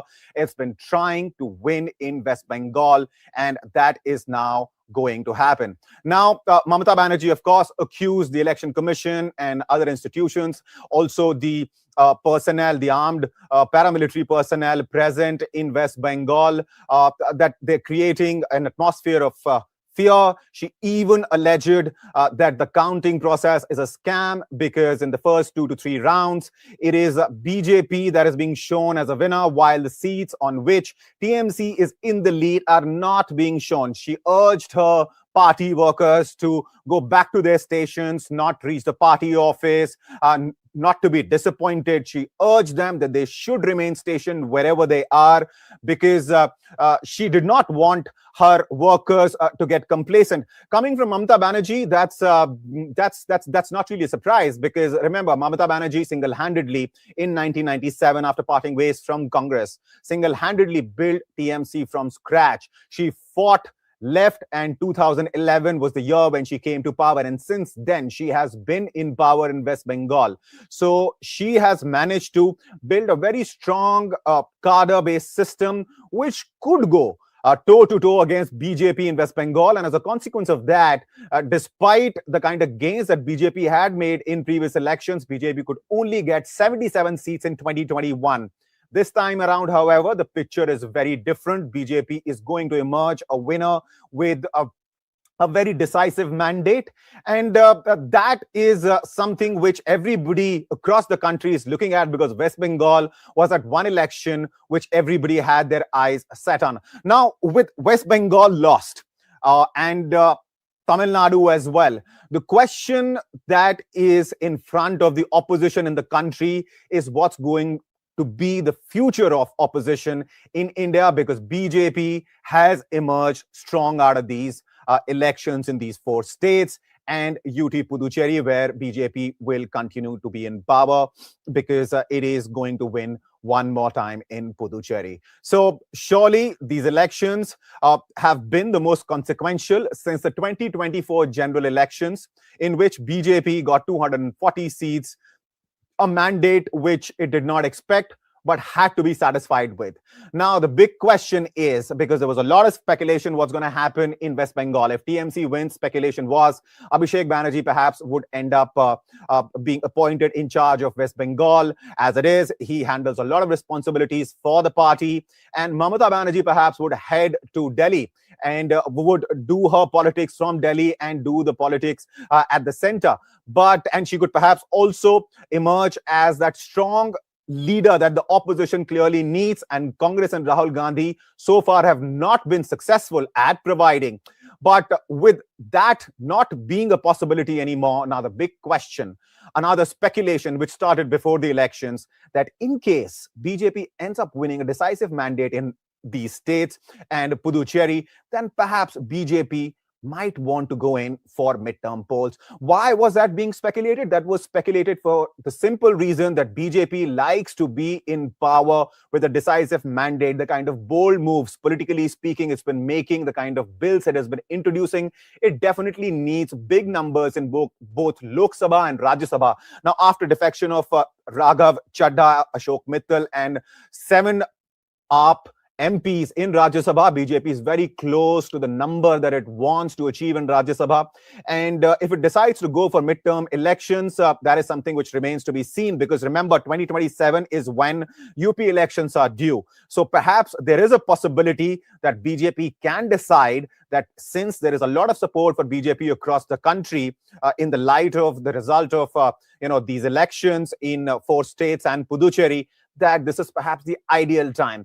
And the reason for this is also geopolitical, because if you look at the global situation, the chances of war between Iran on one side and Israel and US on the other side are really high. There is a pause at this point in time, but you never know when situations in the Middle East might get worse. In case that happens, India, being a big importer of gas and oil, would be in the line of fire. Prices will go up. As it is, we have seen the prices of gas cylinders have already been increased.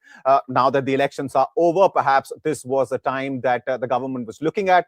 But having said that, the prices could go further up. If that happens, inflation going up is a real risk that India will have to deal with. Exchequer will have to pay up a whole lot more for oil, and this will have second-order effects on other industries. Now, if that happens, economically speaking, that might not be the situation, the position that the BJP and NDA would like to find themselves in going forward, and of course in 2029. So they'd much rather try to fight it out against a weak opposition. And I say weak because West Bengal, of course, was the last strong bastion of opposition. And if West Bengal wasn't last, definitely Tamil Nadu was. Now, good news for Congress in this is, of course, its coalition getting the winning numbers in Kerala. UDF, of course, is going to form the government in Kerala, and that is perhaps the only good thing Congress can take away from this.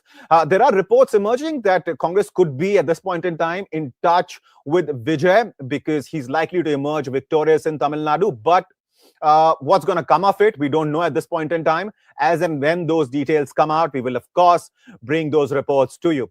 But until then, keep watching the space, keep watching Hindustan Times, keep watching Live Mint, your election headquarters, and don't forget to download the Hindustan Times and Mint app. That is where you will get detailed analysis and, of course, insights, because everybody is trying to figure out why Mamata Banerjee lost West Bengal in a manner that she did, why DMK and Congress alliance could not fight, TVK could not keep Vijay, a debutant, at bay despite being entrenched, despite having a ground force.